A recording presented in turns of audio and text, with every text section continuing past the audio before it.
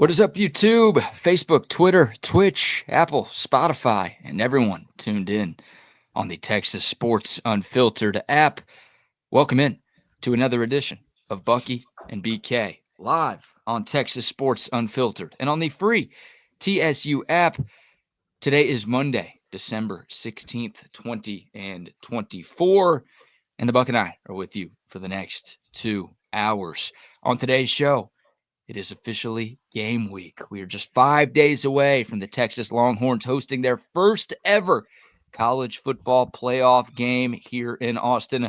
We'll talk some Texas and Clemson throughout the day and, of course, throughout the week to get you set for Saturday afternoon's kickoff. We've got some transfer portal updates. How about 3 commitments for the Longhorns over the weekend? We'll tell you about all 3 players Texas picked up and some of the other targets the Longhorns have in the portal right now.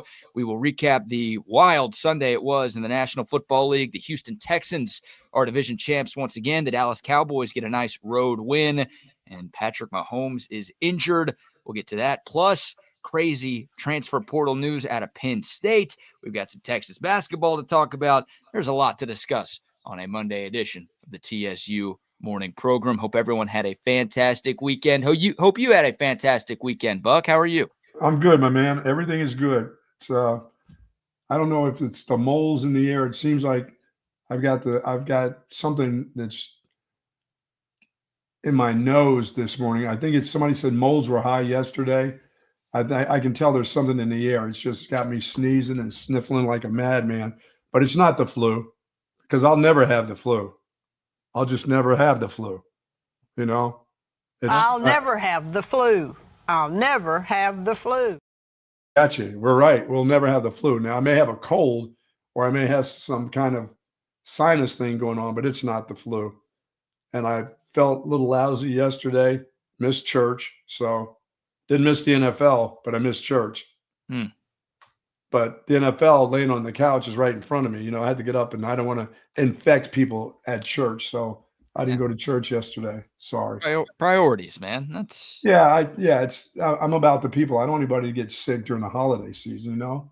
That wouldn't be fair.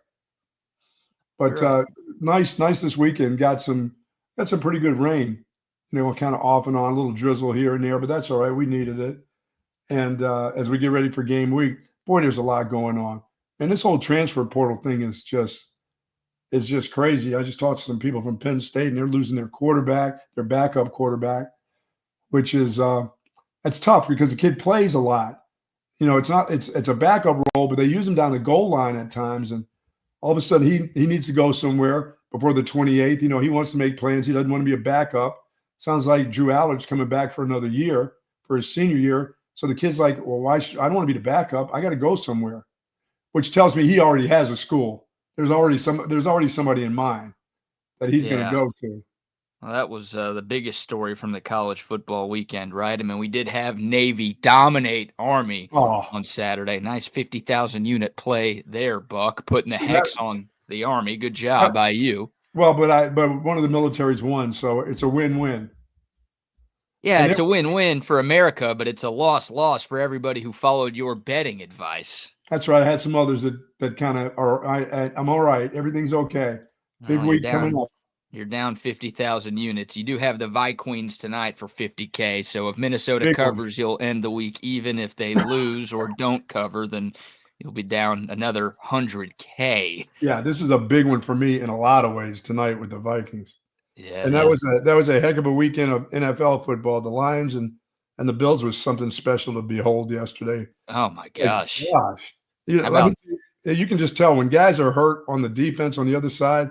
Boy, did the offense take advantage of secondary guys hurt and defensive linemen being hurt yesterday. About 90 combined points in that Bills-Lions game. A little scoregami yesterday. The first ever 48-42 finish in the history of the National Football League.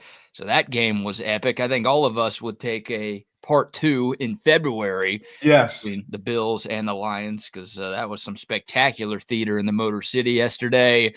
Patrick Mahomes got hurt for the Chiefs in their win against the Cleveland Browns. There's just a ton that happened in football. So a lot to dive into. I don't even know where to begin. Yeah, there's tons out there. It's everywhere. Basketball, the big win against Pine Bluff, Arkansas Community College. I mean, that's fabulous for the Horns. Get that win under their belt right there for sure. Bring on Christian Academy of Jesus of Latter-day Saints. When are they coming? When are we playing them? They got to be up here soon towards that holiday time, right? Whatever school you just made up is better than Arkansas Pine Bluff. Oh my goodness. They almost doubled. Did they double them up? They did double those fools up. 121-57, the final score at Moody Center yesterday. Yeah, that's not a misspeak. That's a 64-point win for your Texas men's basketball team. The Longhorns led 45-8 at one point in this game yesterday. They were up by 40 at halftime, and they won by 64. And, oh, by the way, Trey Johnson didn't even play yesterday. It makes me think that the ladies' basketball team could beat that men's basketball team. There's a chance. Yeah, I mean, really, there's a chance that they could beat them. Like, I think a team of TSU hosts could hang with Arkansas Pine Bluff. That's the worst college basketball team I've ever seen. My goodness. Good morning to soldiers at Fort Cavazos, Texas, the soldiers in the state of Texas, and all those that fight for us each and every day. Thank you so very much for what you do. It is appreciated. To you and your families, be safe during these holidays. Really, really be safe out there. And thank you to the folks at Blue Santa. We were there on Saturday morning. And little drizzle, but, a lot of folks came by. It was good to see folks, and always good to see the people and the volunteers at Blue Santa again. Yeah, that was a lot of fun doing a 1-hour live broadcast on Saturday morning. Great turnouts, and thanks again to the Austin Police Department for having us out. We got the chance to speak with the new police chief, Lisa Davis. Shook her hand, got a little redemption for my disastrous handshake from the interim chief last year. But great conversation, and always great to see the generosity of folks all across Central Texas. That was on full display. It was. That was good to be a part. After we wrapped up the show, I went and took a couple of boxes around the city. So a great event that the Austin Police Department heads. About 52 years of Operation Blue Santa now. 52 years. Here in the best city in the world. That was fun to be a part of, and I know you've been a part of 30 of them now. Oh, yeah. That's an amazing deal to keep that. And you're talking about an organization and an organized deal in boxes and people pulling up in U-Hauls to take. There are a lot of folks that spent their day delivering on Saturday. That's what their day was all about, delivering the kids. That is great for Central Texas to see that. Yeah, and see kids who I saw years ago that were kids in the back seat now driving the car with their kids in the back seat. That was neat. It was. So thanks again for having us out. Shout out to the APD and everything they do with Operation Blue Santa each and every year. A lot to get into. It is game week, though, Buck. Texas and Clemson just 5 days away. The 5-seed Longhorns hosting the 12-seed Clemson Tigers at DKR this Saturday afternoon. And the line's been going up in Texas's favor. When we last left you on Friday, Texas was an 11-point favorite. Not major movement, but Texas now an 11.5-point favorite. So some money over the weekend coming in on Texas. Buck, I think you've been pretty confident since the bracket came out last Sunday in the Longhorns' chances not only to beat Clemson, but also to cover a double-digit line. A vibe check Monday. How you feeling about Texas against Clemson? I think this is still a 2-touchdown win for the Longhorns. 2 touchdowns or more. I'd be disappointed if Bert Auburn was lining up to kick a winning field goal on Saturday. That would be pretty disappointing, probably in a lot of ways, but no, I feel pretty confident that this Texas offense will find its way on Saturday because I know what to expect from the defense. I expect for them to bend a little bit at times, but I don't think they'll break. I don't think Clemson will score, 3-4 touchdowns against them. I think the most I can see Clemson scoring is between 17 and 21 points, and I see Texas in the high 30s against that Clemson defense. Yes. Obviously, the storylines are plentiful going into this game with Cade Klubnik going home, with the rematch between Cade and Quinn Ewers, who, of course, met in the 2020 Texas State Championship game back in high school. Oh, he'll be on a high. His daggum high school's playing in the damn state championship again. Yeah, and shout out to Westlake for a dominant win over North Shore on Saturday. I watched that game with a couple of former Westlake football players. Some guys can't give it up, Buck. They were in on it heavy, weren't they? I mean, I was with a couple of guys who played football at Westlake 10, 12, 15 years ago. And I have not watched a second of my high school sports since I graduated high school. And these guys are like locked into the game. They're yelling at the TV. They're cheering. They're going crazy. Maybe if my high school was any good at sports, I'd actually act that way. Sure. But I was locked in. I was watching. That's a good win over a team that generally dominates. Yeah. And Duncanville lost too. So Yeah. I think most people were expecting another Duncanville North Shore state championship in 6A Division I, and Westlake beat the crap out of North Shore, and then North Crowley pulling off the upset over Duncanville. So that's your state title at Jerry World next Saturday. Even more football for the people to watch next weekend. But congrats to the Shaps of Westlake for pulling off an upset, but it didn't look like an upset if you tuned in Saturday afternoon. They were the much better team down in Katy. I think 35-10 was the final score in that one. 35-10, yeah. You could turn it off. I was going to say, you could turn that off at the end of the third quarter. You kind of knew that one was toast. So congrats to Westlake there. But obviously Westlake beat Quinn Ewers and South Lake Carroll in the 2020 state championship game. And you've got Andrew McCuba, of course, going up against his old team, right? The Clemson transfer now playing at Texas.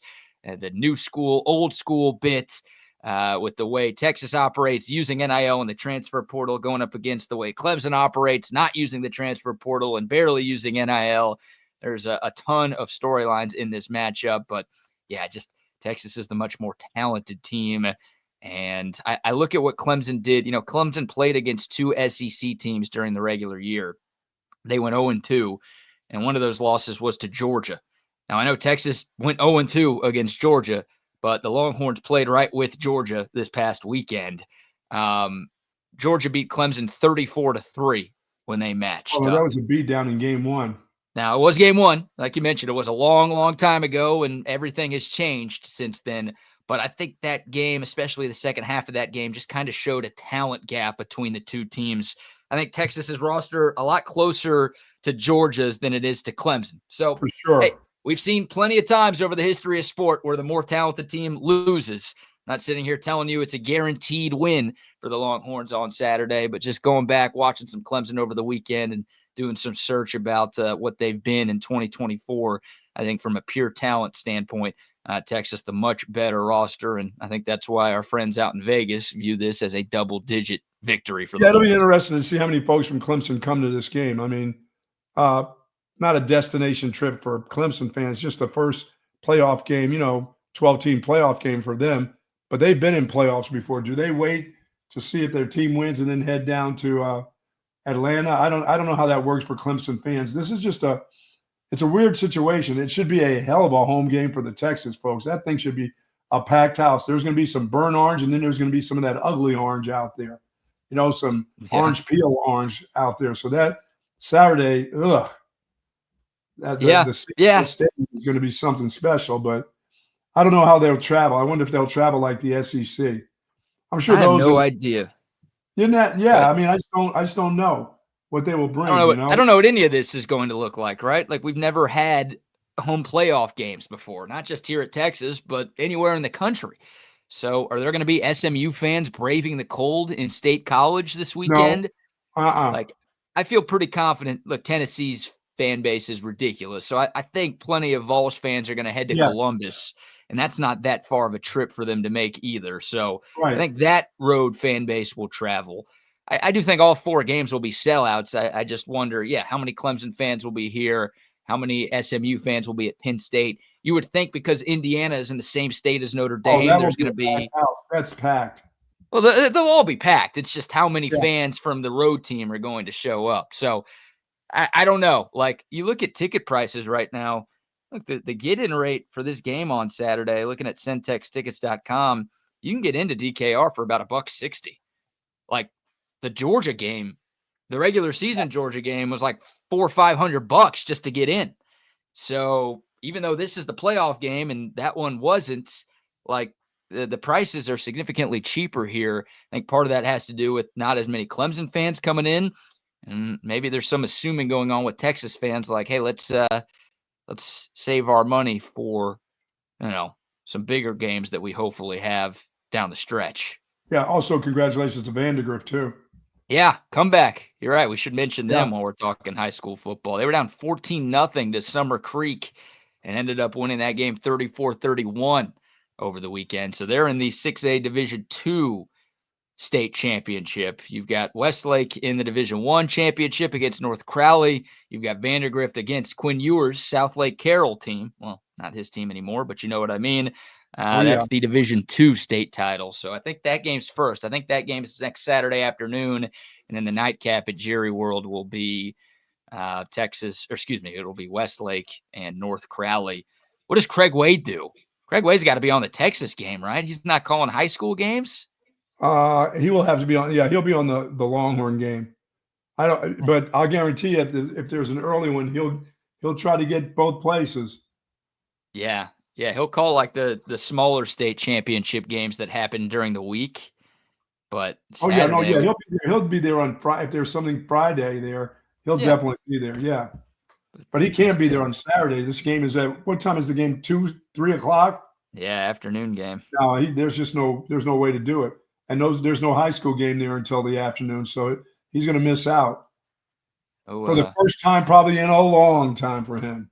We need a Craig Way clone so he can be calling both of these things. These are like two massive, massive events, and he's the voice of Texas high school football and the voice of the Longhorns. This is the first time he's ever had to deal with something like this. That'll be interesting. We need to give Craig a call and see what does he do for this. Yeah, that is a good I know one thing. He'll be spending a lot of time in studio wherever they do their high school stuff. He'll be doing that all week. The studio show? Oh, the studio show, yeah. Plus, I think he's got his own show to do in the mornings, doesn't he? He has an afternoon show on iHeart, so he's got to do that too. Well, he's got his little minion. His minion will do that job, I guess, because he'll spend a lot of time with high school stuff during the week. The minion. Yeah, the minion will do the work. Because he's got to do his high school. You got to hear that voice during the high school stuff. Yeah, it was good to hear his voice on the call of the Westlake game on Saturday. So that guy is all over the place. And then, of course, he was back for Texas basketball yesterday, taking on Pine Bluff, whatever the hell that is. Lost Pines? No, a team of employees at Hyatt Lost Pines would be able to beat Arkansas Pine Bluff. I'm telling you, that's the worst Division I basketball team I've ever seen in my entire life. That's not a stepping stone. That's not even a stepping stone job. That's a stepping stone job for a D3 program, I think. Wow. Like you'd rather coach at St. Ed's than coach at Pine Bluff right there. Anyways, Texas Clemson, back to that. Stark against Dabo's also a lot of fun. We talked about the contrasting styles, but I'm very impressed by the fact that Dabo Swinney has a playoff team this year, because what he's doing is dumb.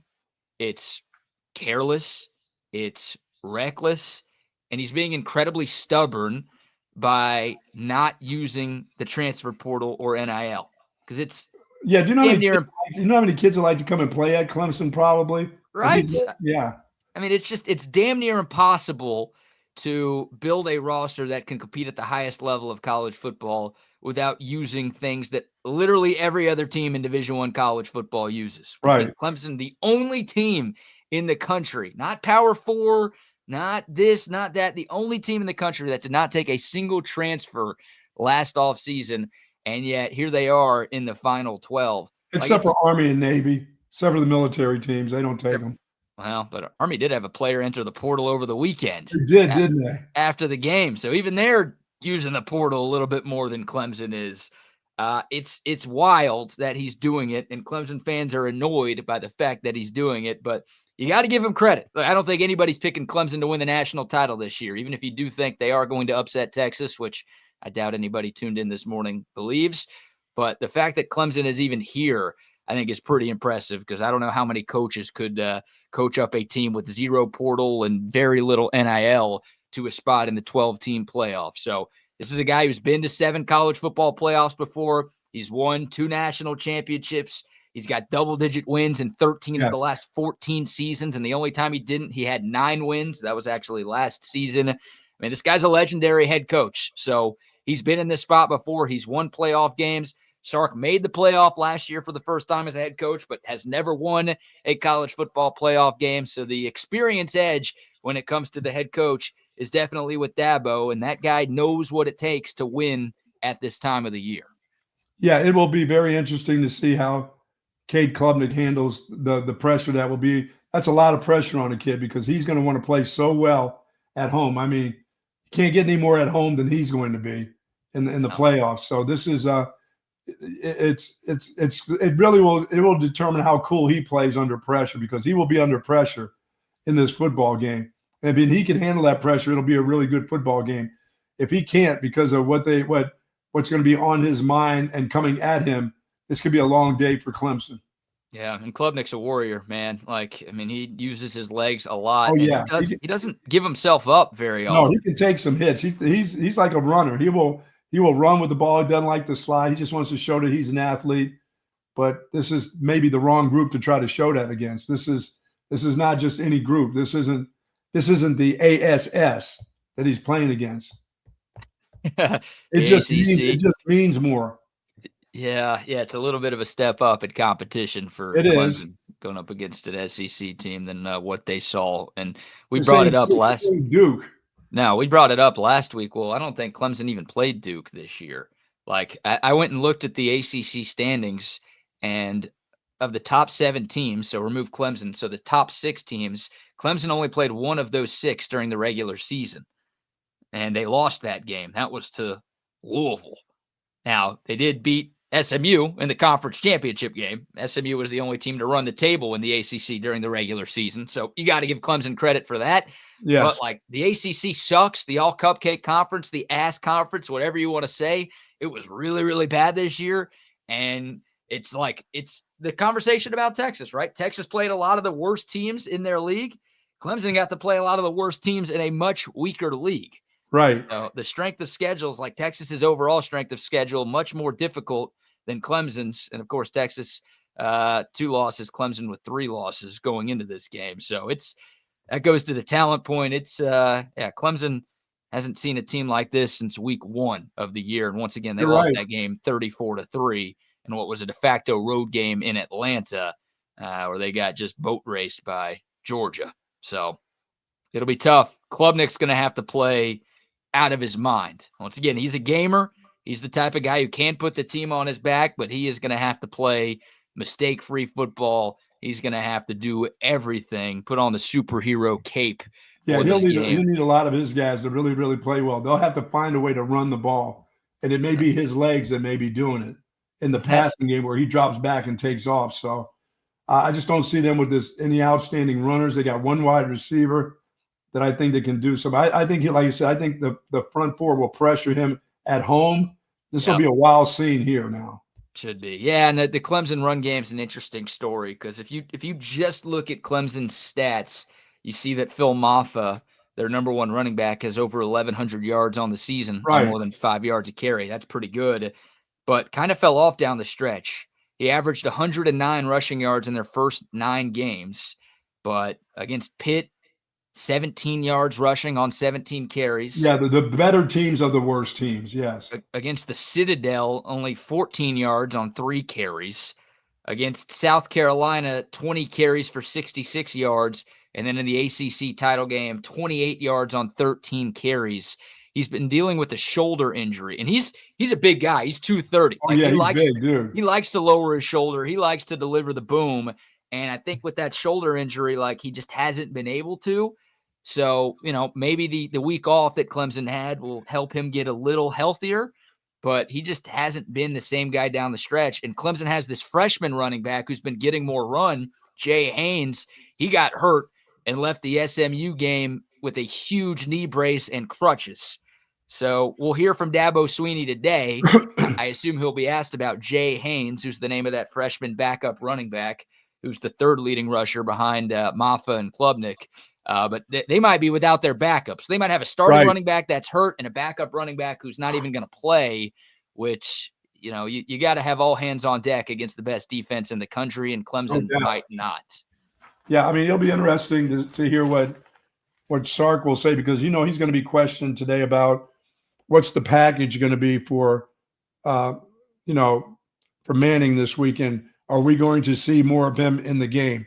That is going to be the number one question to that dude today, tomorrow, Wednesday, Thursday, the last press conference, just before going on the field, the reporter on the sideline, before he says, hey, they're holding two, he's going to have to answer the question of, are you going to, or what are we going to do with Manning today? Are we going to see more than balls going between his legs, funny snaps and runs? What's going to happen? So that'll be he'll get a lot of those questions this week. You're telling me the halftime interview for Steve Sarkisian is going to be a little different than this one? 8 penalties in this first half. How do you get your team to clean some of that up? Well, hopefully they call them for a holding one of these times, too. Let's go to Holly Rowe with a little bit more. Oh, let's go right to Holly. Yeah. Oh, man. Win that battle this week. They will win the penalty battle. They're at home against the ACC. Sorry about that, Clemson. You're about to get hosed this will be the first time that Texas gets an advantage in penalties. This one will be SEC all the way on this one, unless, maybe we'll have Big 12 officials. Oh, no. Yeah, your guy will be officiating. Dude, if Kevin Moore is officiating this game, then I'm going to put my life savings on Clemson, I think. I mean, that guy. This should be advantage for Texas at home in this playoff game.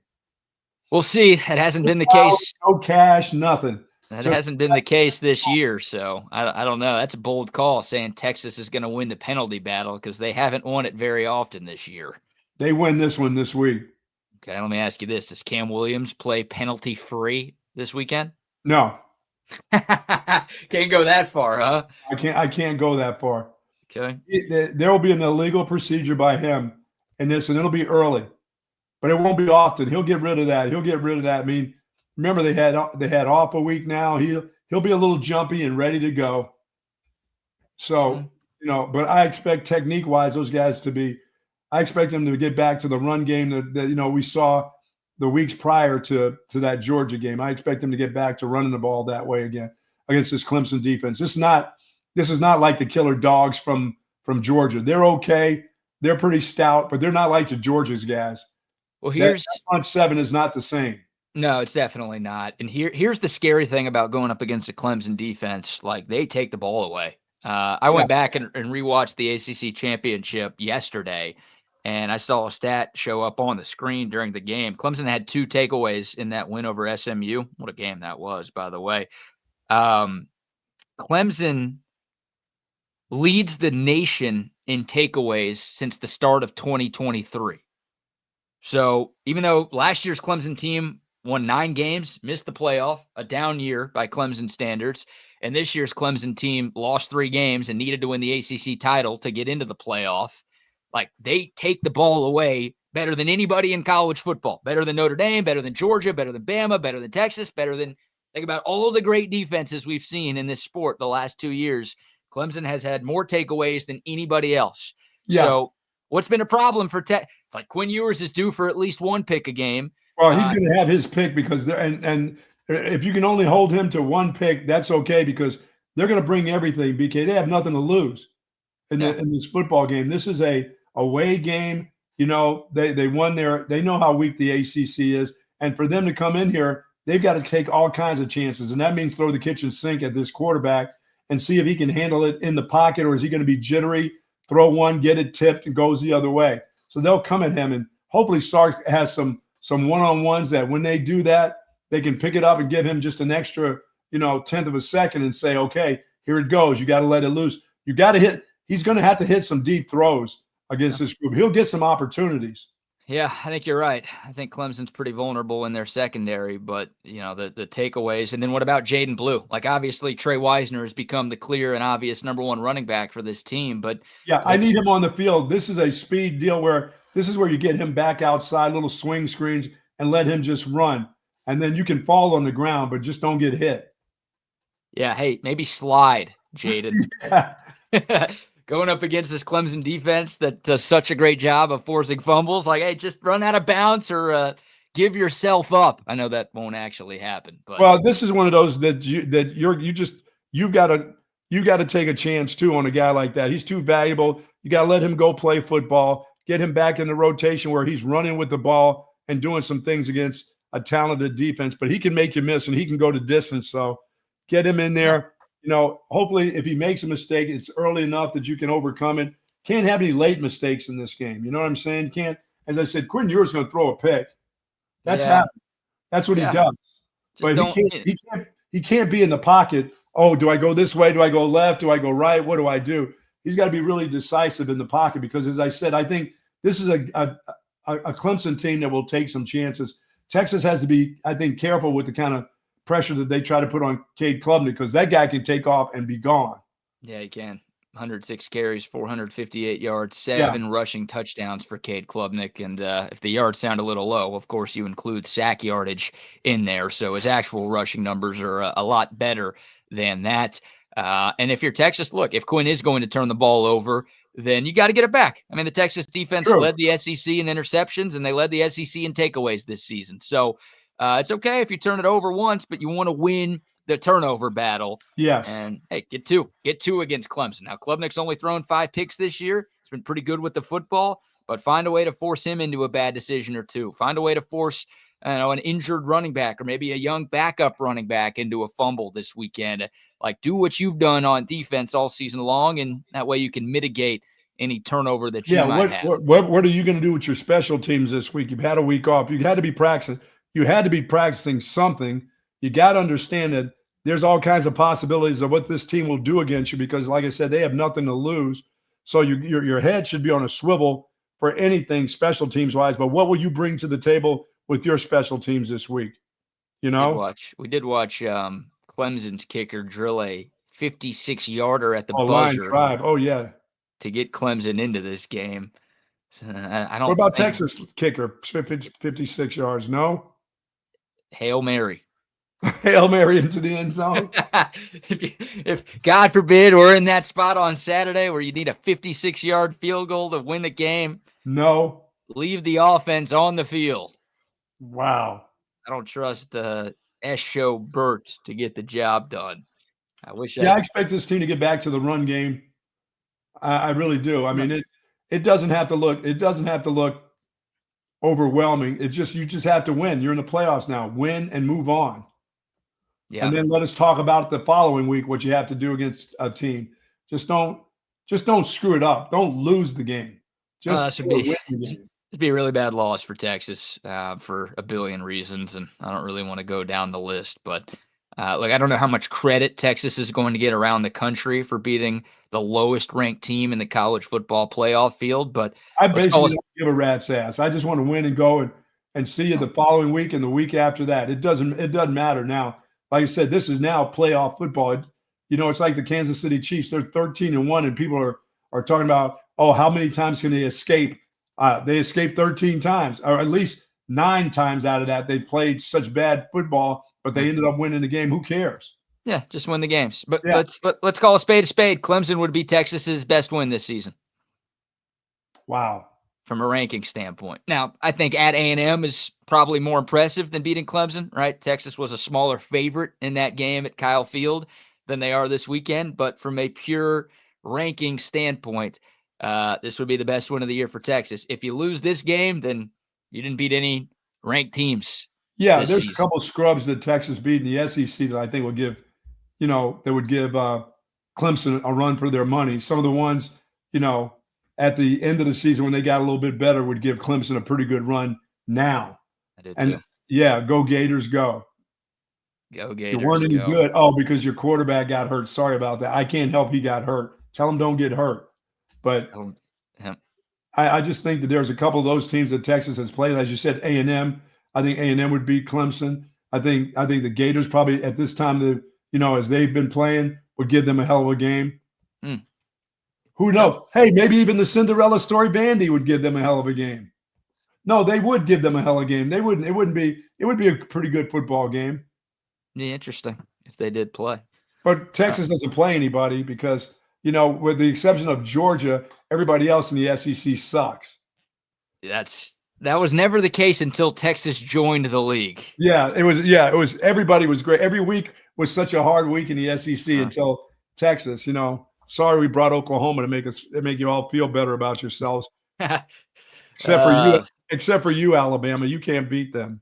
I'm pretty glad Oklahoma's in the league. I enjoyed watching them play this season. That was fun. All right, we'll take your thoughts. The Coda text line 512-222-9328. Of course, the live chats are rocking and rolling as well.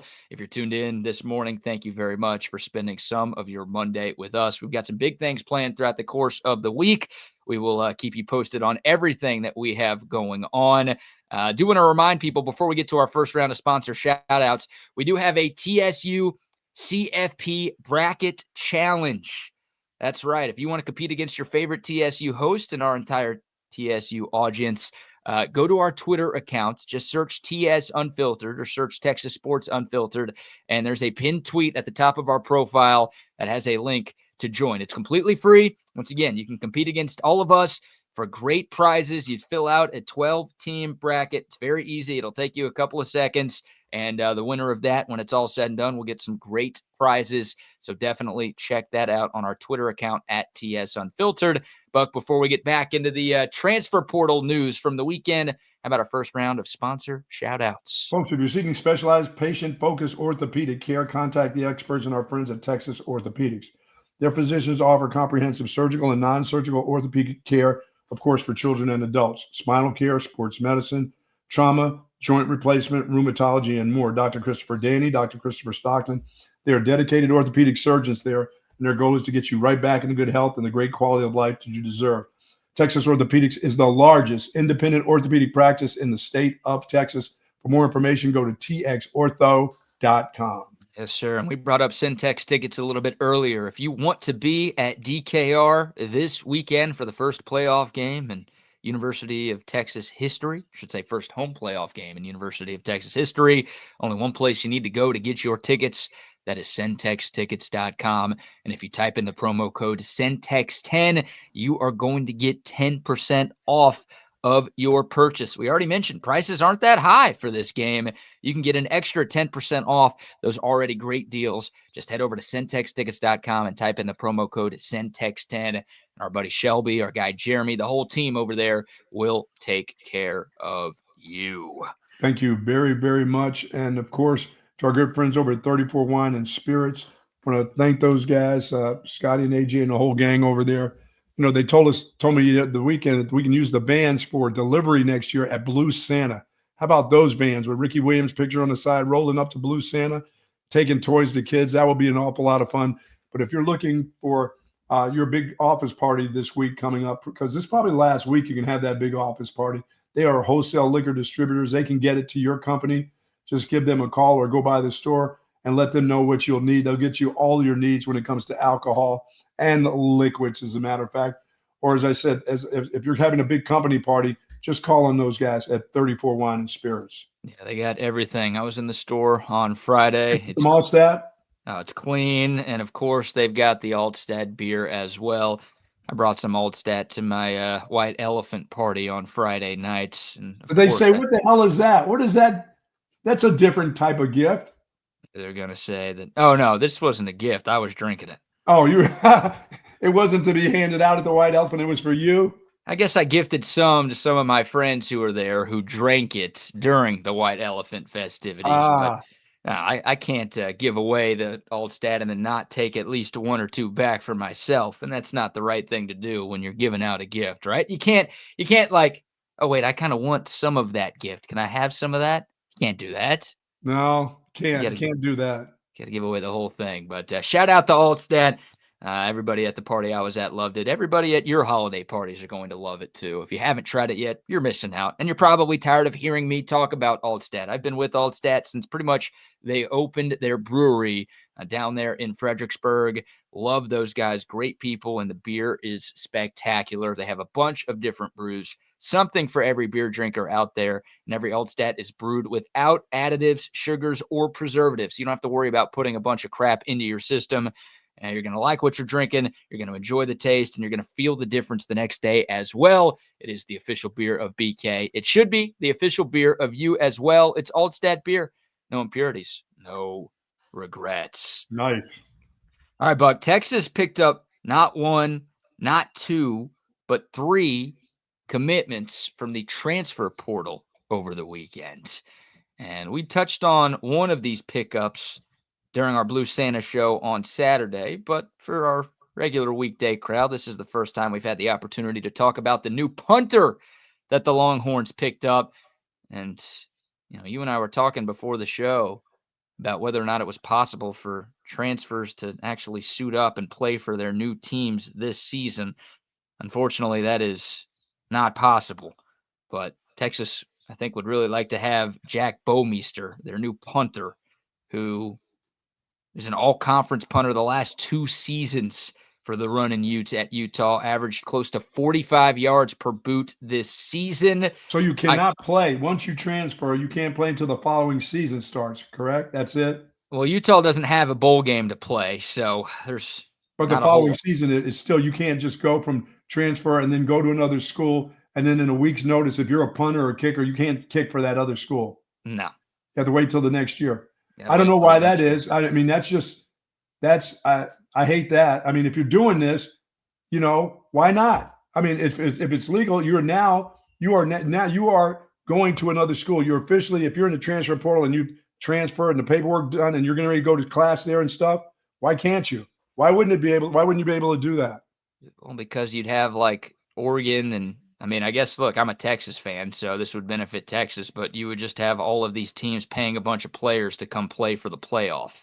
It's not like what we're doing. No, it's not. It's not, because that's not the team that you've had all season long. Like, I'm not in favor of that. I would love for this punter to be able to punt this weekend, but you can't open up the Pandora's box of, you could transfer right now and actually suit up for your new team in the college football playoff this weekend. Yeah, I mean, if it's a rule, that's fine, because at least they have some kind of rules. I know it closes on the 28th. Yeah, no, that's a rule that exists. There aren't a lot of rules that exist with the transfer portal, as we've all seen, but that one thankfully exists. You can't transfer and play like right away. You could play the next season, right? You don't have to sit out a year anymore like you used to. That's the one that makes sense, and that's the way it should be. But yeah, I didn't know if they even had that rule. Did that exist, or it just doesn't happen? Nobody's done that to anybody. Well, because if that were true, believe me, teams would have done that. Yeah, of course. I would have had a wide receiver out there streaking down the sideline for sure. Yeah. Texas could have added like Isaiah Bond to their team last year going into their playoff game. Well, I guess Isaiah Bond was playing a playoff game for Alabama, so that's probably not the best example. But there are a lot of teams that would love for that to be true, but thankfully you can't do that. So good.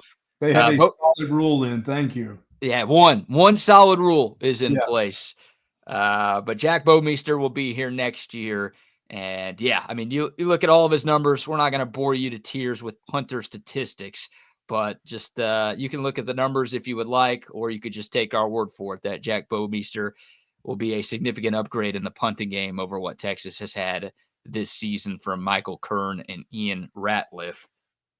Texas also picked up a defensive tackle. We told you a little bit about Cole Brevard last week because he was taking a visit I think last Thursday, and he committed over the weekend. The defensive tackle from Purdue, honorable mention all Big Ten this season. It's the highest graded defensive lineman on the Purdue roster this season. Spent 3 seasons with the Boilers, 8 career TFLs.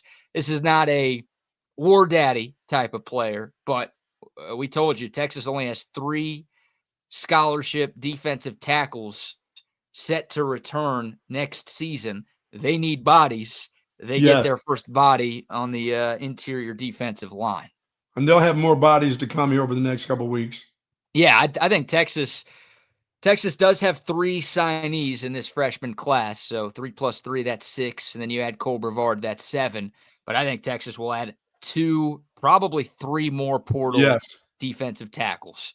So I think this is just the beginning for Texas on the defensive front. And hopefully they could find a big war daddy. Those guys are hard to find. Maybe that guy isn't in the portal just yet. Maybe Texas is waiting for the end of the actual season before they could go out and get their big fish. But that's still the biggest position of need for Texas, even though they bring in Cole Brevard. And the Longhorns also added a linebacker, Brad Spence, coming in from Arkansas. Okay. 2 years left or 2 years of eligibility left, I should say. He didn't start for Arkansas all season, but he did appear in all 12 games, started 4 of those 12 games. He was 54 total tackles, which was 5th on the team, 2nd in sacks with 4.5 sacks for the Hogs this year. Played pretty well against Texas when the Longhorns came to town, 7 tackles and 1 sack in that Texas victory in Fayetteville back in November. So, look, I don't think this guy is going to start above Anthony Hill or Leon Galafau or anything like that, but Texas is going to lose David Benda. They are going to lose Mo Blackwell, so they do need experience, guys. Yeah, they get a guy who's played a couple of years in the SEC at Arkansas and a guy who, once again, only started 4 of 12 games, but did play and contribute a significant amount for the Hogs this season. So, yeah, I like this pickup. Another depth add for Texas, and this one at linebacker. Brad Spence coming to town. So 3 portal acquisitions for Texas so far, and a big name visiting today is wide receiver Eric Singleton Jr. from Georgia Tech, who is listed as the number 1 ranked player in the portal right now. Yeah, there you go. Not just number 1 receiver, number 1 player overall in the portal. That would make a difference, yes. Oh, my gosh. And Texas, look, Texas will lose Isaiah Bond. There's a good chance Texas loses Matthew Golden. They are going to lose Silas Bolden. They've got a lot of receiver talent coming back. They've got some studs coming in. But Eric Singleton Jr., a proven guy who's got a couple of years of eligibility remaining. This guy is a stud. And Texas is in his final 5. Oh, hey, thanks a lot. How's the kid from Texas Tech that was out there? Did he make a decision on where he was going, the wide receiver? Micah Hudson? Yeah. No. But a lot of people think his list at all? I've been told, and hell, Jordan Scruggs said it on this show, so I don't have to act like it's some crazy behind-the-scenes source that I have. If Texas offers Micah Hudson will come to Texas. Okay. But I don't know if Texas is going to offer him. I think Texas did. Oh, he apparently did choose Texas A&M. I was like, A&M was in the lead over the weekend, and I guess he announced that he is going to Texas A&M. That's fine. A couple more years of losing for him. Yeah, I missed that news over the weekend. Thank y'all for letting us know.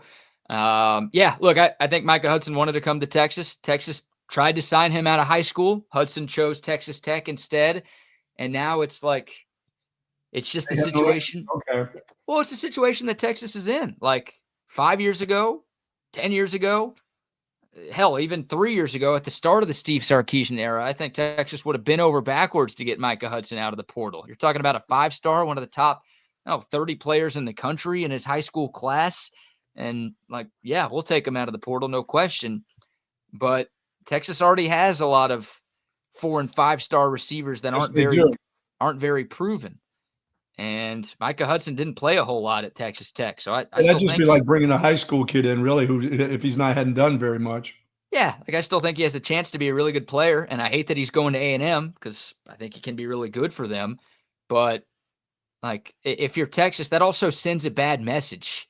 If you're Texas and you take Micah Hudson, then if I'm a high school kid, I'm like, well, why would I go to Texas if they're just going to bring in all of these other 4- and 5-star kids after 1 year out of the portal? Then if I'm a 4- or 5-star who wants to play, why would I go there? Because I'm not even going to get a chance to compete.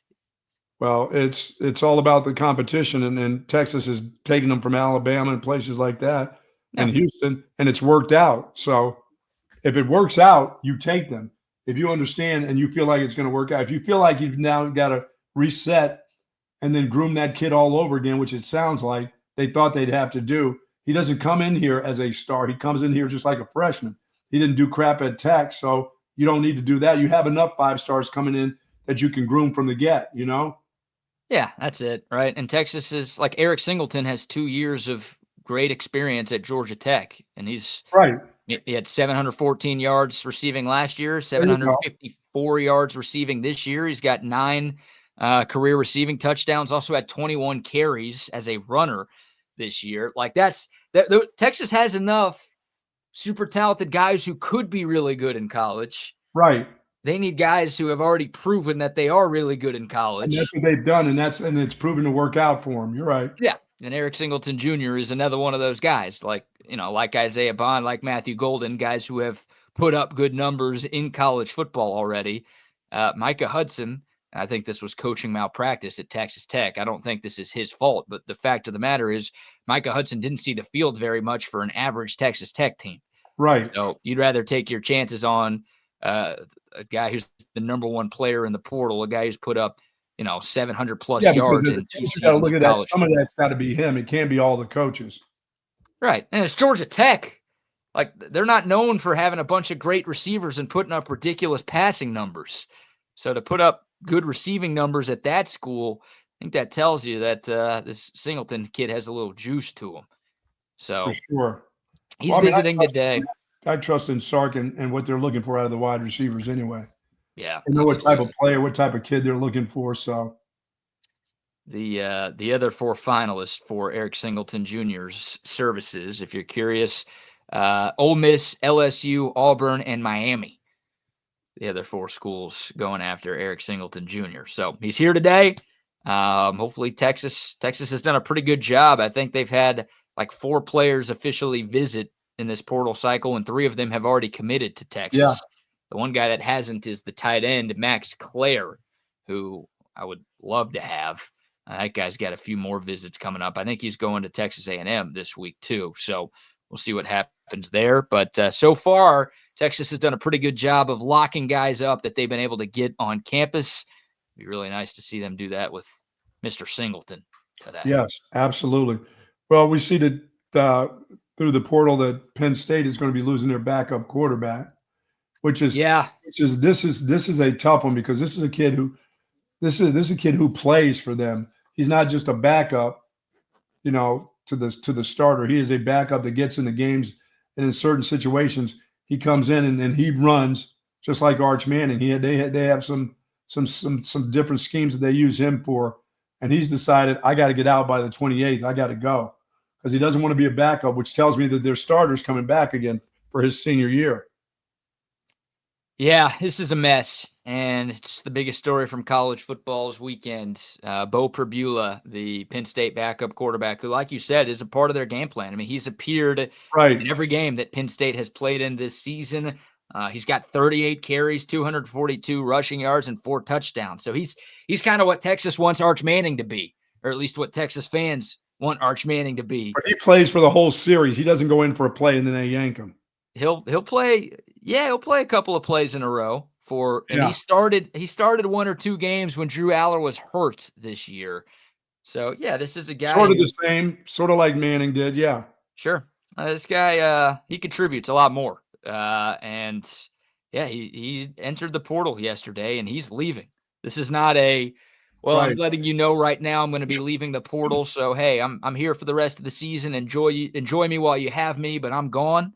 This is gone. Yeah. So, we got a game this weekend? I don't care. Sorry. I'm out. Yeah, that tells me that Aller's coming back. That means that Frank, that their head coach and the starting quarterback have decided they've talked about him coming back for another year, and this kid doesn't want to be a backup again. This is which tells me he already has a school. He has a school in mind. Yeah, I would think. Well, if he already had a school in mind, he could wait until the playoff was over, and that school would save a spot for him, and he'd be able to transfer there. So I don't know if he does have a school in mind. Because if you're a playoff team, you get an extra 5 days. So the portal closes on December 28th. Yes. But if you're a team that's playing in the college football playoff beyond December 28th, which means every team that wins this weekend or teams that have a bye this weekend, then you get 5 extra days after your team loses to enter the portal and make your decision. The fear is, let's say Penn State makes a run, they win on Saturday, and let's say they win in the next round and they play all the way into the semifinals on January 10th or 11th. The fear is all of the spots for Bo Perbula they're taken. So he's got nowhere to go. So it's like, hey, congrats, you get your 5-day window, but every team that was looking for a quarterback already has a quarterback because they wanted to make sure that they were ready for next season. So that's the you have to make that decision. If it's you have to make that decision, and you need to be gone. So it's the whole like put yourself in his shoes situation. Like I promise this guy wants to play in the playoff and he wants to help Penn State compete for a national championship, but he also wants the chance to play as a quarterback next year, as a starting quarterback next year. Right. I mean, and he can be backed into the same corner with the school that he's interested in, saying, we don't want you even messing around. We don't want you having a decision if Penn State wins. What are you going to do? We need to know that you're coming so that we can stop recruiting quarterbacks. Yeah, it's a horrible situation, and Prabula's getting destroyed by Penn State fans. Yes, he is. And college football fans everywhere. And look, someone has to be the scapegoat here. Someone has to set an example. This happens all the time. It happens all over sports. It happens all over life. Like something bad has to happen to somebody for something to get changed. Like I think people have known this is a flawed system, but now everybody's talking about it. And everyone's like, this has to change, right? Penn State's losing a really important player before the playoff, and it might cost them a chance at a national championship. And it's because the stupid ass system that has the portal closing on December 28th You're and right. not giving kids a fair shot. So something's got, like, you got to open the portal later. You got to do something different to allow or to prevent something like this from ever happening again. And yeah, I mean, yeah, this will be this could do it right here. Yeah, because he's getting destroyed.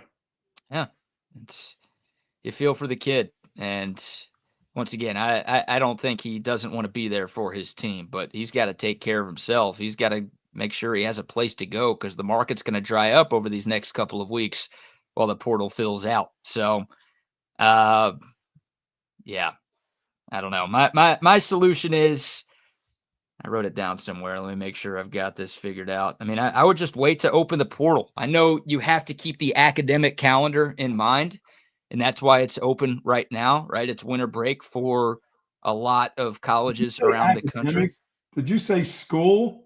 Yeah, I have Are to you pretend. saying some guys are playing school, or the universities are playing school? Universities are playing school. Yeah, they've got to pretend that they still care about the student part of these student athletes. Oh, the student athlete. Right? It's just, yeah, I don't know. You can make different exceptions for college football playoff teams, but I just think you leave it open longer or you start the window a little bit later, right? Like don't open up the window. You can look, college winter break, a lot of college winter breaks go through like mid-January. Right. I know for Texas, they don't go back to school until like after MLK Day.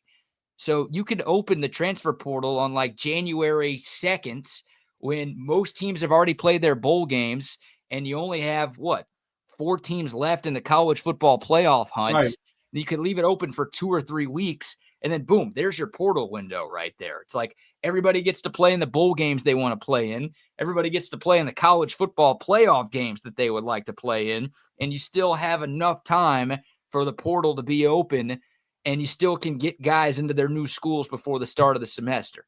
Yeah, it would take a little bit of extra work for the academic people with a shorter time frame to actually get these guys enrolled and get them into the classes that they need to get them in on short notice. But okay, find a way to make that happen. That's better than what we have going on here. Sounds so good. The academic part sounds so good, BK, the way you say it. You sound like a professor almost. And as Bert says, yeah, Malik Murphy. Same thing. Texas had this last year where Malik Murphy hit the portal before the playoff game.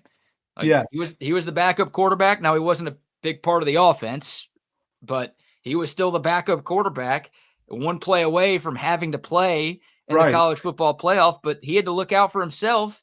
He had to hit the portal, and he left before the game against Washington. So it's like, it's such a crappy system and something should have been done last year. Nothing did. Hopefully this inspires something to be done this year, but what a mess. This it is. All sorts of death threats now, and it's pathetic that that's happening, but yeah, I don't even know. They got to change something. Now Penn State, if their starting quarterback gets hurt, that sucks. That sucks for them. That sucks for the kid. That sucks for everybody. So that's your big story in college football is, that's the biggest name player, I think, who's done this since the advent of the portal. And for him to do this before a playoff game is just crazy to see. Yeah, I mean, you don't have a choice. Well, he does have a choice, You but do have a choice. You do have a choice. yeah, he has a choice. He could stay with his team and like have some under the table conversations and try to get something in place. But then again, Right. it's a handshake agreement. Like, do you want to trust a handshake agreement? To Some school you, could not in this day and age. yeah, some school could say, yeah, no, we'll take you. Like, just play with Penn State in the playoff and use that 5-day window after you guys lose, and we promise we'll save a spot for you. I promise you. Okay. And, oh shit! Oh, did that guy enter the portal? Oh, I didn't realize that guy was going to enter the portal. Well, I kind of like that guy better than you, Bo. Yeah, Yeah, I promise you. I'm Hey, sorry kid, about I that. promise You know, we told you we'd have a spot for you. Seats taken, Forrest Gump. Yeah, you're right. So it's yeah, disaster. Fix Disaster. the system. Yeah, fix the system. College football, it's like as popular as it's ever been, but I feel like it's also as flawed as it's ever been. And this is a clear flaw that has to be addressed at some point soon. We'll see if it impacts Penn State this weekend against SMU or impacts them at any point in their college football No, it's not playoff going to run. impact this. The only thing that's going to impact that game is how cold it's going to be up there at the Happy Valley for the kids from the Metroplex. Are they there yet? No, they're not going there now. They're not leaving on a Monday. They're going on Thursday. They should. The game is when? Saturday? Saturday. They're not leaving until Thursday. I'm with you. They should probably leave on Wednesday and get 2 real good practices there, but no. How about the plenty of reasons to love living in Austin. How about the forecast check of the 4 college football playoff host sites this upcoming weekend?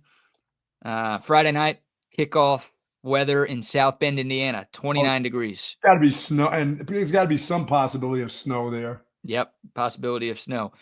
Saturday, it is a noon game, local time, 11 a.m. here, but temperature in State College, Pennsylvania, 22 degrees. Oh, some kid from the Dallas area is thinking, oh my God. Saturday. How do I dress for the game? Saturday night, Tennessee at Ohio State in Columbus. Projected kick temperature, 25 degrees. Jeez. Saturday afternoon, Austin, Texas, USA, America, 3 o'clock kickoff. Projected kickoff temperature, I'm now seeing 64 degrees. Oh, just as good as it gets. With a little sunshine. Yep. Yesterday I saw the high as 70. Now I guess it's dropped a little bit, the projected high temp on Saturday. Yeah, I'd rather be in those 60s. That's getting a little – start getting to 70, 74, 75 degrees in December. Your players are like, wait a minute, what is this? We're playing in August again here? No, the 60s will be perfect. Yeah, this time of year. The 20s plus the wind at Happy Valley, 22 plus windy. There'll probably be a little rain there. And you know if it's going to be crappy in South Bend. But they're used to it. It's 2 teams that are used to that. They live in it. It's true. If it is 22 and rainy, that means snow, right? Yes. Yeah, Texas, only a 3% chance of rain on Saturday. So it's not like it'll be warm and muggy and humid like we had this past weekend. It should be like 60s and gorgeous outside. Yeah.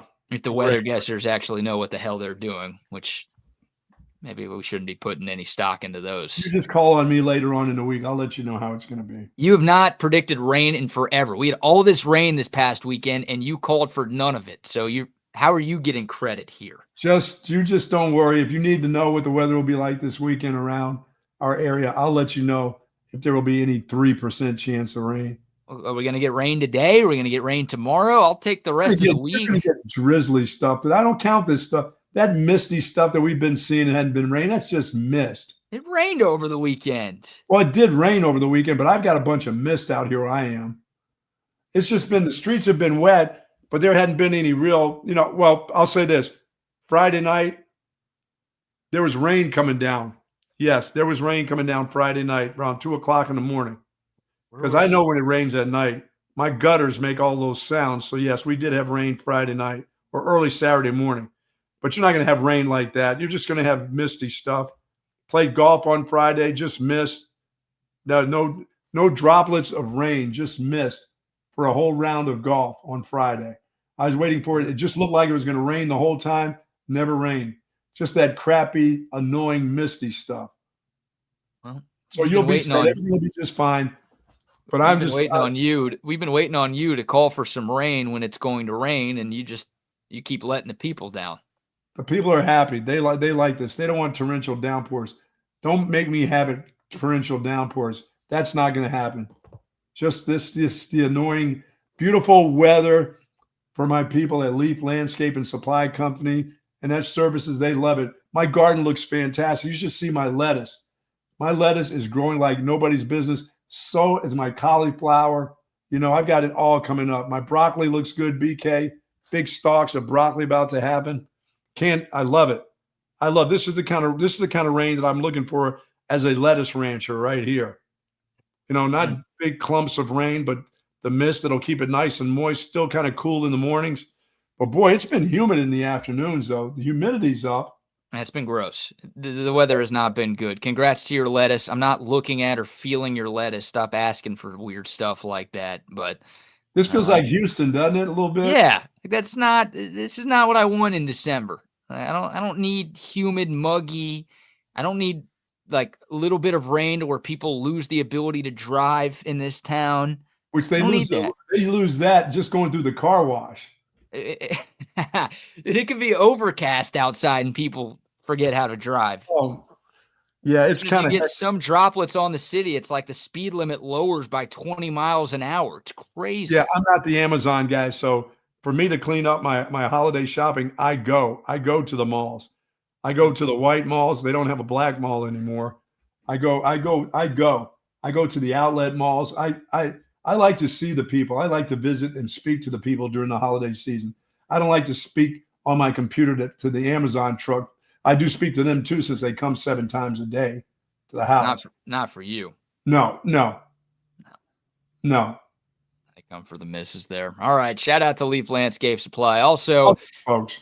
A shout out to our friends at Real Truck. Some great holiday deals going on at realtruck.com right now. Just head over there for the biggest selection of truck accessories that you can find anywhere in the United States. They also have Jeep and Bronco accessories as well. How about this? If you order today, your order is going to get shipped within 24 hours. So if you want to ensure that what you buy is here by Christmas, which is next week, by the way, head over to realtruck.com and look at some of the great deals that they have on bed covers, on steps, on floor mats and liners, on bed liners. I'm telling you, the biggest selection. They've got toolboxes as well. Everything you need to elevate your truck game in the holiday season and into the new year. You can find it at realtruck.com. Make sure you use the promo code TSU and you are going to get a free hat with your purchase over at realtruck.com. And of course, our friends over at Sue Patrick. Now we'll be there on Wednesday of this week, but we won't have those 4 in a row hats for volleyball because the volleyball team is now gone. They're now done for the year. And congratulations to some of those young ladies that have been on 3 national championship teams, which is awesome for them. Two of the 2. Wow, that is awesome. Texas won 2. They went back to back. They didn't win 3 in a row. They were the third, and back-to-back championships for a couple of young ladies who've been on. That must be kind of cool to be on 2 national championship teams, back-to-back teams. But it all ended up in Happy Valley this weekend. How did Penn State do? How did that end up? Penn State ended up having to play Creighton. Yeah, Penn State beat Creighton. Creighton beat Texas in the Sweet 16 on Friday. Creighton was a better team. Texas won the first set. Big comeback to win that first set, but Creighton was in control pretty much the entire match. And this Texas volleyball team, they couldn't quite get it together this year. They had some ups, they had some downs, but it just wasn't meant to be this time around. And look, hey, the Longhorns were nice people, okay? We're willing to let somebody else have a chance to win a national championship. We won enough. We've won 2 in a row. You're right. Give somebody else a turn, and then we'll be back in 2025 to take back what is rightfully ours. No doubt about it. Yeah, you did ask. All 4 1 seeds in the Final Four. So some nice parity in women's college volleyball this year. Great. The 4 1 seeds, including your Penn Staters, are still alive.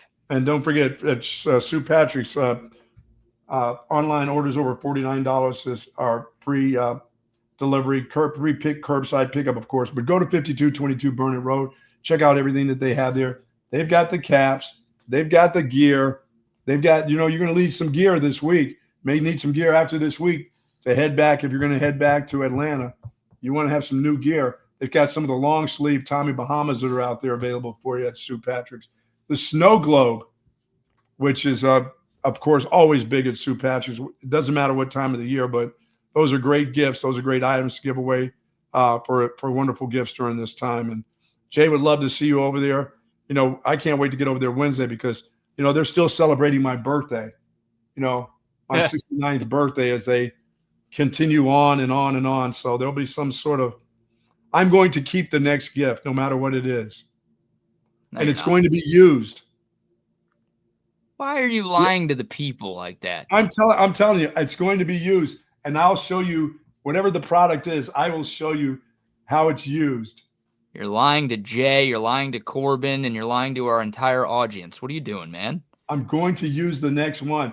It's the holidays. You can't take a gift from someone during the holidays and say, I'm not going to use this. It has to be used at least once. Oh, speaking of gifts from St. Patrick, I don't know if I should admit this. I feel like I'm stooping down to your level, Buck. You got jelly cats, do you? Well, remember, one of our recent St. Patrick appearances, I was gifted something from our friends at St. Patrick. They gave me Twister, the board game. Remember that? Yes. Oh, yeah. New in box, still wrapped. I had no idea how they found a new version of Twister. You re-gifted it already. I re-gifted it.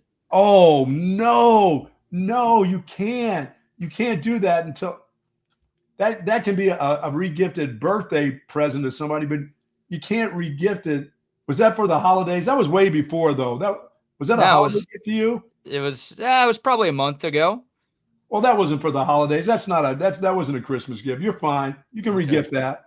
Yeah, I gave it. It was my white elephant gifts at the holiday party I went to over the weekend. Oh, I would say that's shameful, but it's not. Now, if they gave you this one this upcoming week and you re-gifted it, that would be bad. But that's a month ago. That could have been a damn Halloween, a Thanksgiving gift. You can re-gift Thanksgiving gifts. Man, I'm a ham or a turkey. What the hell? I'm a guardian giver now, though. Isn't that what it's called now? Guardian giver or commander giver? What am I supposed to say? Yeah, commander. Yeah. Got to be careful with that. I don't know. See, look, Jay's pissed that I re-gifted it. He's tuned in this morning and he's hearing all of our admissions. He's hearing you lie about you keeping your next gift, and he's hearing me say that I re-gifted something that he gave me. Oh, Twister, what a great white elephant. Yeah. They were excited. The person who opened it. You can play Twister with your girlfriend. You can play Twister. You don't even have to play Twister. You can make up little dots on the floor. You don't need you don't need that. We don't need that. You're right. I'm excited, Jade. You need to know I'm excited about my gift coming up. I won't be like BK. I won't re-gift it. Okay. Yeah, we'll see you at the Mullet Open next year where there's 40 re-gifted St. Patrick gifts as a part of the raffle. Love St. Patrick. We will be there this Wednesday. Shout out to them. And a shout out to Olipop. I'm sure we'll get some Olipop at St. Patrick, and that's never re-gifted. Y'all see us drink those on camera. Absolutely. All the time. Love Olipop. I got a trip to the store to make today. I'm going to restock on the Olipop. But, man, you're about to be really unhealthy. You probably are really unhealthy because it's the holidays. People eat a lot, people drink a lot, and people don't work out a lot. Well, you can be a little healthier by drinking Olipop. But the good news is you can still enjoy what you're drinking. This is a healthy drink that actually tastes good. It tastes like soda. They've got 19 different flavors, some of them just like the soda that you grew up sipping. But the good news, Olipop is actually good for you. 9 grams of fiber in every can, ingredients that help support your digestive health.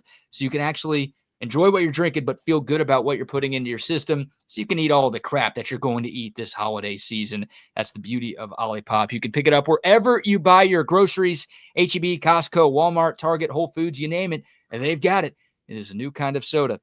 It is Olipop. I'm so excited, BK, because I'm the Christmas cat, and I used to love Christmas Day so much because the night before, as a kid, that's when the old man, we'd go and cut the Christmas tree down. We didn't have Christmas trees up like a month before and then a month after. We get a real tree. So we had to go with that dude with a sled and like 8 feet of snow to a particular place where we cut the tree. And it was never the tree that the kids ever wanted. It was always the one the old man wanted. We'd say, yeah, this one's perfect. And he'd go, nah, we have only gone 2.5 miles into this. We still got another 1.5 miles with this sled to go before we get the perfect tree. And then he would nail the damn thing into my mom's wooden floor with wires.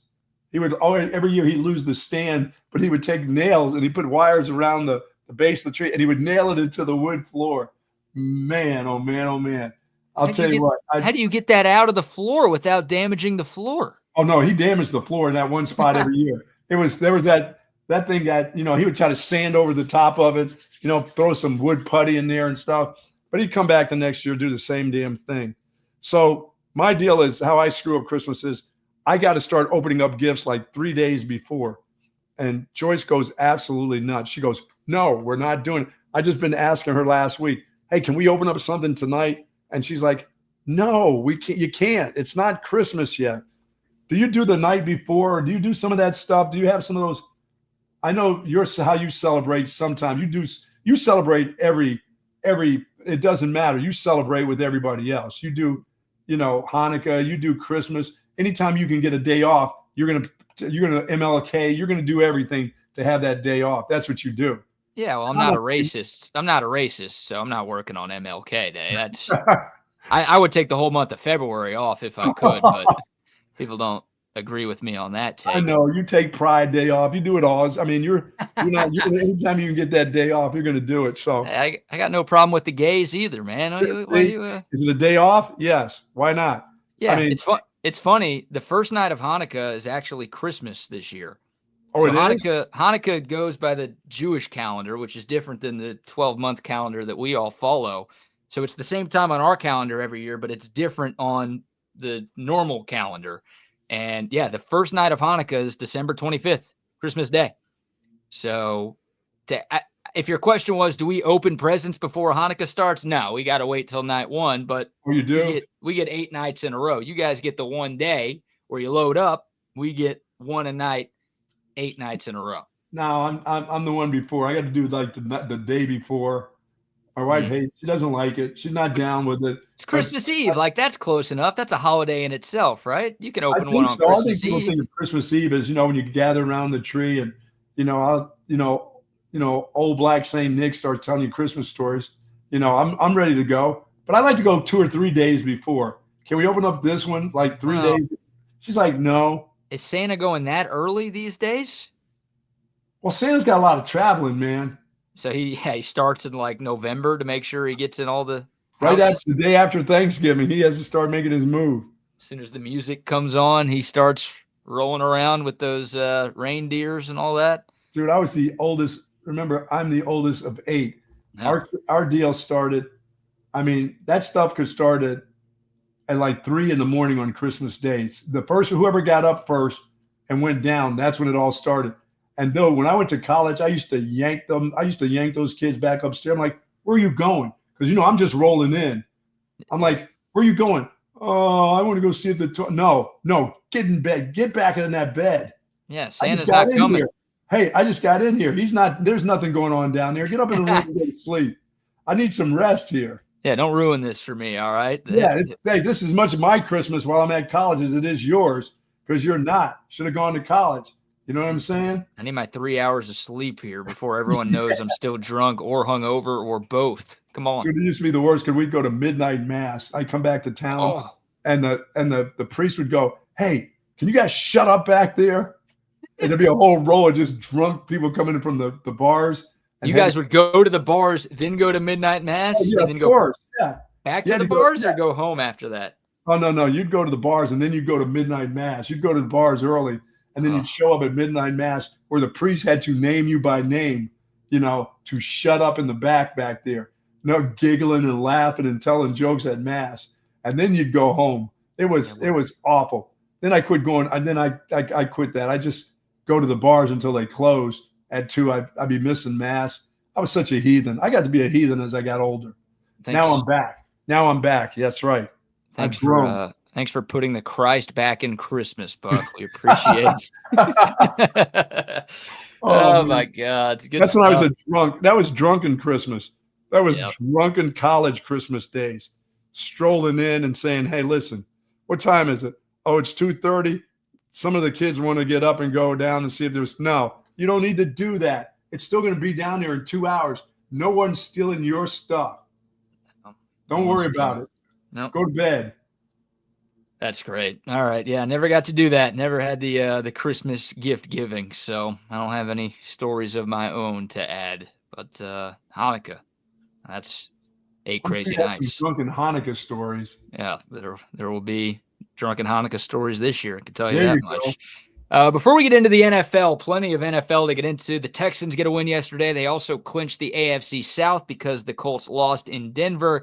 The Cowboys got a win in Carolina. Nice move making the Panthers favorites in that one, idiots. But I do want to talk about something that was announced in college football over the weekend that is really important to me. And I think it is something that might change the way college football operates in the future. Like, this is a big deal. And no, it has nothing to do with the playoff or playoff expansion. No, this has nothing to do with the transfer portal. This has nothing to do with NIL. This has everything to do with trophies, Buck. Are you familiar with the Pop-Tarts Bowl? Yes. Pop-Tarts Bowl has been a thing for the last few years. It will be played again this season in Orlando. It'll be Miami and Iowa State. So one of the better non-playoff matchups that we get. And they've got a new trophy for the Pop-Tarts Bowl. I don't know if you could tell what's going on at the top of this thing. There's a little zoom in for you. Oh, look, a toaster. There's a toaster. This is a fully functional toaster trophy that will be given to the winner of the Pop-Tart Bowl. Pop-Tart has partnered with GE Appliances to build this one-of-a-kind toaster trophy, and this trophy can actually toast full-size Pop-Tarts. It's going to be at the coach's office so when the players come through? Yeah, I guess so. You know, like the Mayo Bowl, the winning coach gets a bucket of mayo poured on his head. The winning coach of the Pop-Tart Bowl gets to eat some toasted Pop-Tarts. Like, not just regular Pop-Tarts. You actually get a toaster. You get to toast them in the trophy. That dude, whoever the coach is taking the winner's taking that home to the house. Oh, yeah. Does it go to the house or does it go to the... You put that on your counter right there at your George Foreman grill so everybody can see that. Well, yeah, if you've got kids, I grew up eating Pop-Tarts before school. Yeah. Like, could you imagine the trophy? Pop-Tart maker? The toaster trophy? Now, that's a trophy right there. Now you're talking. Dude, I am considering calling Chris Del Conte and asking him to opt out of the playoffs so we could go play in the Pop-Tart Bowl so we can get this trophy instead. I like that. Look at that. That's kind of cool. I mean, look, I like the vagina trophy that you get for winning the national championship, and of course it means a lot, but it's not a fully functional toaster. It's not a fully functioning vagina either. No, if it was, then yeah, I'd really want to win the national title. I thought I wanted to win one, but if you're telling me it's fully functional, then hold on here. But this is like, if I'm a Miami fan, I'm not even upset that I missed the playoff now. This is a bigger prize than losing in the first round of the CFP. That thing looks so stupid. Can you imagine some coach and his grandkids coming over to the house? They would love that thing. If he put that on the counter and you just popped up some Pop-Tarts, they would go out of their minds. If we didn't have the playoff, if we just had the BCS, this would be the biggest bowl because of this trophy. This is awesome, man. And yeah, they need to treat this like the Stanley Cup. You know, the Stanley Cup, just each player and each coach and each staffer gets one day with the cup after the team wins it. They need this. You got to get one day. Every player, every coach, every person on staff gets one day with the operational toaster trophy before you have to give it back. That shit will be broke in one day. Yeah, you're probably right. That is junk there now. And don't forget about the mascot of the world famous Pop-Tart Bowl. the actual Pop-Tart itself coming out of the toaster. Oh, this is awesome. So congrats to Miami or Iowa State. One of those teams will get the Pop-Tart GE collab toaster. I'm glad GE, because maybe the GE can help them with their lighting system at Iowa State. Oof. Maybe they can throw in some lights for them. I don't know, man. They got night vision goggles or something. That's how they've been practicing when they practice there. I still can't believe Texas went on the road to Ames last year and won that game despite not being able to see. Only their players could see, and we beat them. That is incredible. So there you go. There's your trophy news today. I figured you'd get a kick out of that one. That is great. That is awesome. We need those guys in charge of the college football playoff. That's for sure. Whoever came up with that idea needs to be in charge of all of the ideas with college football these days, because that's the best thing the sport has done in a long time. All right, Buck. NFL Sunday. We'll start with the Texans, then we'll go around the league, but plenty of headlines to get to from what was a fantastic day of football yesterday. And we also have a Monday Night Football doubleheader. I know you've got 50,000 units on one of the games. We'll see if you've got a pick on the other game here momentarily. But congrats to the Houston Texans. Yes, winning sir. the AFC South for the second consecutive year. They held off Miami 20-12, the final down in H-Town during the noon window. And the Texans also got some help from Denver, who beat the Indianapolis Colts in what was a really ugly, painful game to watch. 31-13, the Broncos over the Colts. So that combination of results gives the Texans the AFC South title for the second consecutive year. I don't know what to make of these Texans. I mean, they're 9-5. They're going to the playoffs. They're going to get a home playoff game again this season. That offense still has some serious issues. You know what? If they get pressured by Miami's defense, they're going to have some troubles, because that Miami group with Tua, that's bad football. That's some bad football. And I think especially on the defensive side, and Tua and his, 0.1 second throws, I mean, is just, there's nobody open. There's nobody to throw it to. You throw the ball and it's hitting guys in the back of the helmet, or it's hitting the defensive backs from the Texans right in the hands. Their offense, Coach McDaniel's offense is just sputtering bad now. It looks awful. Well, that's the Texans' defense was the story, right? They had 4 takeaways, 3 Wow. interceptions off of Hawk Tua. Derek Stingley had an amazing day, 2 interceptions, and did a great job going up against Tyreek Hill, obviously one of the best receivers of this generation. Yeah, it was a masterclass by the Texans' defense. And Miami was playing without its 2 starting tackles yesterday. Man. So I think they changed the game plan. Like, Tua gets hurt a lot. Tua's 1 concussion away from being done. I think we said that before his last concussion, but maybe he's like really 1 concussion away from being done.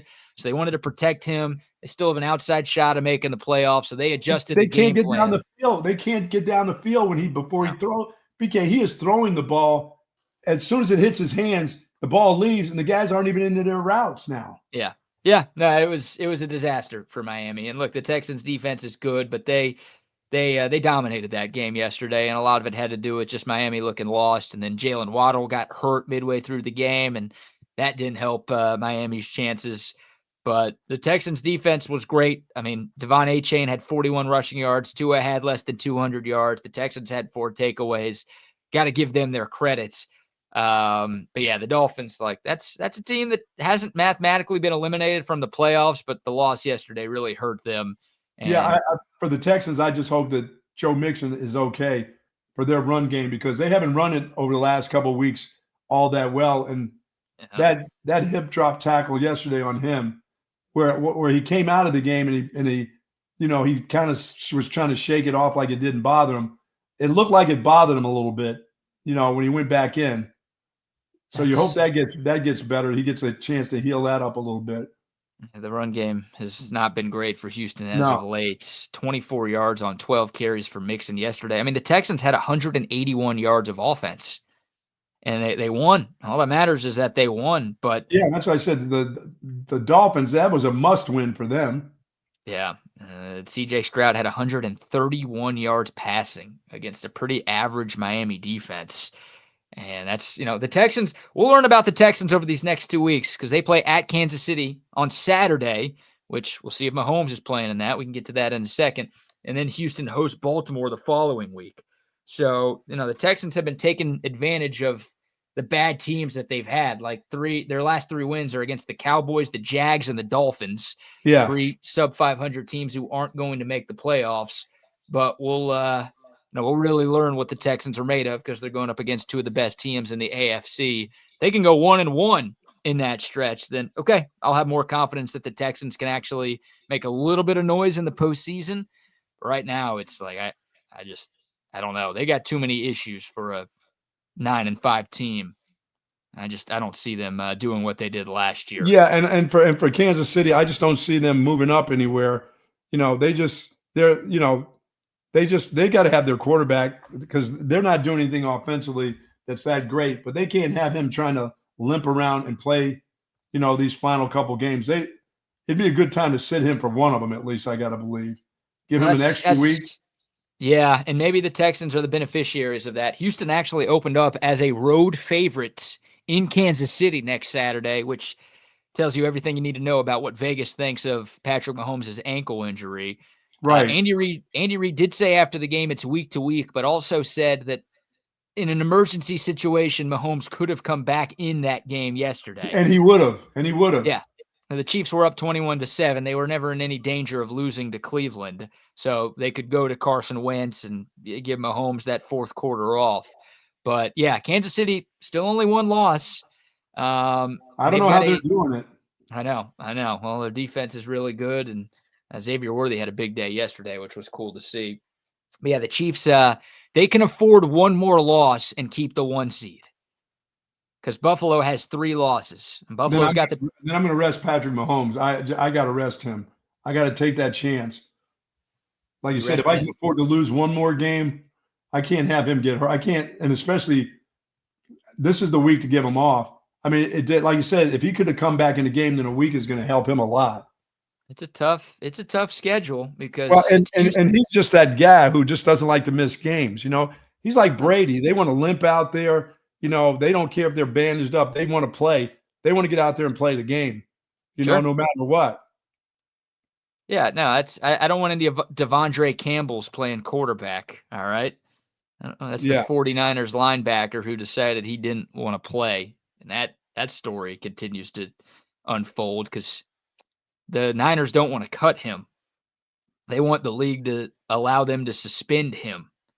Because they feel like if he gets cut, that's what he wanted all along. So they're rewarding him for his behavior by cutting him. So they just want to suspend him so he has to sit without getting paid. Which, if that happens, then, man, good move. 49ers, good move NFL, bad move Devondre Campbell. But yes. Anyways, yeah, I mean, the Chiefs, they've got the Texans at home. They go to Pittsburgh and to Denver after that. Wow. So 2 playoff teams that are fighting for, the Broncos fighting for a division title. The Steelers fighting for a division title. The Broncos will be fighting for playoff positioning. You would think. Even more so reason to rest him then. Because I'm thinking the opposite. You want to go ahead and try to win this next game? Well, I want to be the number 1 seed, right? I want home field advantage throughout the playoffs, so I don't have to go to Buffalo again. Oh, no, you definitely don't want to go there. I mean, and I know the Chiefs have gone to Buffalo in the playoffs and won. Right. But this doesn't look like the same Kansas City team. It's not. And Buffalo looks really, really good.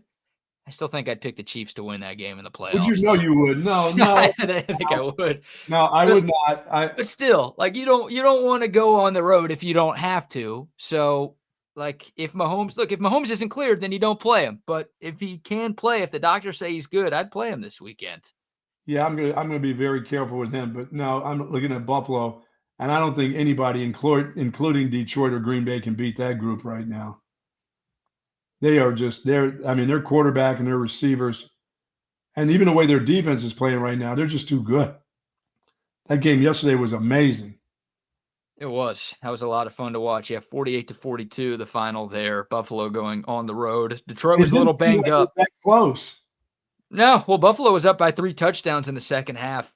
You had the weird Dan Campbell onside kick with 12 minutes to go in a 10-point game.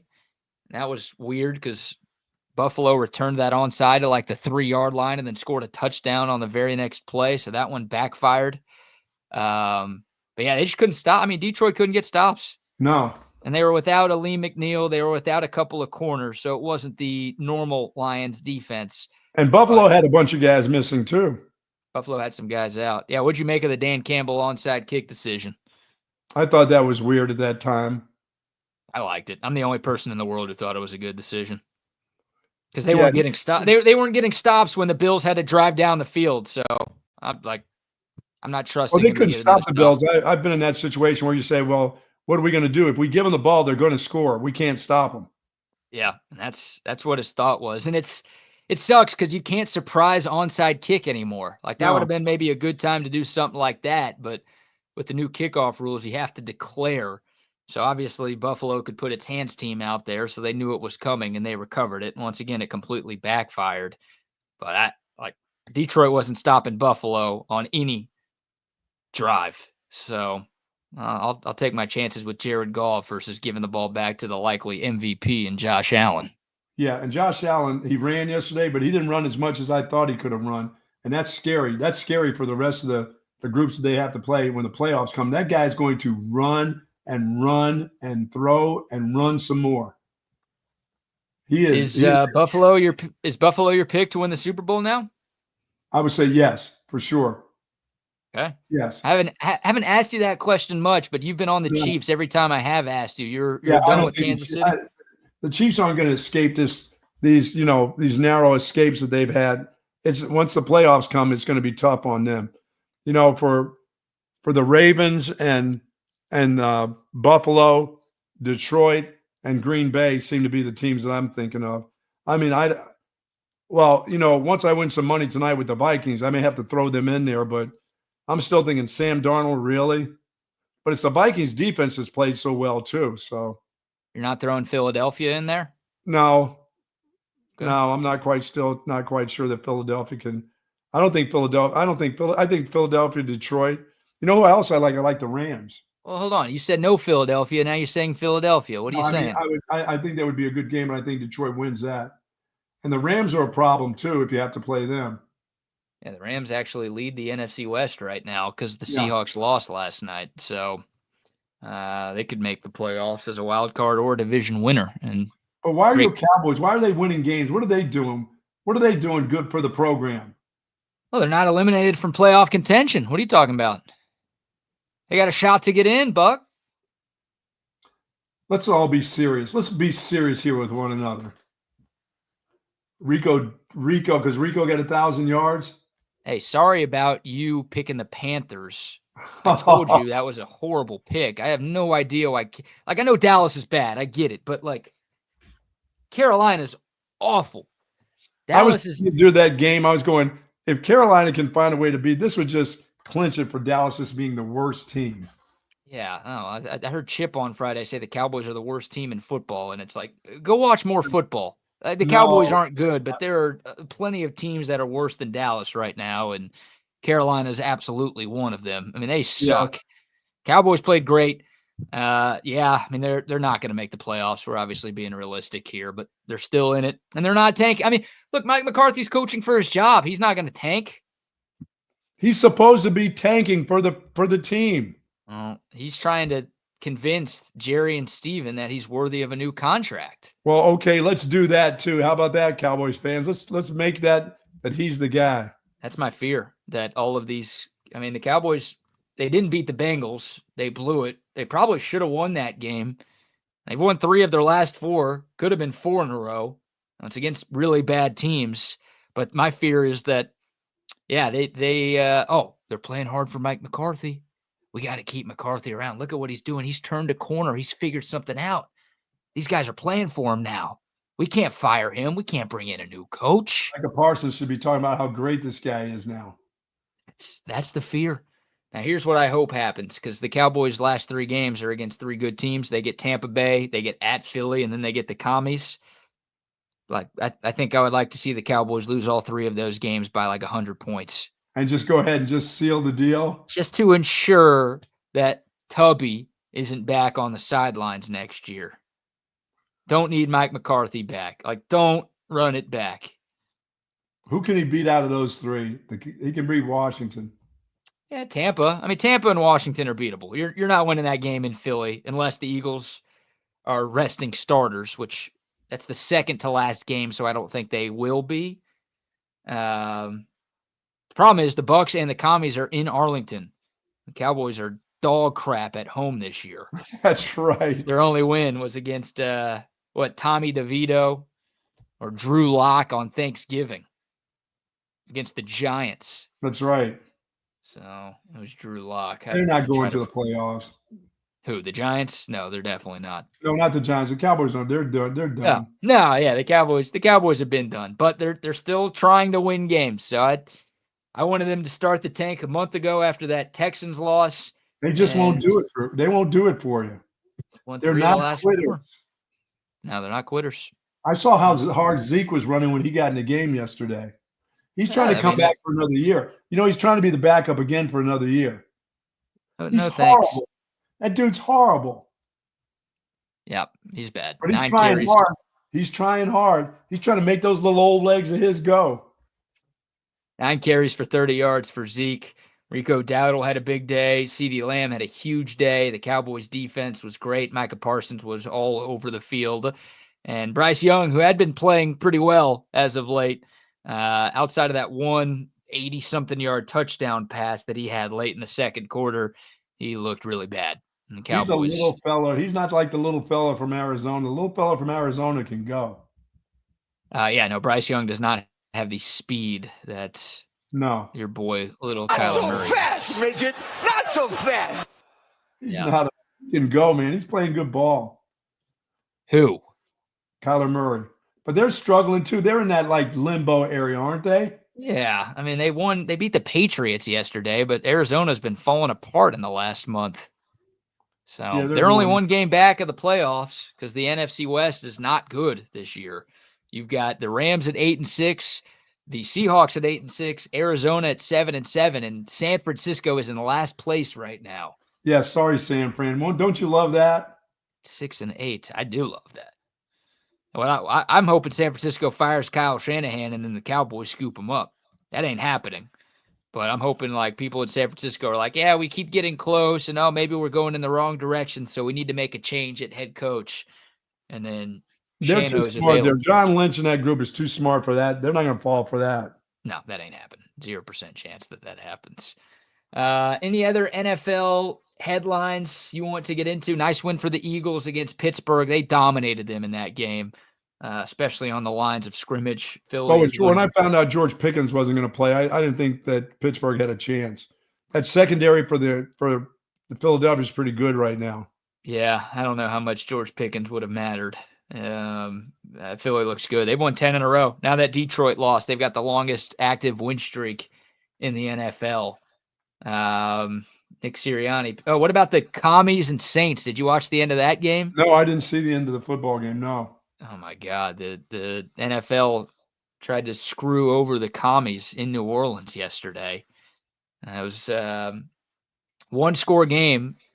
Washington was up 20-13. The Saints had the ball in the final minute. They had no timeouts left. They got tackled inbounds, and the clock was running. The refs stopped the clock.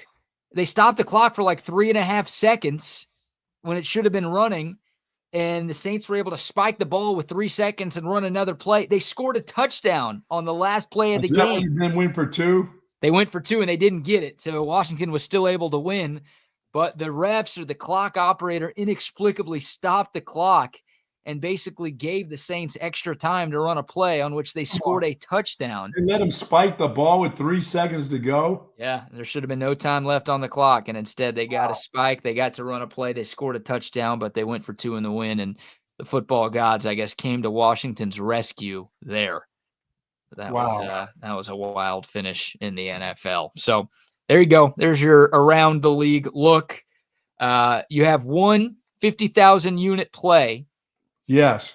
Tonight on Minnesota. Means a lot. In a lot of ways. It means a lot for your cousin too? Yes. Okay. Well, the Vikings are -7 against the Bears. If you get the Bears, really. The Bears still suck. Yes. Bears 4-9 this year, 0-6 on the road. Dude, can I get a little extra on that? Can I make it 75,000 unit play? I need them to really suck tonight. You can. Yes, I'd like to do that. That's going to give the Bears a much better chance, though. Are you sure you want to do that? Yes, I want to do that because I don't. That other game, who's the other game? Who's that nonsense game? It's the Raiders. The Raiders hosting the Falcons. Do they have any pride in Vegas? Well, it is a revenge game for Desmond Ridder, who's, I think, starting for Vegas, and he'll go up against the team that drafted him in Atlanta.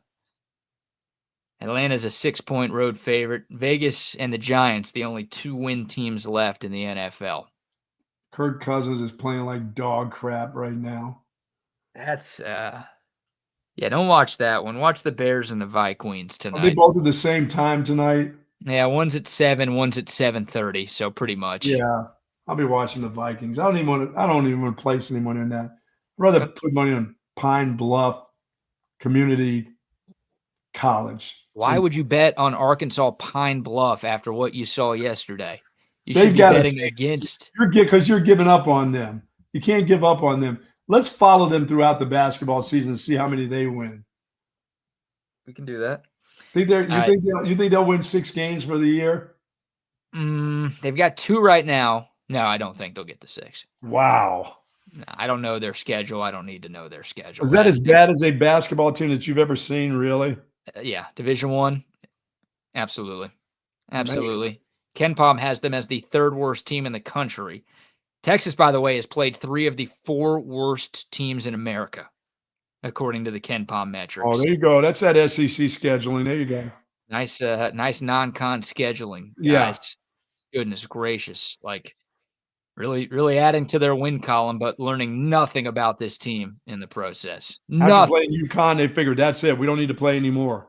Yeah, their next 2 games, they play something called New Orleans, which is a city. Apparently, it's a university as well. New Orleans comes to town on Thursday, and then who's their final? Their final non-conference game is against. We got no Texas Tech in there for just some fun. No, Texas Tech, they bowed out. Remember, we could have played them at Barclays in Brooklyn, but Texas Tech couldn't beat St. Joe's. Oh, that's right. The Joeys beat them. Yeah, they pushed out. All right, so you've got 75,000 on the Vikings tonight. Do we have that right? Okay, If you get that right, you will be up 25,000 for the week. If you get that wrong, you will be down 125,000 for the week. What does that do for the year for the people? Will that put them up? No. Oh, sorry. You're down 130,000 going into the weekend. And at the moment, you're down 180,000. And then we have the college playoffs coming. Look out. I'm on fire. I can feel the burn already starting to build up. How do you say I'm on fire? You're losing right now. Let's go Volunteers. Okay, Tennessee. Well, congrats to Ryan Day then for saving his job. All right, before we shift gears, a little more football to get into, a little more college basketball to get into. We'll talk about that Texas big victory over Arkansas Pine Bluff. A couple more sports storylines to uncap from the weekend, including Travis Hunter's girlfriend getting destroyed by the internet. Got to get your thoughts on this one, Buck. I did watch. Listen, let me just say hello to our good friends at Woods Comfort Systems. Yeah. For close to 70 years of service in Central Texas, whether it's air conditioning, plumbing, or heating, they will be there for you. I have to tell you, I got a contract with them. Everything's working fine. BK, it wasn't that the heater pumped on. The air conditioner slapped back on the other day because it was so humid, but it was running smooth as could be. It was nice and cool inside the house. I'm having, in the mornings, I want to open up the sliding glass door with the screen and let that air in. But that damn air is humid coming into the house. But folks, Woods Comfort System, nobody does it better cleaning your system out. Make sure if you do go with Woods Comfort Systems, get that plan where they're coming out to make sure that everything's working twice a year. Every 6 months, they'll come into your home and make sure the heating and, of course, the air conditioning is working properly. As I said, close to 70 years of service in Central Texas. Nobody does it better than Woods Comfort Systems. Yep. Give them a call, 512-842-5066. Our guy Tom McKay is tuned in this morning. He says you are down below broke with your picks this year. I am coming back. I made the comeback last year. This time I'm coming back now.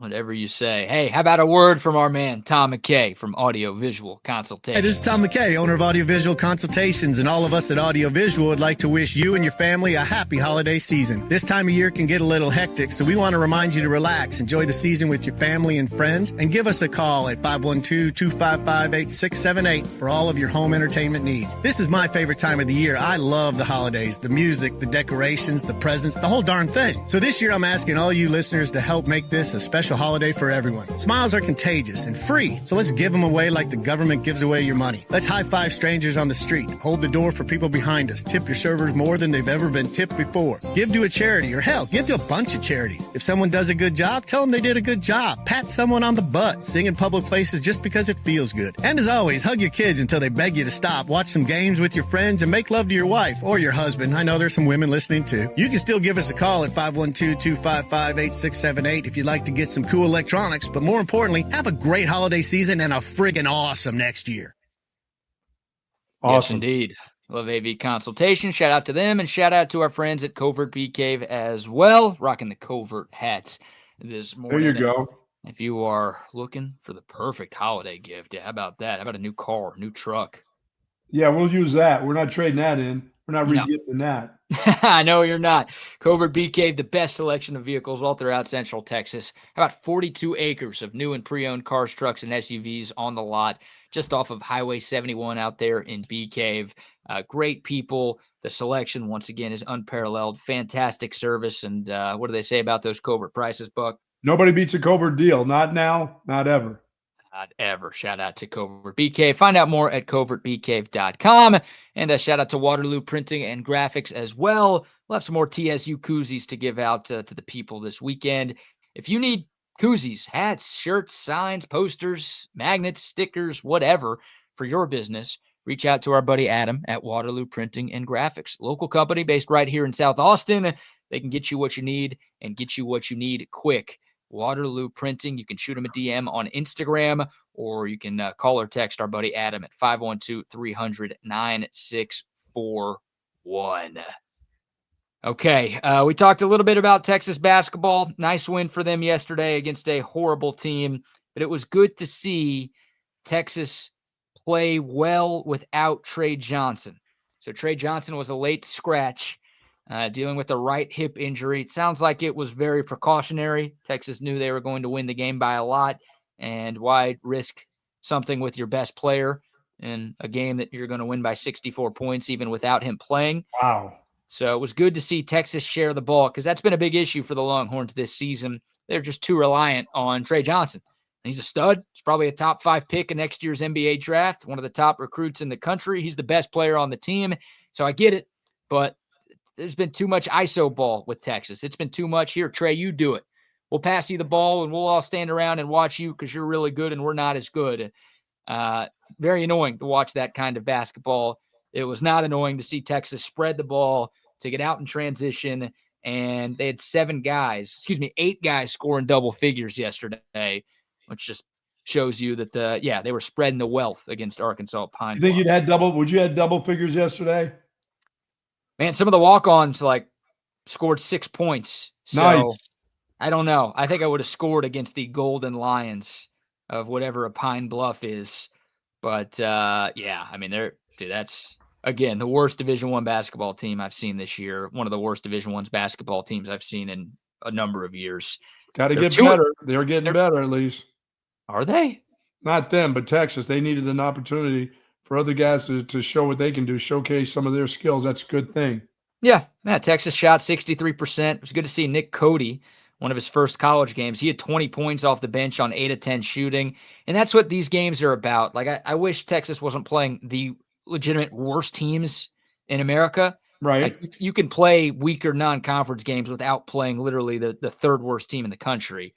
But you do get to learn when you play against weaker competition. You do get to learn about some of your younger guys and guys who might not play as much against teams like UConn or NC State or Syracuse.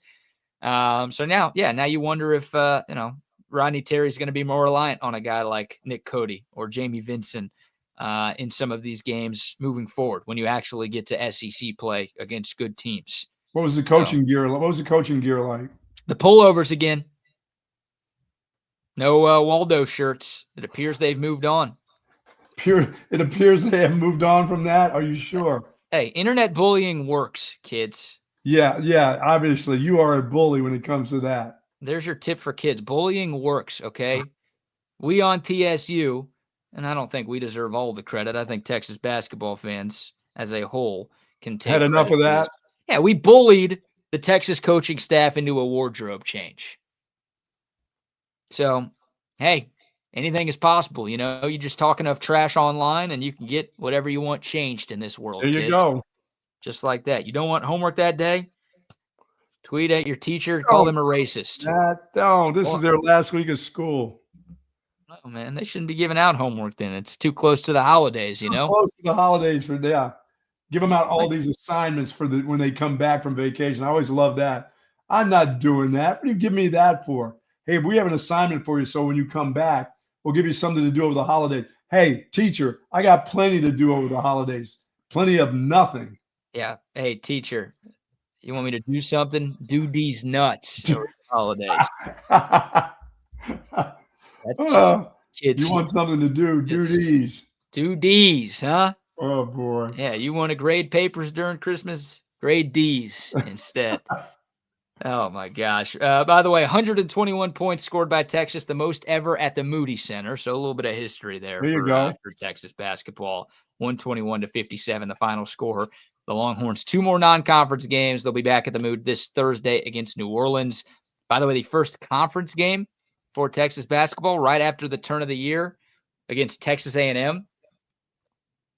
Texas A&M went on the road and beat Purdue. I saw that. I watched that game Saturday. So the Aggies are 9-2 right now. They look pretty good. Dude, they got a big bruiser in the middle, number 21, I believe. Wow. Man. That's a road game, too. Texas, by the way, projected to lose its first 5 games in the SEC. So you get New Orleans and Northwestern States here in 2024, and then it's a gauntlet to open up SEC play, playing 5 ranked teams in a row, 3 of those 5 on the road. So it's, yeah. We'll learn a lot about Texas basketball here coming up. Why do you keep tilting your camera down? We can't even see your face anymore. What are you doing? It must be falling down. Maybe it's my hat. You got to go somewhere early? Well, you're giving us the early crotch shots today? We don't need that stuff. All right, Travis Hunter officially won the Heisman Trophy on Saturday nights. The closest margin of victory since 2009. So Ashton Jeanty, the Boise State running back, finished second. Dylan Gabriel third. Cam Ward fourth. Once again, the gap between 1 and 2, the closest it's been in 15 years. Yeah, it's kind of hard for Jeanty not to be right in the thick of things there with those numbers he had this year, you know? Yeah, tremendous season. Yes. Did things at the running back position that we haven't seen since Barry Sanders. I think in 8 out of 10 years, Ashton Jeanty's probably no doubt Heisman Trophy winner, but with what Travis Hunter did on both sides of the ball, becoming the first 2-way player to win the Heisman since Charles Woodson in 97. And, I mean, really, Woodson was just kind of like a gadget guy on offense. Yes. He wasn't like basically permanent 2-way player like Travis Hunter is. You got to go to Paul Hornung to find a guy who played as much on both sides like Travis Hunter did. So he gets the win. What a year it was for Travis Hunter. Wins the Heisman, Bednarik, Biletnikoff, Walter Camp, Paul Hornung Award, Lot Impact Trophy, Big 12 Defensive Player of the Year, and the AP Player of the Year. Man. Talk about hardware. That's one of the best seasons any college football player has ever had, Coach. Yeah, I mean, and well-deserved. They've been pushing this on for the last 2 years. And, publicity-wise, they've been pushing it hard. This is one of those, we think, he should be a part of this. No, they pushed it hard for him. That was going to be hard to beat him, even though Jeanty's numbers were just ridiculous. Like you said, 8 of the other 10 years, that guy's going to win that trophy. So they've been pushing this for 2 years, kind of college football guy would have won it, but that's still a great pick. It really is. I mean, that's hard to do what he's doing. I just don't see him doing that past this football season. I see him being a gadget guy when it comes to that in the NFL. he's not going to be able to play that many snaps. It's just his body can't take that. Yeah, you're probably right. I hope you're wrong, but it'll be fascinating to see what he does at the next level. Well-deserved. I mean, you and I both said last week we would give the vote to Travis Hunter. So it's no shot at Ashton Genty, but it's Shohei Ohtani. We watched Shohei Ohtani this year in college football. And I don't care that he wasn't the number one receiver or the number one defensive back in the country. The fact that that guy is like a top 10 receiver and a top 10 DB in college football, and he played 400 more snaps than anybody else, that's enough. That's enough for me. I've seen enough. Yeah, and I hope for his sake that they can find what they're going to do with him. And, if it's 3rd and 25 and they put him in as a secondary guy, that's fine, or whatever it is offensively. But I hate to see him try to put the kind of numbers that I'm pretty sure he wants to prove to people that he can do until he gets out there with those pros and things start to get a little different for him. And then he gets to be the point where he's so banged up, BK, he doesn't do one of those things really, really well. That's what I'd hate to see for him, Yeah. Well, hey, we gotta talk about Travis Hunter's fiance, because everyone's got to dunk on everybody at all times, right? So Travis Hunter's fiance is taking it on the chin, phrasing there. Didn't see that on ESPN on Saturday night. She's being criticized for the way she acted after the announcement was made that Travis Hunter won the Heisman. So we've got it with no sound. But here's you can kind of tell when Travis Hunter finds out that he wins the Heisman. And in the corner of the screen, you will see Travis Hunter's family and Coach Prime and Shedeur Sanders and Lil Wayne was over there. You could see all of them stand up to celebrate. The fiance, not so much. So look, everyone on the left starts standing. Then you see Travis stand. Fiance has to be told by Dion to stand up. She stands up, gives the hug, and then sits back down right away. Everyone else is standing up, giving hugs, clapping. And look, watch Coach Prime has to tap the fiance to let her know that, hey, maybe you should stand up and support your freaking man. He just won the Heisman Trophy. And then as soon as she gives the hug, it's like, all right, I'm sitting down. I don't need to do anything else. So what say you, Buck? Are you She doesn't know about all this. She's not familiar with all of this ceremony stuff. Okay. She's not familiar with how to support her significant other? She stood up and hugged the dude. What's she supposed to do? Start grab a hold of something there? I mean, that's fine. Give him a hug. Buck, she wasn't going to stand up unless, watch Coach Prime. He's like, he taps her shoulder. Get up. She wasn't even going to stand. Dude, that's talking about nitpicking. What a waste of time that is for people. I mean, she doesn't know she doesn't know about all this stuff. She doesn't know football. She watches. Maybe she doesn't. Maybe she's new to the whole scene of all that stuff. They're engaged. They've been together for years. You think she's never watched a game? That's even worse if she doesn't know football.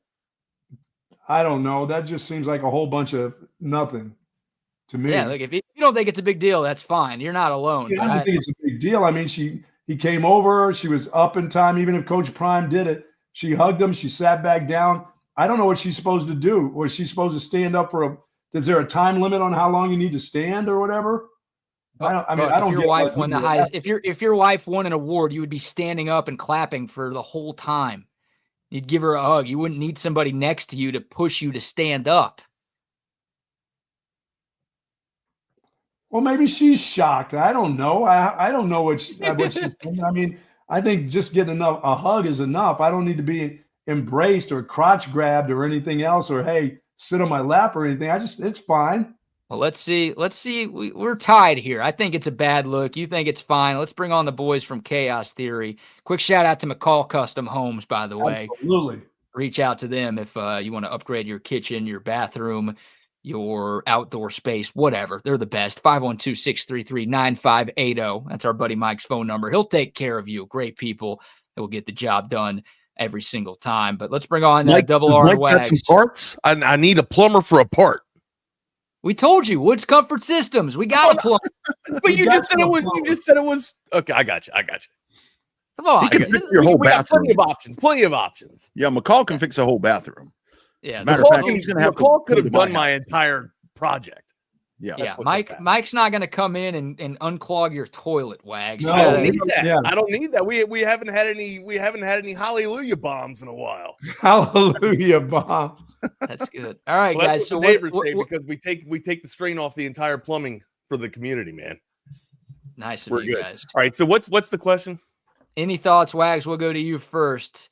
Is Travis Hunter's fiance looking very disinterested in her fiance winning the award for the best player in college football? She looks happy. So my first initial thought, I didn't see this at first. Like I saw all the celebration. I wasn't even paying attention to the fiance. But here's the one thing that I'll give a counterpoint, right? Maybe she was thinking, hold up, let me stay out of the way and let mama have the first hug. That's the only, because there's been a lot of feedback and a lot of fire back on fiancés for getting in the way and not letting mama have the first hug. That's the past couple of seasons or the past 2 years at the NFL draft. That's been a little bit of a highlight. So maybe that was in the back of her mind, and that kind of resonated a little bit. But I didn't notice that Dion had to tap her to get her ass to stand up. But then somebody said they made an argument about the dress too, right? She does kind of fall right. Yeah, I thought she kind of fell right there after Dion pushed her. You know what I mean? So it's back and forth. It's seesaw for me. We're gonna have to go to like a very hardcore instant replay so we can break down frame by frame. Rodney, will you actually give us an opinion unlike whatever Wags just did? Guys, the answer is pretty simple. She may have been on her menstrual cycle, and that's why she's sitting down. I mean, watch the first step. I mean, the first step right there is like, so that could have been maybe uncomfortable. So she's just sitting down. I think that's what it was. I think Wags, it's a mama thing. Wags, sorry I dunked on your answer. I liked yours better than Rodney's. It's like, I think it's a mama thing. That's what I think it is. Well, just wait till I never thought of it that way. I don't want to jump up in front of his mom hugging him. Well, just wait till she's in Las Vegas. The past couple of years, Buck. That's the only reason why I thought about it. Yeah. Well, when she's in Las Vegas, when he goes to the Raiders, she'll be up in that thing. You won't have any trouble getting her to stand up. She'll look like Mrs. Mahomes and Mrs. Swift. Once you get that first round money in, get all that contract money coming in. That dude makes enough money. He makes enough money in Colorado, believe me. How about Cowboys saying not a big deal, but Dion touching another man's girl is the big deal? Now, Steve, did he nudged her though, right? Like, where's her, right? Play the video one more time. Play the video. Where's he get her at? On the shoulder. Lower back. There's contact. Yeah, you're right. Yeah, he didn't touch. That wasn't inappropriate. No, that was hey, get up and get your man. It was a bare shoulder, though. I mean, bare shoulder. So, yeah, he's like, get your ass up. That's interesting. The Aflac guy. There's just not enough to get after anybody over that. That's just. I'm with you. She's just kind of, she's excited enough. She hugged him and then sat right back down. She doesn't know all the protocol. She doesn't know all the protocol for that deal. She better get used to it because he had to go to a number of these events now, right? For sure. And like, I think a lot of people in the chat line are saying here, this is kind of a formality. Like, we kind of known for a while that, hell, we known last year that Travis Hunter was probably going to win the Heisman, right? And yet, like, so my question to you guys, what are worse optics? Remember the whole deal when CD Lamb had his girlfriend try and snatch his phone? He's like, nah, hands team, right? Well, that's what are the worst optics here? Like, and I'm not trying to take somebody else's situation and compare it to another one, but I actually am.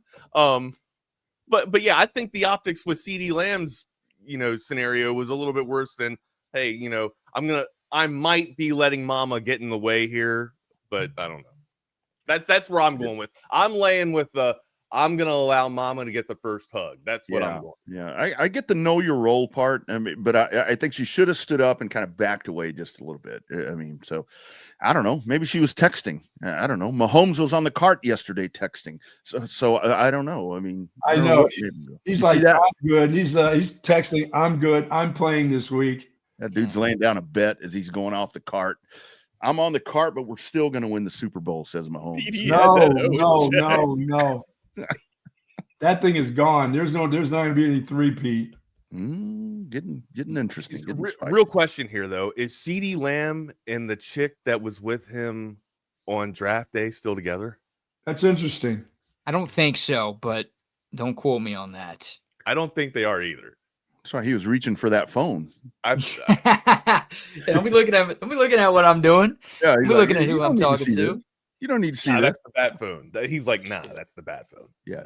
Don't touch it. Yeah, that was exciting. That was some exciting. That thing played out. I didn't watch 1 minute of it. I didn't see any of the Heisman ceremony whatsoever. It's been you knew. Yeah, I mean, you knew who it was going to be. Hey, Bucky, BK, before you both go, I got to ask you, are you guys going to be laying down any units on Westlake or Vandegrift coming up this weekend? Look at this degenerate trying to get some high school gambling going. BK made lines 2 years ago on high school teams, by the way. I know. You guys. I would mention them. I would mention them calling games too. Somebody would score a late touchdown to like cover a made up 25-point line. And I would say that is important to some. That's right. It's like the three friends of mine and I were betting on these games with each other. All the parents listening are like, what in the shit is this guy talking about?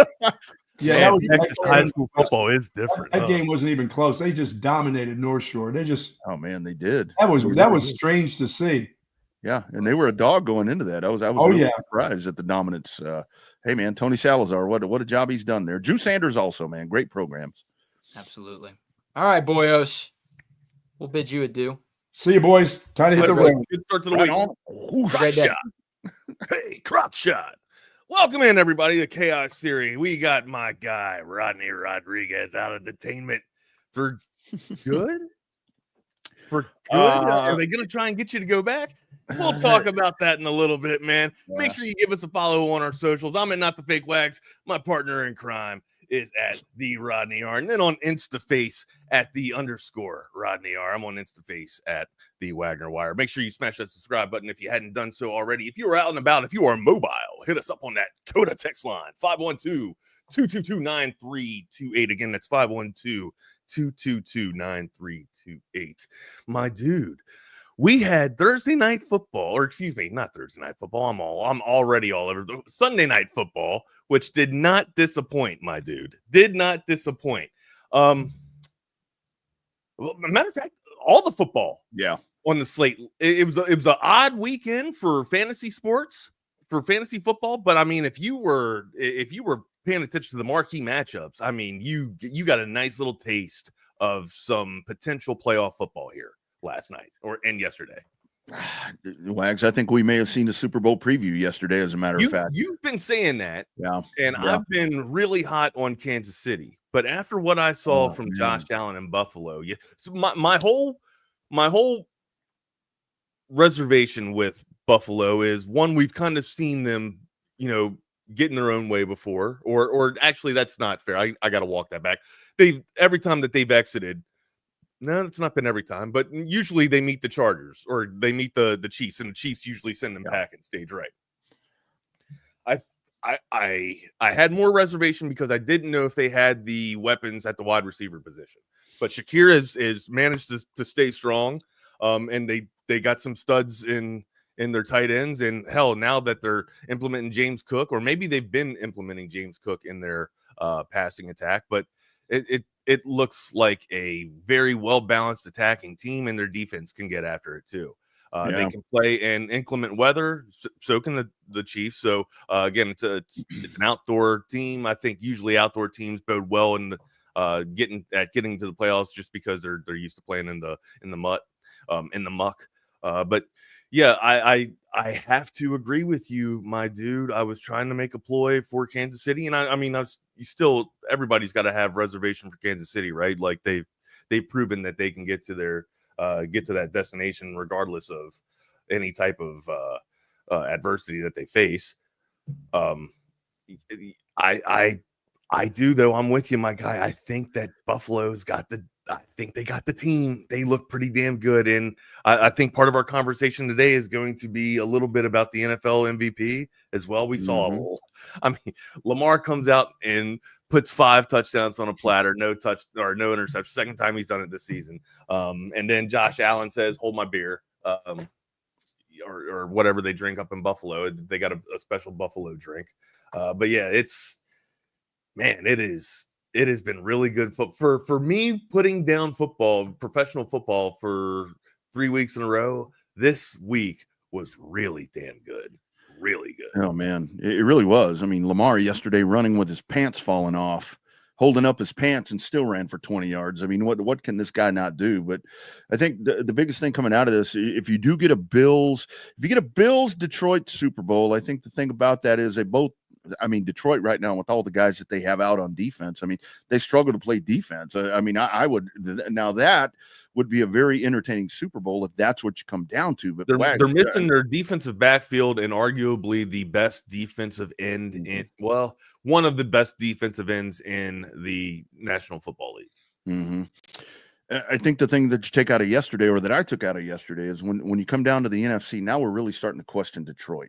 I mean, and oh God, it pains me to say Philadelphia looks like a really complete football team right now.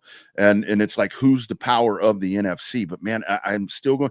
Green Bay and the Rams to me are two teams, and the Rams, if they win the division, they'll get in.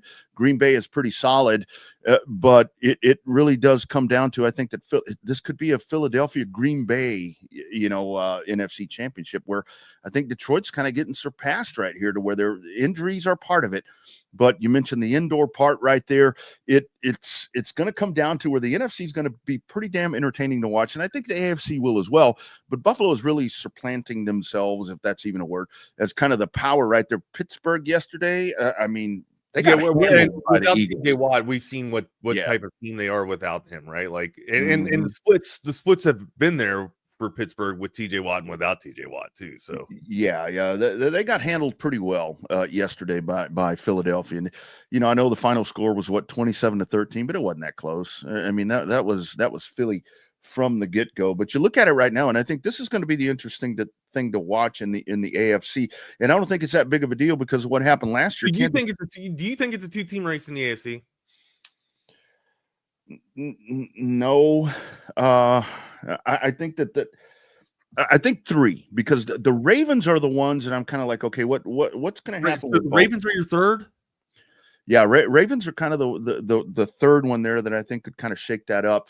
And it's not so much anymore. That's a good call. Yeah, because like with the Chiefs, in the past, it would have been, now with Mahomes being down, I'm assuming they're going to put him on the shelf for 2 weeks. I think I would. But it's like Chiefs at 13-1. Here come the Bills. I mean, home field, Kansas City.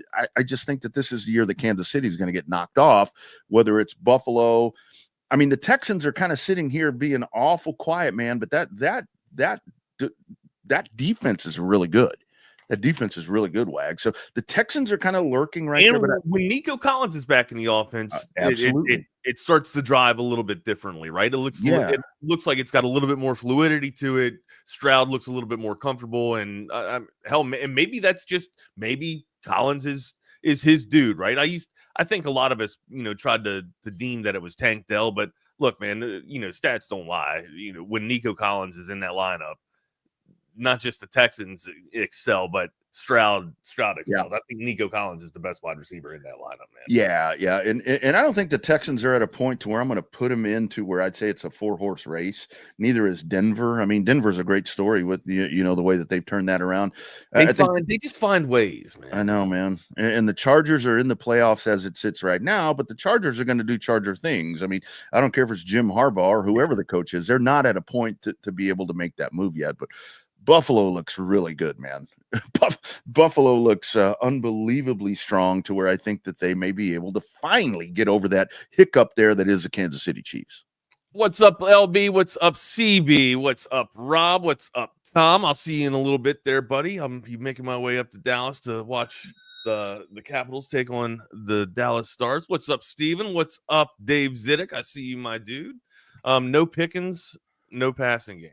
Maybe I don't know, maybe you should work on an offense coordinator that knows how to, muster up some points there, dude. I don't know. I'm talking shit when I really don't know how to talk shit because I'm a Giants fan. So, Hey, man, looks like your team's better than mine. That's all I can say.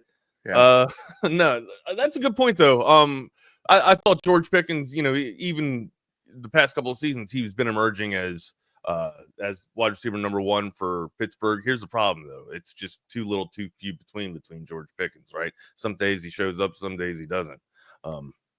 Without that, I mean, there's not really much consistency there. I know Arthur Smith likes to run the ball and ground pound the ball, but I mean, it's pretty daunting if you're a Pittsburgh Steelers fan and trying to talk about the rushing attack with Arthur Smith, though. I mean, I don't know if it's daunting, but it's got to be frustrating, right? Because you'd like to think that one guy's got the actual mojo, and then all of a sudden he goes off of Harrison and back to Warren again after you think that Harris is picking up steam. So it's got to be a little bit frustrating.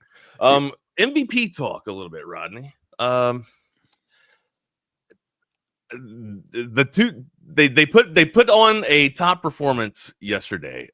Josh Allen and Lamar Jackson did. Now Saquon Barkley is able to go and get his numbers too from time to, and if he's able to keep this up, I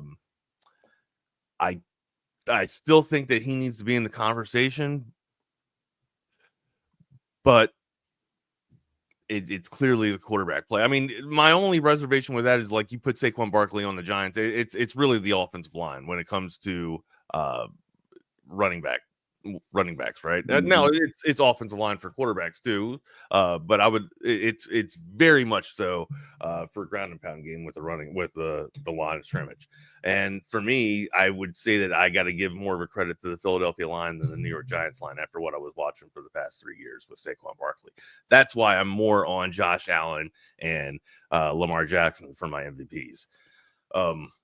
What I saw yesterday, I was about to deem Lamar Jackson as the go ahead. You know, you have taken the reins as the MVP, and then Josh Allen says, wait a second, hold my beer, dude. Let me go out and get this victory here and make absolutely crazy of a game in this potential Super Bowl preview, like you said. I'm still on the fence of Lamar Jackson right now, just because he's got 2 games where he's got five touchdowns and no interceptions. But yeah, it's going to be tougher to make a decision as this thing closes down. Rodney, your thoughts? I think that so for Lamar to not win the MVP, I think what's going to possibly cost him the MVP is that now that he has that running back there, even though Lamar's still been, just incredible with what he's been doing. I mean, even the stuff through the air, but now he's got that running back there that's kind of taken that a little bit of that dual threat off of him. Pretty damn good too, though. Oh yeah. Even though he's still been doing it, and the whole thing with Saquon Barkley, I think where the NFL MVP is going to be very much like the Heisman. I know a lot of folks, that Genty should have won the Heisman Trophy this weekend, but no, I mean it's not a running back centric award anymore. I think that yesterday the performance of Josh Allen, not only the fact that what Josh Allen did, but the fact that they went on the road and won in Detroit. I think is really going to solidify him right there, where he's not going to stub his toe along the rest of the way.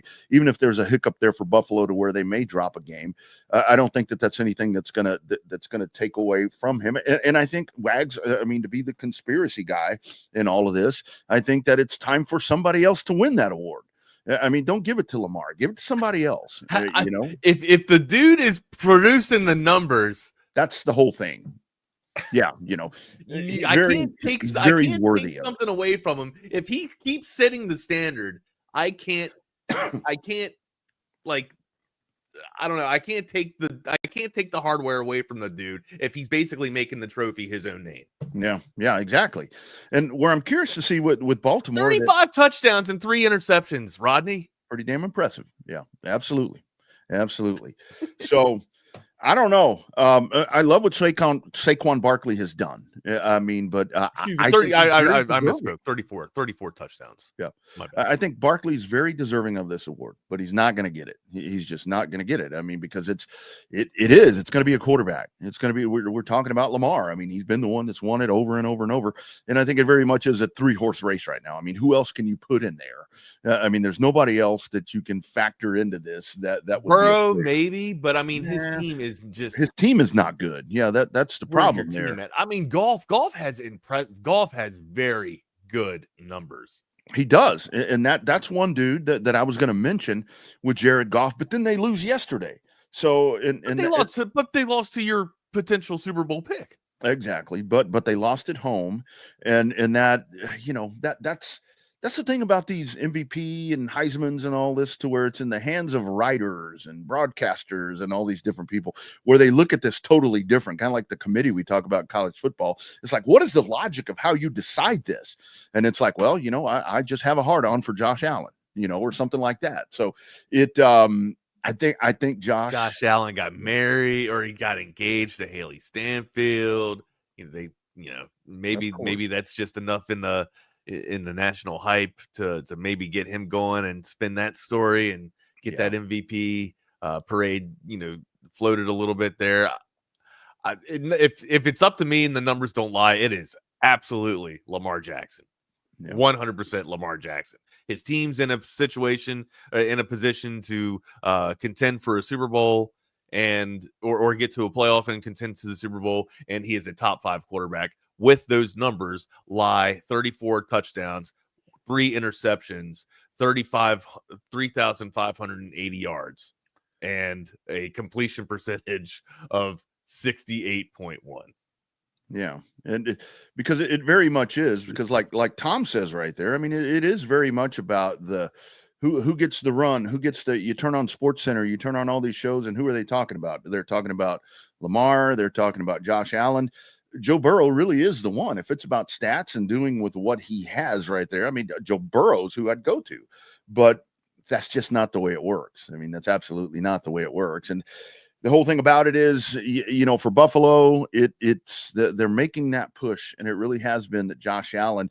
But again, you got to remember, this is a regular season award. So we're going to look at this when we get to the playoffs. Let's say Buffalo gets thumped by Pittsburgh or somebody like that, or Houston, and it's like, how is he the MVP? Well, it's about the regular season stats. So, Lamar Jackson is also he's also 22nd in the league as a running back too. So yeah. So Burrow's got some numbers, but Lamar's got a lot of numbers. It will be a very interesting vote to see, because I think now, it's usually a clear-cut favorite on who should win this. But, I mean, here we are talking about all this, and we're mentioning Mahomes and everything, and there's not a lot of Kansas City conversation going on right now, Wags, but I don't – those dudes – Mahomes hasn't played well all year long. He hasn't. He really hasn't. He's played very – which is – I mean, we've been – toying with it and saying it, when's the Chiefs actually going to fire on all cylinders and have Mahomes, take over and kind of put the rest of the quarterbacks to bed? One, maybe that won't happen, or two, an even scarier situation for the rest of the league. What if that happens in postseason play, where he's just like, you know what, I'm going to remember my form and come back and start dominating the rest of the NFL. I mean, that's hopefully, you're with the former there and thinking that it's not going to happen this year. Maybe this is the one anomaly of a year to where Pat Mahomes doesn't sail and lead the league with statistical numbers here. But I mean, you got to be a little bit worrisome if you're the rest of the league, thinking like, when's this dude going to wake up? Right? Mm-hmm. Like, when's this dude going to actually get this thing together? Yeah, that's why I really think that just the way everything kind of ties itself together, to where I think Kansas City is going to make that push into the playoffs. Oh, they'll be there. Oh yeah. And I think Kansas City's season, whether it's in the Super Bowl or the AFC Championship, one of the two, is ultimately going to end the way that they have been winning, by the skin of their teeth. Somebody's going to beat them at the end of the game, to where they finally, you knock off the giant, and they're going to beat them in the way that they've been winning, ugly. You're going to beat them ugly. Maybe Buffalo, maybe Houston. Hell, I don't think Pittsburgh. So what did you take out of what you saw with the Steelers yesterday? Because to me, watching the Steelers, it's a completely different team when TJ Watt's on the field. Yeah, absolutely. TJ Watt got hurt, and the wind immediately went out of their sails. The defense started giving up chunk yardage, chunk plays, and Philadelphia started taking over the game. I thought Philly was starting to walk away with a little bit anyways before that, but yeah, it was after TJ Watt went down. I think everybody in the country knew damn well that Philadelphia was going to walk away with the victory there. Mm-hmm. And I still think I think Pittsburgh is a team that can still make a push here. I think the play with Russell Wilson sets them to a bar, or I guess a a standard, not a standard, a bar to where they can't get over, right? They can't get over a hump. They got a ceiling with Russell Wilson there, which goes to say that they got a ceiling with Justin Fields too. I think there's only so far that both of these quarterbacks can get them as of right now, and until they make some adjustments on the rest of the back of the roster with the defense and getting better wide receivers or better tools for their quarterbacks, and I think they're still going to struggle, battling with the offense firepower of the Cincinnati Bengals and the Baltimore Ravens, which is crazy to say that the Baltimore Ravens have the immaculate firepower over Cincinnati, which has Joe Burrow and Jamar Chase. Because I've been saying it for the past 2 weeks now too, right? Like I've heard this dude always say that he's always wide open. I've been paying attention to him for the past 2 weeks, very almost one-on-one, isolating football on Jamar Chase. Jamar Chase is open every damn play. It's just people. Sometimes Joe Burrow doesn't get him the ball, or sometimes he's not in that progression or in his progressions there. But I mean, holy shit, if you're Joe Burrow, I don't know how you don't orchestrate an offense that has Jamar Chase as your first, second, and third progression, because this is not hyperbolic. He legitimately is wide open, or maybe not wide open, but he's open. He will get it. There is a window where Joe can fit that damn ball in there, man. This very hard to cover. I'm sure a lot of these guys are hard to cover, but Jamar Chase, man, he is something special, my dude. Absolutely. And I'm sure here's Wags where it's going to get really interesting, because the AFC playoffs are, they're pretty much set. We know who's going to be in there, it seems like, because everybody else, you think it's a legit 3-team race with the Ravens entering the I think the fray here. And here's who wins the North, because now the Ravens are only a game back from the Steelers. The Steelers were kind of comfortable there for a while. So I think this loss yesterday for Pittsburgh is going to be detrimental in a couple of different ways, because if Baltimore can win that division, it's going to, set the path a little bit different for how that's all going to work out. So the team have and the actual injury report on TJ Watt, do we know what injury? I haven't seen it. I haven't seen it, but I haven't looked that hard for it. So that's going to be really massive right there. Is what do we have? 3 games with an ankle is what we're saying. So yeah, there are 3 games left to play. Which, speaking of 3 games, did you see the breaking news a while ago? Our man Devondre the Quitter Campbell has been suspended from the 49ers. Been suspended 3 games, which is all that they have left with pay. No, I would doubt with pay. You don't get paid. I believe you don't get paid if you don't play. So yeah.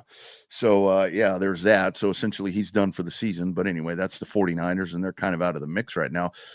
And then you have the NFC, Wags, to where it's like, unfortunately, it seems like Philadelphia is the power right now. It is the more complete team. Detroit is kind of getting. Dallas is not mathematically eliminated yet. It's going to take a lot, man. They got to win out. The Redskins got to, I think, lose out. It's still there for them, but I was talking to a Cowboy fan last night. We still have hope. Doing them at this point. I believe that they would be doing themselves a disservice if they went to the playoffs. I know you don't. The defense looked great yesterday, but man, that was the Panthers. I'm glad they were inspired and came out and made a statement. Don't make us an underdog against the worst team in the league. And I was having that debate with somebody yesterday where it's like, man, we're the underdog against the worst team in the league. I said, so does that make us the worst team in the league? Jeez. So I called it yesterday on the Wagner Wire. Wrong team favored.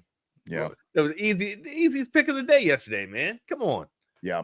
I don't know. A lot of Cowboys fans would have, sitting there holding their breath saying, "Don't pick that." No, yeah. Don't take the pick, Wags. Hey, you know who looked good yesterday though? Bucky Irving, but not just Bucky Irving. Baker Mayfield. We're talking about quarterback play. Baker Mayfield. He had 4 touchdowns too yesterday, man. And them Bucks. When the quarterbacks get their toys back, it's amazing what happens, right? Like everybody was sitting here talking about, now Baker's failing a little bit. Let's bring the guy back that made Johnny Manziel. All right. That's right. Mike Evans comes back to the lineup, and all things start to seem great. Start seemingly well for the damn passing attack for the Buccaneers, right? And then what's that do? It opens up the ground and pound with Bucky Irving. Bucky Irving's able to scoot free and get going a little bit there. Man, the Bucks look like they're back in business for the South, man. The Bucks and the Rams and the Packers are three teams in the NFC that I'm thinking, yeah, I know we're talking about Philly and Detroit and so forth, but man, those three teams right there, the Rams are the ones that I keep coming back to, where it's like, I don't think you want to meet that healthy Rams team in the playoffs, because they're going to come thump you. They will thump you. Same thing with the Bucks. I mean, with Mike Evans and everybody back in play right there for Baker Mayfield, and the Vikings quietly 11-2, right? It's like nobody's really even talking about. It's because of Detroit. Like, Detroit's the story of that division, are they not? Well, I mean, again, like, we've been paying attention to the Vikings because we made a crazy proclamation about, or I don't know if you did, but we said Sam Darnold was he said, I'm trying to get you on board with it too, dude. Dude, I picked the Redskins. Don't you put that evil on me, Ricky Bobby. It was all you, damn it. Look, Mono Boy graduated to Mono Man, so here we go. I think that's been a story the entire season, is how well Sam Darnold's played. Everybody, you've heard national pundits lobby for him, towards the Viking front office, saying, "Hey, give this guy a contract. Ink him up now." You know what you have with Sam Darnold, but you don't know what you have with JJ McCarthy yet. This thing could actually work. You've seen with the weapons that you supplied with Sam Darnold that the offense can get it going and move up and down the field. You have a defense that can hold the opposition out of the red zone too, or out of the end zone too. So it's a good winning recipe for success there, right? They're right in the mix of this thing to compete for the North. But again, I think I'm with you. I think it's the Lions division here, but the Vikings, they're going to make some noise going into the playoffs too. I think they're a team that, if somebody sees them on the schedule that they got to play in the wild card, they'll be like, oh shit, it's the team that we kind of want to avoid here. Very scary team. It's kind of like what you envision with the Rams, I see with the Vikings here. But I mean, I think the Vikings are more well balanced than the Rams here. They got a lethal passing attack, much like the Rams. But I think that the Vikings defense is more solid of a core unit than the Rams are.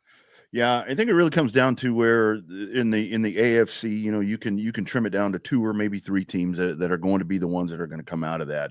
But the NFC, it just really seems like, and yesterday even more with the performance that we got from Detroit. But I know that was against Buffalo. But when you get to the playoffs, I mean, it's going to be, you just got to get into the tournament. You got to get into the tournament. And I think that's where the NFC, there's a little bit of parity right there to where some of these sleeper teams that maybe 6-win teams or whatever that are going to win their division or maybe get into the playoffs. I think the only team that I can kind of take out of there to where they aren't really going to come up and stun somebody is Washington at this point, because Washington's kind of started to go backwards. You think they're falling apart?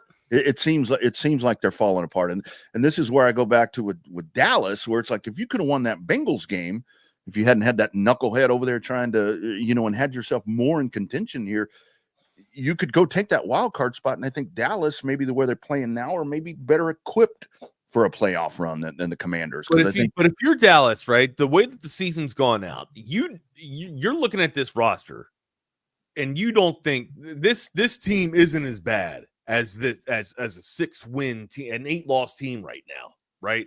They're not as bad as this. No, it's not. You take this anomaly of a year, and you get the most out of it, you optimize it, and you say, hey, this is going to suck. You let the fan base know, you be transparent with the fan base and be like, hey, we're going for a draft pick here. We're in a very unfortunate situation. We did not think that we would be here, but we'd be a fool of ourselves if we would, think that we can salvage our pride, because that's what it's all about right now at this moment, is just pride to get mediocrity out of this season when we could steal a draft pick.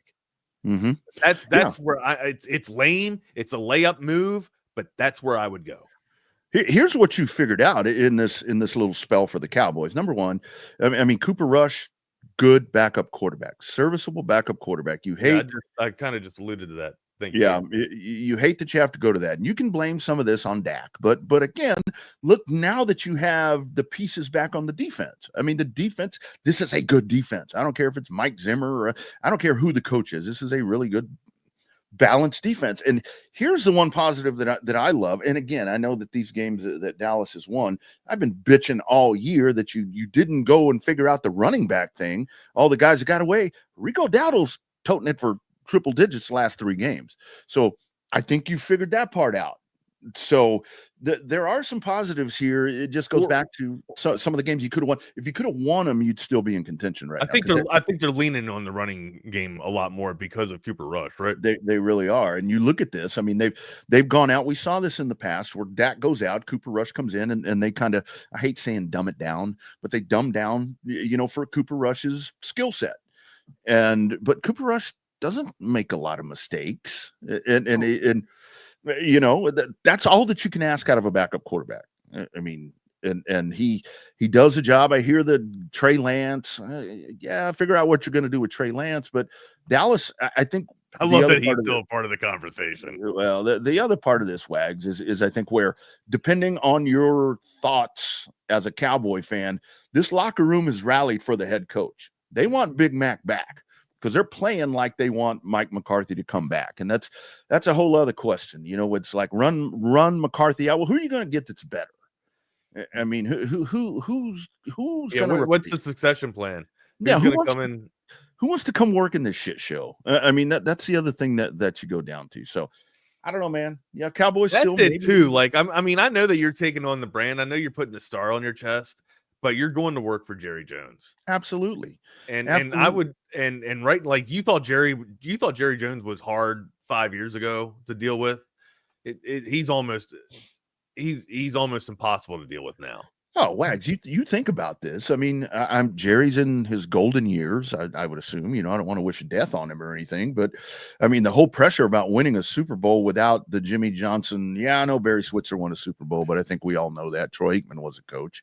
I think Vrabel's the best available coach, but Vrabel ain't that. Vrabel will not go work for Jerry Jones. No, he's not, and that's where look at let's say the Cowboys came available. Let's say the Cowboys came available. The Jets, the Bears. They're all, not to the magnitude of Dallas, but New York, the Jets are kind of right there too. And that's why I think the Giants is going to be the most alluring job to any really, really good head coach, because I think the Mara family will actually go in there and put an emphasis on winning, to where it's like, here, you do your own blueprint. Don't follow what we're doing, because it's obviously not working. So the Giants, I think, are going to bring in a really, really good head coach. I was with you for a moment there. I thought that we were going to bring in Bill Belichick, but I don't know where we go. And look, if you want to talk about a guy that fits a mold of New York football, I think it is Mike Vrabel. That would be my first pick. I don't know if I think after the tumultuous, it was bad. It was absolutely it was a shit show of a tenure with the ball, right? Or Dable. Look, maybe he goes defense instead of offense now. Defensive minded head coach instead of an offensive minded head coach, and you have a chance to start it over. You've seen what Vrabel was able to do with Tannehill and kind of get him to progress. Maybe that's the route that the Maras want to elect to go with, is finding yourself a head coach like Mike Vrabel. I certainly would love it. We all know that he's from I guess he's from the branch of the Belichick tree, right? Mm-hmm. Mm-hmm. Like he played for Bill, but he was a positions coach for Bill. So, it was only for like a couple of seasons, but yeah, I think he hails from the Belichick branch, which stems from Parcells. So yeah, I think, ultimately it's old family coming home, mm-hmm. right? To New York Giants blood, if that were the case. But good question. I would absolutely, scoop up Mike Vrabel if I had the chance. Second pick to Bill Belichick, of course. Yeah, and that's I mean, I think kind of the what Dan Campbell's doing right there, where we talk about the players coach. I think Mike Vrabel's right up that alley as well. I think if you're looking for a defensive coach, I mean, you got to go to Aaron Glenn. I mean, what he's doing. That's a good pick too, man. That's a really And this is where Detroit. I think Detroit kind of and I know the injuries. It's hard to deal with injuries. I mean that's a really tough thing right there. As we can talk about the kind of some kinks in the armor there with Detroit, but Detroit's about to be in a position where with Aaron Glenn and Ben Johnson, it's like you're probably going to lose both of those guys. I think. Do they stick together? Would they stick together just to bring Detroit a championship? They're so close. They are so close. I truly think what I think if I'm Chicago with that quarterback and everything that you've done on the offense right there, I think you go chase Ben Johnson and get that dude over there to work to build that quarterback.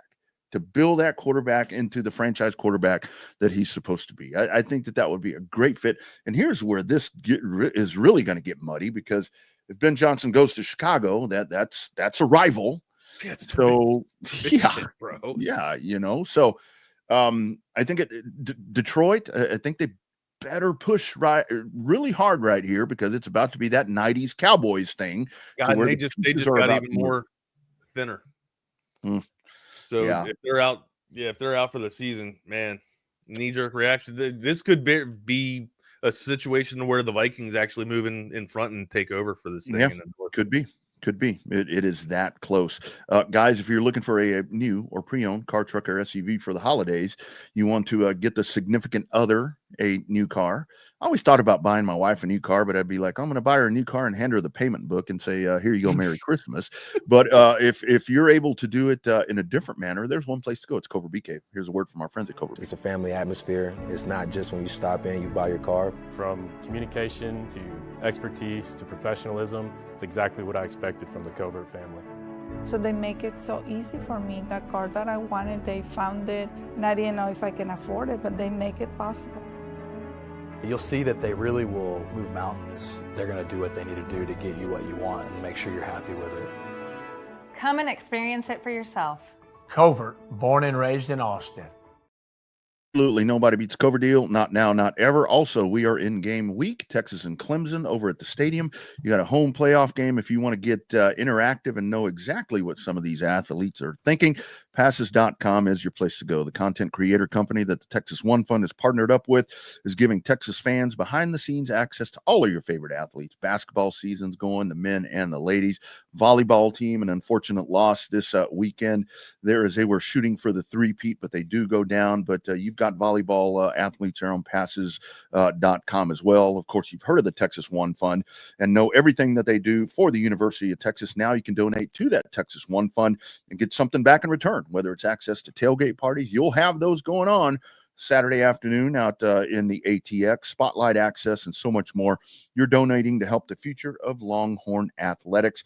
Head over to passes.com/Texas One Fund. Again, that is passes.com/Texas One Fund to join today. And Rodney just told you about where you can get the vehicles. Let me tell you where you can get the accessories. Real Truck, our friends at Real Truck, is where you can get all your accessories and all your needs for your excursions, or if you want to just get outdoors and get off road and get out there and have some fun and gun around with your truck or with your vehicle there. Hit up Real Truck. You make a purchase of $100 right now, and they throw in that hat for you. So when you're out there trying to find that that fisherman spot, you can use that hat to put your bait on there, as I like to say. Here is a word from our friends at Real Truck. Building a home for the people who are worth it. Stepping out, throwing in a line, and dropping the tailgate for a picnic. And finding far-off campsites with the people you're closest to. Upgrade your truck, Jeep, or Bronco with over 1 million parts and accessories. And bring your truck to life. Real Truck. Real Truck, absolutely. It's perfect time to make that holiday gift. Give them a call. Real Truck. Hey, Wags, and of course we're talking about excursions and all that, man. Yesterday I was so glad to be sitting up here in the AV consultation studio, football on everywhere. You're going on the road with our man today. I'm going to go meet Mr. McKay up in Dallas, man. Nice. Have to take on the Stars. tonight around 7 p.m. But I got to get my car inspected first before I get up there. So got a little bit of a debacle here. Got to get out, as soon as the gents jump on. Got to get over to Central Texas Auto and get this done so I can get up there. And I don't know, we're going. He's actually flirted with me a little bit. Might be going out to dinner. I don't even know. Usually you don't take me out in public, but Tom is a very brave guy. We all know this. So yeah. So here's my question to you. It's going to be a good showdown. Puck drops at 7:00 tonight. So Caps, one of the teams skating the best right now. I gotta work on my phrasing with that, right? Like they're not the best. We all know that they're not the best team in the NHL, and they're gonna start flailing, right? But this is just not real. Like they're skating very well. Okay, they're just skating very well. But they are not the best team. They got a lot of old legs, and those old legs are going to go into jelly, turn into jelly here around the All-Star break. So again, what looks great now, like I hope it stays. I do. I really hope we can sustain this, but I don't have my hopes up. I'm having fun while we can, and I'm going to wear a Washington sweater up in Dallas, and hopefully people don't think that I'm too much of a threat because they know how terrible the Washington Capitals really are. So here's my question to you off the record. So you said you got to get your car inspected. How far out of inspection is your car? Because I know some people they drive for like July, 2 years. 2 years. I'm like, so I'm taking the Prius up there because Reed's got the Volkswagen. Yeah. So the Prius has not been inspected, and the Prius the Prius needs some work, and it needs some love. I've seen how beat up the damn Prius is, but yeah, Katie, made it a point. My wife made it a point. Who's the boss? She's just like, yeah, man. If you're going up on the road, we're not taking any chances. You gotta get that thing inspected. So see that's right. Luckily, you're doing this before the end of the month, because if you were like trying to get in to get I couldn't get in until the 23rd. I had to call around. There was spots open over there in Round Rock at the quick fix or whatever that was able to get me in at 11:10 today. So yeah, no, at Central Auto Texas, or right there on the old 620, right down from Bush's Chicken, and the Sonic that is now gone. They closed our Sonic down over here, man. Yeah, well, I don't know what I pulled in there to go get a Coney, a classic Coney the other day, and it's all white trucks, and I'm like, what the hell? It's all parking for the place next door. And I'm like, man, that was right down the road right there. Get some Yardbird from Bush's or Sonic. Now you got to go all the way to A.W. Grimes. Yeah, man. I'm like, man, when I really want Sonic, I'm in no condition to drive to A.W. Grimes. No, they took the Sonic down by the Land Rover place too. I know. I don't know what the deal is. And now, because over here in our hood, now we got Chick-fil-A and another McDonald's and all these other things. It's like, you need to drop a Sonic over here, because I mean, dude, it's only a 30-minute flight. Tom, I don't live in your world. All right. I don't go from private flights to private flights, my guy. Private flights. Well, let me tell you something about flights. So last week when I was flying in, I flew in from Springfield to Dallas, and I had to sit at the Dallas airport for 5 hours to try to get back to Austin. 3 flights delayed. They kept moving me to flights to Austin. Oh my God. I'm like, I'm finna go rent a car and drive. Bro, that's why I don't. Seriously, that is why I don't fly. Like, people wonder why I drive to Maryland. It's not because I like the drama. One, it's I like my driving. Comfort. Yeah. And I like being me, and I can do a lot in a car that I can't do in an airplane. Mm-hmm. Right. Yeah. And again, like when I have to piss, I can either, piss in a bottle or pull over and pull over whenever I want. Right. Whenever I want to do it, and pull over and go into a damn gas station. Sure. The time sucks. But spend a lot in deep thought with Jack Handy. So that's a cool thing. I mean, that's the thing of I love being on the road. I mean, I hate being on the road because I'm gone from home, but I like being on the road because you're number one, you're in control. Like you said, if I want to stop, I'll stop. You realign and focus, right? Yeah. You pull stuff together. It kind of gives you that, a little bit of alone time, to kind of let everything, kind of compress is what it very much is. This dude if you have a 50 milligram of chill gummies, the stress doesn't affect you at the airport. Well, that's a very good point. The daily dose from Tom McKay. There it is right there. There it is right there. Wags, you talked about it in the one sheeter. Heisman Trophy goes to Travis Hunter. I know we were kind of joking around, but at the beginning of the show there with the lady and all of that, but there was no other option here. I mean, that dude. Yeah, we've been talking about this for a year and a half now. Travis Hunter. I think the question, the better question or the better conversation with this, and I'm not trying to, I'm not trying to dismiss the Heisman Trophy presentation or the award ceremony. We kind of all knew who was going to win. Yes, even though it was I'll say miraculous because I haven't seen it from a running back like that, especially from a Midwest program. But yeah, Jonty was amazing, was fantastic. Yep. Any other season, and he's probably the Heisman Trophy winner. Or next year, if he did this next year, he's the Heisman Trophy winner. But it's really not about. I don't think it was about the stats. I mean, the stats were fantastic that Travis Hunter was able to put up, but it was it's everybody that watched, right? Like you can't deny what you saw. You saw unprecedented greatness before. You saw an athlete that was maxed out with plays on offense and defense, and he was still able to perform at a high level.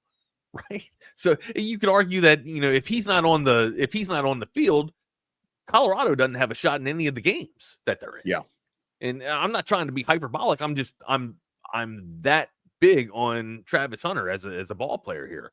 I mean, tremendously gifted talent at the collegiate level. The conversation now transcends to what's he going to play in the NFL? He has a chance to be a historical potential Hall of Fame lockdown defensive back, or he has a chance to go play wide receiver. The money traditionally has been on the offensive side of the house.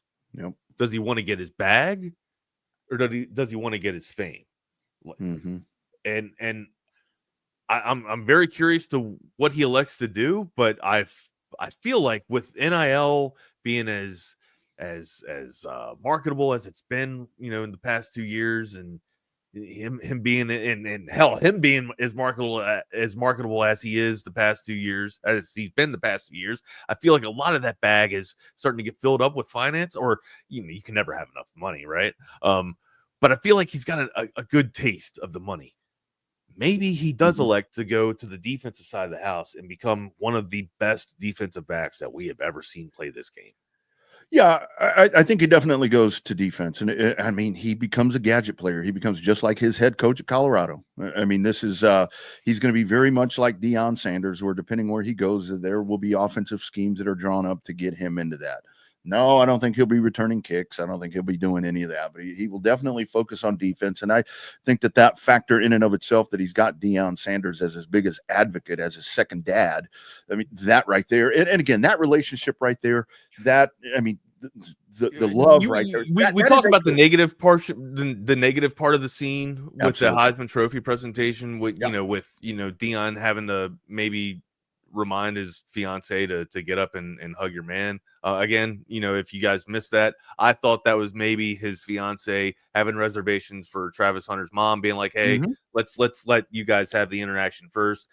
Just being off of what, the scuttlebutt I've heard the past couple of years at the NFL draft, where girlfriends have tried to get in the way, after the NFL or after the college player gets drafted. And you've heard a whole bunch of, scuttlebutt and bullshit on social media about, she getting in the way. It should have been, mama, getting the first hug or whatever. Maybe that was on reservation and in the back of her mind. That is what I will entertain as the notion last night. But a positive side of the story, I mean, if you're Travis Hunter and you're in that situation, you're in that scenario where you wish you could have a father figure there, and you do have a father figure there because it's Deion Sanders, and it didn't look forced, it didn't look made up, it all looked very genuine, man. It looked like a family, it really did. And I know Deion doesn't get, all the praise in the world for, his antics and the flash that he brings on the sidelines. But what I've been able to observe from Deion is, like hate him or love him, it seems like every player that buys into his program is family, man. And it is a genuine family feel and a family vibe, just not with Travis Hunter, but with the rest of the young men in that locker room. Now, I don't know every individual situation, but it was a very good sight last night. It totally is. And, when Deion made the move to Colorado, I mean, a lot of his players came with him, so that just kind of tells you a little bit about that. And of course, as an impressionable young man, I mean, yeah, you want to be a part of something that Deion Sanders is doing, but yeah, it is, you get a lot with Coach Prime. You get all of the Deion Sanders things, but he genuinely does seem to care about his kids. And that's really any coach you talk to. I don't care what. Yeah, I'll always back that up, bro. Yeah, absolutely. And like I've said so many times on here, Wags, I see it at the high school level all the time, to where it's like you can talk to these coaches and they're like, I just love my kids, and they build relationships because like what you're saying, they may not have a dad, they may not have that male figure to where when you're a coach, you are so much more than a coach. Kids spend more time with you than they're going to spend with their own parents. Yeah, you're a life mentor, man. You are, and you are empowering yourself to guide that kid. I learned more from. Well, no, I learned a lot from my coach, from my coaches. Growing up, I had multiple coaches growing up in football, but each one of them had moments that resonated with me, but. I also learned what not to do from my coaches. Yeah. So. I mean, I still have relationships now. I mean, 2-3 times a week, texting or talking to coaches from way back when. And it's, we're talking about football. We're talking about different things. We're talking about life. And that's the impact that they have right there. And that really was the thing to see Deion Sanders. And it's nothing that's staged. It's not one of those things. No, that's what I'm saying. It looked organic. It looked genuine. Yeah, it's not a TV moment. The dude cares about his kids. He cares about his program, and that's really great. But yeah, this is a guy, Ashton Jeanty. Yeah, probably. I totally get all of that. But I mean, this is a kid that plays 120 snaps a game and stays in the game effectively on both sides of the ball. We talk about Iron Man football back in the day. This dude's still I get it, but we all understand what Jeanty meant to. Absolutely. Boise State. We understand that he's a special talent. Okay. Sure. Yeah. And that's where, if Ashton Jeanty, maybe not at Boise State, if he was at Georgia, maybe he would have won the Heisman. I think that factors in a little bit. Does he even play at Georgia? Well, yeah, there's that point too. I mean, you got ETN in front of you, bro. Like, yeah. No, there's that point as well. But if he were the featured back at Georgia, maybe he wins the Heisman. Yeah, it is what it is. Do you think? Let me ask you a question, because I kind of heard Bucky and BK flirting with it earlier. What do you think about his NFL talent? Travis Hunter? No, Ashton Jeanty. Ashton Jeanty. Depends where he goes, man. It depends where he goes. I think if he goes to one of these teams that have a horrible offense, like if he went to Tennessee. Oh, you got Tony Pollard, poor example right there. But I think if you go to a situation to where you don't have an offensive line, you're going to get eaten up. But if you go mid-round or something like that to a Chargers or to a Rams or something like that, the Buccaneers, I think he flourishes. I mean, I think he eats it up, man. But if he ends up, at one of these horrible, horrible franchises, the Panthers, because they need a running back. Yeah, then he's going to look like the young quarterback who has actually turned the corner, by the way. Yeah, it's little something to think about there, right? Like, how does his game in college transcend into the NFL here? Does he, look, a guy that how big I am on this dude. Deuce Vaughn looked amazing at Kansas State. I mean, absolutely amazing. A lot of people had comps to him to Sproles, right? To Darren Sproles. It's been a tough hill, for Deuce Vaughn so far in these first couple of seasons with the Dallas Cowboys. Just trying to find playing time, right? Sometimes size absolutely does matter and come into the factor here. It really does, and that's where when you go to the NFL, and again with college football being what it is right now, you've got great athletes or whatever, but it's still a very different level. You know, when folks exactly like that's what I'm trying to articulate here. Like we know, you and I both know just how extremely talented Deuce Vaughn is from a very personal, like a very intimate. We've talked to the young man multiple times before. We've had the opportunity to basically watch him grow at the high school level, and then his game just take off and flourish at Kansas State, where it was basically unlocked, and you thought maybe he was going to have the awesome success that Sproles and other compound backs look like. But yeah, it's been a tough hill sledding so far for Deuce Vaughn. That's I'm hoping that's not the way it goes for Ashton Jeanty here too. And the story's not over yet with Deuce Vaughn either. He could find himself in a really good situation where he's going to be running the you can Wags, for years I called Samaje Perine games. Well, at least for 3 years. At Hendrickson, and it was like, okay, this dude's going to be. There's been some really good backs around here, dude. It's like this dude's going to be unbelievable, and here's the whole thing with Samaje Perine. He's still in the league. Right. I mean, he's not over there running. He's getting a paycheck. Yeah, he's getting a paycheck. Yeah, it's like when guys start going down, and it's like boom. I look up, and there's Samaje Perine, and I'm like, that dude's been in the league forever. Dude's been in the league forever from Hendrickson. So, yeah, we'll see. I mean, Jeanty, we'll figure out the landing spot and see how that goes for him. But yeah, it is Travis Hunter with the Heisman Trophy.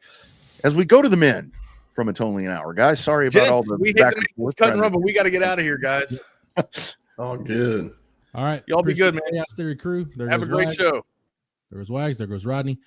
He is Jordan Scruggs. I am Jeff Howe. It's Only an Hour. Jordan, I don't have a Heisman vote, but I did have a vote for the Maxwell Award, which is one of those, like, that's one at Texas. If you win that, you're in the running to get your number retired. I voted for Travis Hunter because I just kind of look at the definition of the award. Who was the best player in college football this year? Not the most valuable. You can couch it however you want, but man, I just looked at who was the best player in college football this year. There's no question to me. It's Travis Hunter. Is Boise a playoff team without Ashton Jeanty? No. But is Colorado anywhere close to a 9-win team without Travis Hunter? Not no, but hell no. They're not anywhere close to a 9-win team without Travis Hunter. Yeah. Who are the finalists for the Maxwell? The Maxwell, it was, I think I had 3 to pick from. It was Hunter, Jeanty, and Dylan Gabriel, I think, were the 3 to pick from. Eric went the other way. Eric has a Maxwell Award vote also, and he went the other way. He went with Jeanty. Chip is the only one amongst us, I believe, who has a Heisman vote. I don't know who Chip voted for. They're not. Quinn Ewers. Quinn didn't get not a one single vote, man. I always like to check the final balloting because somebody's always wanting to put. I mean, I'd be the kind of joker that I would give my third place vote to like the defensive player, like the primary defensive player, or an offensive lineman. Like I remember there was a year where Orlando. You're in there giving votes to Mo Blackwell, third place. I would pay if there was a Heisman for badass special teams contributor, then Mo Blackwell would be the winner, hands down. I'm gonna see if I can pull this up. Final Heisman voting, because like Curtis Work from Indiana got some votes. Let me see. There we go. I'm just looking at USA Today at the full breakdown. So Travis Hunter was your winner. The total points. I mean, that's right around 200 point difference between Hunter and Jeanty. Dylan Gabriel third, Cam Ward was fourth. That was the cutoff for Heisman votes. Which, I mean, Cam Scadaboo from Arizona State finished fifth with 170 total points, 3 first place votes. I don't know why you couldn't have just had him go to New York. Like everybody knew he wasn't going to win it, but I think it would have been nice for him. Bryson Daly from Army. Tyler Warren from Penn State finished 7th. Shedeur Sanders, Curtis Rourke was 9th. Kyle McCord was 10th. And then I'm just trying to see. Yeah, I don't.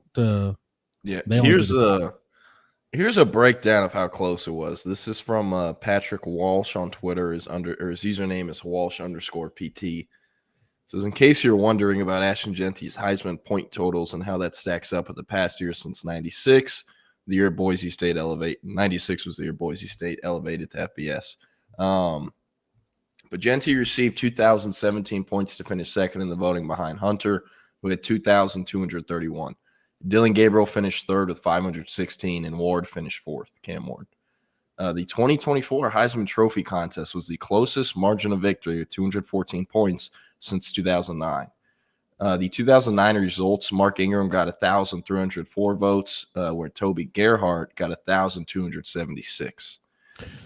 Ashton Genty had the highest point total in the far west region, which was 357 compared to Hunter's 354.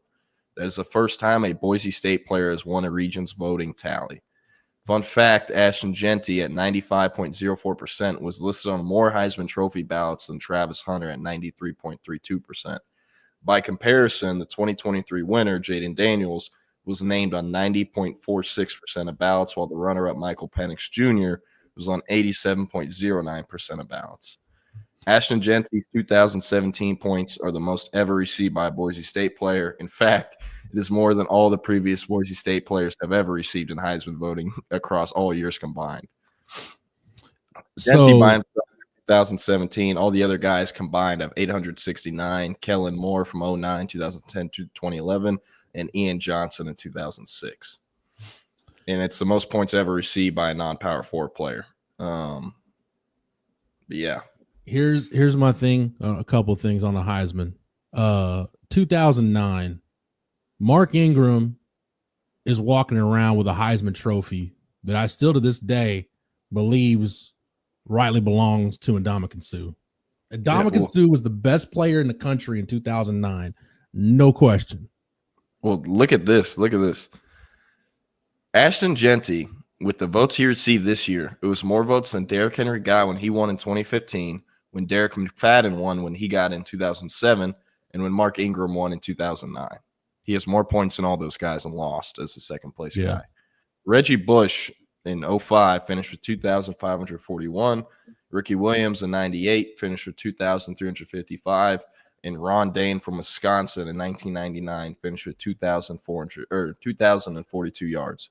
Those are all the running backs that have won it since 96. Dude, can I, at the risk of alienating our audience, can I just make this point? And CB, I don't know if you're picking on Kirk Bowles, but Kirk, I joke with Kirk all the time, like, dude, on your tombstone, it's going to say, beloved husband, son, father, didn't vote Vince Young for the Heisman in 2005. Do you realize the difference, the point difference between Reggie Bush and Vince Young in 2005? I wasn't surprised. I don't want to spend too much more time on this, Jordan, but I wasn't surprised in 05 that Reggie Bush won. It was the landslide victory. Reggie Bush, like you said, 2,541 points. Vince Young barely over 1,600. Your first place votes that year, Reggie Bush won 784 to 79. Like, the fact that it was just that much of a landslide will always be the thing that I just don't. It doesn't make a whole lot of sense to me, and it never will. I mean, look, VY got the last laugh, right? He got the final say so by winning the national championship, but I'll just never understand how it was that much of a no doubt victory for Reggie Bush. Yeah. By the way, Ashton Genty's 2017 points by comparison are more than the Heisman Trophy winners in 13 seasons since 1996. He had more than Devontae Smith in 2020. He had more than Derrick Henry in 2015, more than RG3 in 2011, more than Mark Ingram in 2009, more than Sam Bradford in 2008, more than Tim Tebow in 2007, more than Matt Leinart in 2004, more than Jason White in 2003, more than Eric Crouch in 2001, more than Chris Winkie. How do you say that? Chris Winkie. 2000. More than Charles Woodson in 1997, more than Danny Werfel in 96. Here's the deal, and more than Carson Palmer in 2002 as well. That was the last one. The Heisman shouldn't be a lifetime achievement award, right? That's the thing that still irks me about the Peyton Manning Charles Woodson year. Is it's like, well, Peyton Manning deserved it. Why? Charles Woodson was the best player on a national championship winning team. Like, he made plays. Yeah, he made plays on offense. He made plays in the return game. He was a shutdown corner on defense. Like, Charles Woodson was the best player in the country that year. Just like, hey, 98, you can say it was a lifetime achievement award. No, Ricky Williams was the best player in college football, period. End of story. Like the same thing with Robert Griffin over Andrew Luck. Like, I don't understand. I'm not going to get all up in arms about Ashton Genty losing the Heisman because, oh, well, he had a great year. Yeah, so did Travis Hunter. And in an era where guys aren't supposed to do what Travis Hunter does, then yeah, I 100% agree. Now, if you really want to get into the nitty gritty, then this Jahdae Barron should not feel bad for this.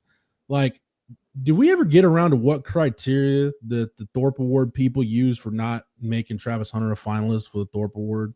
Was it just because he had too much production on offense? I have no idea. I don't know how that worked. Yeah, but, I mean, here's the deal. I mean, like top to bottom, I think Travis Hunter had more of an impact on his team's season than you could argue Jahdae Barron did. However, I would argue Jahdae Barron has made more of an impact to Texas defense this season than Travis Hunter has made to Colorado's defense this season. That's a great dude. What do you think? You win the show debates today because that's better than I would have put it, and I think that's a great way to put it. 100% agree. I should have Jahdae in New York. What is this? I will say Trey Lando. Trey Lando TFL makes it good. By the way, Trey, Jake, CB, Double D, Ryan Davis, everybody that's in here, Rick W, I see you too. Everybody that's participating in the chat, thank you so much. Trey Lando mentions it's a popularity contest. You have to campaign. I heard people. I think this goes for all national awards, right? To get granular with this. I remember, Jordan, I don't know if you remember in 2013, Anthony Farah from Texas was a finalist for the Lou Groza Award. Mm-hmm. And I know somebody pretty close to the program that went and told one of the people in the sports information director's office, like, hey, you guys cost Anthony Farah the Groza Award. He was probably the best kicker in the country that year, but Texas didn't campaign for him, like, at all. And he didn't win the Groza Award, and he should have won it. You could maybe say the same thing about Earl Thomas in 2009 with the Thorpe Award, which thank you, Jahdae, for finally, like, I feel a little bit better that Jahdae won the Thorpe Award just because this is long overdue payback for Earl Thomas not getting his. But I still think that was more of a case where the Thorpe Award voters in the committee decided before the year that Eric Berry was winning the Thorpe Award. But I digress, which, again, that's why these freaking awards aren't popularity. They're not lifetime achievement awards. So yeah. I don't know. I will say, though, like what needs to be said about Jahdae, though, I got nothing else to add because that was perfect. Yeah, and Landon, I know him in real life. That's my friend Landon. He makes a great point about popularity, but we'll say, like, the point you made about Farah, I mean, that's a great point. Think about what Texas did kind of campaigning for Jahdae, though. You know, I know it wasn't really towards the end when, like, the shirts got made and stuff, but, I mean, that's a goal he's had forever, and they've known that. Like, look at – I can't remember if we talked about this on Friday. Well, I was These are quotes. These are quotes Jahdae Barron gave to Nick Harris when he committed and signed with Texas in April 2020. Great Nick Harris, by the way. It says, this is what Jahdae Barron said when he told Nick Harris he was coming to Texas. We're going to win the Big 12 championship, and I'm looking to be a Thorpe Award winner. As a matter of fact, I will be. Look forward to it. That's a hell of a way to call your shot, man. Yeah, I just it feels because, you know, anytime we see these decisions all the time, Jordan, whether a guy wants to, whether he decides to come back or go pro or whatever, you know, Jahdae, when he came back, he even mentioned it when he came back, like winning the Thorpe Award was a reason why he came back. And I know that's a really big deal, but man, you don't take Michael Huff's number and move yourself out onto an island at corner because that's where the staff wants you without having some big aspirations and having some confidence. And I just feel good for anybody that kind of has a big goal and is able to see it through. And obviously got to have some luck along the way. But I'll say this too with the Jahdae campaign. I don't know if that was Texas as much as it was Jahdae's buddies, because I think it helps a lot when, you know, Xavier Worthy is warming up on Sunday Night Football and flashes a Jahdae for Thorpe t-shirt. You know, a lot of guys were wearing those t-shirts. So whatever needed to happen, I just appreciate that it did happen. Like CB mentions too, you know, in 2016, Texas started campaigning for Deontay Foreman for the Heisman way later than they should have. I'll say this too. It's really hard it's really hard to win one of these national awards when you're on a losing team. Yeah, I was about to say, what was Texas's record that year? We're 5-7. As great as Yeah. Deontay was, the Doak Walker Award was great for him, no question. But as far as the Heisman stuff goes, you can make an argue Charlie Strong was trying to get his player Heisman more than any Texas coach is trying to get his player Heisman. I mean, how many guys are getting 52 carries versus Kansas? or getting murdered, one or the other. You be the judge on that, I guess. Deontay Foreman, by the way, finished 8th in the Heisman voting in 2016. He behind here's some names from the past. So Lamar Jackson was your winner, Deshaun Watson, Baker Mayfield, Dede Westbrook was a finalist. So was Jabril. Hey, he's still in the Peppers. league. Who is? Dede Westbrook. I'm almost positive he's still in the league. Is Dede Westbrook really in the league? Hold on, let me fact check this. Give us You the might other want names. to fact check that. But Jabril Peppers, Jake Browning, Jonathan Allen was 7th. Then you have Deontay Foreman, some guy named Christian McCaffrey. I don't know whatever happened to him. Dalvin Cook, who Mac Brown once killed himself going to Florida to recruit, and then Donnell Pumphrey. That was a really good year for running backs. You're by the mine. way. Hey, I F that up. He hasn't been in the league since 2022. I was getting him confused with Sterling Shepard. That's what I thought. Sterling still Shepard is still in the league. Yes. Yeah, and he's on the Bucks with Baker, right? I believe so, yes. Deontay Foreman led your 4 running backs in Heisman voting. There was Foreman, McCaffrey, Cook, and Pumphrey. All right, Jordan, let's talk about Texas and Syracuse. Texas and Clemson. I knew it was one of those orange schools. Texas and Clemson coming up on Saturday, college football playoff first round. Jordan, can you do me a favor? Can you go to Horns 24/7, our place of employment, and pull up our staff roundtable? Because that's, to me, where this starts. And by the way, Jordan didn't participate, so don't kill him for not doing this. But this is his homework, his penance. Yeah, for it was participating in the roundtable this week. It was my birthday yesterday. I wasn't sitting down and writing nothing. I'm not sitting down and writing nothing either today. I'm shopping all day. Well, I took the matchup that I feel like you would have taken. So it's kind of like my honorary thing to you. We did key matchups to watch in the Texas Clemson game. And I went with just winning the explosive play battle, specifically the explosive plays down the field. Now, Jordan, yeah, you're on the right page. Pull it up a little bit. If you look at just how just god-awful Clemson was being an explosive offense in 2023, 109th in the country in pass plays of 20-plus yards, only had 12 completions of 30-plus yards last season. That was 118 in the country. I mentioned it, only 3 power conference offenses. Anytime your offense is mentioned in the same category with Iowa, unless you're talking about first-round draft picks on the offensive line, it's never good. Clemson, with only 3 power conference offenses, had fewer pass completions of 40-plus yards than Clemson last season. Now, what's been the difference this year? Look at those numbers right below it. And if you're not looking, if you're on audio only, I apologize, but we'll spell it out. Bryant Wesco's averaging almost 18 yards a catch. TJ Moore is right at 14.9 per catch. Antonio Williams has not been a big play stretch.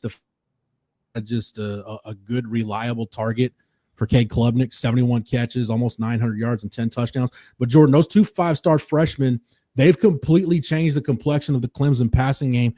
They're one of the best in the country now. They're at least, top 15-ish, top 20-ish in the country in pass completions of 20, 30, and 40-plus yards. It's a completely different offense than what we've seen from Clemson the last few years. And the only difference you can point to is, yeah, Cade Klubnik's a little bit older, but did you add a couple of 5-star wide receivers, like we talked about, in a year where the wide receiver position coming out of high school, when we talked about Ryan Williams and we talked about Ryan Wingo, it was as deep and as talented as I've ever seen it. Those 2 guys have made a huge difference for Clemson. And the fact that Texas has been one of the best in the country, statistically, Texas is the best pass defense in the country. They've been great at not giving up explosive plays over the top. I think that's a really good way Clemson can be in the game and potentially win it. And that's a way Texas could potentially lose it if Clemson starts winning that explosive play battle over the top down the field. Yeah. It's homecoming for Klubnik, well documented. Is also Wesco's first time to my knowledge, first time back in Austin since I believe he won state at the state track meet. Let me fact check that. But he was a great triple jumper. His dad, blanking on his dad's name, but his dad went to La Tech and owns like every single track or jump record there is at La Tech effectively. Where is this? Damn, they don't have it on here. That's lame. Let me pull up the mile split. 1 second. But no, Wesco, he's been great. Those guys have been great, and they needed that. Like, everyone was calling Klubnik a bust for the longest time. No one brought up, okay, Bryant Wesco's father is also named Bryant Wesco. I was going to say Bryant Wesco Jr., so yeah. But he only ever PR'd at 11.37, but he high jumped 6.6, long jump 22.775, and triple jump 48.6.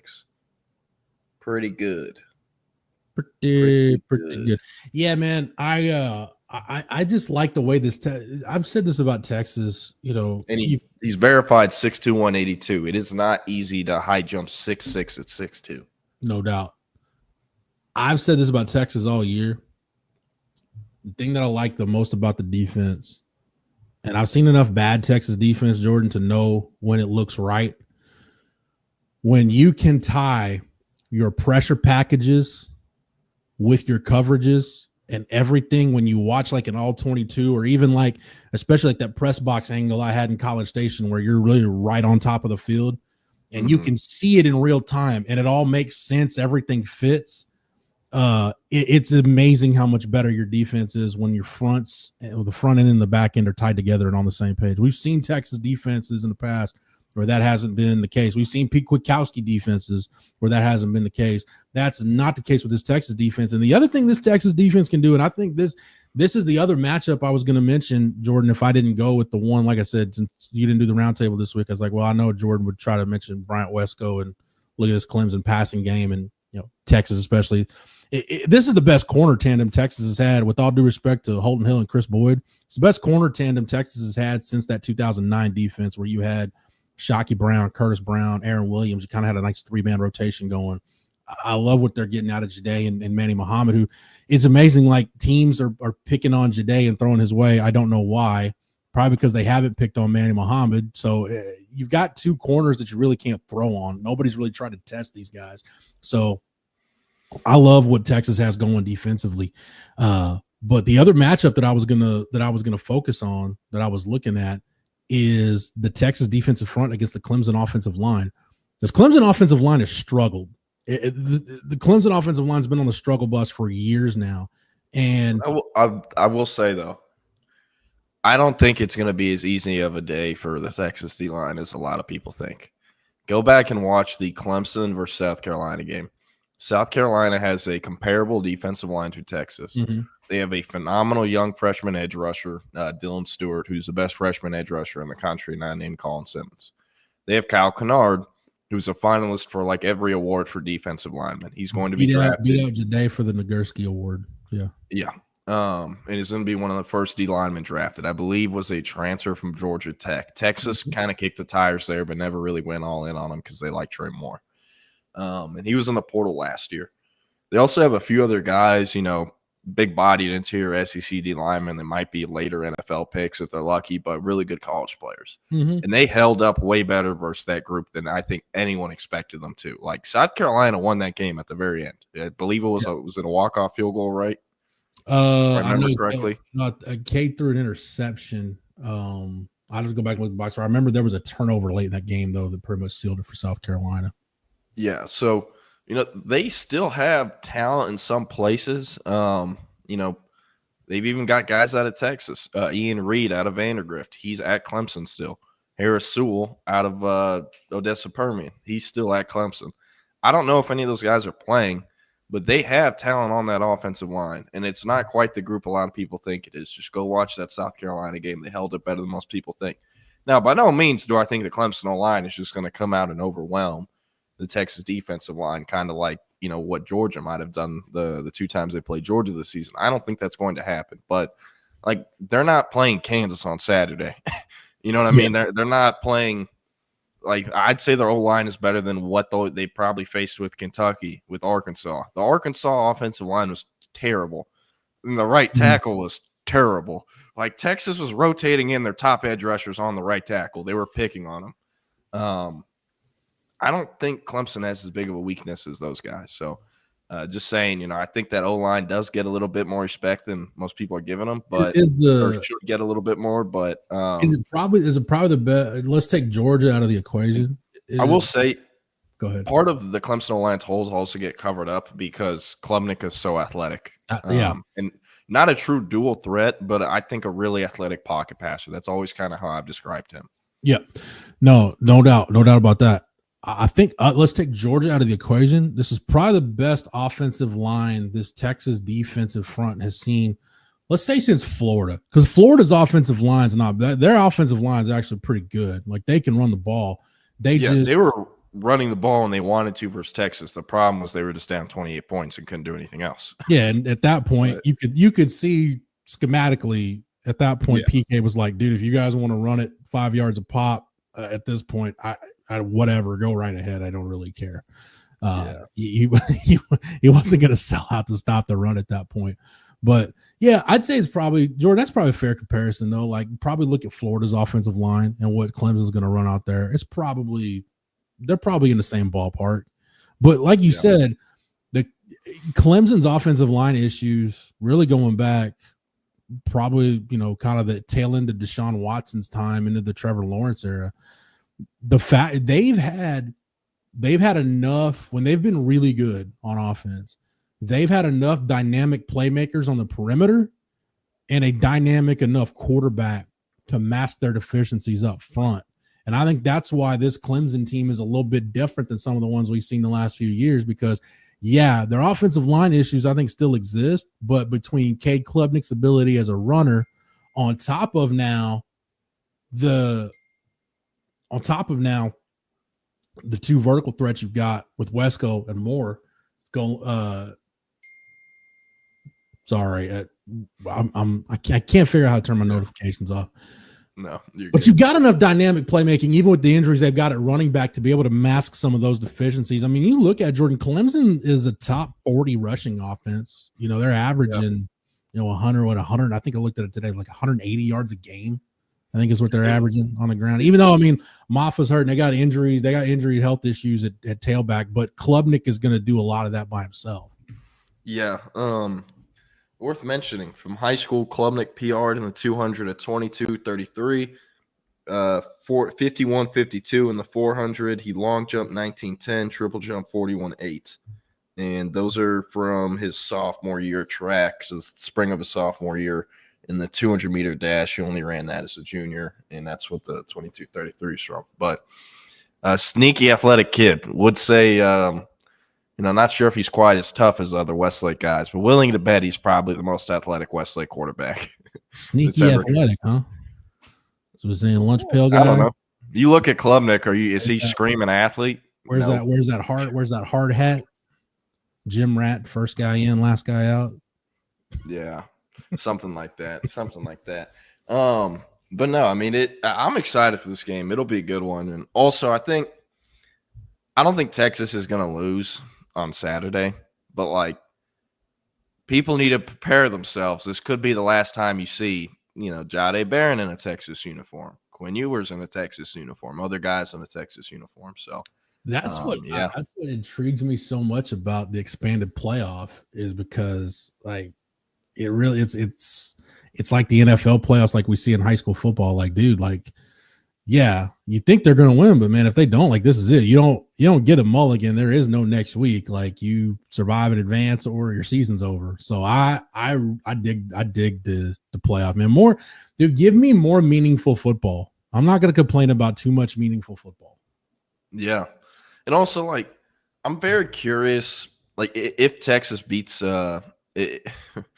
CB, stop it. If Texas beats Clemson and they go on to play Arizona State in Atlanta, I'm very curious how many Texas fans are going to make that drive to Atlanta or fly to Atlanta. Just because if they beat Arizona State in Atlanta, they're playing Oregon or Ohio State or Tennessee in Dallas, which, most people would obviously rather go to. It's cheaper for the majority of the fan base. Yeah. So. Yeah. I would think I think you'd have a fair number of Texas fans, especially Texas fans in the Metroplex. I think would probably be willing to spend that money to go to Atlanta, knowing that, hey, next week, we might be able to, drive 30 minutes from the house to go watch Texas in a CFP semifinal. Yeah, it's a crapshoot. As someone who's drove to Atlanta, it's not that bad, honestly. Hey, Texas Sports Unfiltered drove from Austin to Austin to Atlanta. I went from Dallas to Atlanta. I'm just saying, if Texas is in the Peach Bowl, I think that's what I'm going to do. I think I'm going to drive. I don't think I'm going to fly. Yeah, I think I'm going to rent a car and drive. Yeah, right now, if I were to drive to Mercedes-Benz Stadium, it would be in 11 hours, 23 minutes. So, yeah, and I would assume this is the most expensive postseason in Texas history. Has Texas ever played a bowl game in Hawaii or anything? No, I mean, dude, the Rose Bowl against SC, I'm sure was pretty expensive. But yeah, I mean, when you're talking about a home game plus upward, if you make the national championship game, that's 3 neutral site games after the SEC championship, then absolutely 100%. It's funny too. If they would win on Saturday, win in Atlanta versus Arizona State the following week, and then win in Dallas versus Ohio State, Oregon, or Tennessee the week after, they're playing in Atlanta again in the national championship. Yeah. 3 trips to Atlanta. Has a team ever played more neutral site games in Atlanta in one season than 3? Dude, I would, Georgia and Bama played each other. Didn't they play each other in the SEC championship and back in Atlanta? Let me the look Natty at game too, right? Because I wonder if they played like one of those kickoff games in Atlanta. Yeah. Let me see. Interesting. You know what? I think they did. Booyah. Hey, Jeff got too excited. I guess his Wi-Fi crashed. I don't know what happened. We will see. But yeah.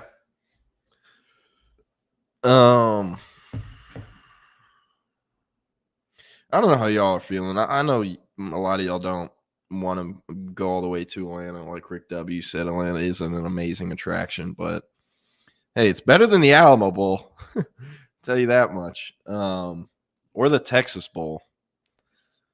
So, I don't know. Take what you can get. I'm trying to see. I've been having problems with my Wi-Fi, so I'm just trying to make sure this isn't me.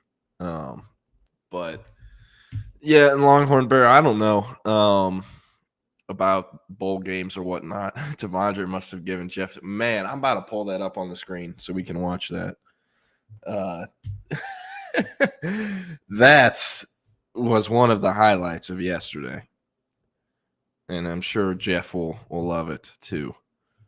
Hey, Jeff. It's yours fault. I don't know. You know what I did? I'm an idiot. I was doing some research there and I accidentally typed in a Google search in the tab that I had open that my feed is on. So that was user error on that one. You know, it's about to be user error. What number is this cat? Number 65 for the Cincinnati Bengals. This is user error. What are you doing thinking Sweat isn't pushing you into the dirt? See, at that point, I think a business Derrick Henry? Oh, no, it's just Devondre Sweat. Business decision has to be made right there. You either you can't be trying to arm tackle Devondre Sweat. You gotta launch yourself into the ball carrier at that point. The funniest part of this to me is how he gets tackled. Like, watch number 65. I think he's sick. Callahan. That's right. But no, I don't know. How do you feel about? Because I've seen people on Twitter talking about this. What are your thoughts? Because I get the argument. But think about the team that's a lower seed and has a Cinderella run. It's like impossible for their fans to get to games because every game would be an away game where there's even less tickets, less allotment. So yeah. See, I think the best way to do it, there's really no good way to do it, actually. I think you would probably I can't think of a good way to like do, neutral sites better than what it is now. Like I'm not at all against going, hey, everybody's, it's a home game until maybe at least until you get to the semifinals. Maybe then, so you'd have a semifinal at that you still use, your New Year's Six bowls as semifinals, and then you'd have a championship game. So I'm all for that. Yeah, I don't know of a good way to do the neutral site thing, Jordan, other than just have it be home and home up until you get to a certain point. I would be down for semifinals or neutral sites, and then the championship game is a neutral site. Yeah. So since we were last on air, Texas has made some additions via the NCAA transfer portal. If you watch the show on Friday or listen to the show on Friday, you got kind of a behind-the-scenes look on what happens when someone commits when both of Horns 24/7's recruiting writers are on air. Gets a little hectic, but we got Jack Bowmeister's story posted. And since then, two guys have joined. Cole Brevard, the Purdue defensive line transfer, and Brad Spence, the Arkansas linebacker transfer. So two really good additions. Sorry, I keep getting text. But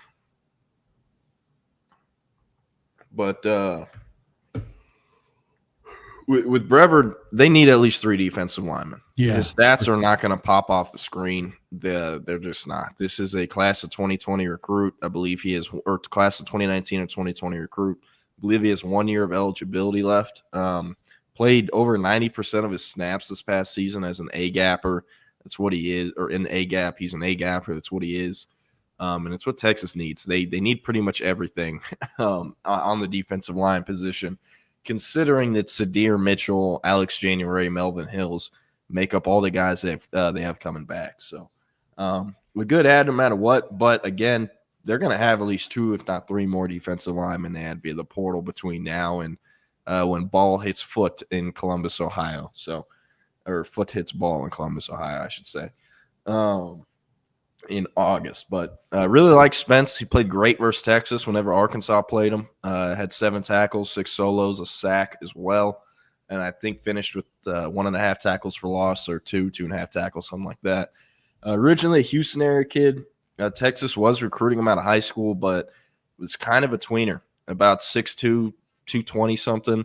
Played a majority of his snaps in high school at Klein Forest as an edge rusher, not an off-ball linebacker. Because when you're at the college level and you are a Division I type of athlete, they usually just want you rushing the passer. They don't want you having to process or other stuff. You're most effective for the rest of the team when you can just rush the passer and honestly just out-athlete people.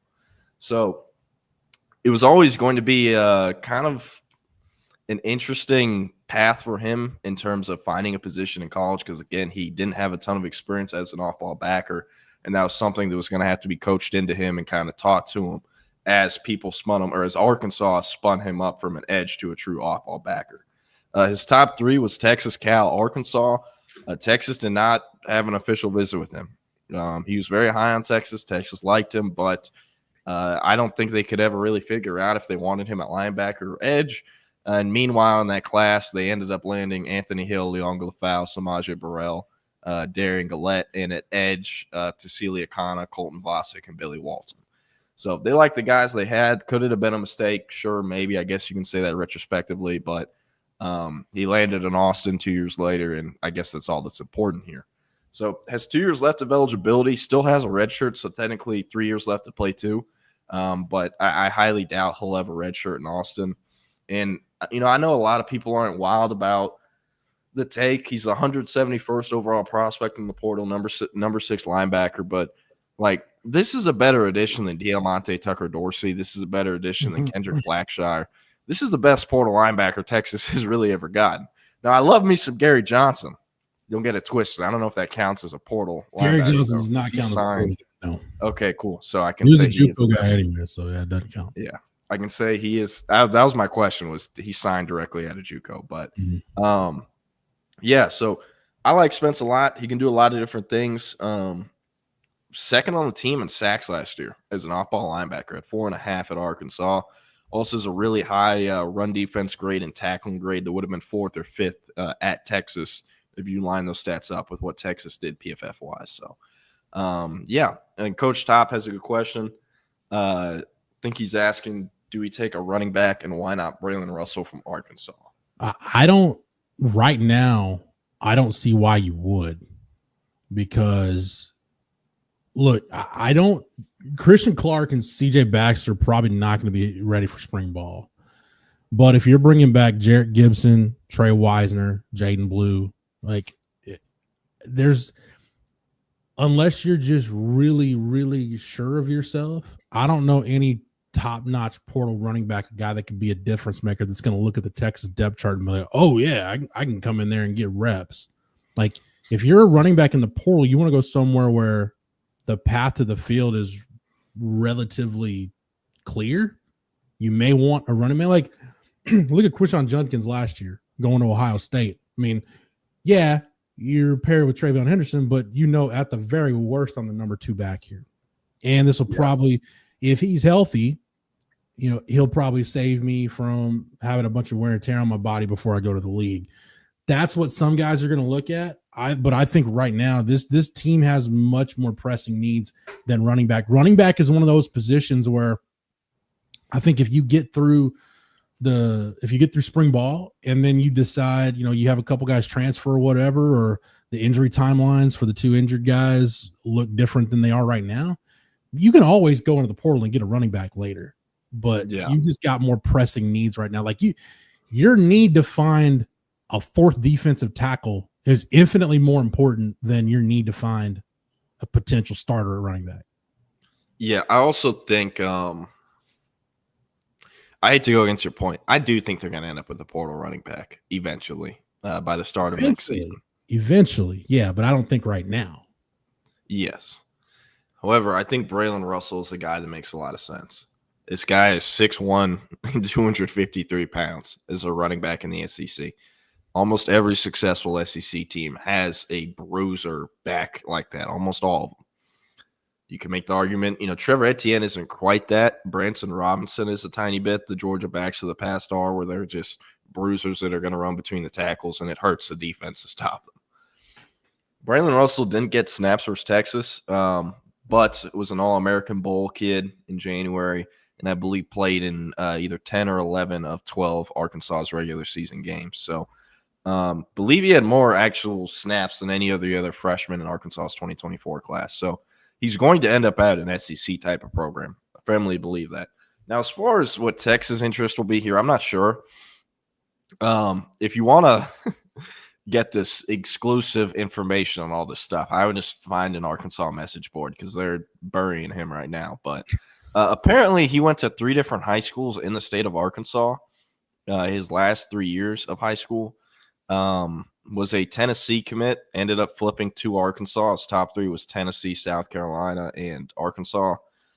And then, if you remember, we talked about him about a week ago because he went into the portal about a week ago and then withdrew his name and went back to Arkansas. Now, something really weird that's going down at Arkansas, like they're paying their guys well. It's not like they're just shorthanding people and guys are leaving to get paid. Like, they're paying guys very well. There are a select few players that I've been told. Now, I've not been told that Russell is one of them, but there's a select few players out of Arkansas that I've been told they're very happy with their number. They're just not happy with the situation at Arkansas. Mm-hmm. So they're going into the portal asking for that same number at another school, and they're cool with leaving for the same number because the situation at Arkansas isn't great. It's not really pointing up. Yeah. Coach Top, you probably know more than I do. But, I've heard around 500 for a lot of what Arkansas has been talking to guys in the portal to come back. So we'll see where he ends up. I think Texas would, at least kick the tires there. But the depth chart is going to hurt him. Texas has always had depth under Tashard Choice and running back pretty much since he got there. So you talked about the Arkansas offensive line, Jordan, that it's not that great to begin with. And, I don't know – Josh Braun's now headed to Kentucky. He was probably their best offensive lineman. It's I just don't. If I'm a running back at Arkansas, well, if I'm a skill player, period, like what am I coming back to? Yeah. Oh no, Malik Murphy's visiting Kentucky. Go get that bag. Go get that SEC bag, Malik. I don't know if I think Kentucky's cursed, dude, with their transfer QBs. I would stay away from Lexington if I was a transfer quarterback. I don't care how much money they're talking. I'm going from Duke to NC State before I go Duke to Kentucky. Or Duke to UNC. Does North Carolina have a QB coming back? That'd be funny. And he could really shove it to Duke then, because if you kind of remember last week and we're reading the tea leaves, Malik Murphy leaving Duke was not Malik Murphy's idea. So, you know, I didn't think did Cutter Bowley into the portal? Kid. Did he go to I the don't portal? know. But if I'm him and they were hosting Malik Murphy, I'm going in the portal. I didn't look when he got in against, and granted, I had just watched Brock Vandegrift for 2 quarters, so forgive me. But like I watched Cutter Bowley, I was like, dude, he doesn't look half bad. Like there might be something there. You know, I'm not saying he's gonna be like what Will Levis was for Kentucky, but I'm like, he's not terrible, right? I just at this point, man, when you look at, it's weird to say Mark Stoops is like in a must-win deal. Like, is he coaching for his job in 2025? I don't know, but I mean, for your head coach to come out and say we need a quarterback, that Malik Murphy visiting Kentucky makes a lot of sense. Yeah, and also I get the Will Levis points that counter my point that Kentucky is basically, I'd say, the Jeff Fisher of college football. They're just killing quarterbacks. Oh, God. Yeah, that's Mark Stoops. Your whole program is just like your logo. Instead of the Wildcats, is just like a Jeff Fisher mustache is your logo now.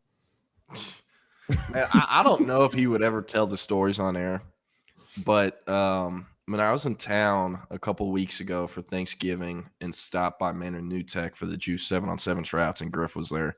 We were in the parking lot talking for like an hour and a half after, and he gave me every down to a T, the exact details of everything that happened with like Vince and Jeff Fisher and how much power Vince had and just how they mismanaged the entire locker room, the entire organization and everything.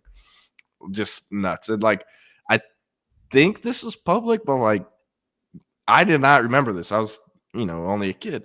Vince went missing apparently in Tennessee for a little bit. I got the details there on exactly where he was and what happened, but like, I mean, Jeff Fisher, holy crap. How was that guy employed? And he finessed everything because he was head of NFLPA or whatever it was. Or I don't know if Griff got how deep in the weeds y'all got in your discussion. And obviously, we respect Michael Griff and you don't have to reveal too much.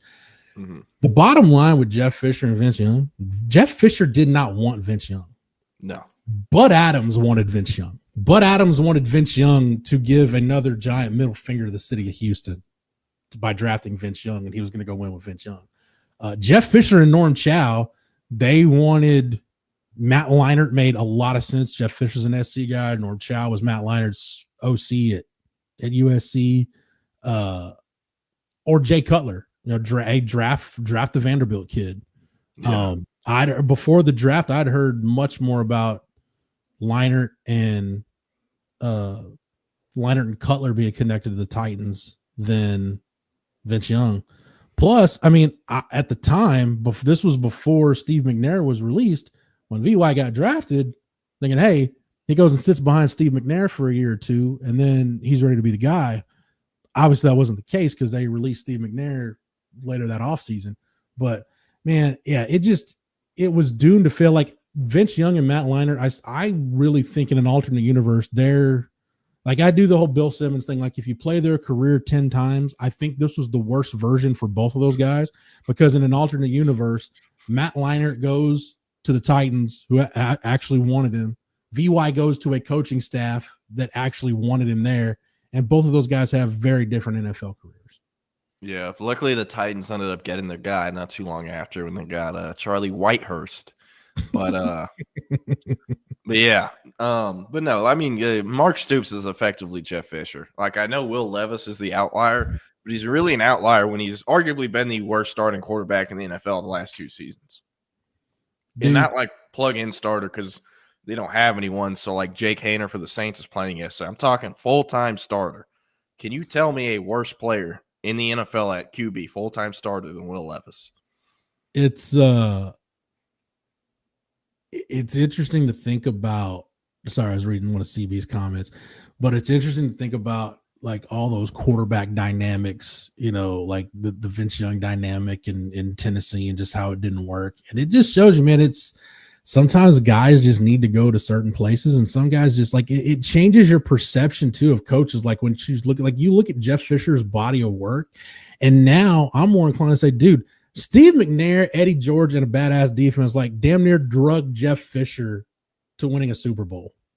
Like Steve McNair and Eddie George got Jeff Fisher a yard and a half shy of winning a Super Bowl once upon a time. Because dude, I'm telling you, Jordan, I don't know. Did you watch the Baltimore Ravens 30 for 30? I didn't even know they had one. Okay, yeah, there's a 30 for 30 on the Ravens. Wait, sorry. Real quick, timeout.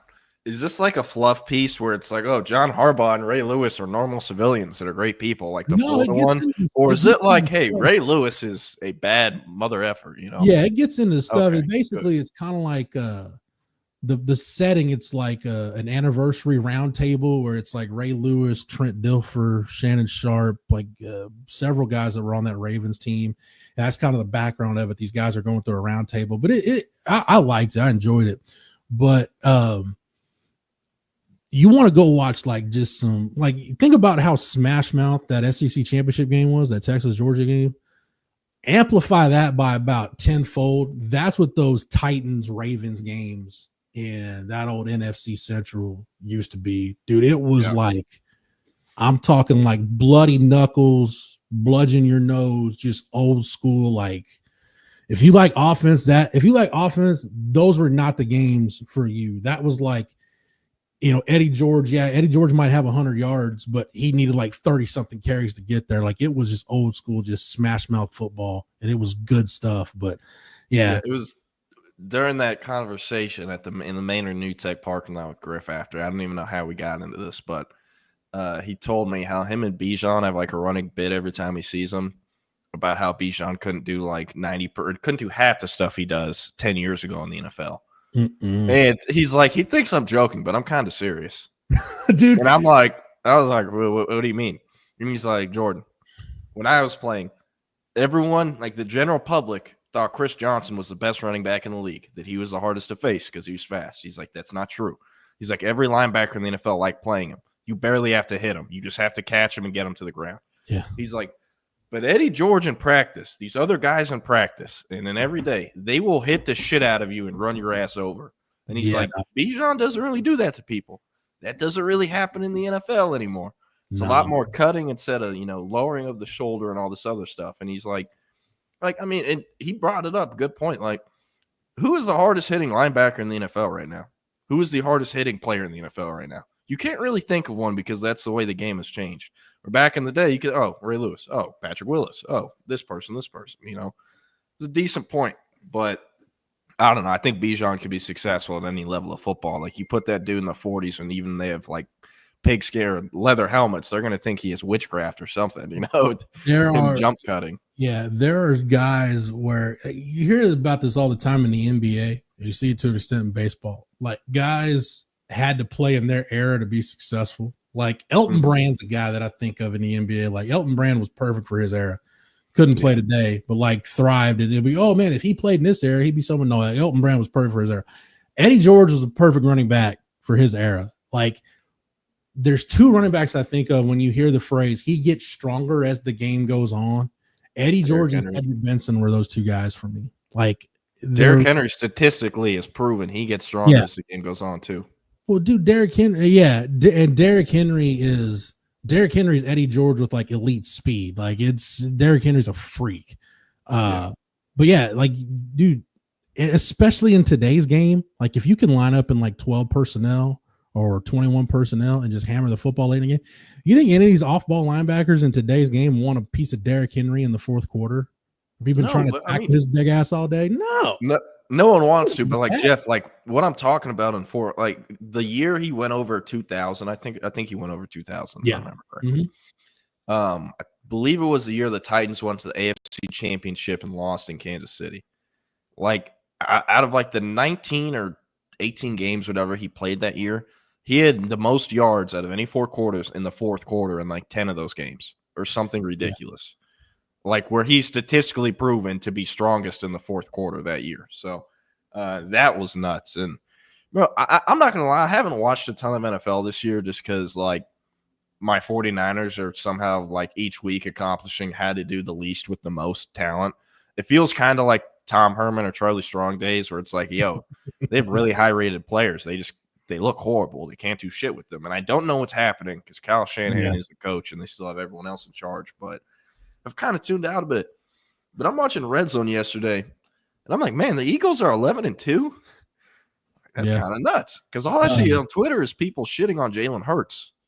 You know, so like, how can they be? And then, I got to thinking, like, oh, this is the same thing as Quinn Ewers in Texas, I bet, Derrick Henry, by the way, the year that the Titans went to the AFC Championship game, that was the year before.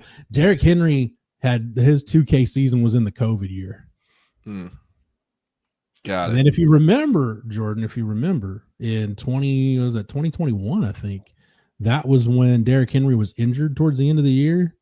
And the Titans they won the division. And I don't know if you remember this, but to bring us full circle, Deontay Foreman played a pretty big role in helping the Titans win the division, filling in when Derrick Henry was hurt. He did. Man, dude, what do you think, real quick? Because we'll get false start started here in a minute. What'd you think about one-time Texas target Devondre Campbell? Just piecing out, just done. I don't know. I think I got a notification he got suspended 3 games or something. Like that's like it is a shit show situation when after the game they stick a camera in George Kittle's face, who knows exactly what he's doing when he's talking to media. All these players are media trained. It's like year 9 for Kittle. George and he's Kittle a media wore the F Dallas shirt, so F George Kittle, by the way. I guess, but like, y'all get the point I'm making. He knows exactly how much weight those words hold. And I believe he said, I think he should be cut or something like that.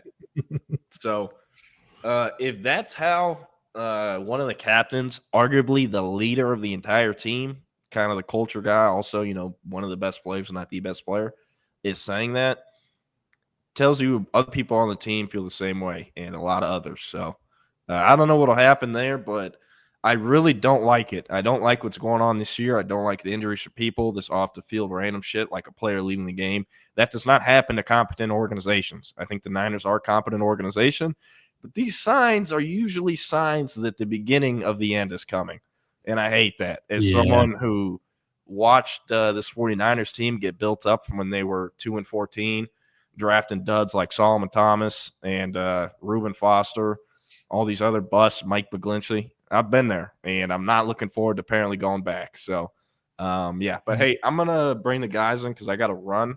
Yeah, I do too. Joe, Keenan, thank you guys as always. Keenan will be at DKR on Saturday, so good on that. Joe, Keenan, you guys have a great show. Everybody stay tuned for Fall Start. Jordan and I will be back to do it tomorrow. Stay locked in here at Texas Sports Unfiltered and Horns 24/7, all your college football playoff coverage. Guys, have a great show. Sir. Thanks, guys. Happy Monday. What is up? How's my connection? Because I might have to switch Wi-Fi's real quick. Let me know if I start getting choppy. Connection's good so far here. Okay, cool.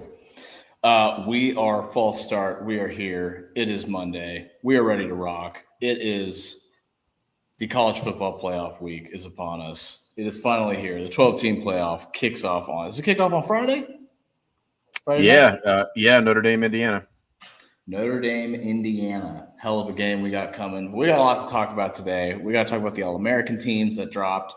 I want to talk about Marshall dropping out of their bowl game and how that kind of affects college football as a whole, whether there needs to be some wholesale changes made. I feel like there probably does need to be. That is sort of an indication of where things are at this point. I want to talk about the transfer portal, some of the top targets there and where they're landing. And then we'll do some Texas Clemson stuff as well.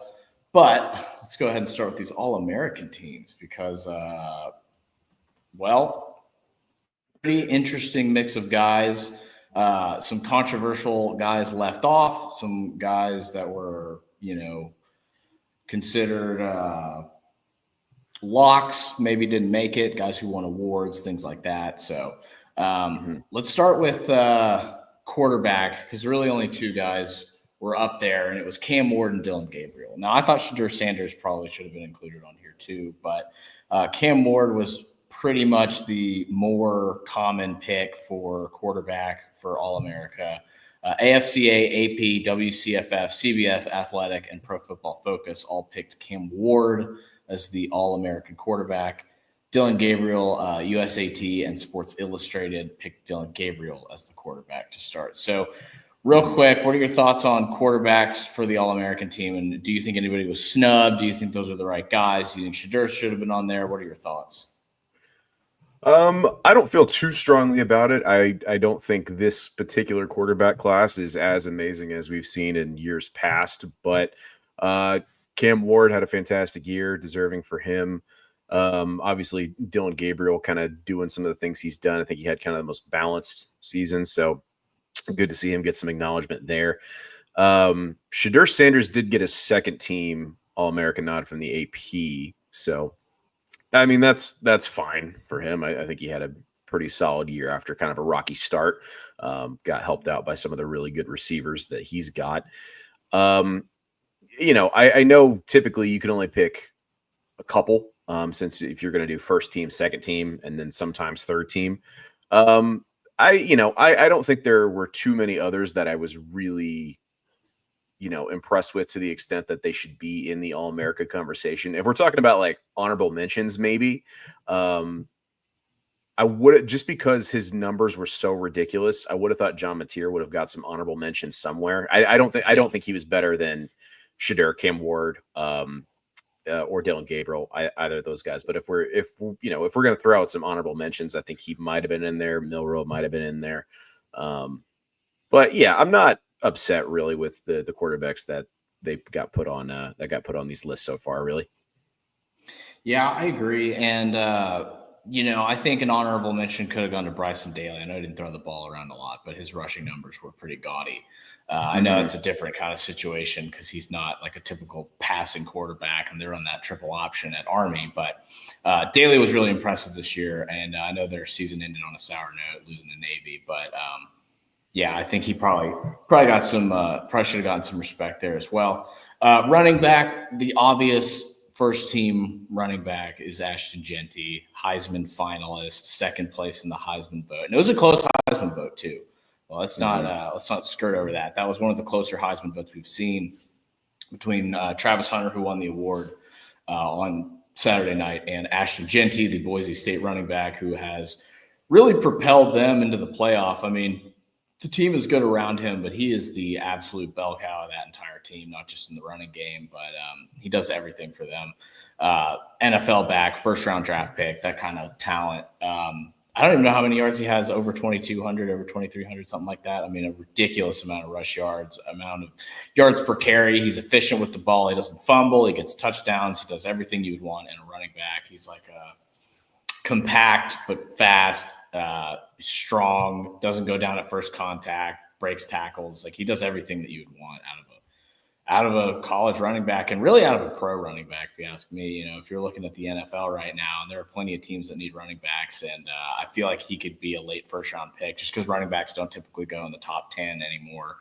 But if the highest drafted running back would probably be Ashton Jeanty this year, just because what he was able to do against stacked boxes. So he gets the nod on most. AFCA, AP, WCF, Walter Camp, CBS, Athletic, Pro Football Focus, USAT, and Sports Illustrated all give him the nod for first-team running back. Another guy that I was really impressed with this year who's on this list is Caleb Johnson from Iowa. He was putting up some pretty impressive numbers this year. I think he had like 1,537 yards this year, 6.5 yards per carry, 21 touchdowns, and he had 2 receiving touchdowns as well, 200 receiving yards-ish. So he was awesome this year. I don't think he got nearly enough respect. I think he's a really highly touted pro prospect as well. I think he will be an NFL running back for a long time. He's one of those guys that just always falls forward when he gets tackled. And I don't know if there's a specific term for that kind of running back, but like the dude just always gets an extra couple of yards after every time he gets hit. If he's going down, he leans forward, he gets those extra yards. Really, really productive back. Other guy, your boy, Cam Scattaboo, Arizona State. He got AP, CBS Athletic, and Sports Illustrated. He got some Heisman votes. I mean, not first place, but he got some Heisman votes as well. And then Omarion Hampton from North Carolina. What are your thoughts on these four guys? And was there anybody else you would have thrown in there? I'm super, happy with the selections. I think Genty, nothing else needs to be said at this point. He's like, half a game really away from breaking Barry Sanders' record. We'll see what happens in that one. And then, Caleb Johnson, you hit on it. Another fantastic season. Omarion Hampton, he's going to go somewhere in the NFL here. I don't think there were too many other running backs that I would have put in that All-America category. Did I? You said Cam Scatabo was my guy. Did I? You talked about him early in the season that you liked him. Okay. Like early on when we talked about him, you were just like, before he burst onto the scene, you were like, yeah, I like this guy. I think he's talented. So I'm just giving you your props for calling it. Yeah, giving you your props for calling that. Yeah, but I mean, he had a great year as well. He's the reason Arizona State football is relevant for the first time in 30 years. So yeah, got to give him his flowers too. Yeah, really impressive Big 12 championship performance. I was very impressed with what he was able to do in that game. Had a couple of big runs. Just really talented back. I think he's an NFL back as well. I think all four of those guys will find their ways onto NFL rosters probably in the first 3 or 4 rounds, especially Genty and Caleb Johnson. Those are both first, second round picks in my book. Wide receiver was pretty tough this year. I feel like there were a lot of good receivers this year, and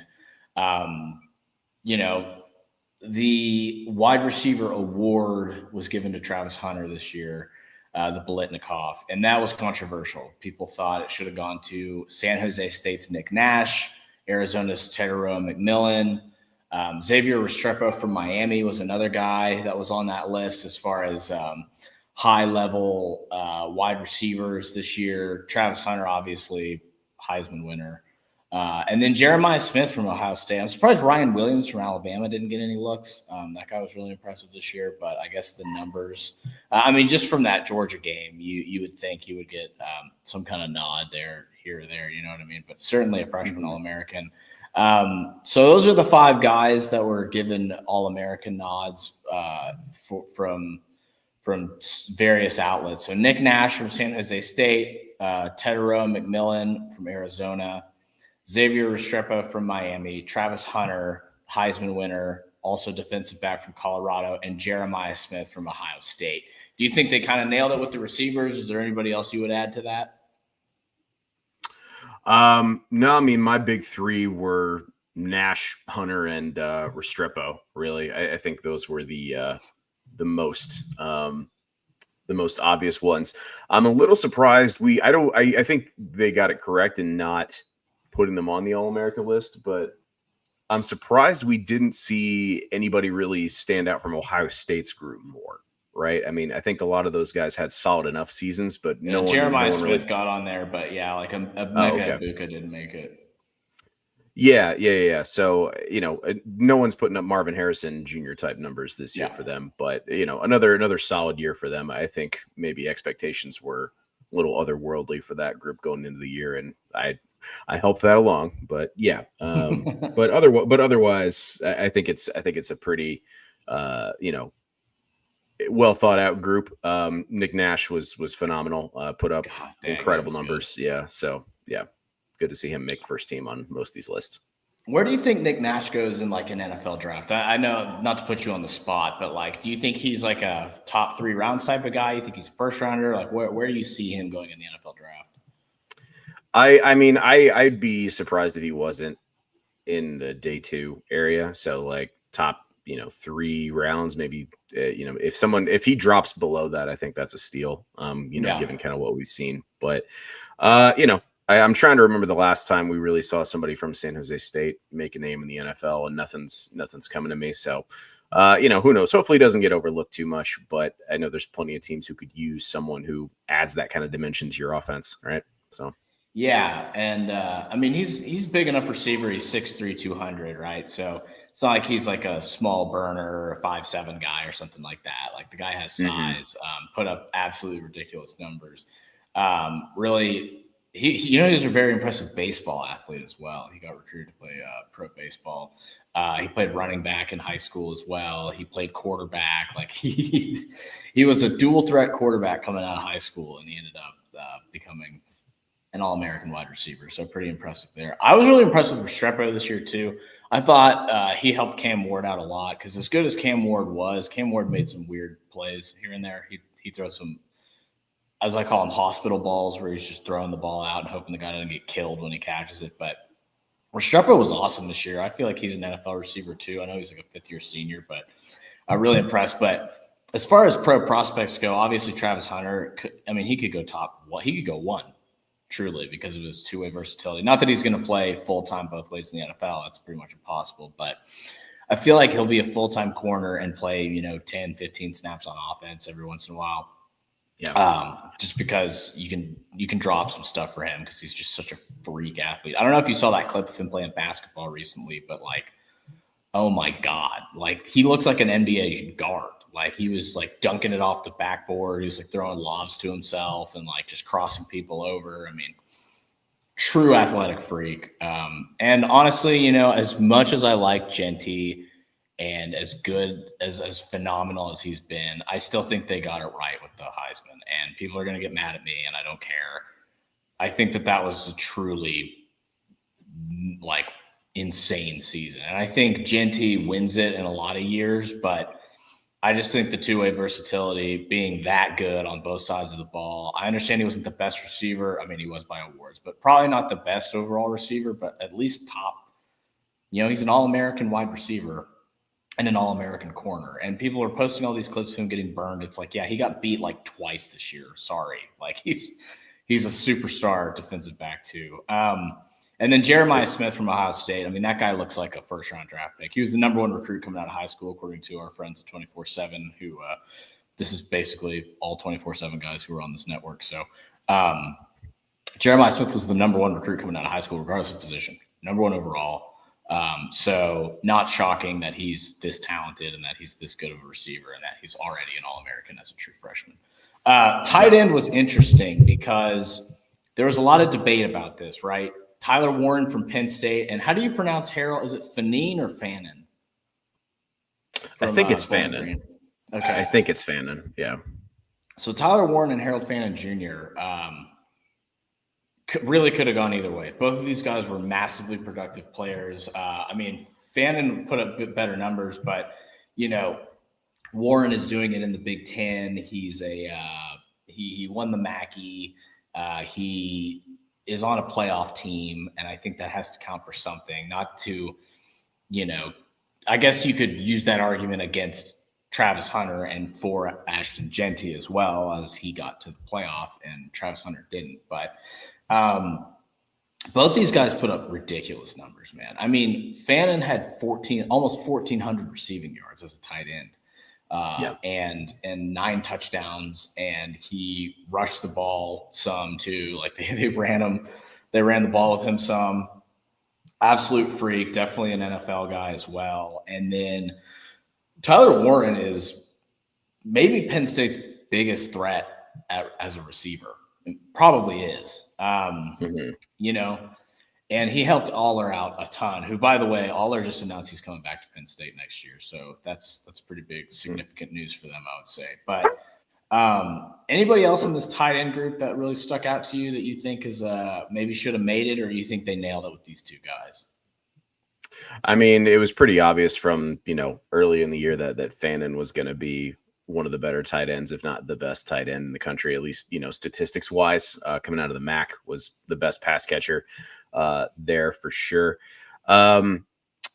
Yeah, I don't think there's too many other tight ends. One guy who I think is kind of on the rise, I don't think he's quite at All-American level, but he developed so much over the course of the year, was Matt Lauder from Boise State. I mean, I think he kind of showed that he's kind of next in this category in terms of like, tight ends you need to be watching in 2025. I don't have his numbers pulled up, but kind of proved to be a really good deep threat.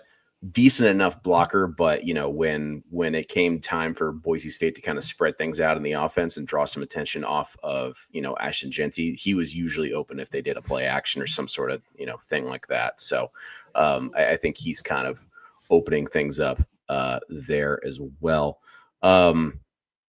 Yeah, I don't think there's too many. I don't think the tight end position was super deep this year, but I think Fannin obviously stands out as probably the best one in that group, I think. Yeah, I would say, Gunnar Helm didn't put up crazy numbers, but he had a really hot start to the year. He's one of Texas' leading receivers, maybe their leading receiver before the SEC championship game. I think it's Matt Golden now, but he had a really impressive year. I think he's an NFL tight end for sure. And then, Michigan's tight end, Fairchild, was hurt a lot of the season, but he's a really talented tight end as well. I think there were a lot of good tight ends this year, just maybe not a ton of All-American level ones. I think they nailed it with these two guys as well. Just given, given the depth of the position and all that kind of thing, I would say, they probably nailed it with these. So the next position would be offensive line, and let me pull it up. I literally just had the list up, so give me 1 second. Yeah, here we go. So yeah. So offensive line, the consensus guys were Kelvin Banks and Will Campbell. Kelvin Banks, Texas left tackle. Saw how important he was this year. Just absolute monster, top 5 pick in the NFL draft by a lot of sources. Really, really talented guy. One of the best tackles to ever play for Texas. And people say Leonard Davis, and I think that's fair too. But absolutely, last 15 years, Kelvin Banks is the best tackle they've ever had, best offensive lineman they've had, and they've had really good. They've had a few. It's been few and far between, but the ones they've had have been good. But Kelvin Banks is on a different level from all these guys. I think he's just so consistent. He's athletic. He's big. 4 and 5 star recruit, depending on your side of choice, coming out of high school. So really, really huge season from him. And then Will Campbell from LSU was obviously a really, really important piece to what they did as well. I know that they kind of struggled this year. They didn't have the season they necessarily wanted to have, but he was definitely a standout. A few other guys that made it. There were a lot of guys that made it. Just those were the two consensus guys. Wyatt Milam from West Virginia. Addison West from Western Michigan. I don't know if you know about him being a G5 guy. Tate Ratledge from Georgia, thought he was awesome all year too, and he was out for a lot of the season, so he could have been another guy that probably could have gotten more nods if he weren't out for so long. Willie Lampkin, North Carolina. Tyler Booker, Alabama. That guy got a ton of hype coming into the season. He did a pretty good job living up to that. Donovan Jackson, Ohio State. Josh Connerly from Oregon. Dylan Fairchild, also from Georgia. He was a Pro Football Focus guy. He was on their All-American team. Spencer Fano from Utah and Bill Katsianis from Army. I think it's cool that Army won the Joe Moore Award. Good for them. They ran the ball, led the NCAA in rushing yards per game. It was like over 300. I mean, I know that they run the ball constantly, and that's their entire offense, but getting over 300 yards rushing a game is pretty insane. You think they nail it with these guys? And of these guys, do you think Banks and Campbell probably the best pro prospects? Do you know, like, of the rest of these guys, who do you think has an NFL future ahead of them? Yeah, Kelvin Banks definitely has an NFL future. Campbell has one as well. I'm slightly surprised we didn't see more Army representation on here, to be completely honest with you. I mean, just the way that they were able to really dominate most of the people that they played in that category. I know Gennarelli's on there. Connor Finnecane, their left tackle, was just a monster all year. And, I know you mentioned some of those G5 guys. Willie Lampkin is a guy who spent most of his college career at Coastal Carolina and kind of developed there in, Jamie Chadwell's with his staff and that sort of thing, and then transferred to North Carolina and really showed that he was ready for the jump. So that was kind of cool to see. And then Western Michigan was odd because they have, a lot of guys who deservedly got quite a bit of acclaim for what they were able to do and what they've been able to do over the course of their college careers this season. But they just, as a team, they just fell apart in the back half of the season. I mean, they started the year like 5-1 and then finished 6-7, I think. So that was wild. I think for the most part, nailed it here. But the fact that there wasn't more individual recognition for Army on most of these lists was a little odd, considering they did win, the award for the best offensive line unit. So I don't know. Yeah, so Army has restrictions on weight, correct? Because of the military thing. So like they don't have 340-pound offensive linemen like some of these other schools do, I don't believe, right?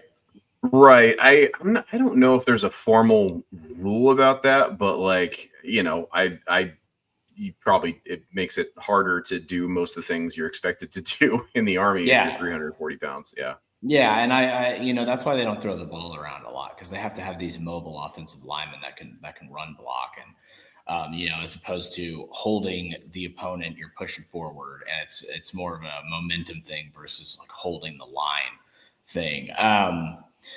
So for center, Seth McLaughlin got most of the awards, but Jake Slaughter from Florida and Cooper Mays from Tennessee, who I think was the best center this year, he got some recognition as well. But the Ohio State had a ton of All-Americans this year, man. To not even play for the Big Ten championship was pretty interesting. James Cox, I'll get to your Texas basketball thing in a minute when we finish up with this All-American stuff for sure. We'll get to that because I do have some names in mind if they replace RT. There's not a lot to say about center. It's a pretty unheralded position. But I think those three guys, I think Cooper Mays from Tennessee was awesome this year. And I'm not a huge studier of offensive lines, but I watched Tennessee a few times this year, and it was really hard to pressure them up the middle. And I think he's a big reason why Dylan Sampson had such a good season at running back, because they ran him up the gut a lot, and he was very successful at doing that. I think Tennessee, again, I've been saying this all season, or basically since the playoffs came out. I think Tennessee's a sleeper for a national title. I really think they could win it just because their defense is so good, their O-line's good, their running game's good.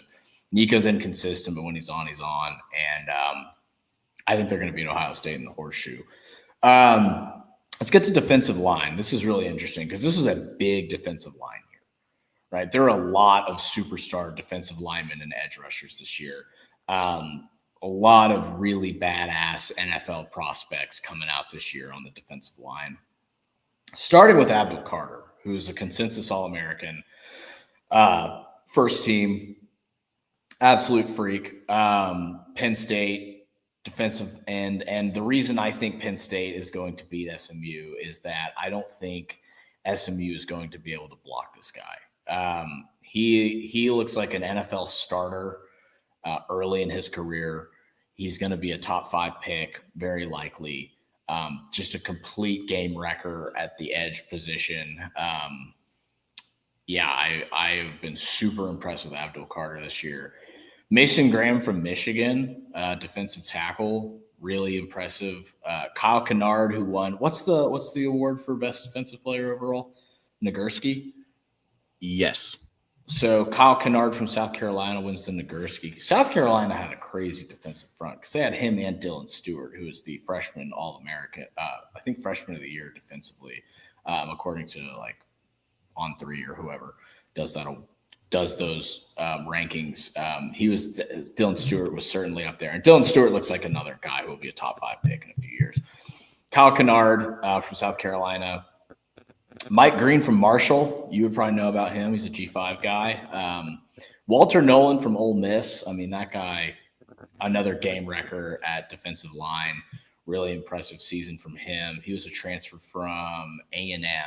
He was part of that 2022 super heralded class that all transferred out once. They started transferring out even when Jimbo was there, but they were all gone by, I think, the end of the season. I think all of them are gone now. I think there's maybe one guy left. I think Shamar Stewart's the only one who's left. And then Donovan Ezeruaku, how do you pronounce that? the Boston College kid. I know who you're talking about, but I'm honestly not sure.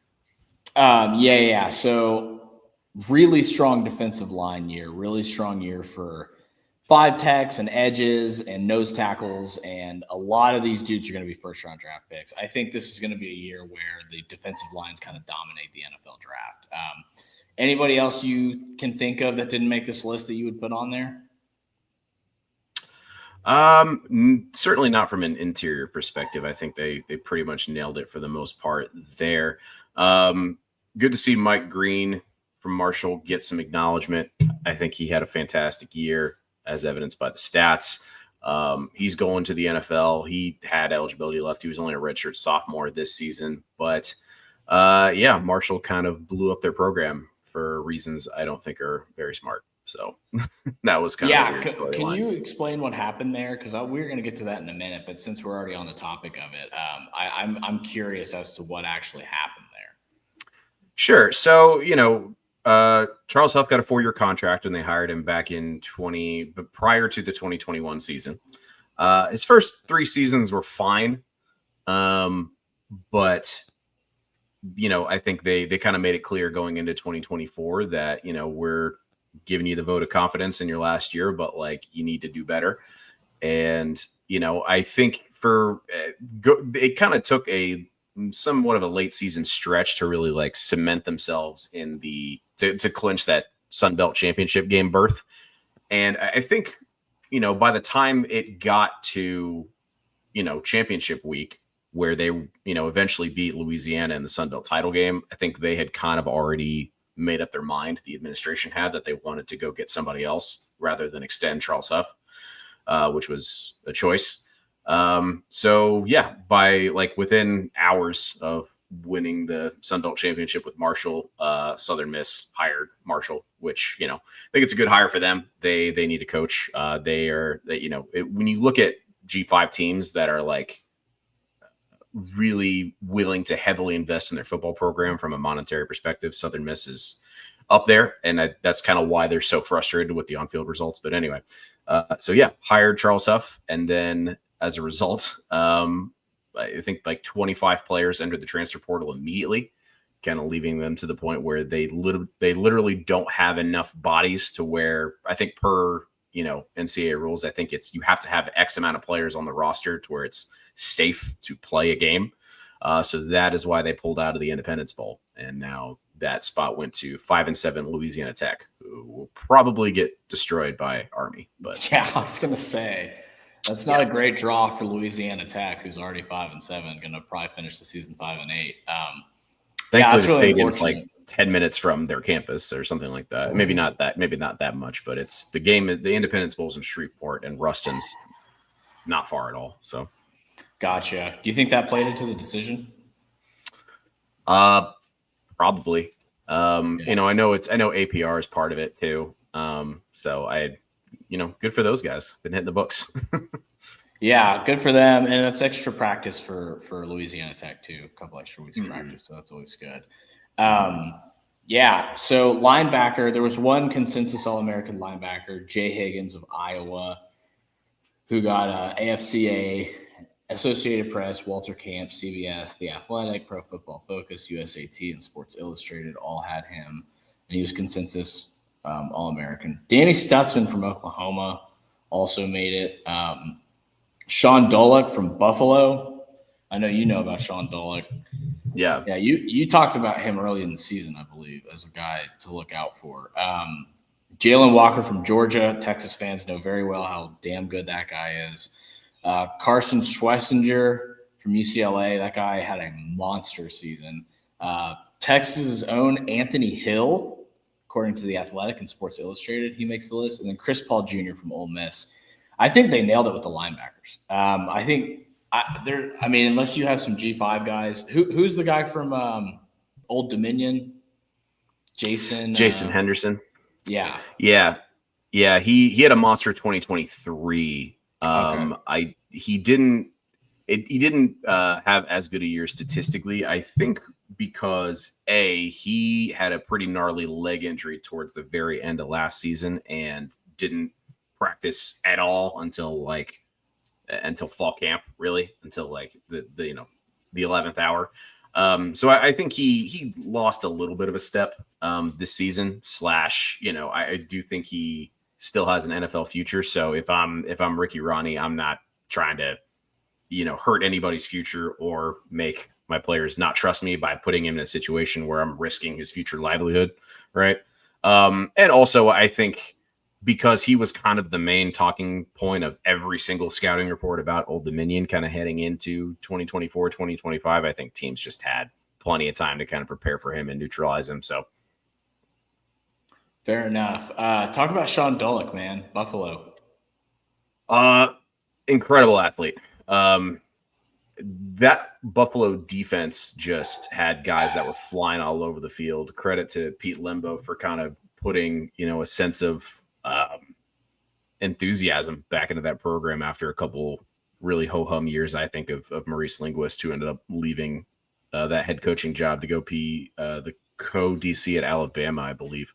But yeah, Sean Dolick, I think that there was a play late in the season where, you can kind of go back and Google it, where he makes an interception and then basically jukes out a tackler and then jumps over another one. Just so much athleticism for, a program that doesn't really produce big name NFL guys at all, really, other than Khalil Mack. Right. So to kind of see someone kind of starting to show signs of that level of talent for the University of Buffalo was really fun to watch all season. I mean, he was everywhere. Anthony Hill, for my money, one of the best linebackers. Texas, he could go down as one of the best to ever play at Texas at that position, I think. He had just an absolute monster game against Oklahoma this year. Really showed everybody who he was. He kind of burst onto the scene last year, rushing the passer against Alabama. He had 2 sacks as a true freshman. Carson Schwessinger from UCLA was great this year too. This is a defensive year for the NFL. This is a really good group of defensive players in this NFL draft. And I think Chris Paul Jr. is another guy who had an awesome season for Ole Miss. Stutzman was, and not just saying this because he's an OU guy, and not just saying this because I don't like him. I think he was a little overrated. Really good player, don't get me wrong. But, I mean, if you look at Hill's production, he was much more productive than Stutzman was. And Stutzman was put up for the Butkus Award, and Hill was not. I mean, Hill will probably headline that class next year. But,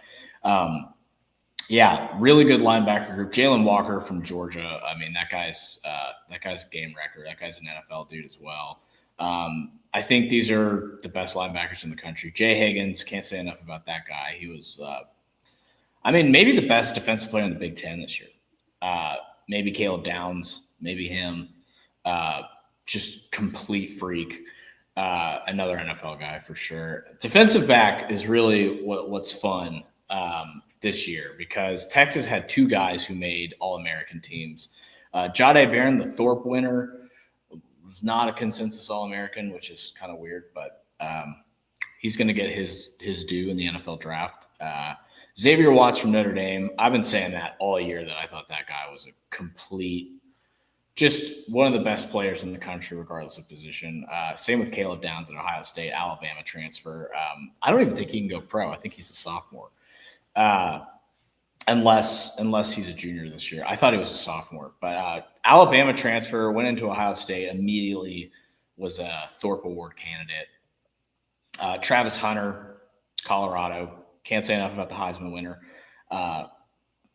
NFL future, no doubt. I mean, probably a top 5 pick. Could go number 1. I don't know that he will, but he could. He has that level of impact on both sides of the ball. And I understand that, yes, he got beat a couple of times this year, but when you're playing 130 snaps per game, you're going to get beat occasionally. And they're not going to do that to him in the NFL. He's going to play probably half as many snaps, even if he gets in on the offensive end. Noah Williams from Cal. I think he led the country in interceptions. Malachi Starks from Georgia. Georgia dudes all over this team. Nick Emanwari from South Carolina. Great defensive unit they had at South Carolina this year, and I think that's a scary team going into next year if they bring back Sellers. Michael Taff second team All-American, according to Pro Football Focus. Deserved, I think. That guy was so nails this year. Started the season as a walk-on. I think he was up for the walk-on to best player award, which the name of which escapes me at the moment. And then Malachi Moore from Alabama. This is an elite defensive back unit. One of the best I can recall as far as just top to bottom talent on this All-American list. Anybody that you can think of from the G5 that maybe should have been included on here? Or do you think they nailed it? I think he got a third team nod from the AP, but Jalen Catalon for UNLV had a fantastic season. Former Longhorn. Exactly. He had a great year all season. Navy had a few guys who had really strong years, maybe not as consistent as a lot of the guys that got more recognition, but Deshaun Peel had a fantastic game. I mean, I think you can go back and watch the Charlotte game in particular. He had 2 pick sixes. I think that was the game. And wow. Yeah, he was. Yeah. That the highlights from that game of Navy's defense were ridiculous. Charlotte was so overmatched. But he was good. Army's defense was such a team effort. I feel like they just had a bunch of different guys step up every game. So it was kind of hard to pick one person there.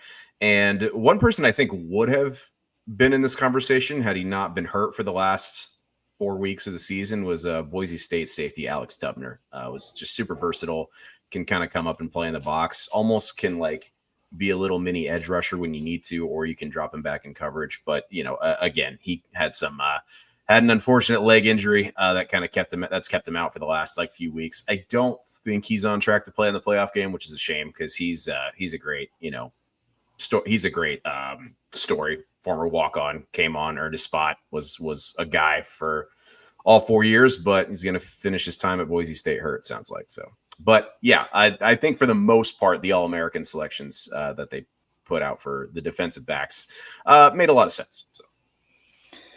Yeah, we'll quickly do the kickers, and then I'll do an ad read. Kickers, punters, all-purpose. Kenneth Almendarez from Louisiana was the most guys pick. Ryan Fitzgerald from Florida State. Florida State had really good special teams units this year, considering how terrible they were as a team. Ryan Fitzgerald, Dominic Zavada, that dude won them the Ohio State game. That guy is absolute nails. He's got an NFL future ahead of him. Ben Sauls from Pitt and Colin Rogers from SMU also make the list. Punter, Alex Mastromano, Florida State. Brett Thorson, Georgia, who got injured in the SEC title game, which is why I do not understand how Texas bit on that fake punt or whatever. Didn't see the fake punt coming when their punter was out, and it was so obvious. Whatever. Eddie Saplicki from USC is also on this list. And then all-purpose guys and return specialists. Travis Hunter, obviously got to put him on all-purpose because that guy's just all over the field. Special teams, offense, defense, doesn't matter. Keelan Marion from BYU. Tyler Warren from Penn State actually makes this list too, and I was reading about that earlier today, and it was like they couldn't put him because they had Fan in one, but they just had to include him somehow, and he rushed the ball some, so they put him at all-purpose. Cam Shanks from UAB and Dalen Cambray from Louisiana. Anybody on this entire list that you think got left off? Anybody you would throw in there from maybe from the G5 ranks at any position that you can think of? I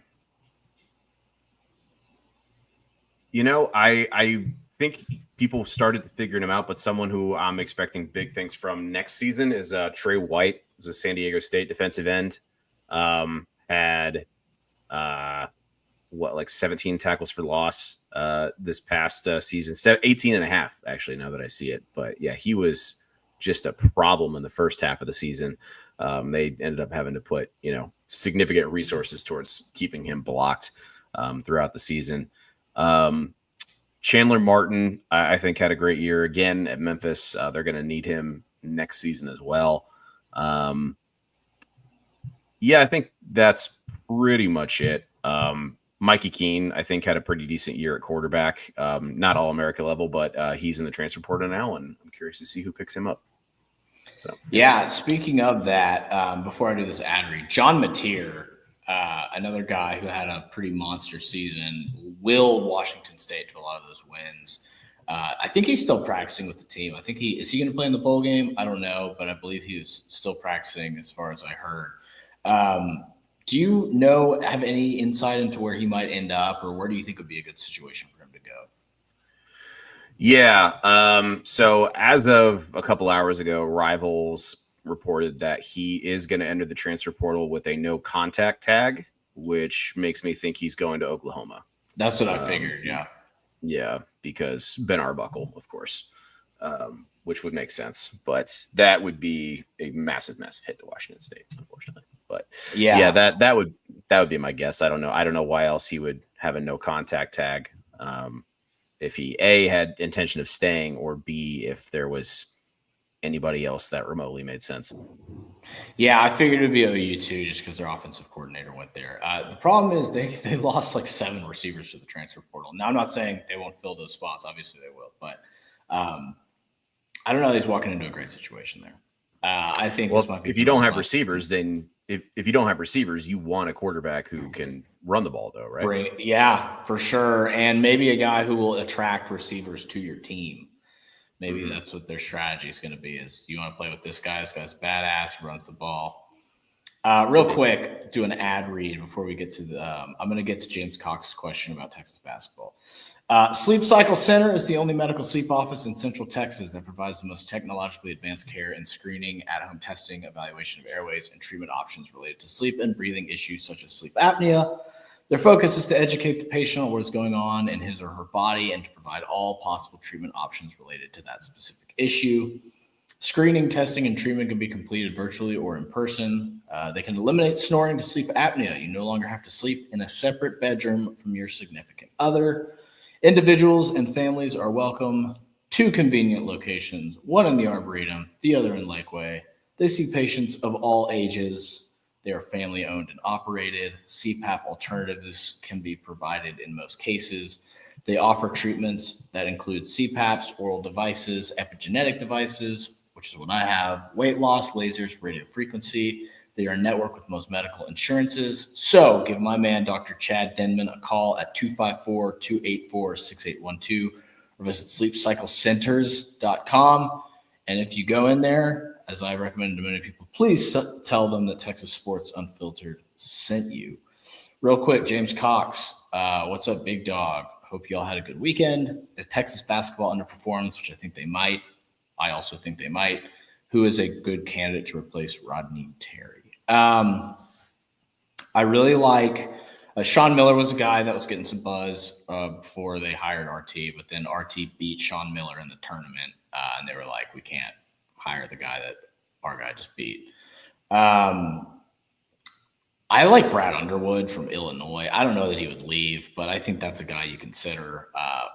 They nearly beat Tennessee. I know they're not ranked, but the way he's recruiting Europe right now is the new wave of college basketball. You saw it at Oregon State, even, Joe, with Wayne Tinkle, the way his entire roster is European guys. I think that's going to be the new wave. They're going to be grabbing dudes off of Real Madrid and Ratio Form and all these European league teams. Now that NIL is a thing, you can play professional basketball, then go play college basketball.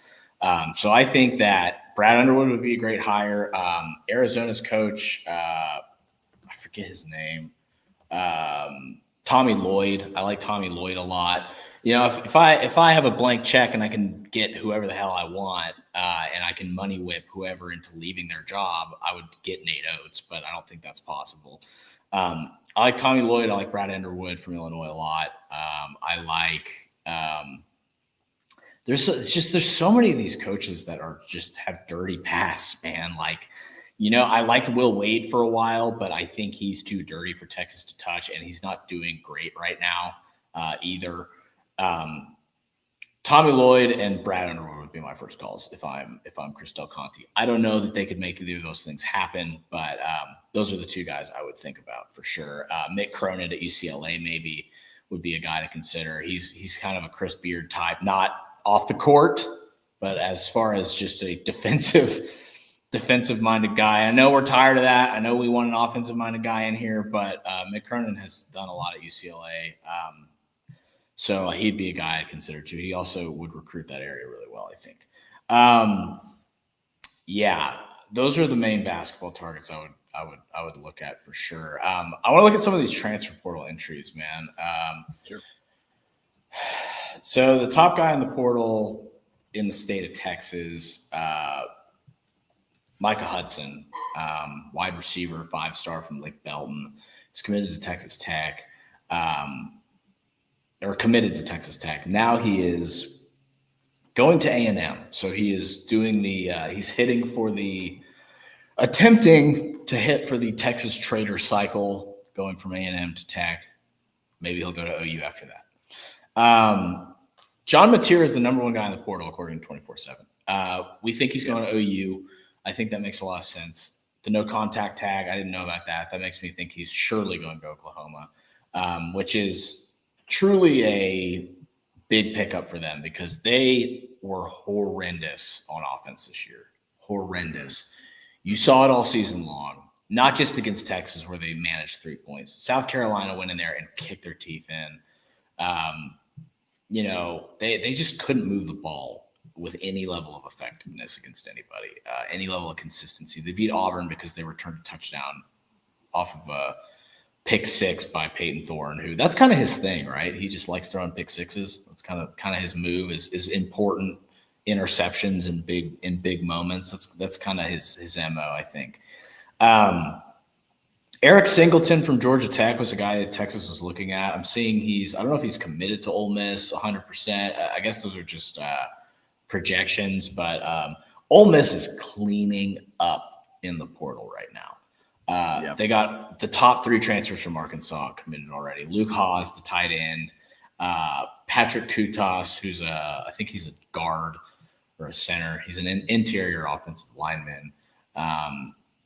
It looks like they're going to get Eric Singleton, the wide receiver from Georgia Tech. Ole Miss is just throwing money around like it's nothing. They're going to get Prince William on the Allen, Princely's brother, the Nebraska defensive end. He's going to Ole Miss. Another team that's been doing really well in the portal is Texas Tech, actually. Hunter Zambrano, I think he's Illinois State. He's the 6th-ranked player in this class, interior offensive lineman. He's headed to Tech. Nick Anderson from OU is another big name, wide receiver. That guy's a badass. I would not expect Texas to snag top-notch receivers right now in the portal, just because of who they're bringing back, likely with Moore's coming back, Wingo's coming back, Jamie French is coming in from high school, Khalil Lock is coming in from high school.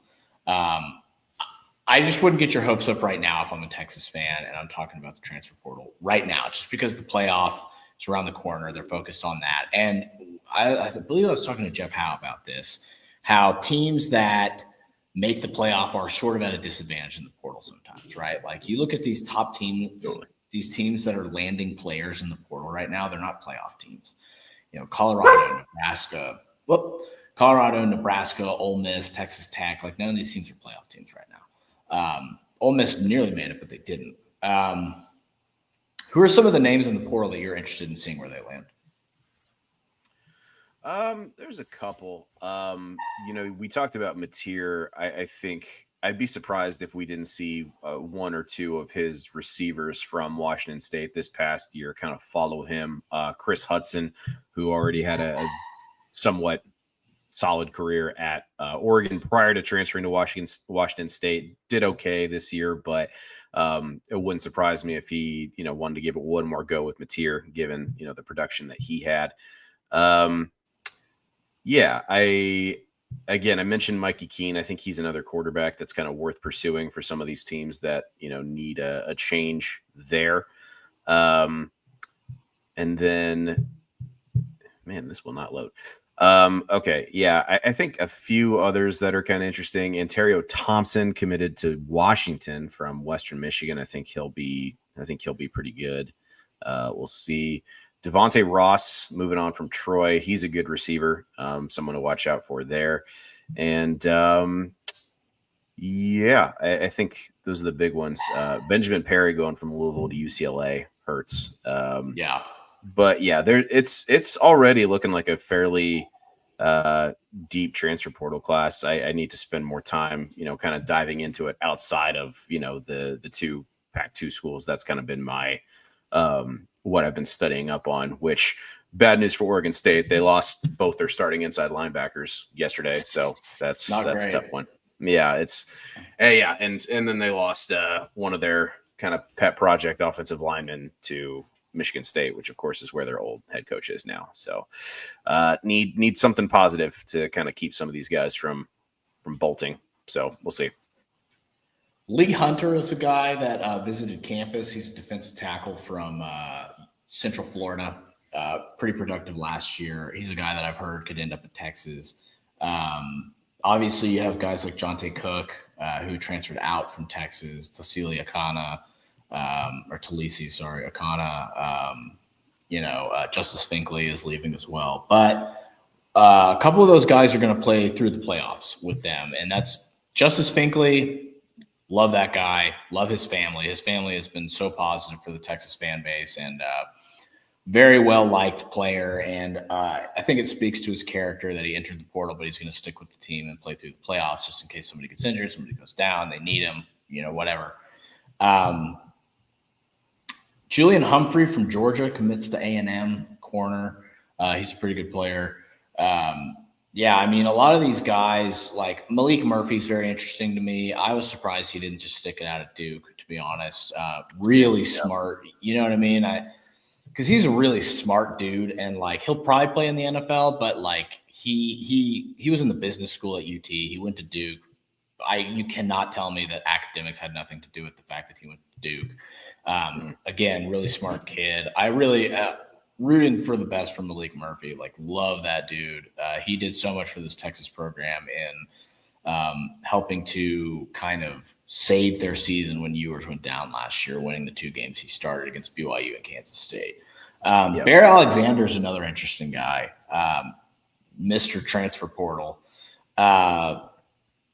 Good Lord. I've heard Penn State is where he's probably going to end up, but this guy seems like a lot of trouble. not trouble as in he's a bad kid, just like he needs to pick a place and stay. I think it's bad for him that he's transferring all this so much. Really, really weird situation with Bear Alexander, but I think Penn State is what makes the most sense for him, and that's where I'm hearing he's going to end up. Real quick, Longhorn Bear. Anybody watch the Hornets and Bulls? I avoid Hornets games, to be honest with you, and I watch a lot of basketball. But if LaMelo Ball's not playing, I'm not interested in watching them play. 97 three-pointers attempted and 76 misses. Good Lord. I agree. There needs to be Jam. Yeah, man. Time to make some NBA rule changes for three-pointers. I couldn't agree more, Longhorn Bear. This is my idea. I think you make a 3-second violation in the 3-point corners. I think you make it so you can't just post guys there the whole game, and you have to just treat it like the paint. You can't have a guy stand next to the rim the whole game. I think you should set it up that way for 3-point shooters. I think you need to put a little line in the 3-point corner and make it that if you're standing there for more than 3 seconds, it's a turnover. That is my remedy for this. I also think they need to lessen the foul count in games. I think they need to make it not as easy to bait fouls, because I think that's killing the game. And I think that they need to expedite these reviews, and they need to turn the end of the game into something exciting again, because the end of these games feel like a drag.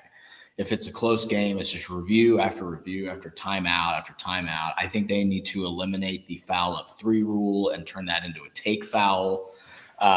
Exactly. Yeah, this UConn Gonzaga game was awesome. Fast break. Yeah. No, I agree. The NBA has become, and I love the NBA. I write about the NBA. I write about it for Sports Illustrated. Check out my work over there.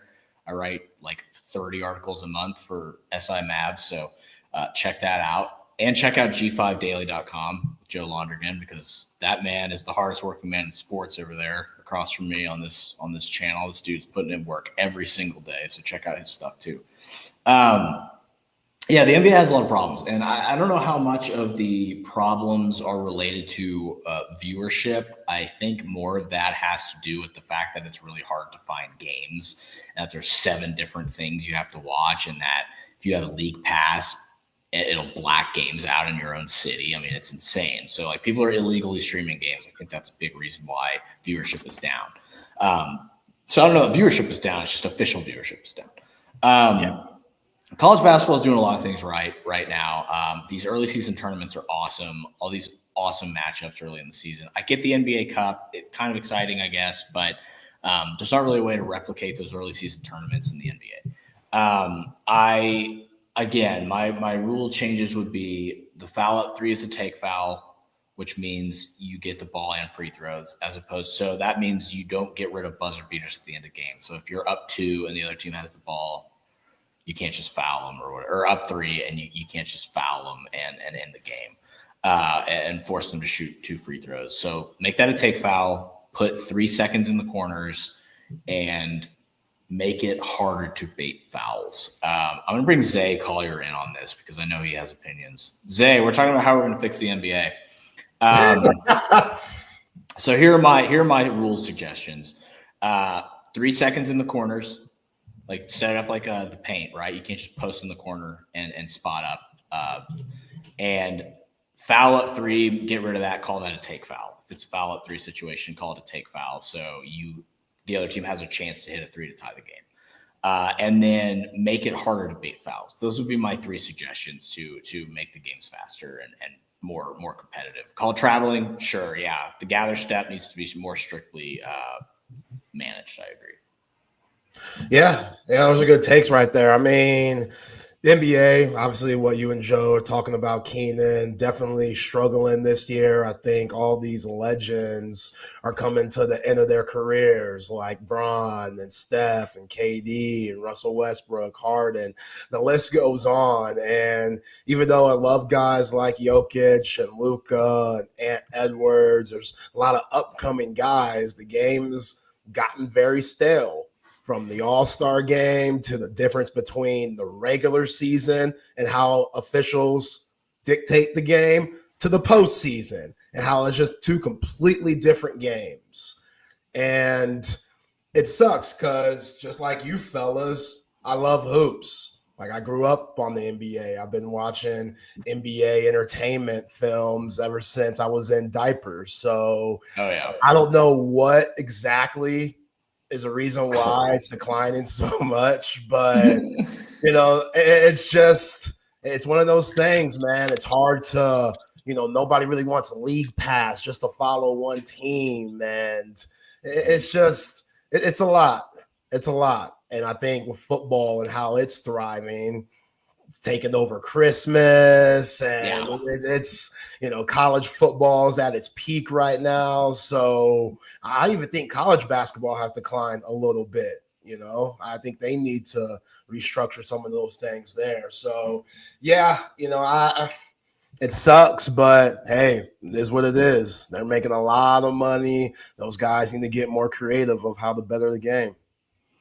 Hey, did you see that shot, Zay? You see that shot I just made with the ball? Yeah, that's the NBA right now. Just literally 3-pointers and a lot of misses and a lot of patheticness and a lot of mediocrity. But hell, I'm so glad that we're talking about the NBA, a sport that has dwindled because of the stardom. But at least we know when LeBron's playing. At least we know when he's going to go out there on the court and shoot 38% from the field and miss 2 free throws and realize that he only stuck around to have his son play that 1 game with him, and now he's in the G League.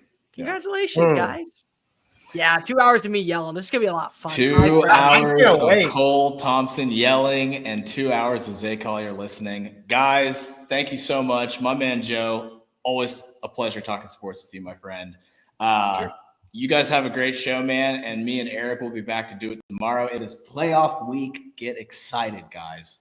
I will see you guys tomorrow. Have a good show, gentlemen. Thanks, fellas. Keenan, Joe, hell of a show.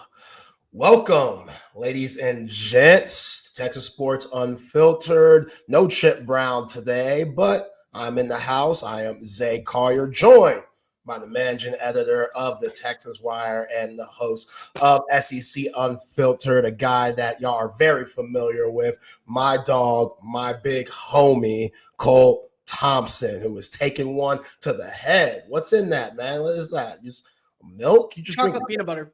Okay. Protein shake. Okay. Kobe.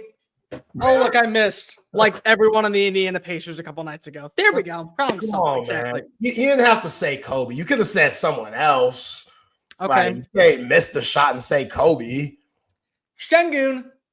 There we go. Problem solved. There. Problem solved. There we go. I don't think Alfred Şengün deserves that stray either, but Okay. hey, man. Jalen Green. There we go. There's we'll a give it to him. We'll give it to him. that one. We'll There go we with that one, man. Hello, Cole, how Zay. you doing, brother? I am dandy. I have been filming nonstop all morning. We got a lot to talk about with the transfer portal. I hate the NFL because we can't have nice things. And most of all, I'm excited to be on for 2 hours. I'm excited too, man. We definitely got to get to all that. Definitely a jam-packed day. The Monday before the Texas Longhorns played the Clemson Tigers at DKR, 4 o'clock Saturday, first round college football playoff. Shout out to all of our sponsors here on Texas Sports Unfiltered that gives us the ability to do what we love and do what we do. Syntex Tickets, 34 Wine and Spirits, AC Woods and Repair, McCall Custom Homes, Olipop, Cover 3, Passes, All Stat Brewery, Covert Bee Cave, Salt Traders, Coastal Cooking, Audio Visual Consultations. Hit us up on the Coda text line, 512-222-9328. Like and subscribe. Hit us up on Twitter, Facebook, X, whatever the hell you like to call it. Hit us up. We appreciate everybody for joining us today. And yeah, Cole, just breaking this game down. Longhorns against the Clemson Tigers. A lot of different storylines in this game. As we know, one of the biggest, Cade Klubnik coming back to the ATX to play against the school that he was basically raised on, being an Austinite and playing with his teammates like Mookie Tav, Colton Vasek, and Ethan Burke, now playing against those guys. And How do you feel about that? Say what? How do you feel about that? Because I know that you're a big Austinite, so I mean, you got to be feeling a certain way to welcome back Cade. It's for me personally, it is bittersweet. Yeah, I'll say that because again, Cade Klubnik as an Austinite, I love that part of him. But as the folks know, I went to Bowie High School. We're basically like the Texas Tech to Westlake's Texas. That's what really? we are. Yeah, like you're not Texas State.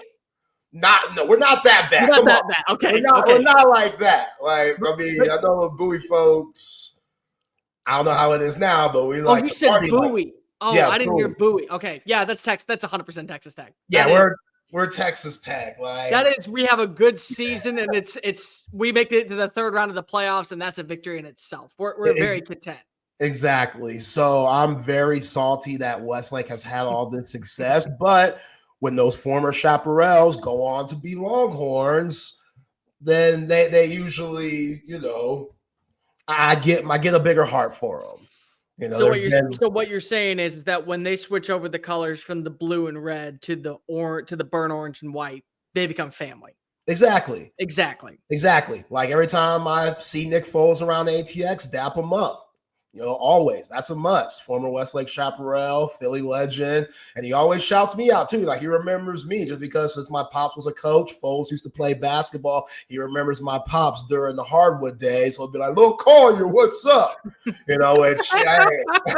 Which somebody calling me little is crazy in itself. But, yeah, man. Brother, you have a Super Bowl champion saying, "What's up, Lil Zet?" Like, I mean, I will gladly take that 10 times out of 10. That man is going to go down in history for one of the most iconic plays in the Super Bowl. And he did it. He had to do one thing. He could have retired and instead said, "No, I want to come back and do this shit one more time." And he knows who Zay Collier is.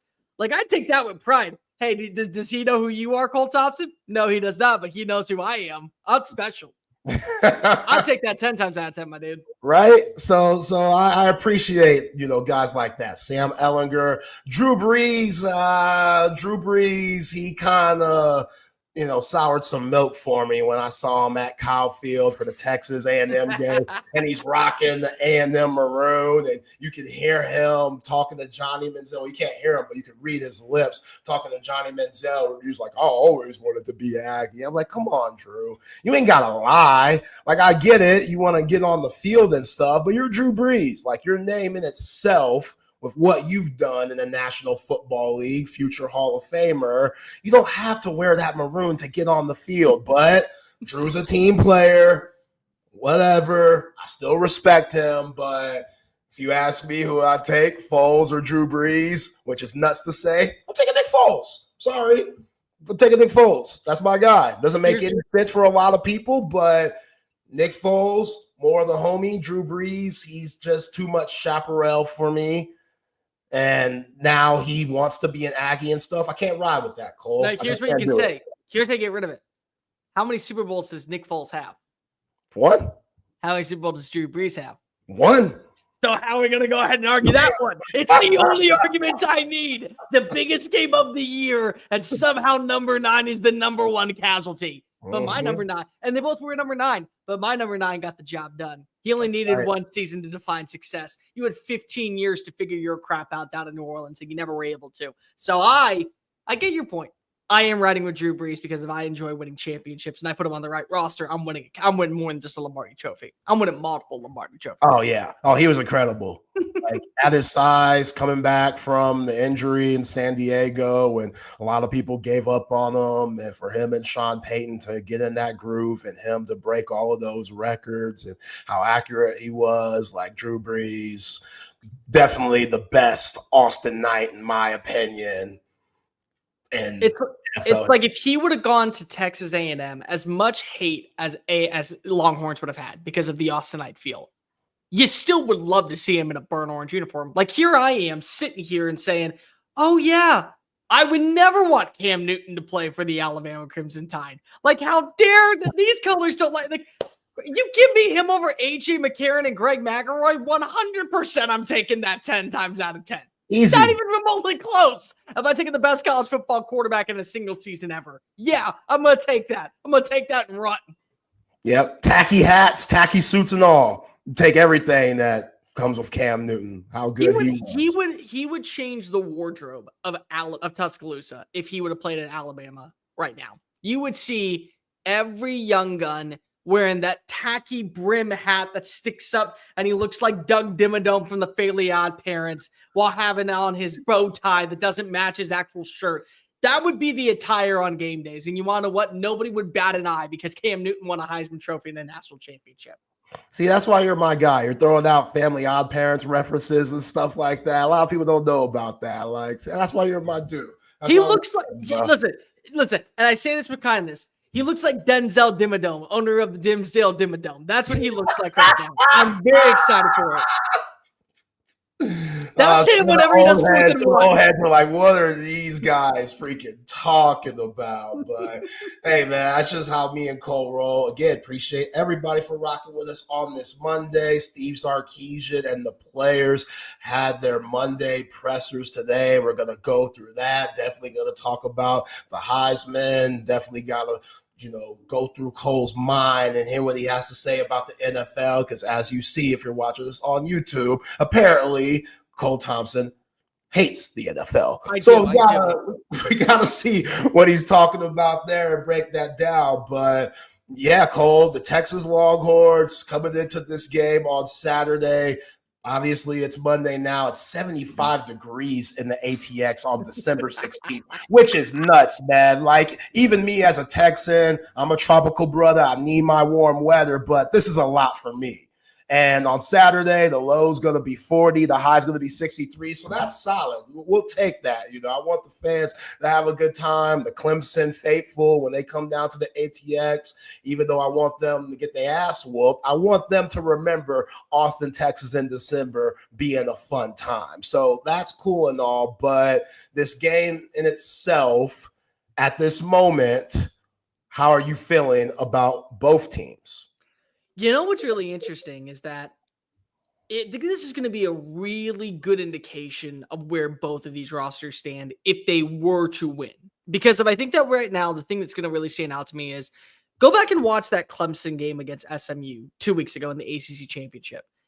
As much as I want to believe the Texas defense is elite, because Texas defense is elite. It's the number one in college football, far and away. No questions asked. If you tell me that Texas is winning a national title this year, I'm not giving a lot of credit to Quinn Ewers in the passing attack. I'm giving it all to the defense and what Johnny Nansen has been able to provide.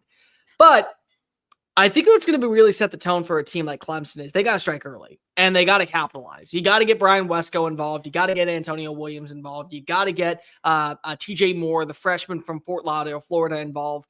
You got to make sure that you're catching Texas slipping at the wrong time, because Texas is a team that I feel like you won't give more opportunities. You won't get many opportunities to catch their defense. And what's going to be really interesting is that if you're Texas' offense, you don't want to rely so heavily on your defense, because right now these two teams have shown you their strengths and weaknesses throughout the regular season, both positively and negatively, and where things are trending right now. And I feel like that if you're Texas, you want to be able to set the tone on offense opposite of a very explosive offense, because the last thing I can afford is my defense needing to make one more stop. And then I say that 3 or 4 more times, one more stop, and it's not the last stop. It's actually, I need 6 more stops, 7 more stops, because my offense can't deliver. But when you give me the opportunity early on, if my offense can create a turnover, if my defense can create a turnover and put ourselves in a good situation to where we're getting in the end zone. And I think it's really big that when you get those turnovers, you get those opportunities to strike with short field advantages. If you're Steve Sarkisian, you have to swing. You cannot afford to put it in the faith of Bert Auburn's leg. You got to just take those shots down the field. You got to trust that DeAndre Moore. You got to trust that Ryan Wingo. You got to trust that that Matthew Golden, Gunnar Helm is going to step on up. They're going to be X factors in this matchup, and they're going to be X factors for the team moving forward. You got to be able to put up the points, because the last thing I want to afford is you're watching as Texas throws an interception in the fourth quarter, and you're only up by 7. And then here comes Clemson, and they're able to go strike because your defense is tired and they've been on the field for 30 minutes on end. So I think that's going to be really beneficial. I can see this game really turning out a lot like week 1. So if you remember, Clemson kept things close against Georgia down in Atlanta. And I think it was 6-3 going into halftime. And then here came the Georgia that we all knew was going to be a threat in the college football playoff for 2024, where they had 4 touchdowns. You forced an interception on Cade Klubnik. I think the final score was 36-7, or 36-10, whatever it was. I'm blanking off the top of my head. But it was a complete and total 180. I think that could be Texas. They have a very sluggish first half, but then something clicks in the second. They get on the board, they strike early, they force a turnover, and they put themselves in a short field position. Now they're up by 14. Now they're up by 17. Now they're in the driver's seat, and maybe we even get Arch Manning to play a little bit just in case if anything happens in the next one. Yeah, I think Arch Manning should play no matter what. You have to have a game plan, don't you? Yeah. 100%. You have to have a game plan for him in this game. Yeah, I think Steve Sarkisian, he really dropped the ball in the SEC championship game by not playing 16. And at this point, screw the quarterback controversy and everything that goes with that. You got to do what it takes to win games. It doesn't make sense to use him at Kyle Field against the Aggies, which that was the perfect time to use him. 4th and 2, you're in the red zone. Let's give it to Arch Manning. Arch basically trucks a guy and gets in the end zone to put up the first points of that game and really sets the tone overall. And then you go on to play Georgia. And we saw all year what Georgia struggled with. They lost to Alabama. They struggle with Jalen Milroe. What does Jalen Milroe like to do? Run the ball. They lost against Ole Miss. Jackson Dart. What does Jackson Dart like to do? Even though he likes to throw it, he can run the ball. He ain't afraid of nothing when it comes to putting it on the deck and getting those yards himself. Then we saw the week before they played the Horns. Hayes King went crazy with his legs.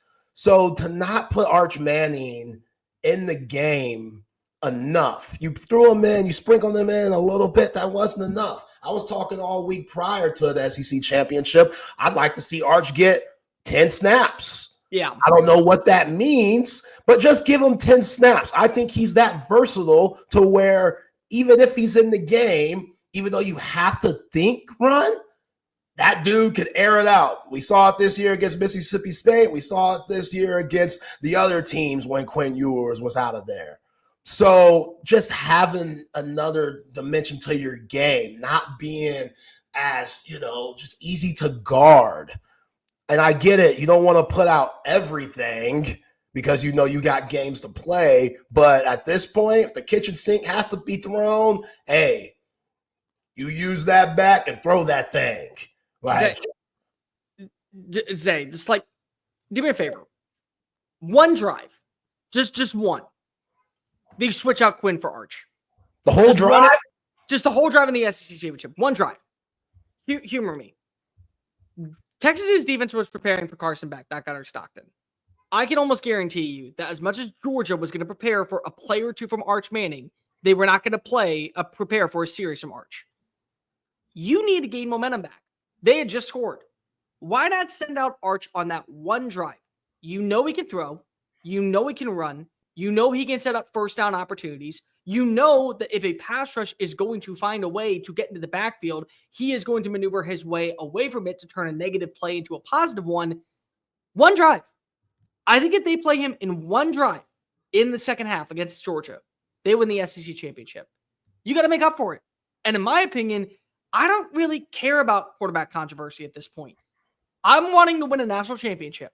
I'm wanting to prove to the college football world and all of those who have doubted us throughout the year that we had a quote-unquote lackadaisical, easy schedule to embrace the SEC. I want to shut them up.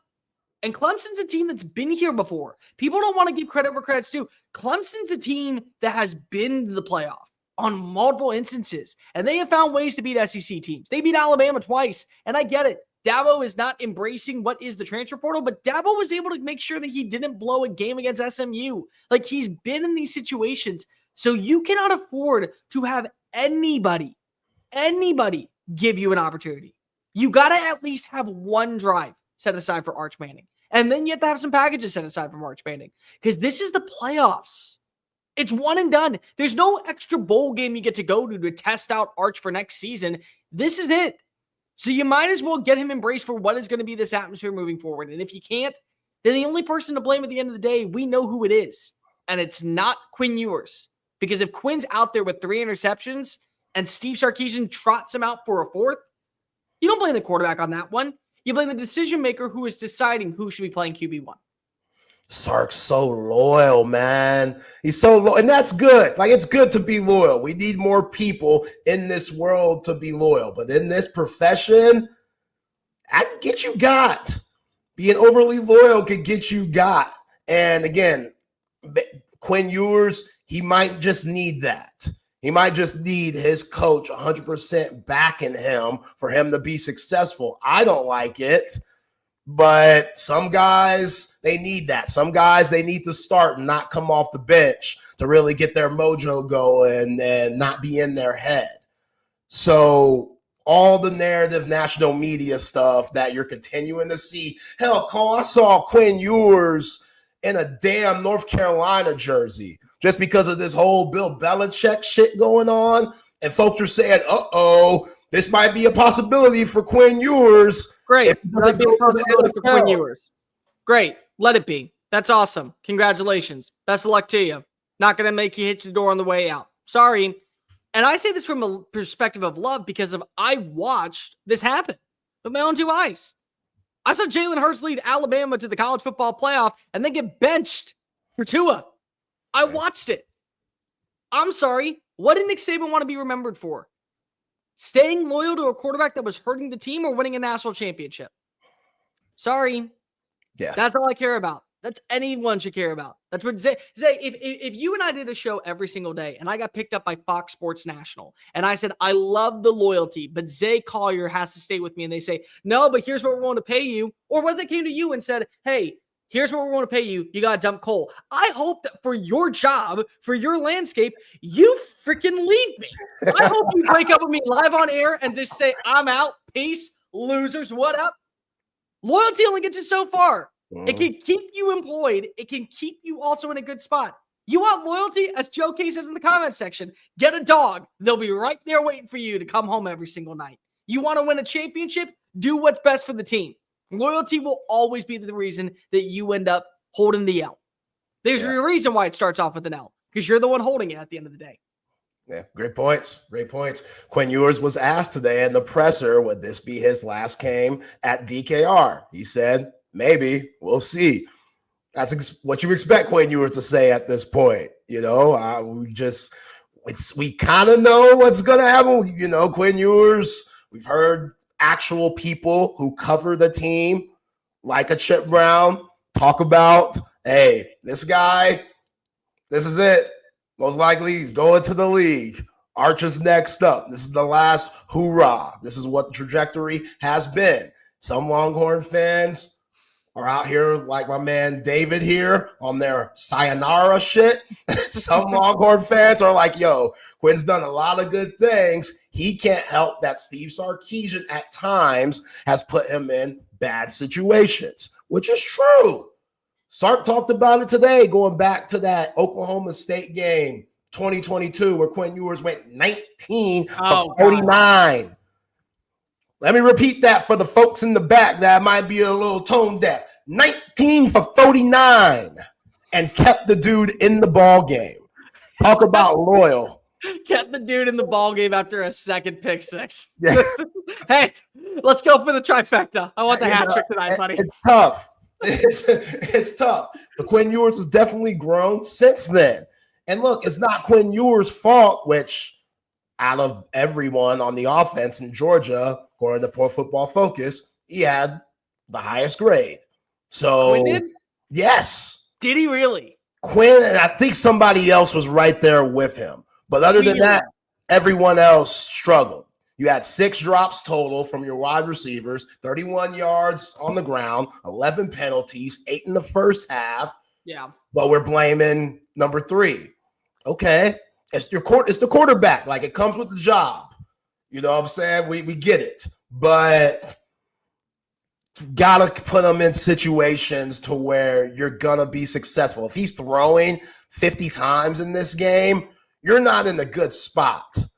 If the game is balanced and Travion Wisner is getting back to what we saw against Kentucky and A&M, Kelvin Banks, who talked today and said he's expected to play, so very good news for Longhorn fans and this whole team, because Trevor Gooseby, going back and watching that game, I thought he was better when I was there. Going back and watching it on TV, he struggled a little bit, but everybody else did. DJ Campbell, Cam Williams, Majors, Connor, everybody struggled against those Georgia Bulldogs who give a lot of teams havoc and disruption. Well, Zay, think about this for a second. Glenn Schumann and Kirby Smart are the masters of manipulation. I think that is a great way to be able to catch you from making mistakes. What do I mean by that? How many times did you watch as Cam Williams had to take the inside guy because if he was going to the outside to create the stunt for the outside guy to work his way back in? So by the time that you had, who lines up next to him? Is it DJ Campbell or is it Campbell? So by the time Campbell realized that the outside guy was coming in, he already lost the battle. And so there's so many times when you look back at Cam Williams, who, my money, that was the worst performance I've seen from him all year. I'm sorry. I'm not trying to be disrespectful, but that was a bad game by Cam Williams. Very bad game. Like, you throw that out the window and never look back. They had a great game plan of making Quinn step up into the pocket whenever the first initial contact came for the inside. And then by the time that you go through your 6-speed progression, you're at 6 seconds. You got to get the ball out, especially against a defensive line like Georgia. It's going to create those opportunities. Here's the difference, Zay.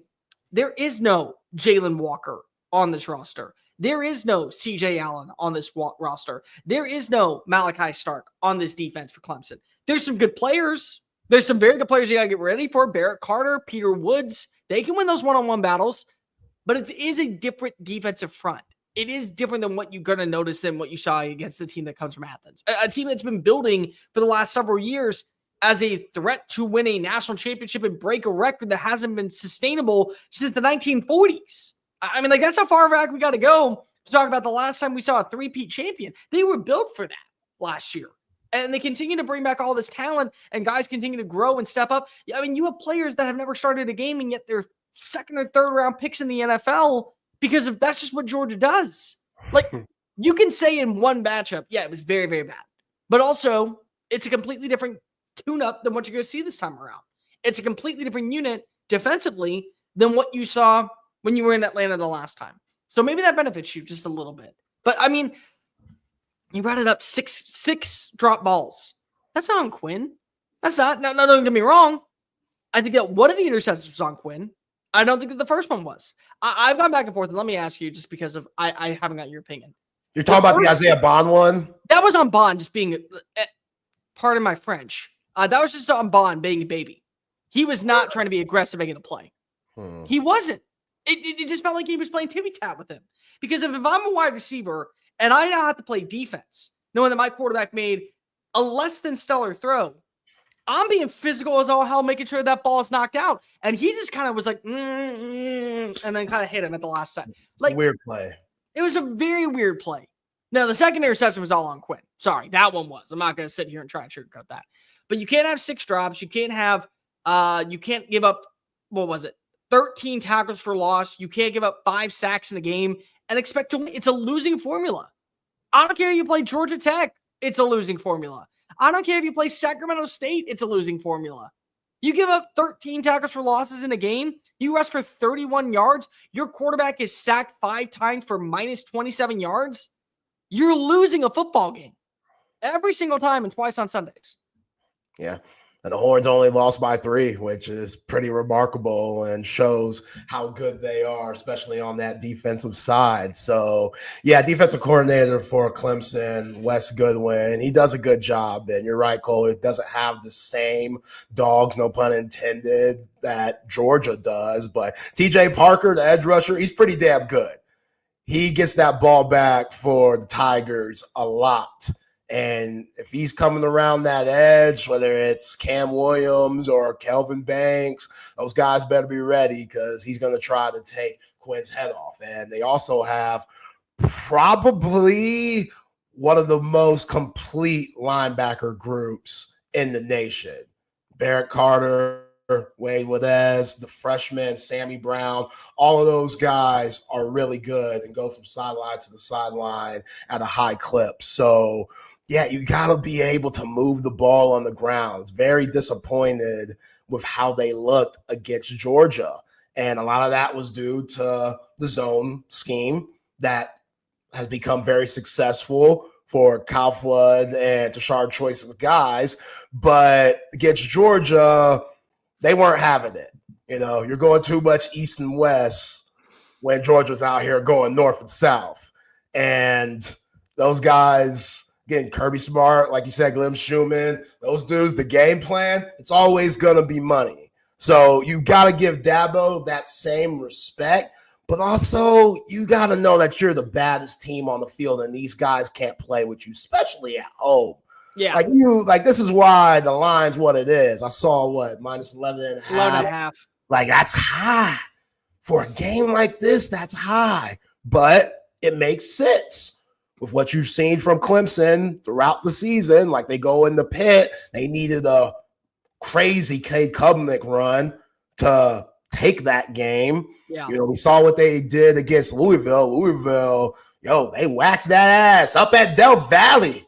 That was bad. That was horrible. That and was look bad. at the stats. It wasn't like Louisville did anything spectacular, but they had timely, explosive plays and got the ball back and good field position, and Tyler Shuck, he was money that day overall. I mean, Zay, think about this for a second. This is a Louisville team that won by double digits on the road against a Clemson squad that was ranked just outside the top 10 and proceeded to lose a week later to Stanford, a Stanford team that has won 3 games all year. Like, you got to realize that Stanford this year had 2 ranked wins of their 3 total, and one was against a Syracuse roster that could have been playing for an ACC title, and one was against a Louisville team that beat the team that's currently in the college football playoff. The other thing about Clemson lost to South Carolina. South Carolina, I thought they were one of the best stories down the stretch, but South Carolina had hit and misses when it came to its offense all year. They couldn't run the football at times. They couldn't hit a backside of a barn or a wide receiver in stride.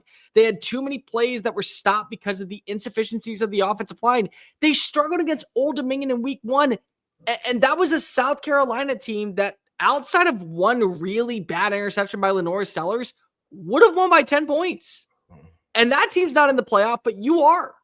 And you feel like that you could beat South Carolina if you're Texas. You feel like that you could whack South Carolina's ass. So now you get to play a team from South Carolina, treat it like that.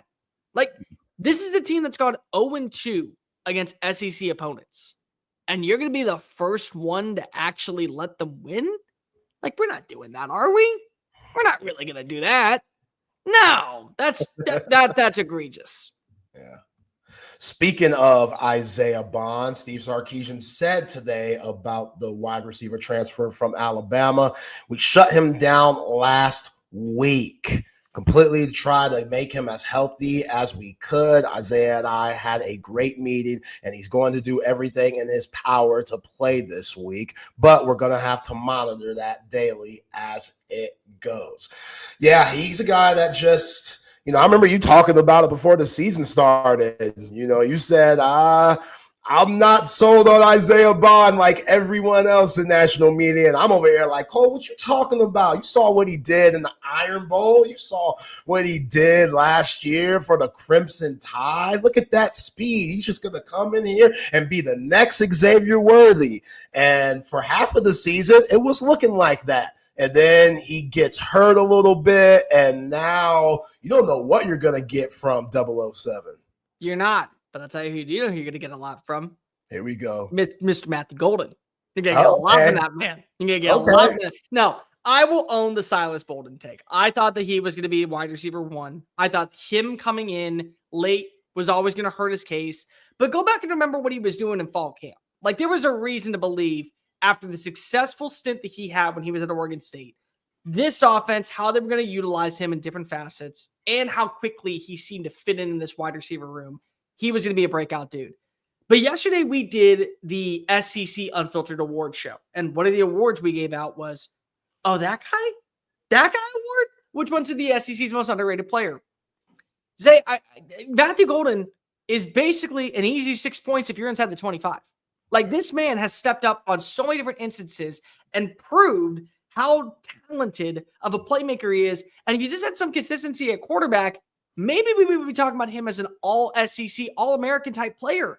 A Fred Biletnikoff semifinalist, because he leads the team in receptions in the red zone. He leads the team in receiving touchdowns. He's number 2 on the roster in receiving yards. He's number 3 on the roster in yards after contact. He's number 2 in yards per catch. I mean, he's everywhere and everything that you want. And you pair him alongside with DeAndre Moore, who's really stepped on up, and then Gunnar Helm, you're making up for the losses of what you thought Isaiah Bond would be. But I also said, and I remember how much flack I got for this one. Tell me if I'm wrong on this. This was a team that didn't need a number 1 receiver. What you needed was every single week someone to step on up and be the go-to guy, which you've seen. You saw Bond do it once. You saw DeAndre Moore do it once. You've seen Gunnar Helm do it multiple times. You've seen Matthew Golden do it multiple times. That was kind of the beauty of what this offense was. You didn't need to have an elite playmaker. What you needed to have was consistency and somebody stepping on up as the alpha on a Saturday. And I think that's what we're going to see continuing moving forward. Maybe we do get an Isaiah Bond 175-yard game for 2 touchdowns. Maybe we do get a Matthew Golden 135-yard game for 14 catches and a touchdown inside the red zone. Maybe we do get the Silas Bolden breakout game. Like, maybe I was just way too early to the party and we were just waiting for the playoffs to begin. And he's like the dude that shows up after an hour later when everyone's already starting to play the games. And so he rips open like a couple of beer bong shots and then goes, all right, I'm all caught up. Let's go shindig. Let's go have some fun, people. Like, maybe that's Silas Bolden. But, like, that was kind of where I came when it came to the entire situation on Isaiah. I thought there was just way too much stock on him being the go-to guy when you had really good players that just kind of flew under the radar. Like, honest opinion, if he doesn't make the 4th and 31 catch, is anyone talking about him the same way that we are right now? Like, is anybody really putting him on the map that way? No, we're not. Like, and you know what was really interesting? He had an incredible game against Georgia in the SEC championship, but everyone was just too focused in on 4th and 31. Yeah. And I legitimately think that Xavier Worthy helped boost him up too, because everybody knows Isaiah Bond, he has jets. He can absolutely fly. So what Xavier Worthy did at the combine and let a lot of people know who maybe didn't pay attention to Texas like we do here on Texas Sports Unfiltered, they just thought that he was going to fill that role and it was just going to come easy to him. And at times it did. He looked like, okay, this guy on these jet sweeps and reverses and stuff, he kind of does look like X. That giddy up's for real. But now that he's been dealing with that ankle injury for so long, he's just been too inconsistent. And that's okay. Like, you don't have to play him. It's weird to see Silas Bolden come along so slow, because I thought he proved in the Georgia game, SEC championship, this guy's here. This guy's been here. What the hell's going on? Yo, that shot that he took from Dan Jackson, he just bounced right up from that. I'm out for the count. I'm on my Tua throwing up gang signs because my head is just out of it stuff from that type of hit. Silas Bolden just got up, and he's not the biggest guy. What, 5'9", 5'8"? Yeah, let's say 5'8", $175, $170, depending on the day. But depending on if he shit himself or not. Yeah, he made some good plays in the SEC championship game. And it's just like, okay, Matthew Golden, you're 100% right. Like, he's that guy. DeAndre Moore, he really showed up, and he kind of dealt with a little injury toward the end of the season. I feel like now he's back. That third wide receiver, that's what's up for grabs right now, because Silas Bolden, he's proven enough to me. I don't know about the coaches. Like, let's give him more reps. Ryan Wingo, he has his moments. Ryan Wingo had some freshman moments at the Benz. But let's be also real. Like, you didn't expect Ryan Wingo to be that dude in year one. You expected Jonte Cook to take that next step forward, and he didn't. And because of the reps that were lost because of he left, Ryan Wingo stepped on up. I don't think a lot of people need to be putting like Ryan Wingo had a bad year. He's a freshman that's going to be around for 2 more years. No, yeah, for a freshman, I thought he had a terrific year. Yeah. I just think when you see my man, we see Ryan Williams and you see homeboy, what's his name from Ohio State? You're talking about Jeremiah Smith. Jeremiah Smith, yeah. When you see those freshmen going crazy like they did, everybody looks at Ryan Wingo and be like, all right, your turn. And that hasn't been the case. He's had good moments. He had some really good moments, but I do think that he just has freshman moments at times. And yeah, throw him out there. But with Isaiah Bond being this inconsistent, whether it's the injury or who knows what, I feel like it's 100% the injury. You saw him slam his helmet down when he got taken out the game late and against Georgia in the SEC championship because he re-aggravated that ankle. You just know that he's not feeling himself. So let's see where he is on Saturday. But even if he's not 100%, like we've been talking about, you got other guys that can fill that spot. Like Gunnar Helm, 1 catch, 11 yards against Georgia. How was he not utilized more in that game? What does that mean? I don't understand that. I have no idea how that one happens. I don't. Because that's the best tight end in the SEC this year. Yeah. That's not me saying it. That's numbers backing it up. That was tight end 1. Every single play. Like here I was a week ago losing my freaking mind on this channel that he didn't get all SEC tight end 1. He got tight end 2nd team. And I'm like, we are not disrespecting Gunnar Helm like that. Who won it? The Vanderbilt dude? Yeah, Vanderbilt. Eli Stowers, former quarterback of Texas A&M. Yeah, good for him. No, we are not disrespecting Helm Heisman. We're not disrespecting the Hellman helper. We're not doing that. We're making sure that Gunnar got it. We doing that. I promise you, we're doing that. And it's like, well, I'm over here defending Gunnar Helm like no one's business. Where's Steve Sarkisian? Hey, you have 85. You got him as your tight end. 1 target, 11 yards. That's best you got. That's our game plan. you better have a damn good game plan to get him more involved in this matchup. Like, I'm sorry. I need at least 6 targets to Gunnar Helm on Saturday. Yeah. Minimum. Yeah, and he's Quinn Ewers. He's a security blanket. I know you can say that for every quarterback and tight end, especially with their big frames and stuff, easy targets. But it couldn't be more easier with Gunnar Helm and Quinn Ewers. And if you're Steve Sarkisian, yeah, you have versatility around. You have multiple guys that, can carry the team on their back. We saw Contravian Wisener do it against A&M. Like, you got guys that could pick up the slack at any time. But Gunnar Helm, you should be force-feeding him at times. Like, he's just too versatile. He's too athletic. He's made buku money this year. Like, I can't wait to see him at the combine and see all the scouts look at each other while they're writing in their notepads, oohing and ahhing, because 85's out here doing stuff that guys 6'5", 240 shouldn't be doing. But he needs to be involved. Like, there's no excuse for him to only have 1 catch for 11 yards in a game against a team like Georgia, where you need as much as possible. So, yeah, Clemson isn't Georgia. Going to continue to say that, but you gotta get back in your bag, Sark. Somebody on the text line said, "Yeah, Steve Sarkisian, he can't call timid," and that's true.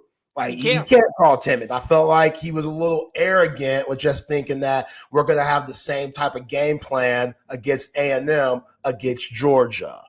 Mike Elko. How many times does that work? Like, how many times? Because they're both defensive coaches? Okay, yeah, sure. Great idea. By the way, I know I'm going to cut you off, but have you ever seen the movie Little Shop of Horrors? No. Okay, what's fantastic movie. It's also a Broadway show. You know me, I'm big into Broadway. I am a man of multiple talents. Well, in the show, there is a character named Seymour that grows a plant, and he names the plant Audrey 2 after the girl he has a crush on. Well, the plant has a feeding for human blood and for human meat. And so he feeds the plant to keep it alive human meat. I need Sark to be Seymour, and I need Gunnar Helm to be Audrey 2 as he grows and grows and grows with every single target and catch in this game. I want him to be the size of Manhattan. I want him to be the size of DKR while he waltzes into the end zone. That's what I want in this game.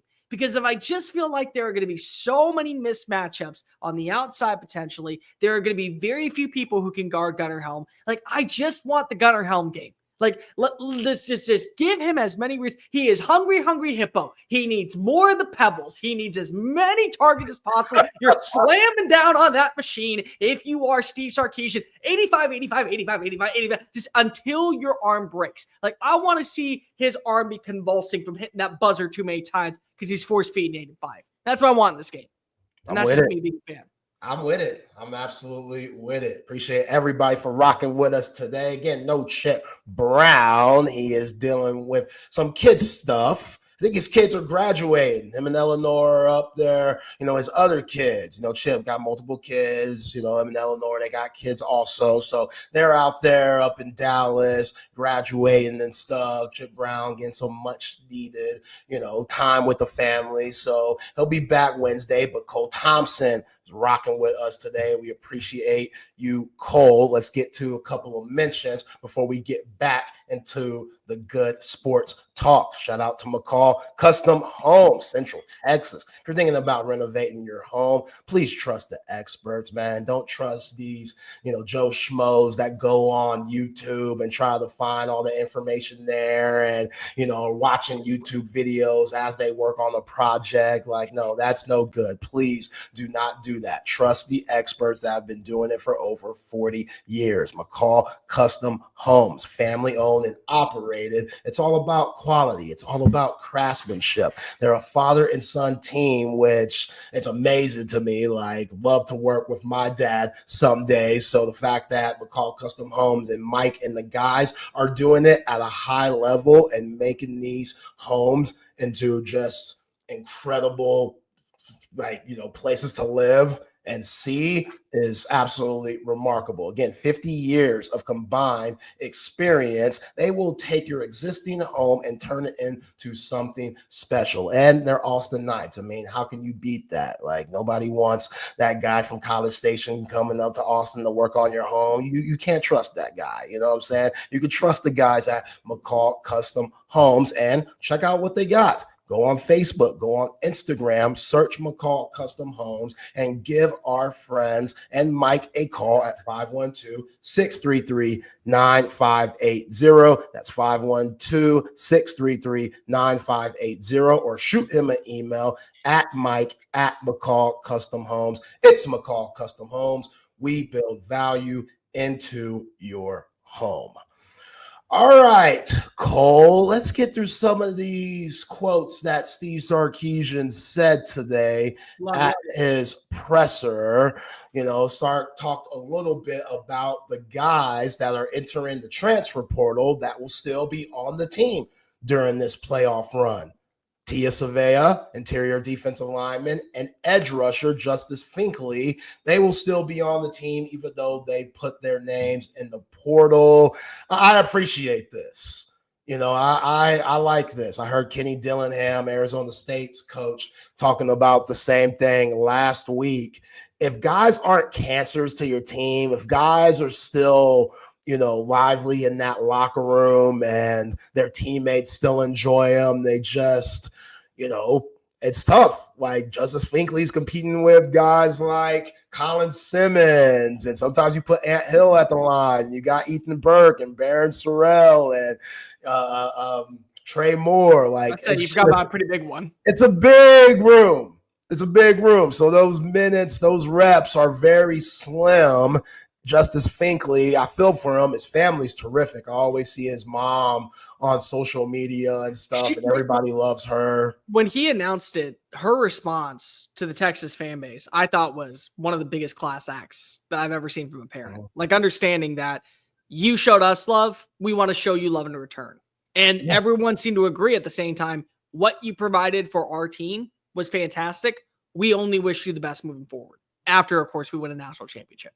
Yeah, 100%. Like, great family, Justice Finkley, again, he friends with a lot of, people outside the football team and stuff with his family. So I'm glad he gets to go on this run. Also, Tia Savea, I appreciate Steve Sarkisian for allowing the guys to do that, because you got your Justice Finkleys out there, and then you got your Jonte Cooks, who Jonte seems like he just wants to see Texas struggle as much as possible. I still don't know how that worked out like that, but you hate to see those types of things, which is why he's no longer on the team. So, yeah, I appreciate Steve Sarkisian for allowing these guys to be along for the ride and also help them find another spot where they could get some more playing time in the future. This is the one thing I hate about the transfer portal period, is that you have players who are currently caught in a rock and a hard place about what is the best course of action.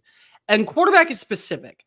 I remember when Malik Murphy went to the transfer portal last year, and I understand that he wasn't going to be the long-term contingency plan for the Longhorns. They brought in Arch Manning. He was always going to take on over whenever Quinn Ewers' time came up.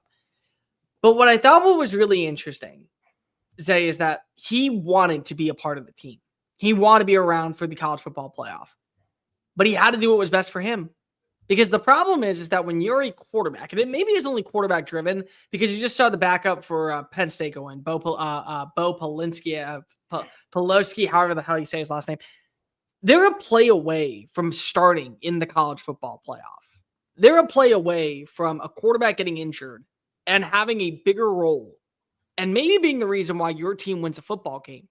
And you get to upgrade your NIL package. You get to upgrade maybe the suitors that are interested in you simply based off that small little film. Like, remember when Matt Flynn played like the entire fourth quarter against Seattle? And then Seattle was like, oh, he's so good, we're going to sign him. And he never played a single down because Russell Wilson came in and just balled on out. Like, that's what you get in these transfers if an injury occurs or if they call on you. But teams are not going to sit by idly and wait for you to enter the portal. So you got to do what's best for you. And sometimes it's the difference of getting a pretty good NIL package to go to a school that needs a quarterback to where you're almost guaranteed to start, where a defensive lineman, they don't have to worry about that. Every team is going to want a defensive tackle. Like every team is going to want a Savay, because if you want to why, you want depth. Georgia could call him tomorrow and say, "Yeah, we saw you play those 2 reps in the conference. I don't know what is it. They play Arizona State. We think that's good enough to be on this team. We think that you can compete for starting reps because it's a position of value.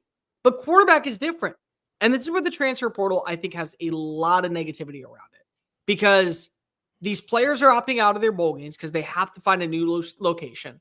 They're going up against other players who are also looking for a free agent deal. But a quarterback, they're a game away from being thrust into a role that could lead into a national championship. And maybe because of how well they play in that game, they're viewed as the future next year. But then they leave and they end up hurting their team. It's the one thing I can't stand about the transfer portal right now. It's the only thing I really can't stand about the transfer portal right now. Yeah, Sark talked about that a little bit and how difficult it's been being in the college football playoff, but dealing with the transfer portal right now. And we'll get to some of the transfers that have already signed for Texas coming into the 2025 season. Some I wish were allowed to play in the college football playoff. But yeah, like I couldn't imagine how difficult it is to try to prepare for a game, but also that things are moving so fast. You got to get ready for next season too, even if you don't want to, even if your head's not really in it because you're so invested on this team and getting to the national championship game and possibly winning that thing. You still have to worry about, okay, we got guys coming in for visits for next year's team. We got to find out, which Sark talked about also, how he doesn't talk to guys about going pro. They were asked about Quinn Ewers, is he going pro and stuff. And Sark was like, I haven't talked to anybody about that, not even Kelvin Banks.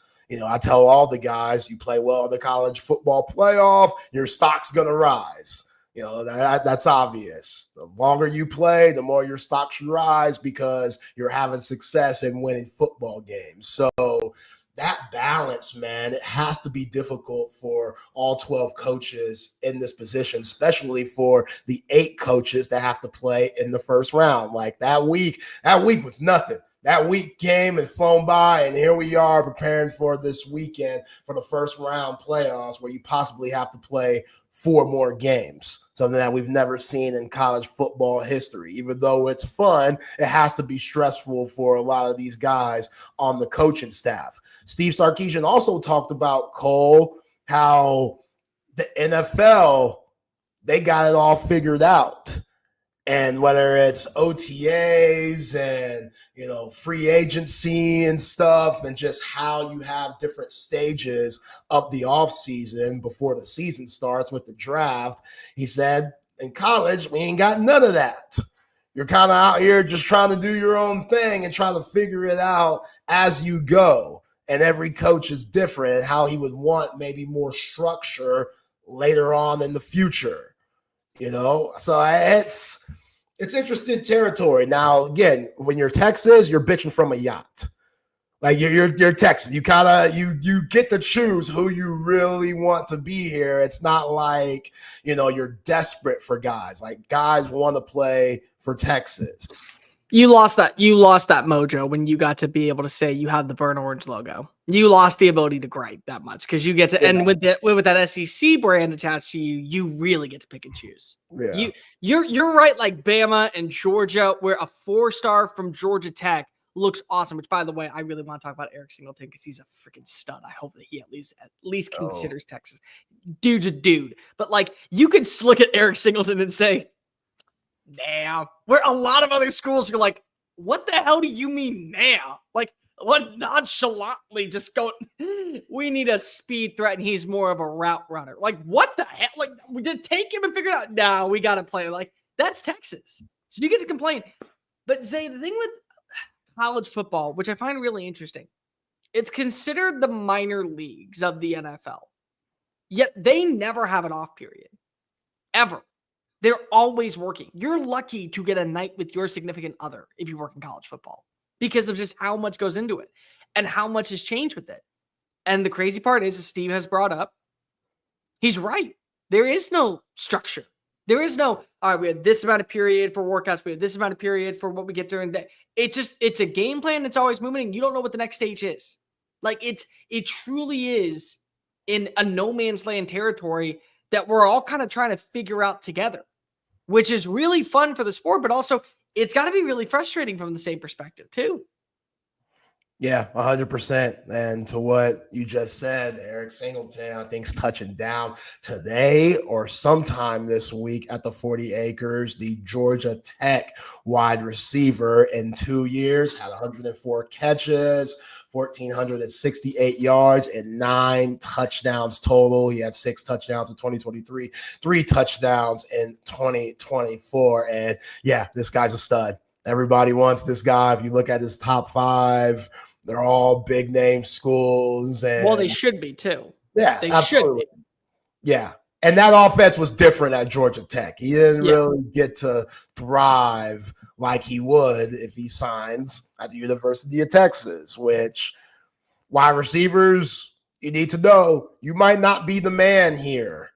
You know, you might be one of the guys, but we already talked about it, Cole. Matthew Golden, even though he's leading in majority of the categories when it comes to the statistics for this Texas team, there's games where DeAndre Moore has gone crazy. Isaiah Bond, Ryan Wingo, Gunnar Helm. So if you could buy into that and winning, everything else, you're going to be good with. You're going to be one of those Adonai Mitchell guys, which I can't believe they made Adonai Mitchell, and they're blaming him for that awful throw yesterday against Denver, but I digress a little bit. We'll get to that later.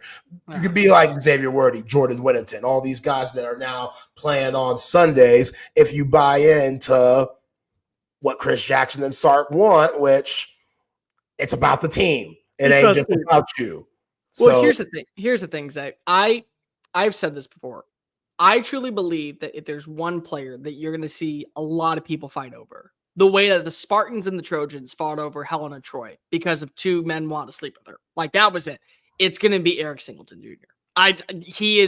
There will be wars. There will be Iliads told of this man if he fits the right system. He will become a folklore in the world of college football. Just the way that they utilize him. He does everything, and he does everything at a pretty damn good level. It's not just he's a great route runner. He's a great route runner with exceptional speed, and he can turn 2-yard catches into 25-yard gains, and he can win on the vertical threat, and you can line him up in the backfield, and he can take jet sweeps, and he can be effective on special teams. And so when you get a player like that still has shown you in an offense that doesn't really fit his strengths, but he will make it fit his strengths, that's what really works. For Texas, here's going to be a selling point. So I think it's Florida State, it's Miami, it's Ole Miss. I think LSU is the other team that was mentioned, and then it's Texas. There's 2 teams that can actually go out here and say, this is what we have to work for. Number 1 is Ole Miss. Number 1 is LSU. We got back Garrett Nussmeier. We think that Garrett Nussmeier is going to win the Heisman next year. Do you think Garrett Nussmeier can win the Heisman next year? The other one's Texas. We have Arch Manning. That's who's going to be throwing you the football next year. That's your selling point. I think the most important part is how well does that relationship work? Because you've seen players in the past where they come in knowing how good they are, knowing what type of talent they can be. And eventually what happens is they don't mesh well with the quarterback. And so things go south and it ruins the team chemistry. I want to see what Arch's chemistry is like with a guy like Eric Singleton. If they mesh, you make sure that he does not leave that building without signing on the dotted line. He is committed to Texas long-term. Because if that builds and it fits the criteria, it's a plug-and-play replacement for what we see this past year. Texas is right back in the conversation for 11-1, college football playoff berth, national championship mentality. And I've said this. I believe whoever lands Eric Singleton is going to the college football playoff in 2025. Damn, just like that? I think that him and Kevin Concepcion, the NC State wide receiver, I know he's not looking at Texas. He's looking at Alabama. I think he's looking at South Carolina. He's looking at Miami. Colorado, I know, is on that list. Florida State's on that list. I believe whoever lands those 2 wide receivers, they can be such difference makers because if they can play the number 1 or be a high-profile number 2, that will get you into the college football playoff next year. I hate making that bet, but I just have such a stagnant point on these two dudes, on how talented they are, I'm willing to stake a claim. I'm willing to throw money down on whoever lands Eric Singleton and Kevin Concepcion. I will throw money down that they're going to the college football playoff in 2025. Well, we'll see. I think he can be that difference maker. He can be that guy. I really do believe it, Zay. And then again, how do you wine and dine him? If he's on campus today, you got to get ready for Clemson. So what are you really going on that wine and dine normal stuff that you do with these high school recruits? Because you don't have the time if you're Steve Sarkisian. Like, I'm sure he's going to be with Brandon Harris and, other guys that are part of the staff that deal with things like this. But still, if you're Eric Singleton, I want to see the coach. Like, I want to go watch practice. Bring him to practice. Like, I want to go, have him talk with the team and just any type of networking he could possibly do while he's here at the ATX. You need to do that. But again, how much is too much? Because you got Clemson coming to your house in 6 days. Say, I want him lining up on the field. I want him to take I want him to grab a pair of shoulder pads, and I want him to grab a helmet and say, you're lining up and you're running a couple routes. Because I want you to know what this feeling is like, son. I want you to know what this moment is. I want you to know that in this moment, this is what you can prepare for next year when you come to Texas. You're catching balls from Arch Manning and you're preparing to go into the first round of the college football playoff. This is the feeling that you're going to have every single game day, knowing that Texas is a team of tyrannical tyrant. We're that good. I want him running routes. I want him catching footballs. I want Steve Sarkisian to say, all right, show me what you're made of. Like, we don't need you here. Because do you want to be here? I want to be here. I want that type of personality up there. Yo, man. I don't know if I'd be a terrible recruiter or not, but that's what I want. No, man. Hey, I'm signing. Once you call me son, but like, man, this guy cares. Man, this guy, like, he's father figure type shit. Like, you got to hit him with that. You got to live with that. But again, if you're Sark, how much is too much? Because we might not have time to do all this wine and dine stuff that some guys might be expecting. So, yeah. Okay, but if they expect that to be wined and dined, I hope that they also remember why was I not wined and dined at Texas, but I was at Ole Miss, but I was at Florida State, but I was at Miami. What are they doing this weekend? Yep. Oh, wait, they're preparing for a bowl game where they have to wonder who are going to be the opt-outs. What is Texas doing this weekend? They're at where I want to be. They're at where I currently hope to get to. That's what I want. So I have to take that.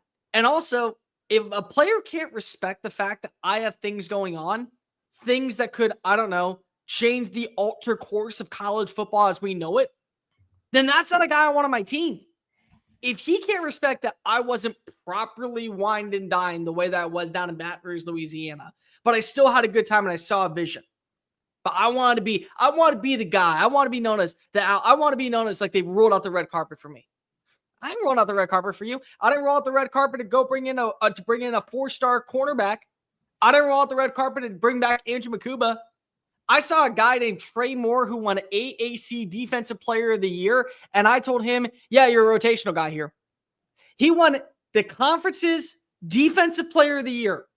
At Texas, you're coming in on third down and blitzing. That's your job. That's what I want you to do.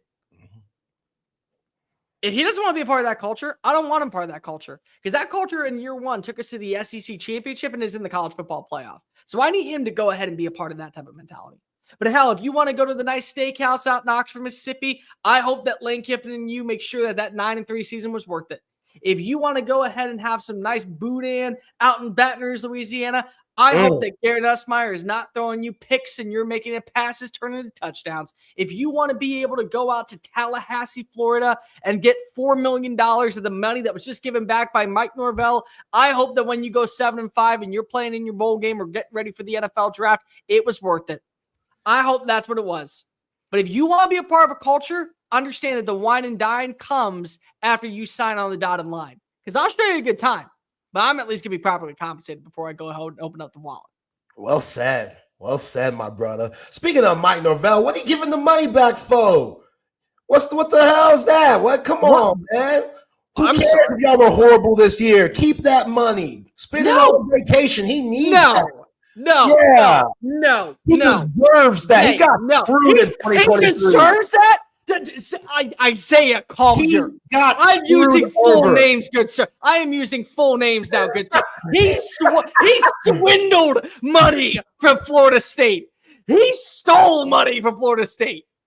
It can't help that Jordan Travis got hurt. He's supposed to be in the college football playoff. He can't help that he had one good year. Oh, but yes, he can, because he was bad when he got hired. He was on the hot seat after year 2. They turned the corner in year 3. He ran through a wall and got his bag in year 4 and went undefeated and was left out of the college football playoff properly because they didn't belong in the playoff despite being 13-0 with how bad that offense looked. And then they went 2-10 with the 2 wins, including one against FCS Charlton Southern, where after the first quarter, it was 7-0 Buccaneers. He stole money from Tallahassee. He gave the money back. I ain't giving that money back. I am 100% giving it. I am giving that. Okay, Zay, if BK signs me to a contract, BK brings me in and signs me to a 2-year deal, exclusive money. I got all these sponsors coming in with it. And I'm only bringing in 150 people per view. Like, I'm only bringing in such amount of people. I'm talked up. BK's going around town. He's telling everybody, you got to listen to Cole Thompson. He's fantastic. You got to have Cole is just the number one dude. And the numbers don't back that up. I'm giving money back to BK. I'm going, hey, man, I don't owe this one. I'm sorry. I'm giving you some of this back. I got my sponsorship money. I got my money from other things. I got my money that's guaranteed. I got to do something to change things up. Because here's the deal. He also is going to give that money to the NIL collective, which is going to allow him to get better players in, which is going to put him in good graces with the boosters, which is going to put FSU back in the conversation for a 10-win season in 2025, and maybe he'll get a new contract extension. Listen, when you look back at Jim Harbaugh, after 2020, he gave money back to Michigan. He took a pay downgrade to stick around at his alma mater. Nice guy. What happened? College football playoff berth, national championship, goes off to the NFL. It's worth the risk. I respect it. And I think it was necessary because he pissed off a lot of people with the way that he was talking about the direction of the program, with the way that he was talking about how they were sniped out of a college football playoff berth, with the way that they were mistreated by the college football landscape. And then you go out and shit the bed the way that you did. And by the way, it wasn't like you were just sitting by.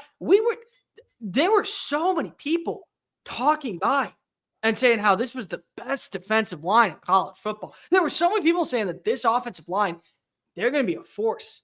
Florida State's not just back. Florida State's going to become a standard in college football. A standard. A standard. And they lose in Ireland, and they lose to Boston College the following week, and the season's over before week 2. Just like that. Just like that, it's over. Yeah. And all the good vibes and juju are gone. So man, I commend him for giving money back. They had a gun to his head and made him give that money up.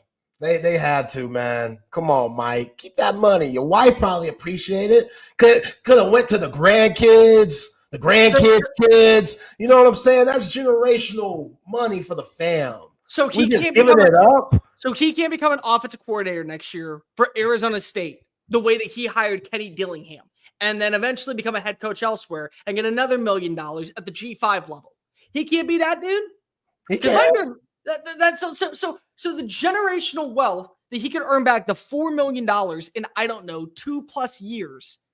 You don't think that that's worth it to maybe bring in the right pieces for this year? So that way you're not 7-5, that way you're not 6-6, and the boosters want to come for your head. I mean, people are losing their minds saying Thomas Castellanos was an overrated quarterback that they brought in. Yet here we are talking about Thomas Castellanos, what he did against Missouri. But it's like, oh no, this dude is terrible. Okay, well, that's right now we're a prize transfer portal edition. Let's make sure that we bring in more. Let's make sure that we bring in other dudes who are going to be difference makers. Take a kid away from Miami. Take a kid away from Florida.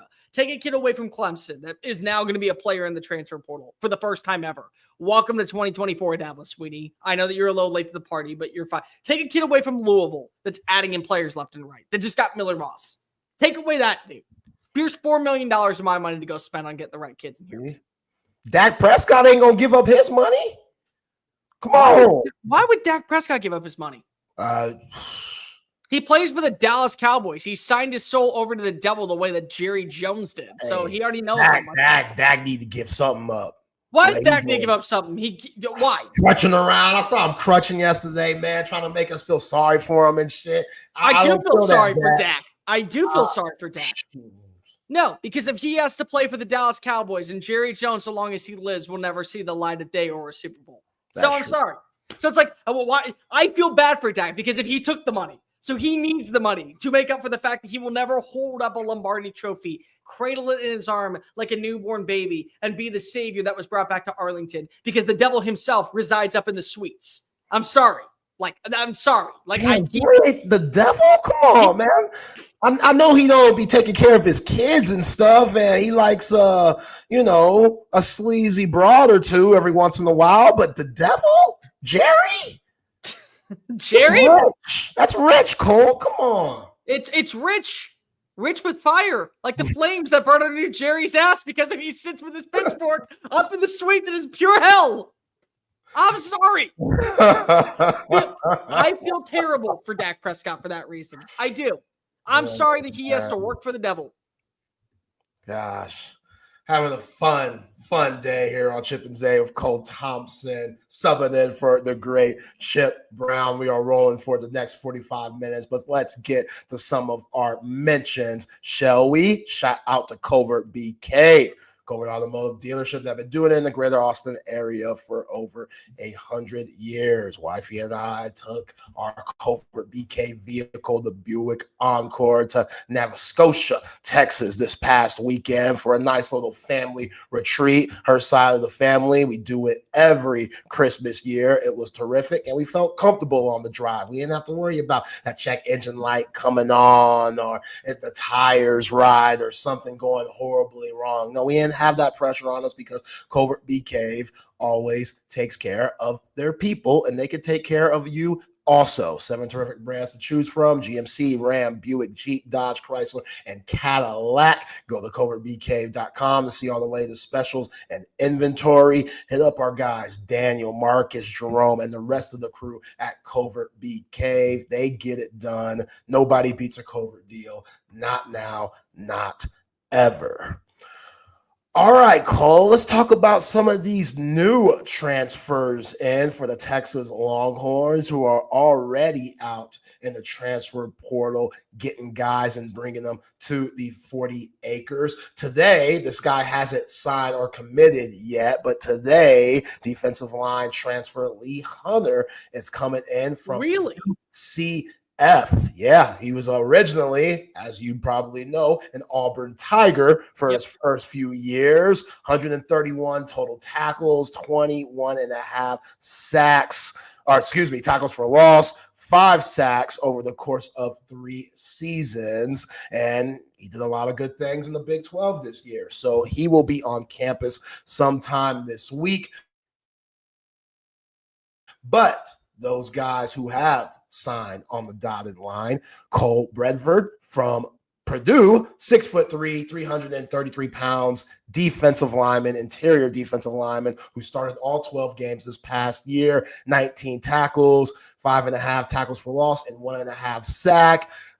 Solid. We'll see. Those Purdue guys, they go 1-11 this year. So blame the system. Don't blame the player. Right. Yeah, that's a good way to say it. That's a good way to flip it, Cole. Appreciate that. Brad Spence out of Arkansas. I liked him this year, getting ready for Arkansas and watching film on him. He's number 22 for the Razorbacks this past year. He will be a Texas Longhorn in the 2025 season. 6'2", 238 pounds. He had 4.5 sacks, 6 tackles for loss, and 54 total tackles. And he had a good game against the Horns too. I think he had a sack, had 7 tackles. So he's a guy, he's from Houston, with the same school as Jaden Blue and Matthew Golden, that Klein school that they all went to. So Kane, right? Think so. I get all those Kleins confused. Klein Kane, Klein Forest. I get them all confused, but Klein Kane, that sounds right. Klein Kane, Klein Forest, Klein Collins, Klein Oak, Klein something else. There's one more. I'm blanking on it. No, because I only know this because my wife works in drill team, and so they always go up against the Klein schools, and they play in Klein's district now. So Okay. Magnolia's in that district. So there's like, what is the other one? Not Klein Creek. If anybody can tell me what the 5th Klein school is, there's like 5, and then there's Magnolia West, and there's one other school in Klein that isn't Klein. It's like Waller or some shit like that. Okay.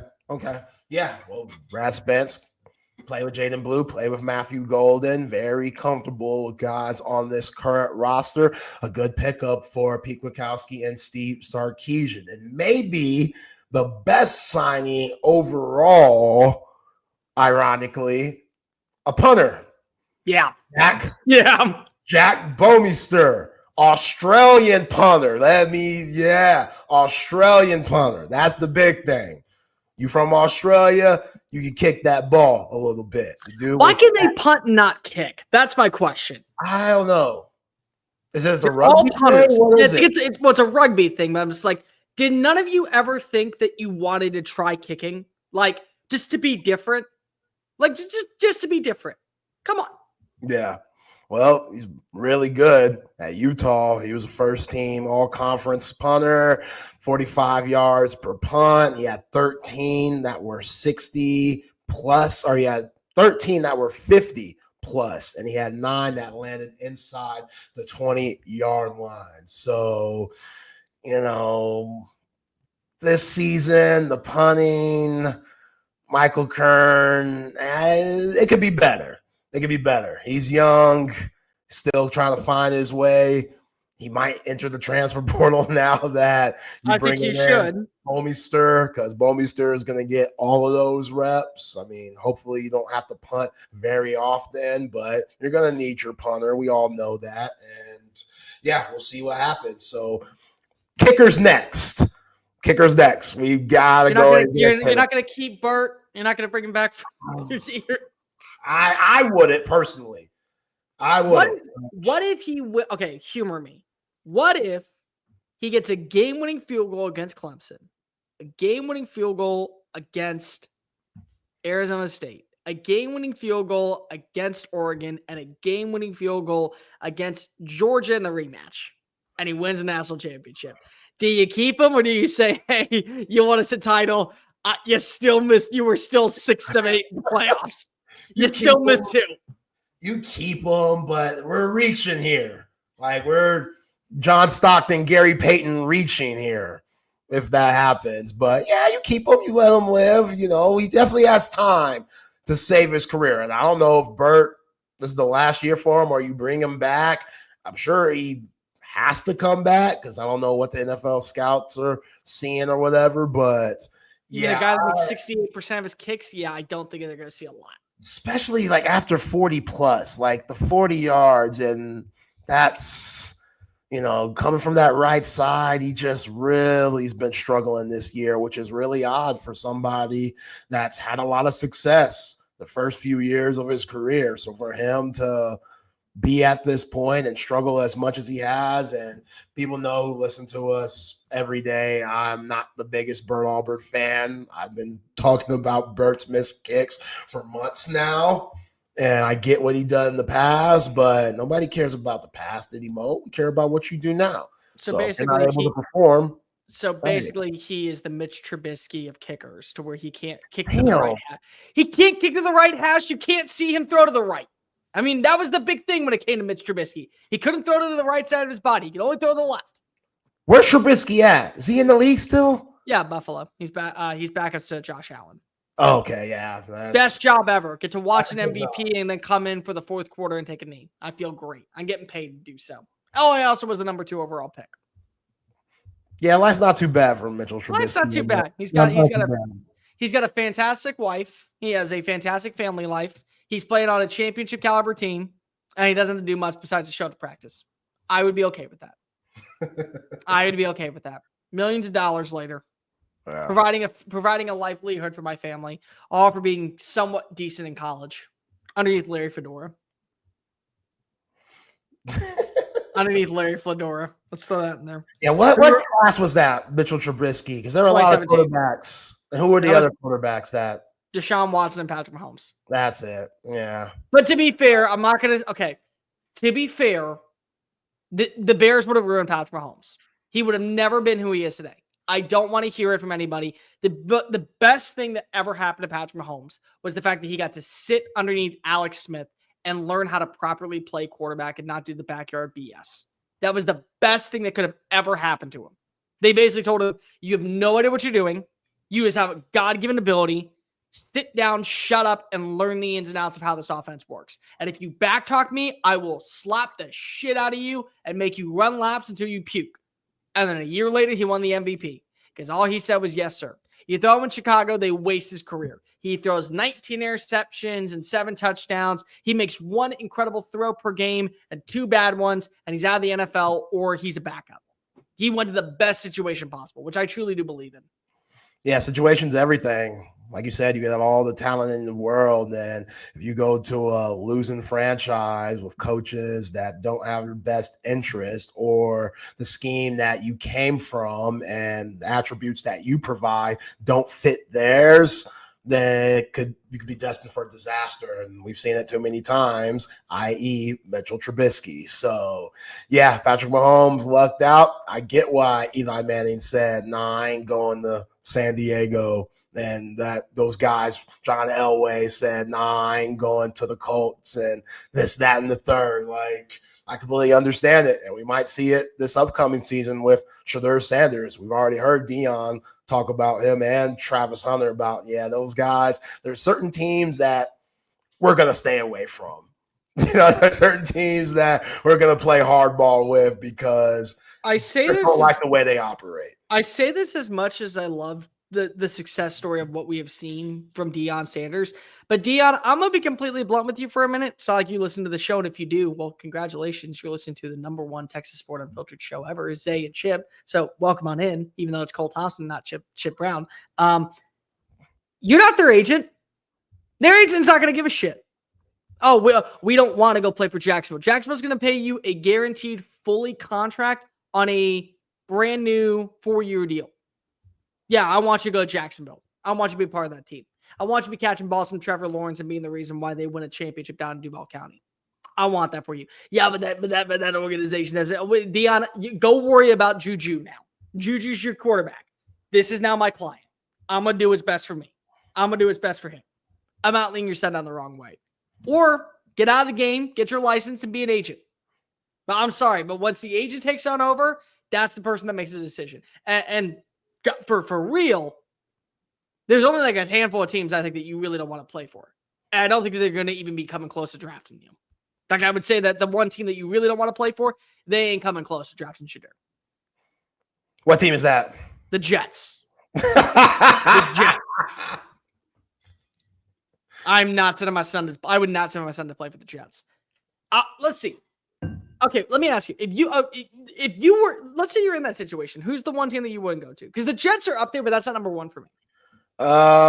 Carolina would be in there a little bit, even though I like what they're doing with Bryce Young now. I mean, the Cowboys, they spanked them yesterday, and the Cowboys low-key are trying to make a little run. I don't know if Cowboys fans are digging that or not. They want that good draft pick, but Cowboys showing a little pride. But you mean the fact that they don't know coming in with the Browns, that sounds about right too. The Browns is the right answer. Because you really want me to trust an organization that gave up on a quarterback that put Justin Herbert to sleep yesterday for a guy who had 21 sexual misconduct charges against his name and then proceeded to give him $230 million fully guaranteed? You want me to believe? And meanwhile, you got poor old Kevin Stefanski sitting over here looking like his job is on the line every single week despite being a 2-time Coach of the Year candidate. But he's just like, I'm stuck in hell. Like, I'm worse than hell. I mean, I'm not in Jerry Jones's office, so it's the next worst thing, which is Cleveland. So, I mean, yeah, what more do you want to say? Like, that's the 100%. The Raiders would be a close second, though. I would not want to go to the Raiders right now. They're just... It's Vegas. It's not like it's Oakland anymore. It's Mark Davis. Let's just go there. If a man looks like if a man thinks that a bowl cut is a good hairstyle and then proceeds to go straight... Oh, don't hate on Mark. Don't hate on Mark. He's rocking that look. Doesn't he have him a little baddie too? A little breezy little woman that, He's doing his thing. You mean that $1 billion cost him a baddie? Yeah, okay, cool. If I had $1 billion too, I would probably have 6 of them. She's got like something that he's working with, not just the dollar signs. Oh yeah, sure. That clean shaven head where she can drop dollar bills or bounce a nickel off his head. That works. Yeah, leave Mark alone, man. I'm not gonna leave Mark alone. No, he ruined Henry Ruggs. I'm gonna defend that as long as I live. He ruined Henry Ruggs. I'm never gonna get over that one. Oh, Henry Ruggs did not need to go to Las Vegas. He needed to go to like Dallas or something. Okay. We need to go to Houston. He didn't need to be in trouble. Makes you sad. The AP All-American selections were put out today, and 5 Texas Longhorns have made the cut. On the first team, Kelvin Banks and Jahdae Barron. On the second team, Alfred Collins, Anthony Hill, and everybody's favorite, Michael Mookie Taft. Well deserved. It's so interesting to see that the AP All-American has Mookie, but the All-SEC team didn't. It's so weird. Like, what are we watching at this point? What are we doing? I don't know. Like, I really don't know how Michael Taft got screwed on that list. Alfred Collins got screwed on that list also. Ant Hill made the second team. It's weird because Sark talked about it today. He was like, yeah, I don't get how or what process goes into selecting these guys for this team. But how the hell does Jalen Walker win the Buckus Award but then get second team All-SEC? Yeah, that was the thing that really bothered me. Was that what are we doing? So why didn't Ant Hill, who led the conference in his first year in tackles for losses and was top 5 in sacks at the middle linebacker, how does he not win the Buckus Award? And then he's also a second teamer. Like, he had better numbers than Jalen Walker on every single page. He had more tackles than Jalen Walker. He led the SEC in tackles. He led the SEC in tackles for losses. Yet, was he even a finalist for the Buckus Award? Nope. But yet he's but again, the stats lie. And what are we doing? What are we doing here? Listen, I've made this abundantly clear. I will take over it, and I will be responsible of building the proper committee to hire the people that need to be making these decisions. So that way, at the end of the day, we all are correct. We have nothing to argue or bicker over. We have nothing to complain about. I will take on that judgment because I will be the chairman, and my verdict will always be the last verdict, which means that everyone else's opinion doesn't matter because I know college football, and I will be the one deciding on this. I'll get some opinions. Zay can be the first round nominee to be on the committee. Thanks, man. I appreciate that. He'd be fantastic. His opinion is about 50-50. I may or may not take it into consideration. We don't know. We're gonna decide. What? We got to decide who did you think deserved to win the Biletnikoff? Let's start off there. I mean, I'm biased saying Ant Hill, but I don't mind Jalen. Oh, Biletnikoff. Biletnikoff. I was thinking Buckus again. Gosh, man. I don't know. I don't like giving it to Travis Hunter. I hated that they gave it to Travis Hunter. I was disgusted that they gave it to Travis Hunter. And I get Nick Nash. I understand that one. The correct answer, 100%, was Tetairoa McMillan.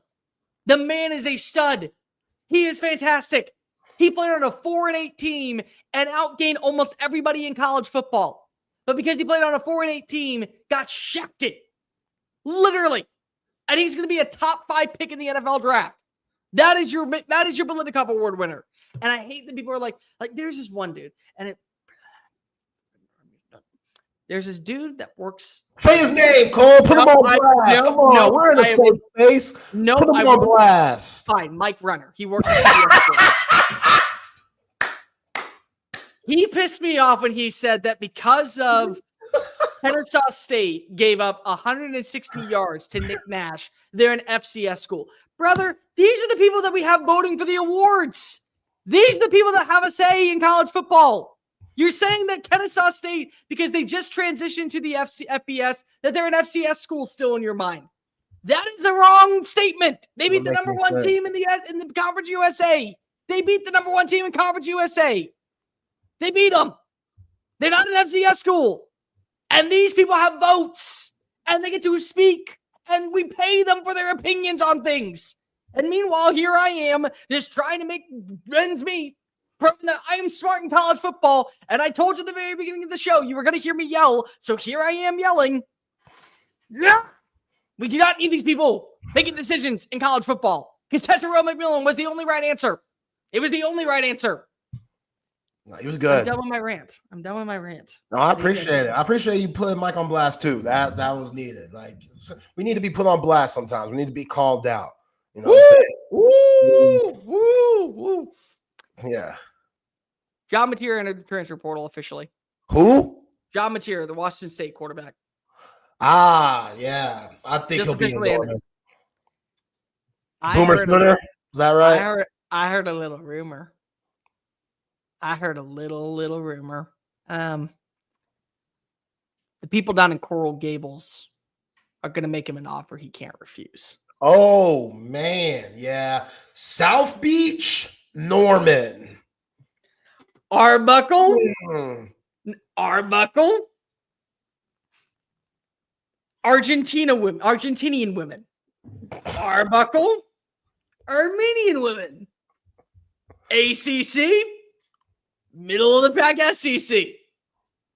Yeah. South Beach. Norman. See, that's crazy, man. I want to get your thoughts on Jackson Arnold going to Auburn. I think that's very interesting too, playing for Hugh Freeze, Jordan Hare. But yeah, I thought my man, Washington State, I thought he'd be going with his offensive coordinator down to Norman. And He still could. I don't think that it won't. I think that it's a possibility, but I don't think it's a guarantee, is all I will say. yeah, Charlie Sheen and Chris Tucker, they told us money talks.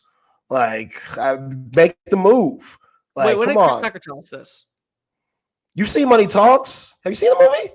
No, I have not seen Money Talks. You've never seen Money Talks? Oh, I've never seen Money Talks. Classic. That people think of Chris Tucker, they think Rush Hour and Friday. Because that's what he is known for, Rush Hour and Friday. True, but that Money Talks, Charlie Sheen, hysterical. See, okay, when I think Charlie Sheen, naturally the older, it's 2.5 Men. But I think of him from Major League. I think of him from that. I think of him from what's it called? Wall Street. Okay. Yeah. So that's what I think of. Makes sense. Yeah. Am I wrong? But why'd you go with 2.5 Men? The show was made for Charlie Sheen. It's a decent show. It was funny until they went to Ashton Kutcher. That's it. Yeah, then the kid got old and stuff. Yeah, he wasn't cute anymore. He got He fat. wasn't cute anymore. Yeah, it was a little creepy when he got old, to be honest. And they still made him a dumbass. And it's like he never grew up and he still was basically a caveman. It's like, the comedy's drying on out. Yeah. That was, see, my man Pat King knows Money Talks. Classic. Check it out. What was the movie that you were talking about earlier with the plant eating flesh? Little Shop of Horrors. Okay, I'll check that out. You check out Money Talks. Fine, I will go watch Money Talks. All right, there we go. I will go watch Money Talks for you. I will figure out how this is a classic because you told me that Money Talks. Yeah, see, and now people are in the comments are saying definitely a classic. Oh, Platoon. Platoon, that's a good one with Charlie Sheen. See, Charlie, sorry, he still for me will always be Wild Thing Ricky Vaughn. That's just how I will always remember him. No, I think Charlie Sheen's underrated.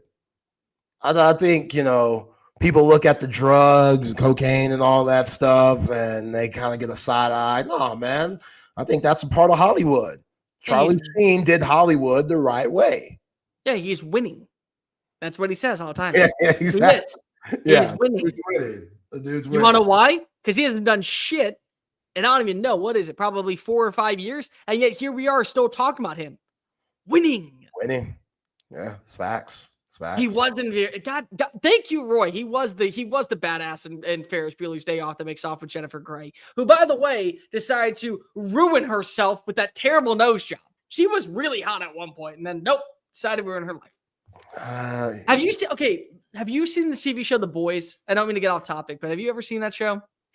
I know about it. Haven't seen an episode. So the main character Annie was gorgeous. I mean, drop dead. Dream girl, absolutely would die to have a date with her kind of feel. Like when I was single back, of course, because now I'm married and that plays a role. And so I would never cheat on my beloved wife. She's fantastic in every way, shape, or form. How to throw that out there as a disclaimer before I get in trouble when she comes home and kill me. She got so much plastic surgery done between season 3 and season 4. She's almost unwatchable. Like she just looks that bad. And she's still doing more work. And then she gets offended that people don't like her new look. It's like, name one person who said she'll look bad. That's all I want to hear. Like, I'm sorry if my forte, oh, that's a really good one. My forte, good fun. If he says that she's ugly, we don't matter. We don't. We think that you're hot. One random dude on the internet does not decide for you to get millions of dollars of plastic surgery. And if it does, you have a lot more than just ego problems. You have a lot of other mental issues that gotta be fixed. Yeah, we've seen the surgery hurt a few of our favorite iconic women to the test of time. So that it is tough to see that. And, again, whatever makes them feel better. Like, I'm not in their body. So if they want to do that to make them feel better, whatever insecurities they have, go for it. We only got one body. You only got one life. Do what you want with it. As long as you're trying to be healthy, then who am I to judge or who am I to hate? But I feel you. There have been some women where I'm like, she got some work done. She ain't the same baddie that I grew up knowing. It's tough. Like, I think Lisa from Saved by the Bell, loved her. Oh, Lark Voorhees looks awful now. Yeah, that hurt. That hurt. I'm gonna say something that a lot of people don't want to hear, but it's the truth.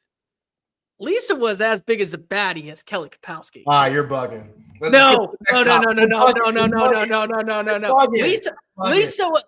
Lisa had that nerd in her. She had that. You knew that when that nerd came out on Saturday night that she was going to be something special. It's always the nerd saying. I agree with a lot of things you say. You my dog. You the homie. You my man. I can't ride with this. I can't. Kelly Kapowski? Come on, bro. Okay, well, for starters, she wasn't even my first real crush. Like everyone says that was number one. That's not number one for me. Starts with a K, but it's not number one. Who's number one? Kimberly, the Pink Power Ranger from Mighty Morphin. Yeah. That's number one. Amy Jo Johnson will always have a place in my heart. Number one. Yeah, she did her thing. I always hated Tommy because of that. Oh, I hated Tommy. I hated Tommy. I hated the fact that they had that episode. Kill his ass, bro. Because first he came as the Green Ranger, and then he switched to the white, and I'm like, yo, they trying to make this dude so fly with his hair flowing, and he gets the girl, man. And then they made him the Red Ranger right afterwards to be the leader once more in Zeo and Turbo, and it's like, what are we doing here? Screw this guy. You know what? You know what? Piss off, Tommy. You got to kiss Amy Jo Johnson on television while we're all sitting at home watching the television on Saturday, now throwing things knowing that that's never going to be us. Yeah. How dare you? Yeah, I'm with you on that one. I will say Lisa Turtle though. She was underrated. She was a very underrated woman. Not anymore, but still, she was there back then.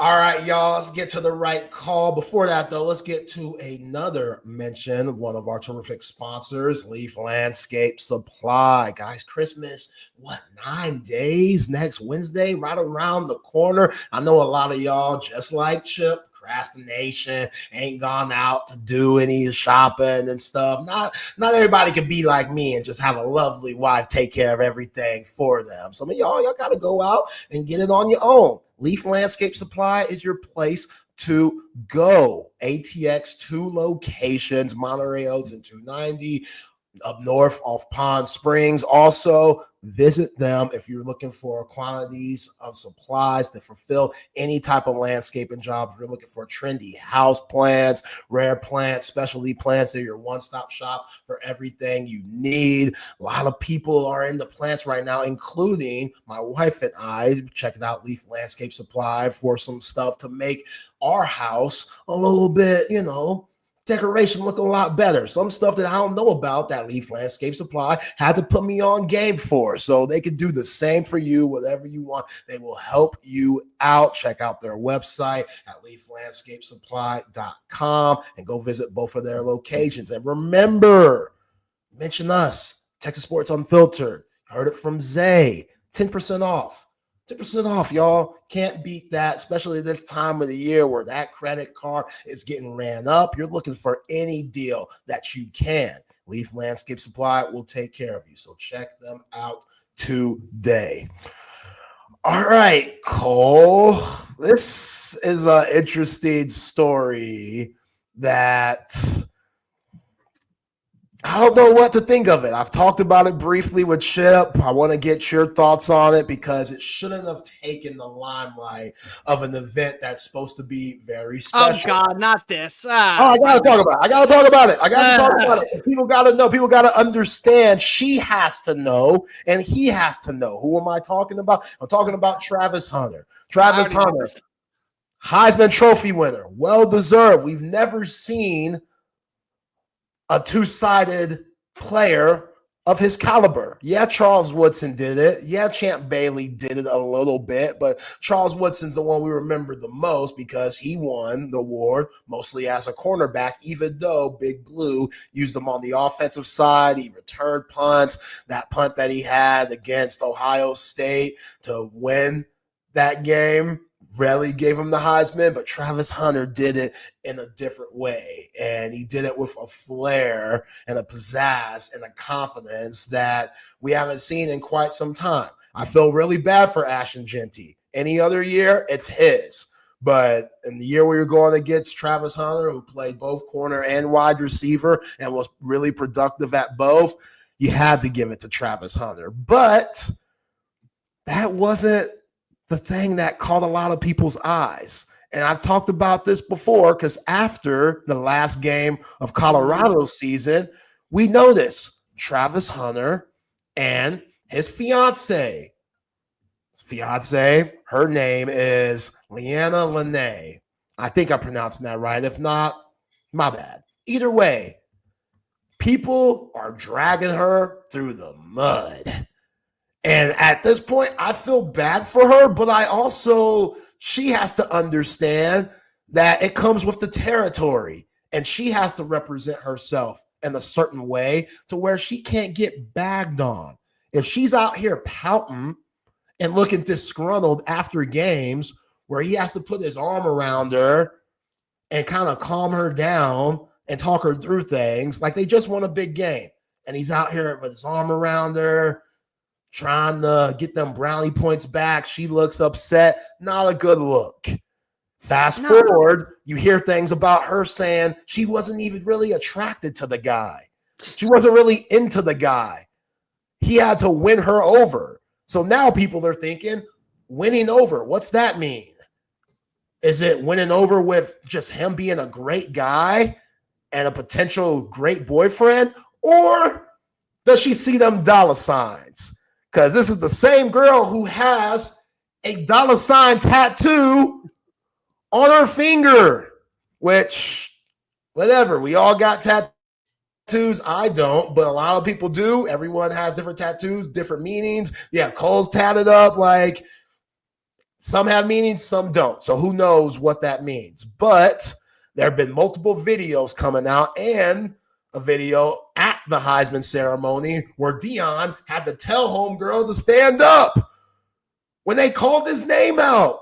And then there's another video out there where Travis Hunter is taking pictures and signing autographs and stuff, and she's sitting on the couch and she's like, what am I doing here? Why do I gotta be here? So he's protecting her right now like he should as the significant other.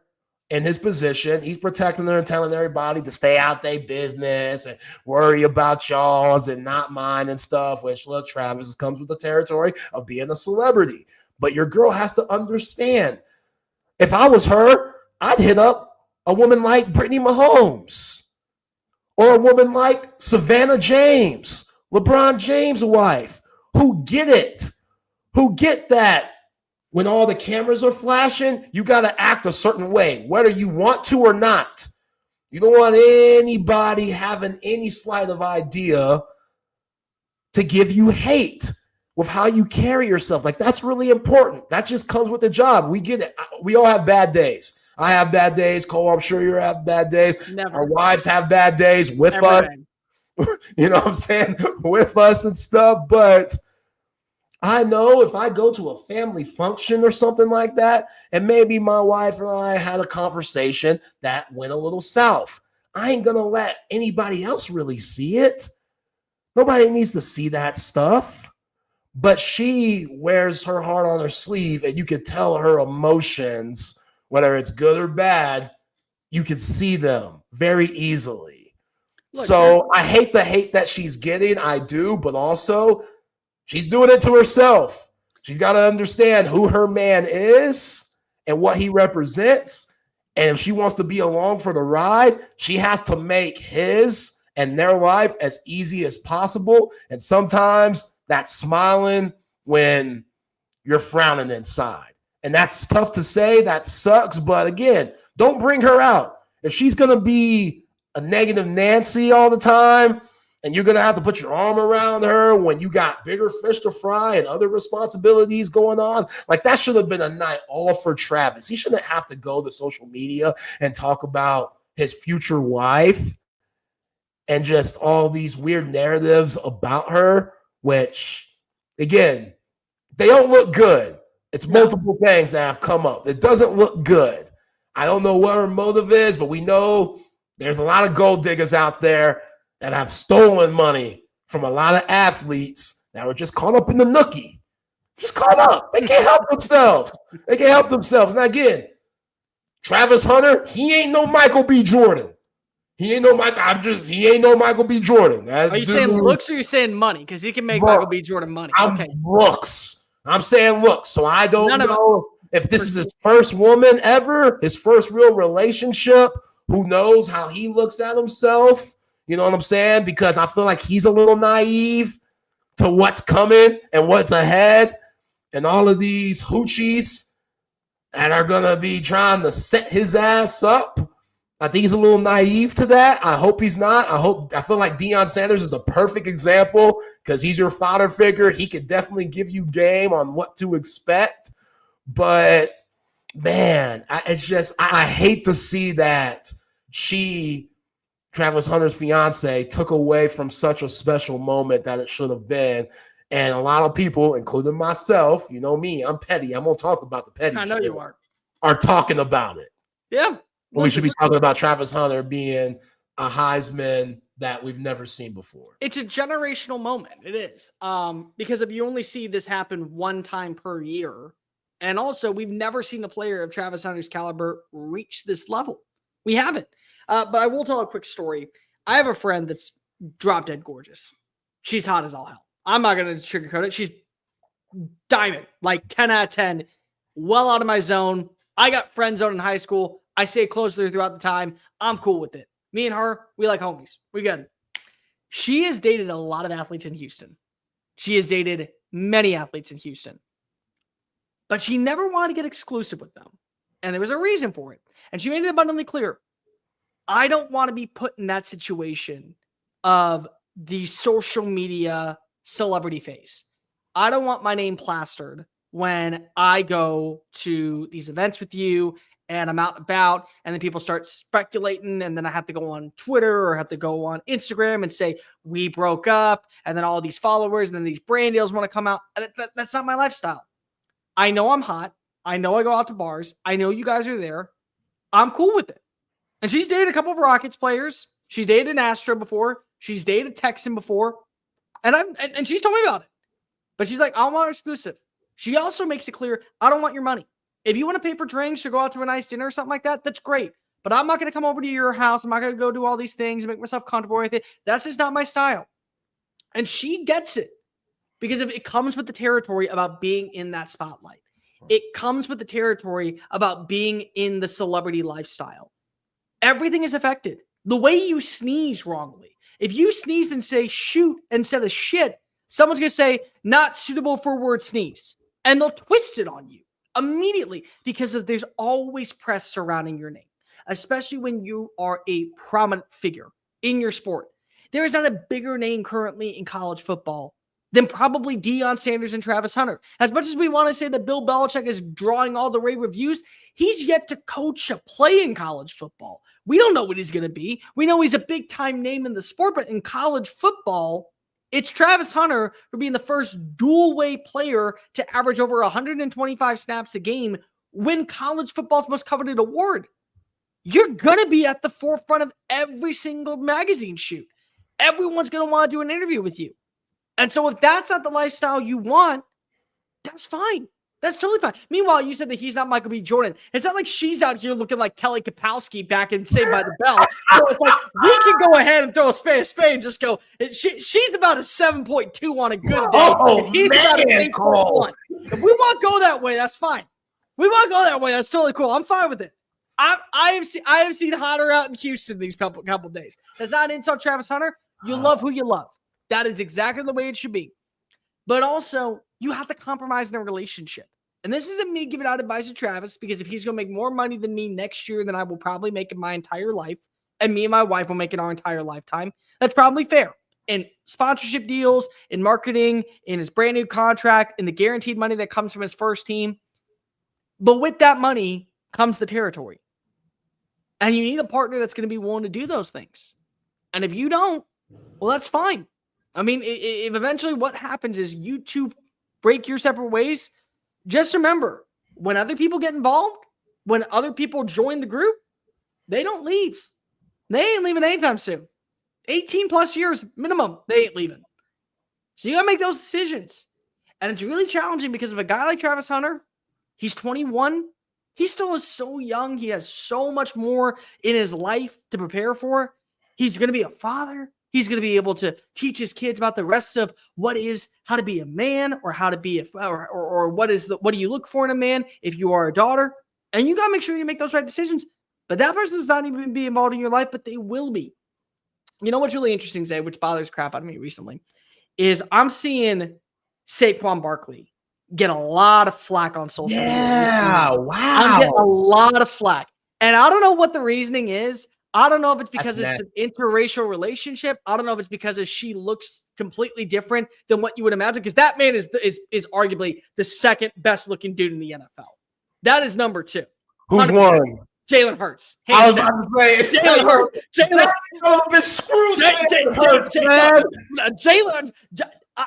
Jalen Hurts is my favorite player in the history of Alabama football. That man could have my wife, and I would allow it. I would be, thank you, enjoy. That's fine. I don't care. That man is drop dead gorgeous. Saquon's right behind him. Right behind him. I am confident in my own sexuality and be like, you know what? Better looking than me. Oh, you know what you can tell? You know what you can tell? That woman loves him for who he is. That woman loves him for the guy that he is. Mm-hmm. And the way that she presents herself with those kids whenever they come to the games, there is a connectiveness. There is a true standpoint of, I would love you if you had $2 to your name or $22 million per contract. I don't care. You and me, we go ahead. We go ahead and we bond. That's what you need in the NFL. We can hate Brittany Mahomes. I'll tell you what, Brittany loved Patrick well before he ever made a buck. That's well before he ever made a buck. Look at crazy as hell. Look at crazy stuff. She's gonna get the cops called on her one night, and Patrick's gonna have to go to her defense. But you want to know what? She loved him. Mm-hmm. She loved him when he was a nobody out in Lubbock, Texas, when he had nothing. Yeah. He'll love her right back. He'll do that. It comes with the territory. If you want to be a part of this family, if you want to be a part of this football relationship, you gotta do what you gotta do. You gotta. I am on one today. You are. It's amazing. I am on one day. I appreciate it. But no. When we talk about this, Travis Hunter ain't slowing down anytime soon. Travis Hunter's gonna be at the forefront of every single photo shoot, every single magazine, every single game. He was on the cover. You should have known this when he was on the cover of the first college football game in 14 years. You should have had a pretty good understanding. In the middle. I say this man is not slowing down. He's only coming up. You got to decide if this is what you want, because this is the new norm for him. And you want to know what? He's accepted that. If you can't, sorry, honey. I'm sure there's a bunch of other men out there that are going to fit your criteria. Yeah. They're going to fit everything that you're looking for. Somebody on the Coda text line said they found Homegirls OnlyFans. I haven't seen that. She has one. I might have to check it out. It's only for research. Only to give y'all, analysis. But yeah, See, I pride myself on one thing, Zay. I don't pay for my corn. I'm very prideful about that one. Oh no, I'm definitely going to the leak sites. I ain't paying for nothing either. I ain't giving no. I am never paying for that. Absolutely not. But somebody got it leaked.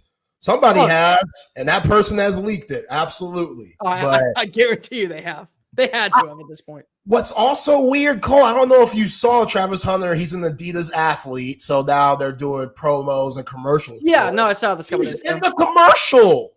Why? She's on his back and stuff. He's jumping on her back and stuff. They're all smiling and grinning, and I'm like, why does she have to be here?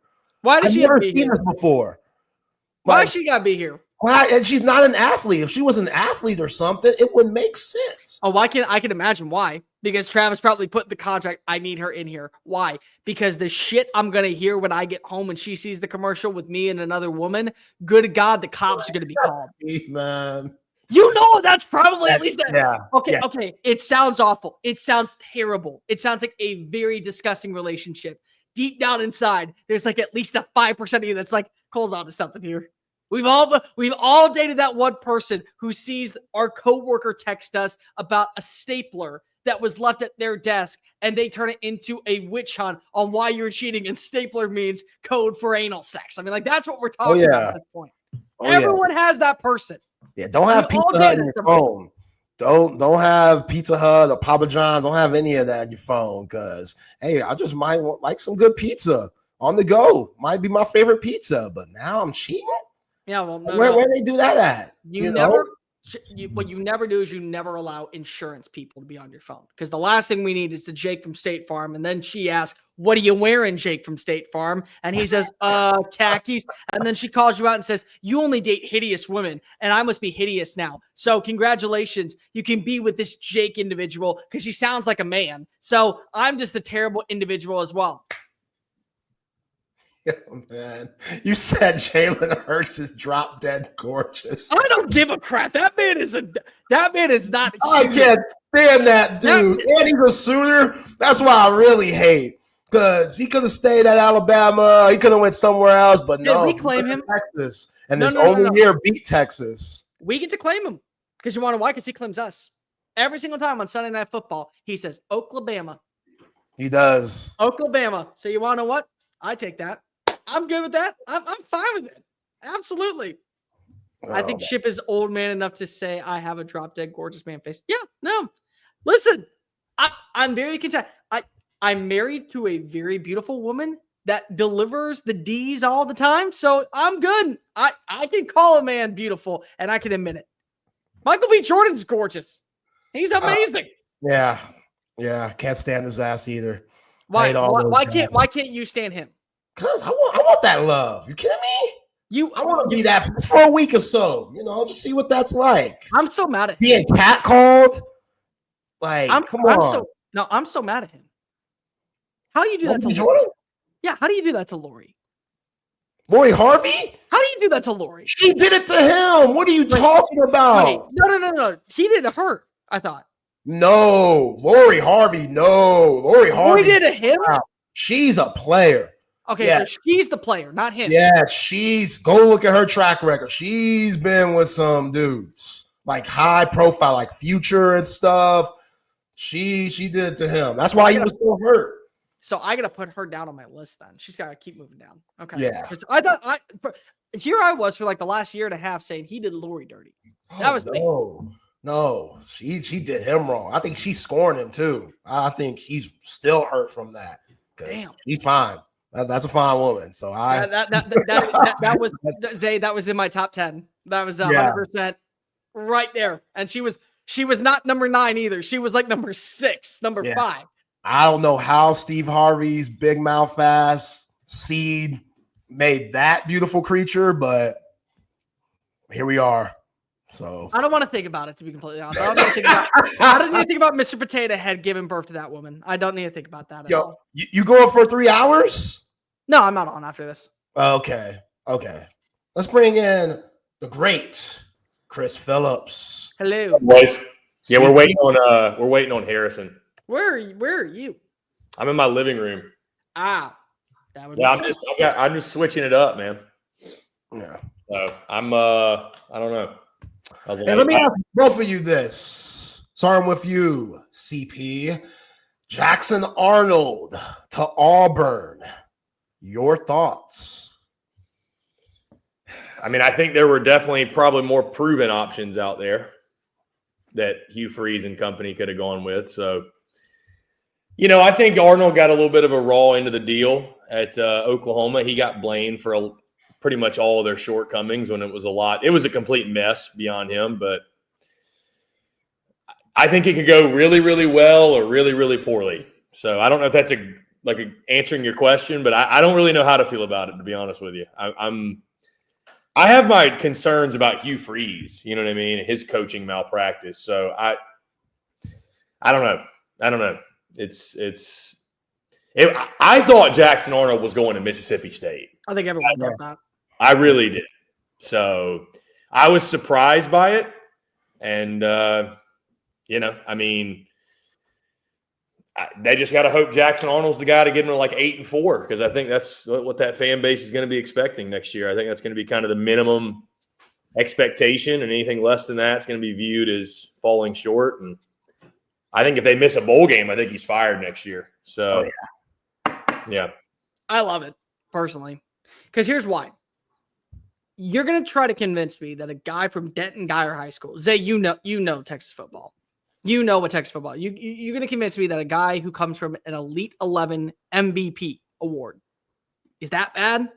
And we're not going to throw in the fact that he had 2 offensive coordinators, including one that he didn't plan on working with from when he signed on in Norman, Oklahoma, that they rebuilt an entire offensive line for the SEC with a bunch of players that were meant to play in the Big 12, that every single week, then when you looked at the injury report on Wednesday, it was a laundry list of wide receivers. It was easier to say who was available versus who wasn't available. The fact that you had to have a second offense coordinator because the first one sucked, you were benched too early because of the team just decided to change the trajectory, and with a quarterback that couldn't throw the football to save his life really either. And now you go to Auburn, where you're going to be playing with the best crop of wide receivers, and maybe you're going to bring in a guy that came with you from Oklahoma. You're going to be in an offensive play design that probably better suits you in the RPO system. You're going to have a stable offensive line with 4 returning starters, and you're going to have a schedule to where you play against teams like Arkansas, and you play against teams like Arkansas. You play against Oklahoma next year. You play against Vanderbilt. You don't feel like at that point that's one to where maybe you're in a much better situation? I'm just saying, I don't like Hugh Freeze. I don't think that Hugh Freeze is the right guy to be working with him, but I feel like that his personnel is going to be so much better. It's got to stay healthy, but it's going to be better. He's going to have some hella receivers to throw to, no question. Oh, 100%.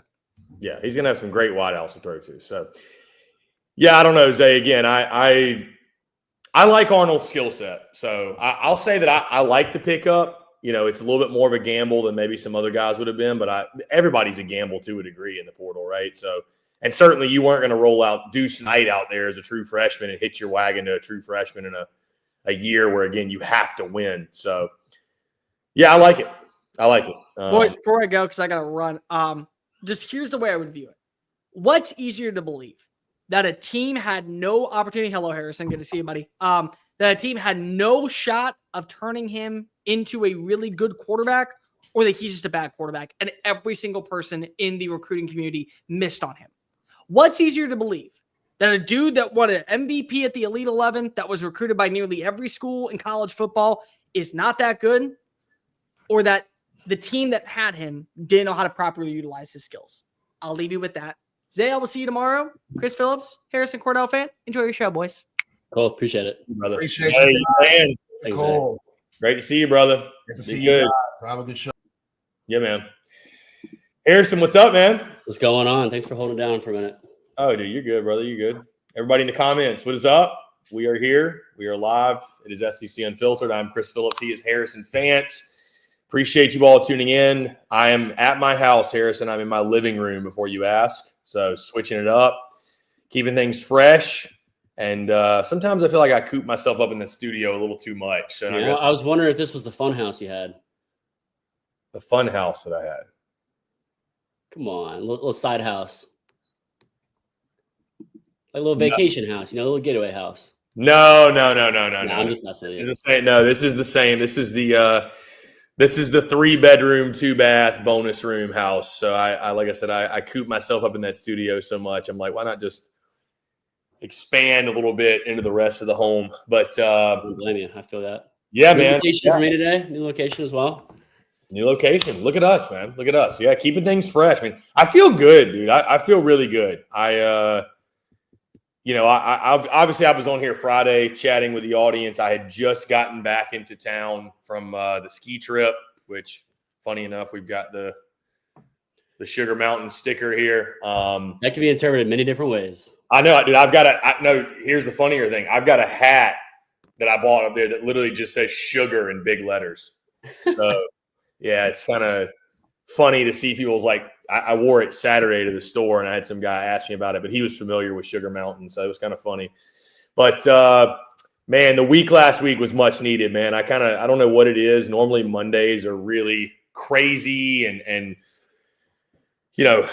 Mondays are nuts, but I feel very refreshed. The week I should say, definitely paid off. Taking some time to reset a little bit, and yeah, excited for bowl season, man. Excited for the playoffs upcoming. We got a busy week content-wise, a lot of good stuff. A lot of great football coming up. Yeah, we're 9 days away from Christmas. So I'll be doing a special Christmas segment too that I do every year, what every SEC team is asking for from Santa this year. So yeah, we'll do some fun stuff. Again, Christmas around the corner. We appreciate you all tuning in. Again, make sure you like, subscribe, all that good stuff.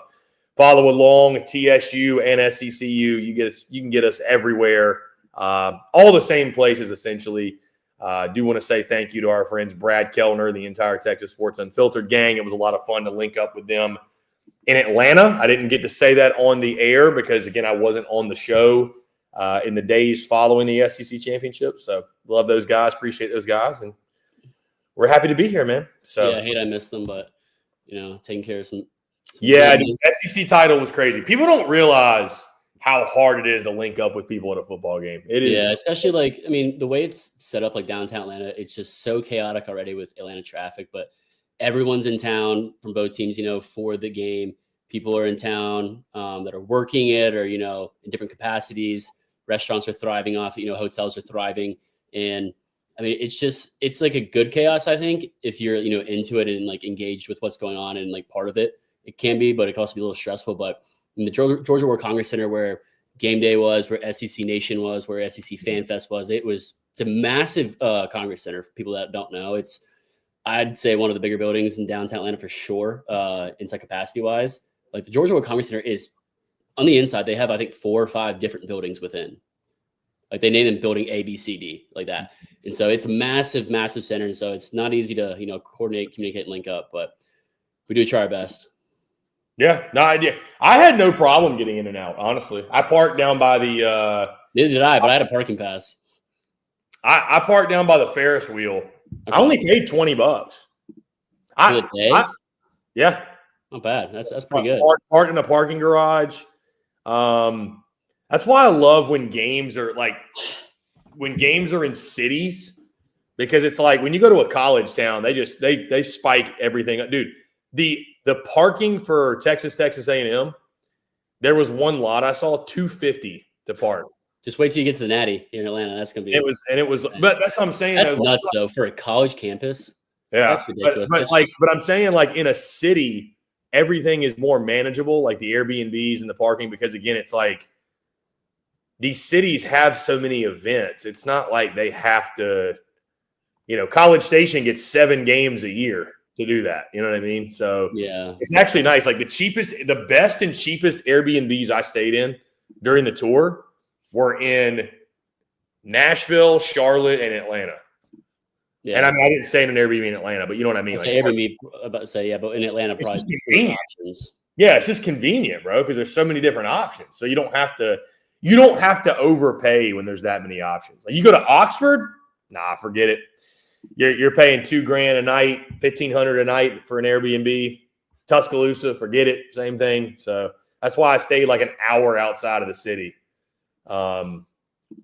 Each of those trips. So, but yeah, man. Anyways, dude, how you been? What you been up to? I guess you were busy on here last week. You carried it last week. I appreciate that. Yeah, of course. Just doing what the team needs.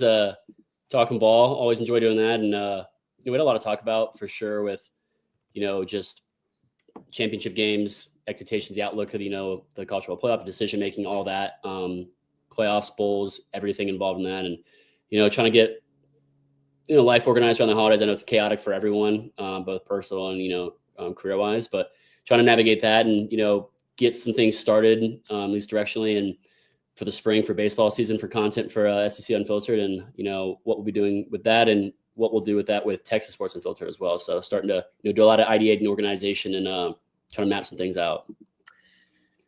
Yeah, it's crazy, man. 2025 is around the corner. So also on the side note, I actually had somebody ask me this. I want to clarify. I will not be in Austin this weekend. I will not be in Columbus this weekend. Did you even get cowboy boots anywhere? Mm-hmm. Oh my God. As much as we talked about it. I know. No, I appreciate it. I'm going to get some at some point, I'm sure. Like, I appreciate the suggestions, but I was just like, between how busy I was that week leading into everything, and then I was just like, dude, like, I wasn't really at that point in the mood to go get $400 boots I was going to wear for one trip. You're going to wear them more than that. Trust me. I'm sure, but like, they really will last forever for me, because I don't think I'll wear cowboy boots more than like 5 or 6 times a year. Like, I mean, I've got Chelsea boots right now. Those aren't cowboy boots. I don't wear them. You can wear cowboy boots to, a wedding or something with a sport coat with pants, with slacks. You can wear them to church. You can wear them to, Sunday brunch. You can wear them to, out to the bar.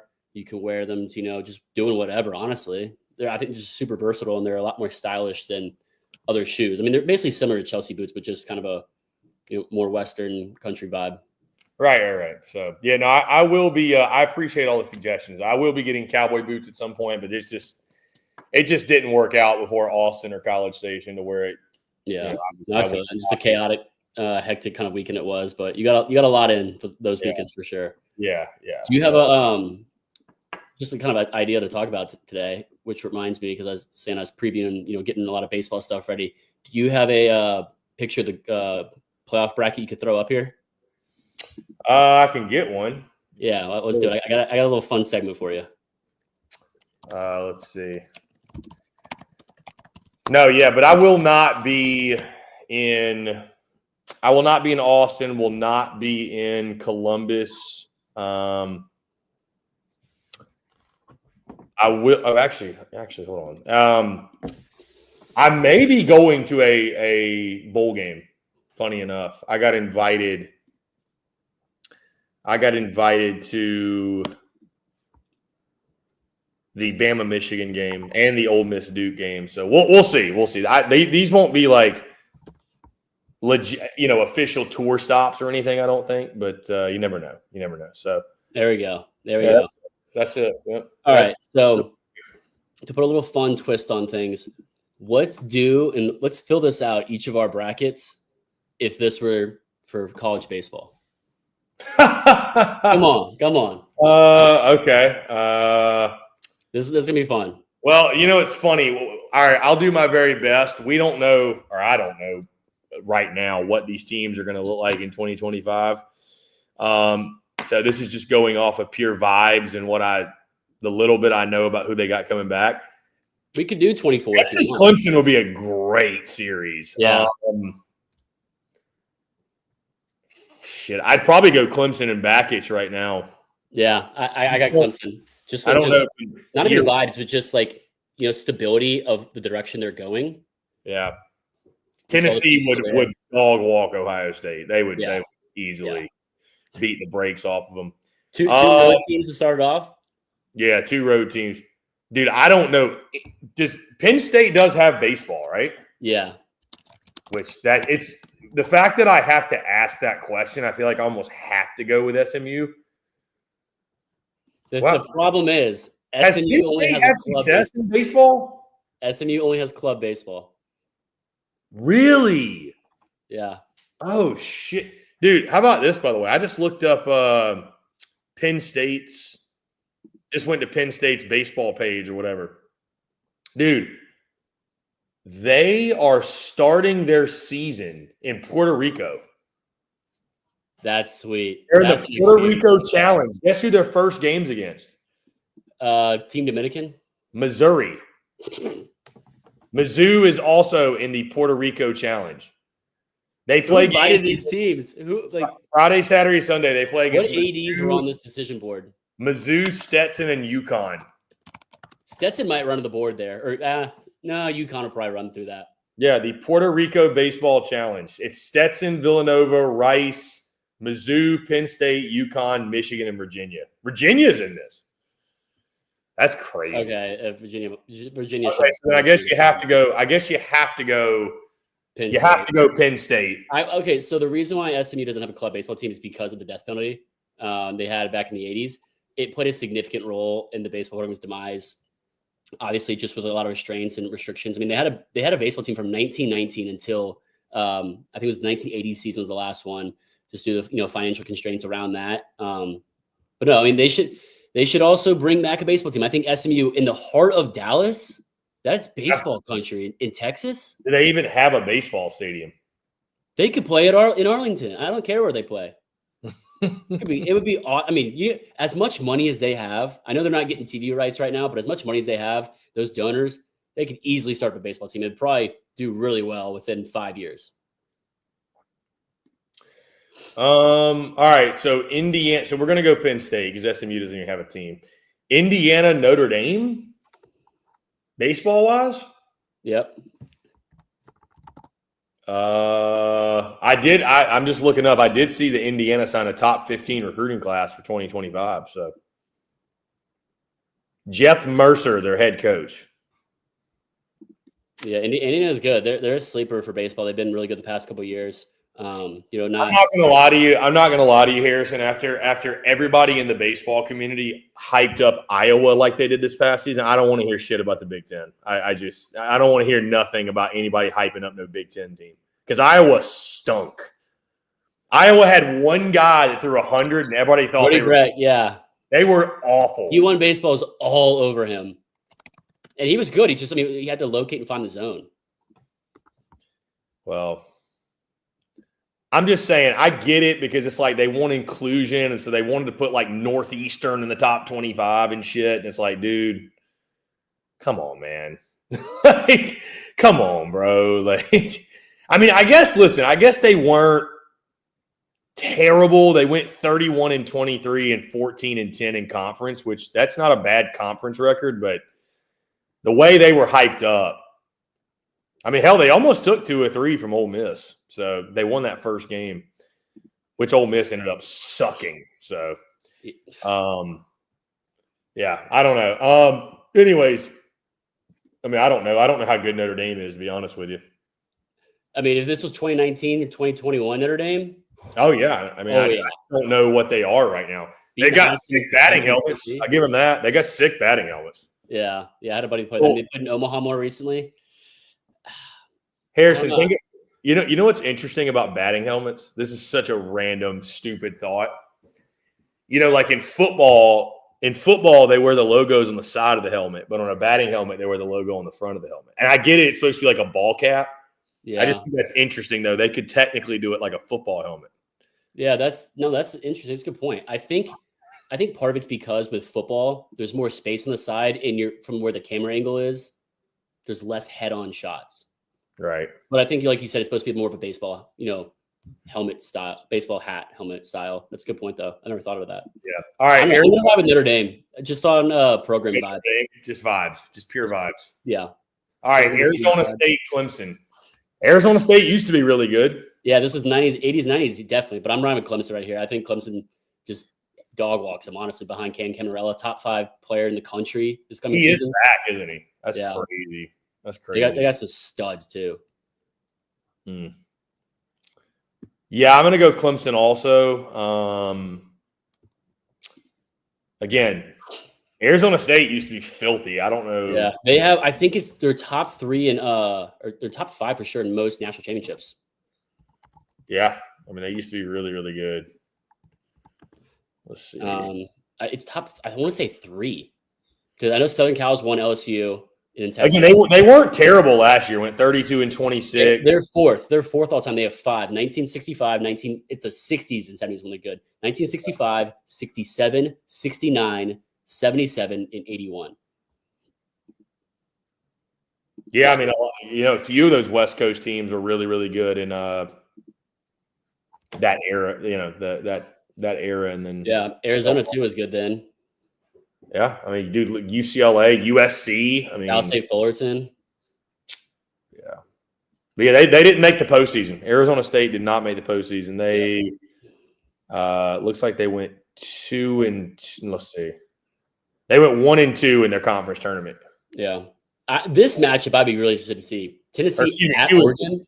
I think. I don't know. Tennessee at Oregon would be a thriller. That would be one, like if you were a big college baseball just nut and just fanatic, go for that. That would be incredible because Oregon's a really good baseball program and they're continuing to get better. But I'm definitely riding with the Volunteers on the road. Tony Vitello backing him through and through. I think they squeak out of Oregon. Yeah, I'm certainly not picking against Tony V. I'm not doing it. So yeah, I would go. That would be a good series though, but I would go Tennessee also. Does Boise State? So okay, here. Actually, you know what? I'm gonna flip my pick. I'm gonna go. I don't think they do because I'm looking at SMU because then Boise State's club baseball team could play SMU's club baseball team. I was about to say because Boise I'm looking. State, so they revamped their program in 2019. They brought it back. Then they had to cut it because of COVID in 2020. Yeah, I'm about to say I'm looking at their club baseball is top 25 in the country though. As ironic as that is. Who ranks those? No, there's a club baseball World Series. And it's a lot of legit guys that just, don't want to have to play with the rigor of the National Club Baseball Association. Club baseball is legit. Like Florida State, Louisville, South Carolina is really good. I played high school with a guy that played at South Carolina. Who? Club baseball. Florida State's really good. And dude, he was a right-handed pitcher throwing and again, this is 2010. So when I say he was throwing 88 and 91, that was hard then. That was when 90 was still hard. So 15 years ago. Yeah, exactly. Yeah, that makes sense. He just didn't want to go to a D2 and go play. He's like, I want to go to South Carolina and I don't want it to be like a job. I just want to play baseball.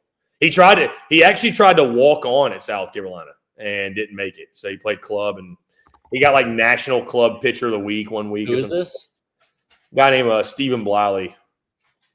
So he played at Augusta with me. Tim Beck did that at Florida State. He went. He played JUCO, went to Florida State, transfer there, played club baseball a couple years, and then walked on the baseball team and was a stud on the team.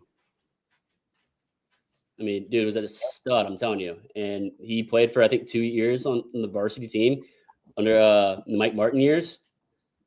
Just saying. All right, here. Georgia, Indiana at Foley Field. Yeah, I'm taking Georgia. I'm just taking Wes Johnson, what he's done in the program in 1 year. And I think the Dogs pull up to Foley Field and pack it and see their Bulldogs advance to semifinals somewhere that they were this past season, on the cusp of Omaha in a super regional. So that one still hurts.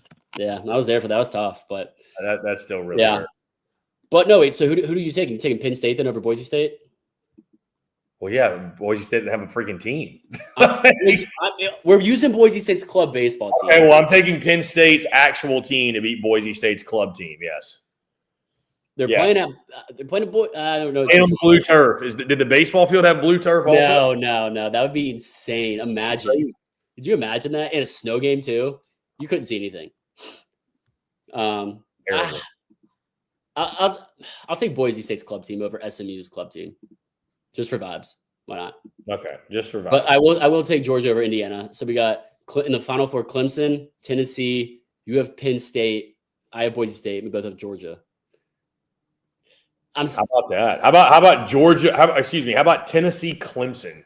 Yeah, you want to talk about a matchup battle of who's got a better orange? Finally gets fun. Yeah, who's got a better orange? I guess they'd have a chance to prove it on the field. I mean, I'm going to go with Tennessee's orange. I'm definitely going the Vols, backing them through and through. They've never shown you any signs of stopping the past couple of years, the program, the trajectory. I mean, if anyone's going to stop them in this thing, it's definitely Clemson. But I think I would put money if I found a line somewhere, if I had to bet on college baseball, would be this matchup in this game that the orange team wins. That's all I would say. But this would definitely go to 3. Yeah, this would go to 3. Yeah, I would go Tennessee 3 games also. And then like nail biter all 3. Like probably I'm gonna say 2 walk-offs. Probably would be very similar to Clemson, Florida. Yeah. That was the most wild game I think we've seen in person ever. One of the most fun weekends I've ever had.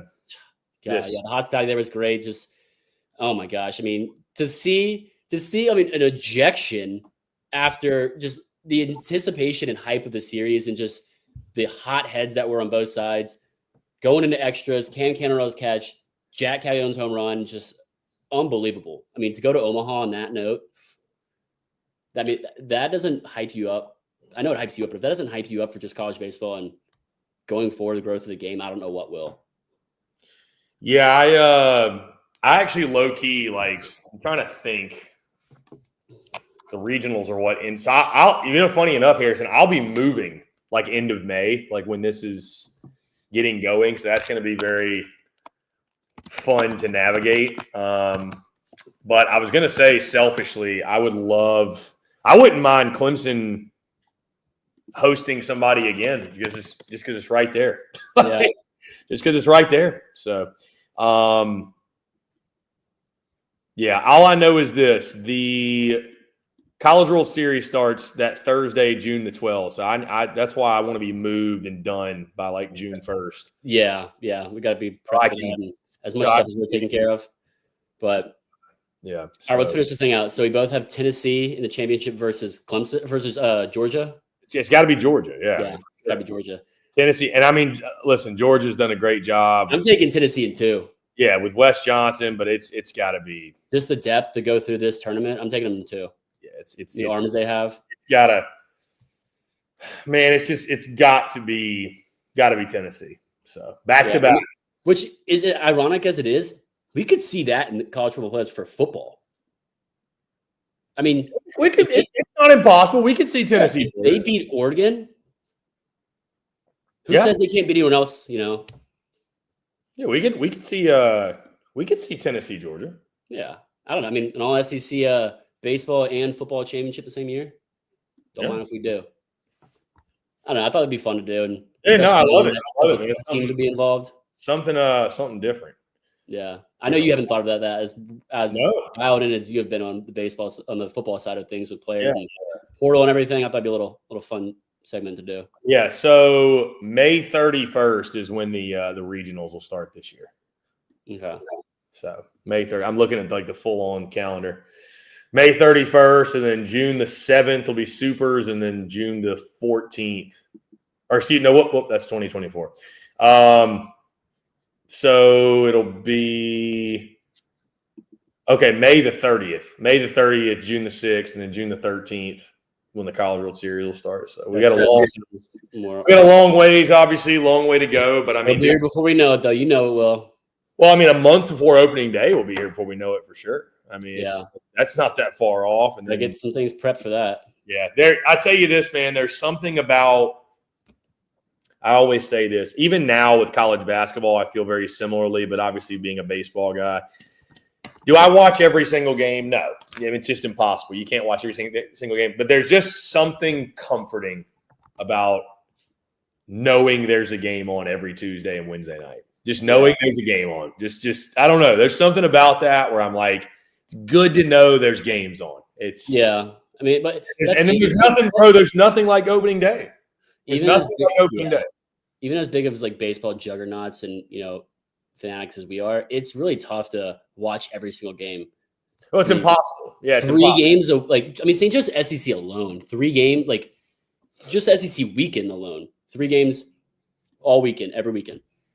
Yeah, it's impossible. I don't think there's no bye weekends. I mean, there's when I say bye, I mean there's no I guess once conference play starts, it's just all conference every weekend. Yeah, I mean, no, it's literally impossible. There's no non-conference weekends after SEC starts. Yeah, I don't think. No, it'll be fun, man. It'll be fun. But what's your early feel on these 2 SEC playoff games?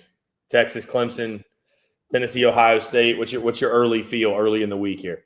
My early feel is that Tennessee's not going to be fazed by the weather. I think they're going to embrace it, and I think that what their game plan is, what it should be, is to go on the road to Columbus, go in the horseshoe, and punch Ohio State in the mouth early.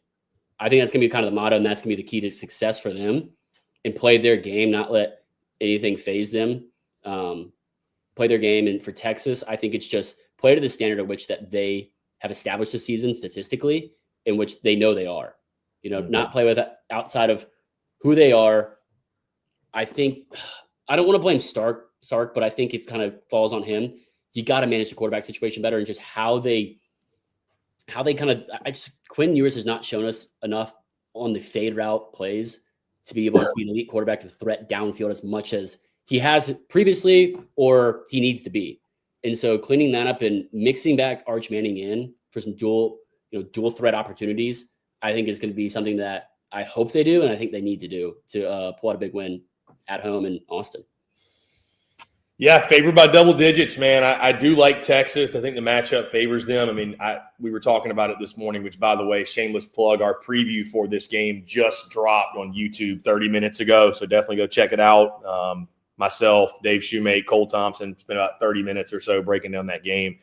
But, yeah, I mean, listen, I think Texas's defense is elite. I think you could argue they're the best in college football. I think Clemson's going to have a really tough time moving the football against them. I think Phil Maffa's banged up. Shoulders giving him some problems. Cade Klubnik coming back to Austin is a really cool story.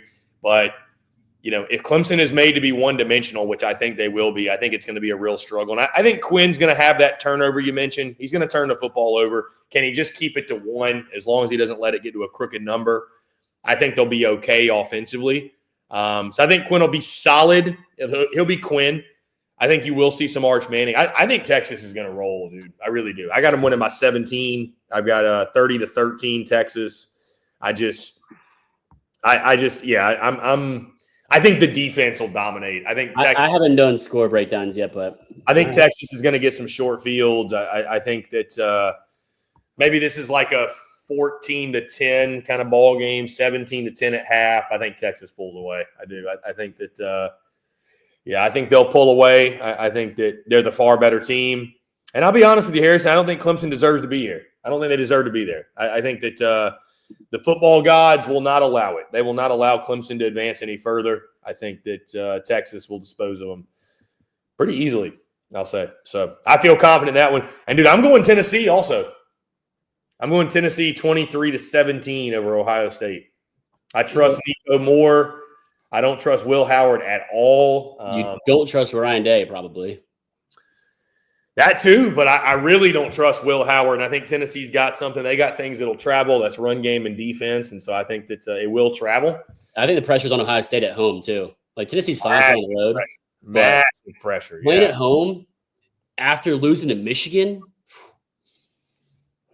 Yeah, massive pressure on Ohio State and Ryan Day. So, I mean, they're either going to come out and play with their hair on fire and play like one of their best games they've played all year, or they are going to come out flat, super flat. So, yeah, I like Tennessee, man. I do. I think that if it comes down to one or two quarterbacks, I trust Nico more. I trust Nico Iamaleava more. So, yeah, I feel the same. Tennessee fans too. Tennessee fans are going to damn near take over the horseshoe. Their fans are. Tennessee travels more than Clemson. What road team travels the best? Who travels the best in the SEC? Well, do SEC and do like the whole playoff. Shit, in the playoff?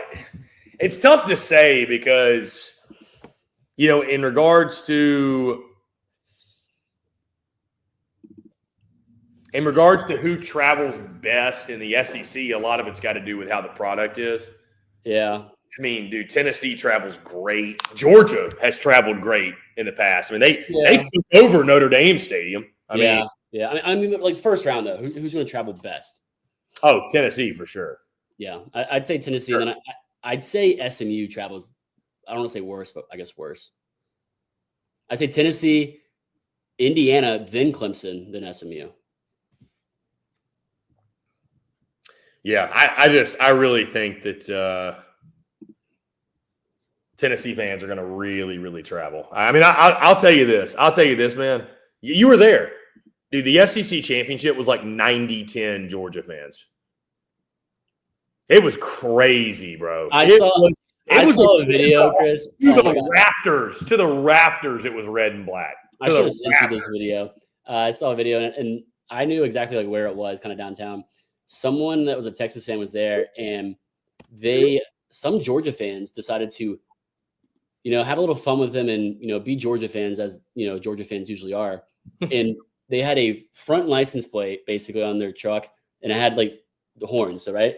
They unscrewed it and screwed it upside down back on. Yeah, that's about right. I thought that was hilarious. That's about right. That's about right. I mean, it's ridiculous, but I thought it was hilarious. Yeah, that's about right. I mean, that's like playing Georgia's backyard, though. Oh, yeah. Yeah, for sure. Yeah, it definitely felt like a home game for Georgia. There's no question. So, yeah. But I will tell you this, to all the Texas folks out there, if Texas does not beat Clemson, I'll never forgive y'all. Never forgive you. Don't mess around. Do not mess around. Do not mess around and lose this game. Yeah. I mean, what home team do you think has the most pressure? Texas? Ohio State, for sure. I'd say Ohio State, but it sounds like you're leaning Texas then. No, I would still say it's Ohio State. Here's the thing. I think Texas should win. There's pressure, obviously, to win because you're expected to win, but you should win. You should win. I mean, in my opinion, you absolutely should win. So, it's like saying postseason baseball at any level. Anything can happen. Postseason football, anything can happen. We've seen it in the NFL. We've seen it bowl games. We've seen it. We're going to see it on a bigger scale now with more games. So, we'll see what happens. Yeah. Well, I mean, listen, man, everybody complains about an expanded playoff. We could just be like, hey, listen, field of 64 sure does work for baseball. That's because you can play more than one game in a weekend, Chris. That's the only reason. I know. I'm not insinuating for. I've said it from the jump. I think 12 is too many. I thought 8 was the perfect number. I thought you jumping to 12 that quickly, like going from 4 to 12, was just too drastic. But that's why they don't pay me to make the decision. Apparently. By the way, speaking of Atlanta, Harrison, do you see how about Sacramento State's in discussions to hire Mike Vick as their head coach? So is Norfolk State in discussion, which we talk about, old heads getting out of college football. Seems like, I guess, new heads coming in. Yeah. Maybe he's going to bring that kind of same style and swag that Deion has. I mean, obviously not to that level of Deion Sanders, but maybe kind of the relating with the players more. And, hey, I've been through this pretty recently, I guess you could say. I know he still consults and does a lot of analyst work. So he knows kind of that realm of things. He's a lot of connections, the talent that he produced in his resume speaks for itself as well. Yeah. It'd be interesting. Hair of the dog. Texas should win. Kiss of death.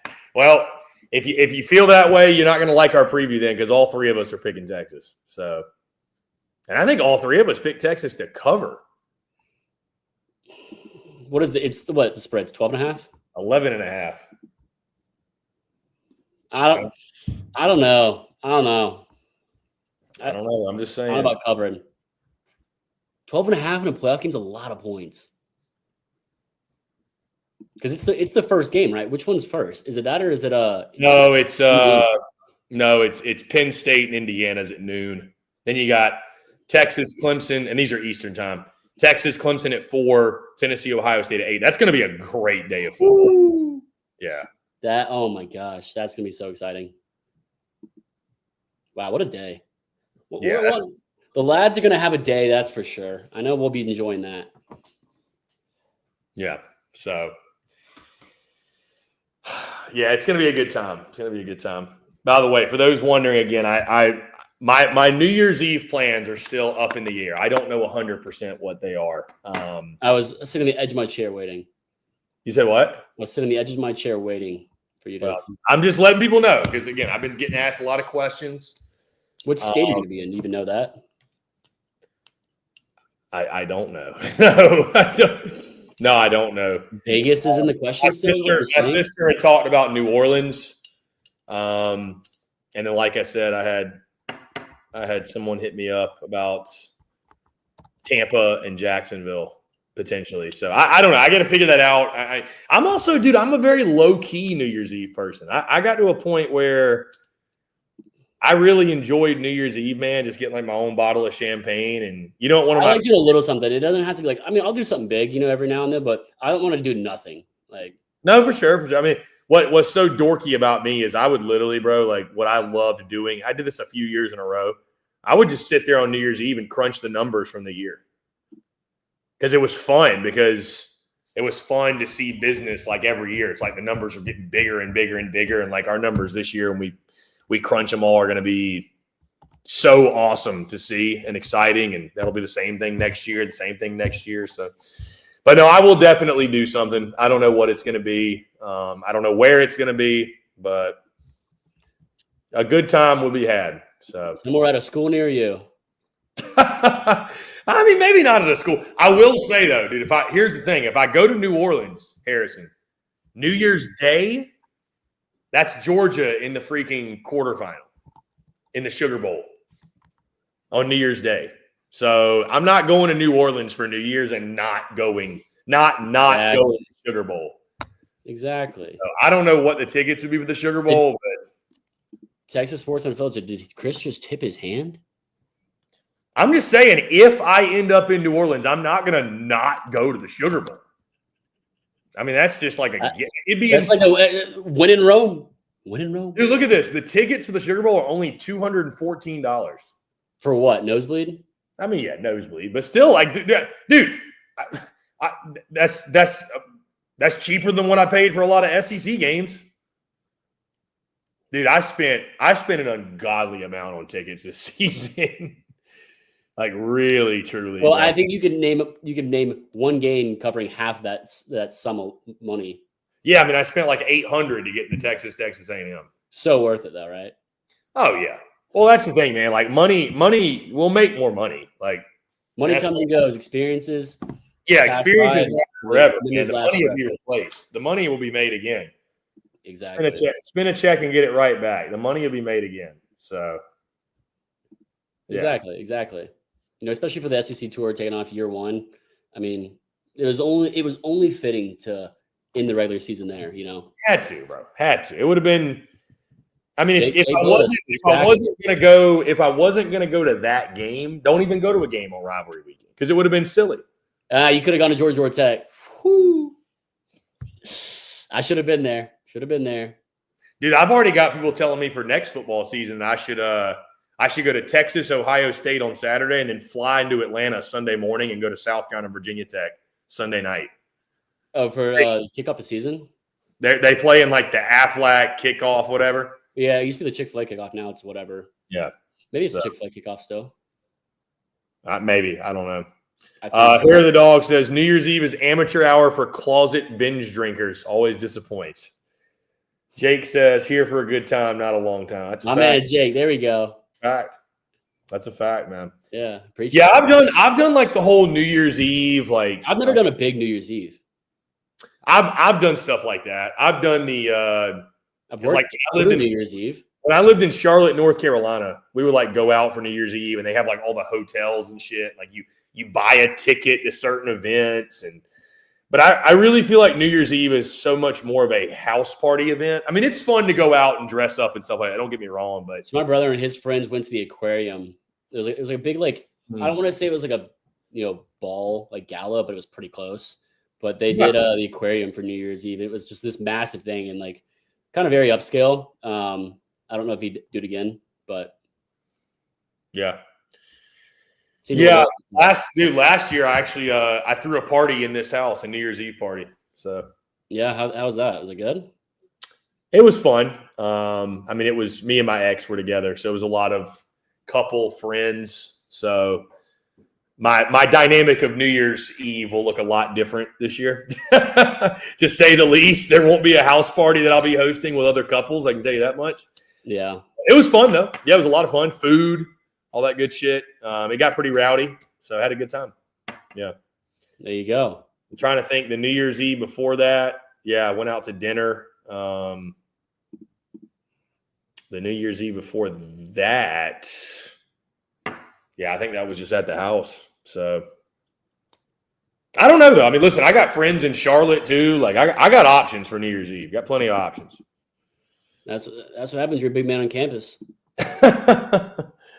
By the way, breaking news, Auburn has landed a commitment from Stanford transfer quarterback Ashton Daniels. So they loading up the quarterback room. There you go. I mean, I saw it was like the portal opened Monday and there was like over 1,000 players already in it or it was open last Monday, right? It was like by Wednesday, I think there was over 1,000 players in it already. Yeah. I mean, dude, how do you be honest? Like what's your I think every year it's kind of fun to reassess. Like, what's your mood, your feeling on current state of college athletics, portal, NIL? I think I gotta agree with Lane Kiffin. Imagine if this is the NFL and guys are declaring free agency during the AFC, NFC championships. Yeah. Like, there's still for major teams, the season's still going on. For over half the teams, the season's still going on. Like, I think it's absolutely absurd that there's a portal open right now.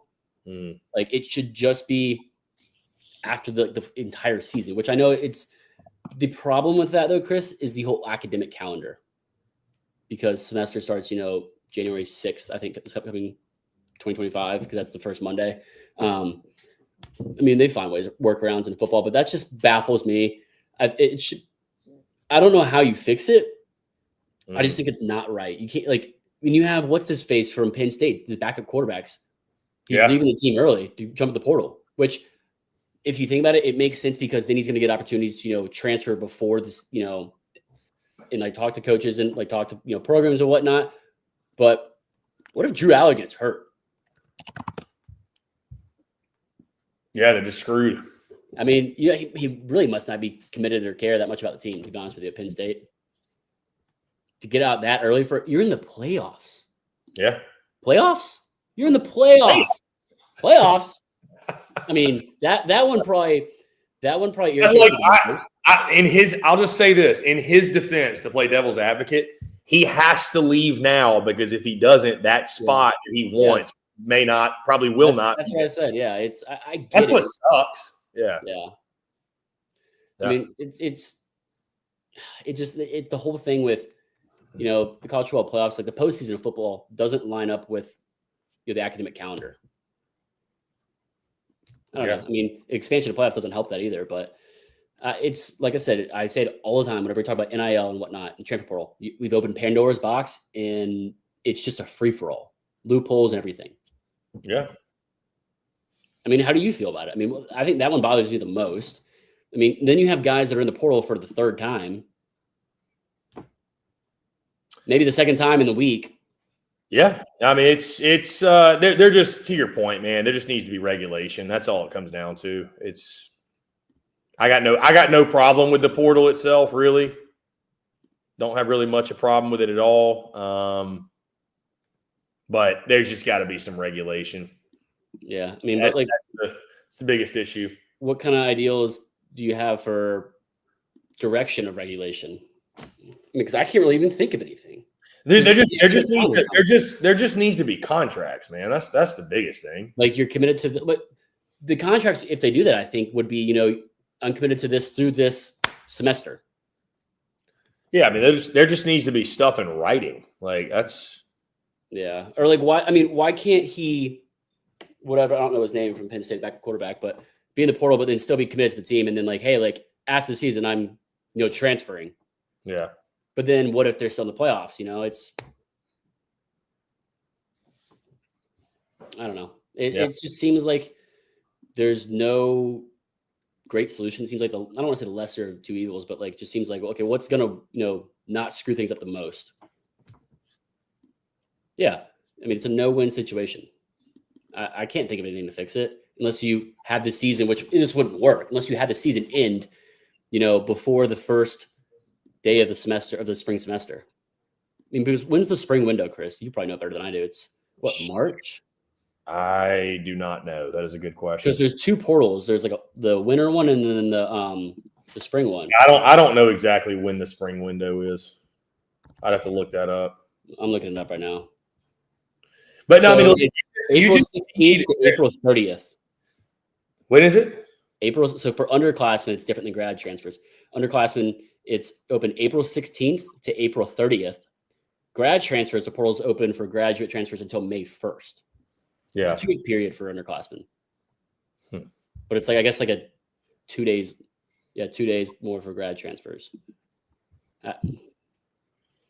Yeah, I mean, listen, it's Joe K says Penn State coach says timing of the transfer portal is no-win situation. Is to fix. I mean, what do you do? Just eliminate the fall window and make people go in the spring? See, the problem, again, like you mentioned, the problem is the toothpaste is out of the tube. We've given all the power to the players, all of it. Yep. So, I mean, what are you going to do? Well, then you have the issue of when coaches leave, the portal's open for 30 days for that team. Yeah. It's like I said. We just saw, even with the portal open right now, we saw it with Marshall. Yeah. They fired head coach after he wins the conference. I don't know what the whole deal with that was for firing him. Wins the conference championship. Then they have almost 30 guys in the portal. I think majority starters. He takes the job at Southern Miss in conference, at the bottom of the conference. Shout out Southern Miss. I hope they do well. But they have to back up the bowl game against Army, which that just seems so unpatriotic. Luckily, they filled it in with, unfortunately, a 5-5 team or 5-6 team, sub 500 with was it Louisiana Lafayette or Louisiana, one of the Louisianas, I believe it was, filling in. But it's just like they had to back out. It felt like they weren't gonna. It was gonna be basically a club, walk-on game almost, third string walk-on game. So, I mean, that aspect too with the whole coaches, can dip like. And then buyouts with that. I mean, I don't know. It makes you not want to work in college football. I'll tell you that. Well, I mean, some guys are getting out of it. It's it's gone from a 24/7, 365 job to a 25/8, 366 job. Like it's just, they really don't get any time off. Good way to put it. One note, by the way, the bowl games, I know they've already started. We had the Cricket Celebration Bowl between Jackson State and South Carolina State. We had that was Jackson State's. They ended their losing streak in bowl games of like 11 years, I think. Did that? It was like 6 or 11. We had South Alabama and Western Michigan in the Salute to Veterans Bowl. But it really feels like, to me at least, bowl season really gets going this week. Tomorrow night it starts. Memphis, West Virginia. In Frisco, Texas, by the way. In the Scooters Coffee. Who's the interim coach for West Virginia right now? I don't know. Because they have an interim right now. They have to. Yeah, they have to because obviously Rich Rod's not. Chad Scott. Okay. Is he a coordinator? It looks like it. Let's see.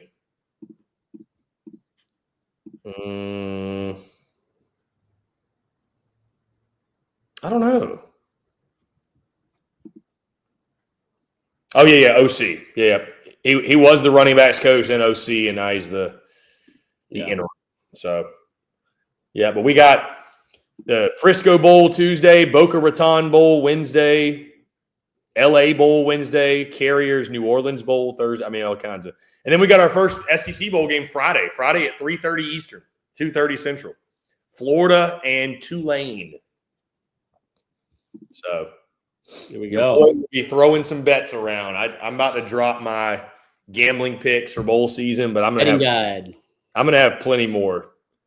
I actually closed out on a very much high note in the. I went over 500 for the regular season, which I'm really happy about because just SEC. Just SEC, yeah. Hey, listen, 45, 43 and 1. You would not have lost money with me had you bet on all my picks. So at least there's that. There we go. At least I got that going. Especially this college football season, Chris. Oh, it was so hard. That's a hell of a season. I'd take that. It was so hard, man. I mean, the Lions get. What do you like tonight in Falcons Raiders? Falcons are a 6-point favorite. I like the under probably in Kirk Cousins. 44.5. Kirk Cousins to throw over half an interception. Desmond Ritter to also no. You know what? I'm gonna just on the fly make one up. Desmond Ritter interception. Picking up a parlay, 2-team parlay, a 2-bet parlay. Desmond Ritter over half an interception. Kirk Cousins over half an interception. Dude, Kirk Cousins over under half an interception. Over half an interceptions minus 130. That's not bad. Minus 130. He's thrown 8 in the last 4 games. You think that's worth a prop play? That's worth a bet there? I'm going to pull it up right now. Let's see what this parlay would be for anyone interested. We're checking FanDuel right now in a state that does not allow FanDuel sports. You think both? Yeah, I'm going to parlay both. Big. All right. 2-leg parlay. Both quarterbacks in Vegas. Here we go. $100 parlay. $100 on that would win. It'd be plus 215. How did you find that so fast? Because I've got a book. Forgot you got a guy. I got a guy. Got a guy. Plus 215. That I mean, $100 to win 215. That both quarterbacks will throw an interception. Wait, on what book?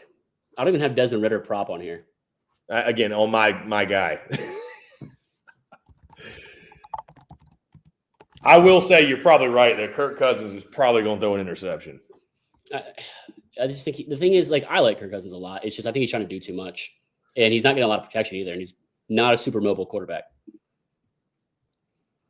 I mean, that's just from what I've seen and what I know about the game. But who am I? You know, I'm just a guy. All right, yeah. Look at this. All right. Desmond Ritter has better odds or worse odds to throw an interception. He's minus 130 on DraftKings. Kirk Cousins minus 125. Let's see if you parlayed it together. Can you? I don't think you can. That's what I'm saying. My book, you can. You said it was what +2? What? Plus 215. So $1 will win $215. That's not bad. I mean, this isn't official betting advice, but I'd venture into that for sure. If I had $100 to throw around. Yeah. Or just let's see. I've got free play. What are their pass attempts? $15 in free play. I might just throw $15 on it. $15 on that would win $32 if they both throw a pick. There you go. A little beer money. There you go. Drinks are paid for. Yeah, that's it. Well, nice little dinner there. Vintavious paying for drinks. Who would have thought? Yeah. That or maybe just take their under in rushing yards, both of them, because they're going to get sacked probably a good bit. Desmond Ritter's rushing total right now, 15.5. Bijan Robinson, 85.5. Those are the only 2 lines on DraftKings for rushing yards. All right, we got it locked in, Harrison. $15 bet that both Cousins and Ritter are going to throw a pick. There we go. We'll be riding that. I mean, what? How else are you going to watch this game tonight? It's Falcons Raiders. Are the Falcons that bad? We started the season. We could have been 5-1, but I mean, it's just. I just don't like how, like I said, Kirk Cousins is just, I think, forcing the ball and just, I don't think he's reading through his progressions as much. I mean, I'm no quarterback coach or NFL, quarterback, but that he's not having a lot of time and mobility in the pocket to get around and extend plays and, guys to get open breaking coverage. Yeah. So he's just trying to force things and tip in his hand, because he's staring some things down. But we'll see tonight. We'll see. We'll get 2 picks. I hope they keep trying to force it. I hope they both do. But we'll see. We'll see what happens. It'll be a good one. Now I got some skin in the game. Yeah, no, there's some skin in the game. So Guys, always a lot of fun. We've hit 5 o'clock. Harrison, appreciate you. You and I will be chopping it up more this week. Really good stuff. Great start to the week. Really appreciate you all tuning in, engaging, interacting. It's always a lot of fun. Make sure, again, you like, subscribe, follow along, Texas Sports Unfiltered and SEC Unfiltered, all the same places. You can find us everywhere. YouTube, podcast, social media. Y'all already know the drill. And check out, again, the Texas Clemson preview is out over at SEC Unfiltered. Dropped about an hour ago. You want to make sure you check that out. Yeah, we broke that game down in its entirety. Looking forward to kickoff on Saturday. But going to be a fun week. Talking everything Texas, SEC in between. Harrison, always a pleasure. I appreciate you taking the time. And again, guys, make sure you stay tuned for all of our content this week and beyond content bleeding out of. Yeah. Thanks, Chris. Thanks, Hair the Dog. Thanks, Joe K. Enjoyed it. And looking forward to next time. Yeah, really good stuff. Harrison, you're the man. Appreciate y'all. For Harrison Fan, I'm Chris Phillips. Appreciate you all tuning in. Have a great rest of your Monday. We will talk to you all tomorrow.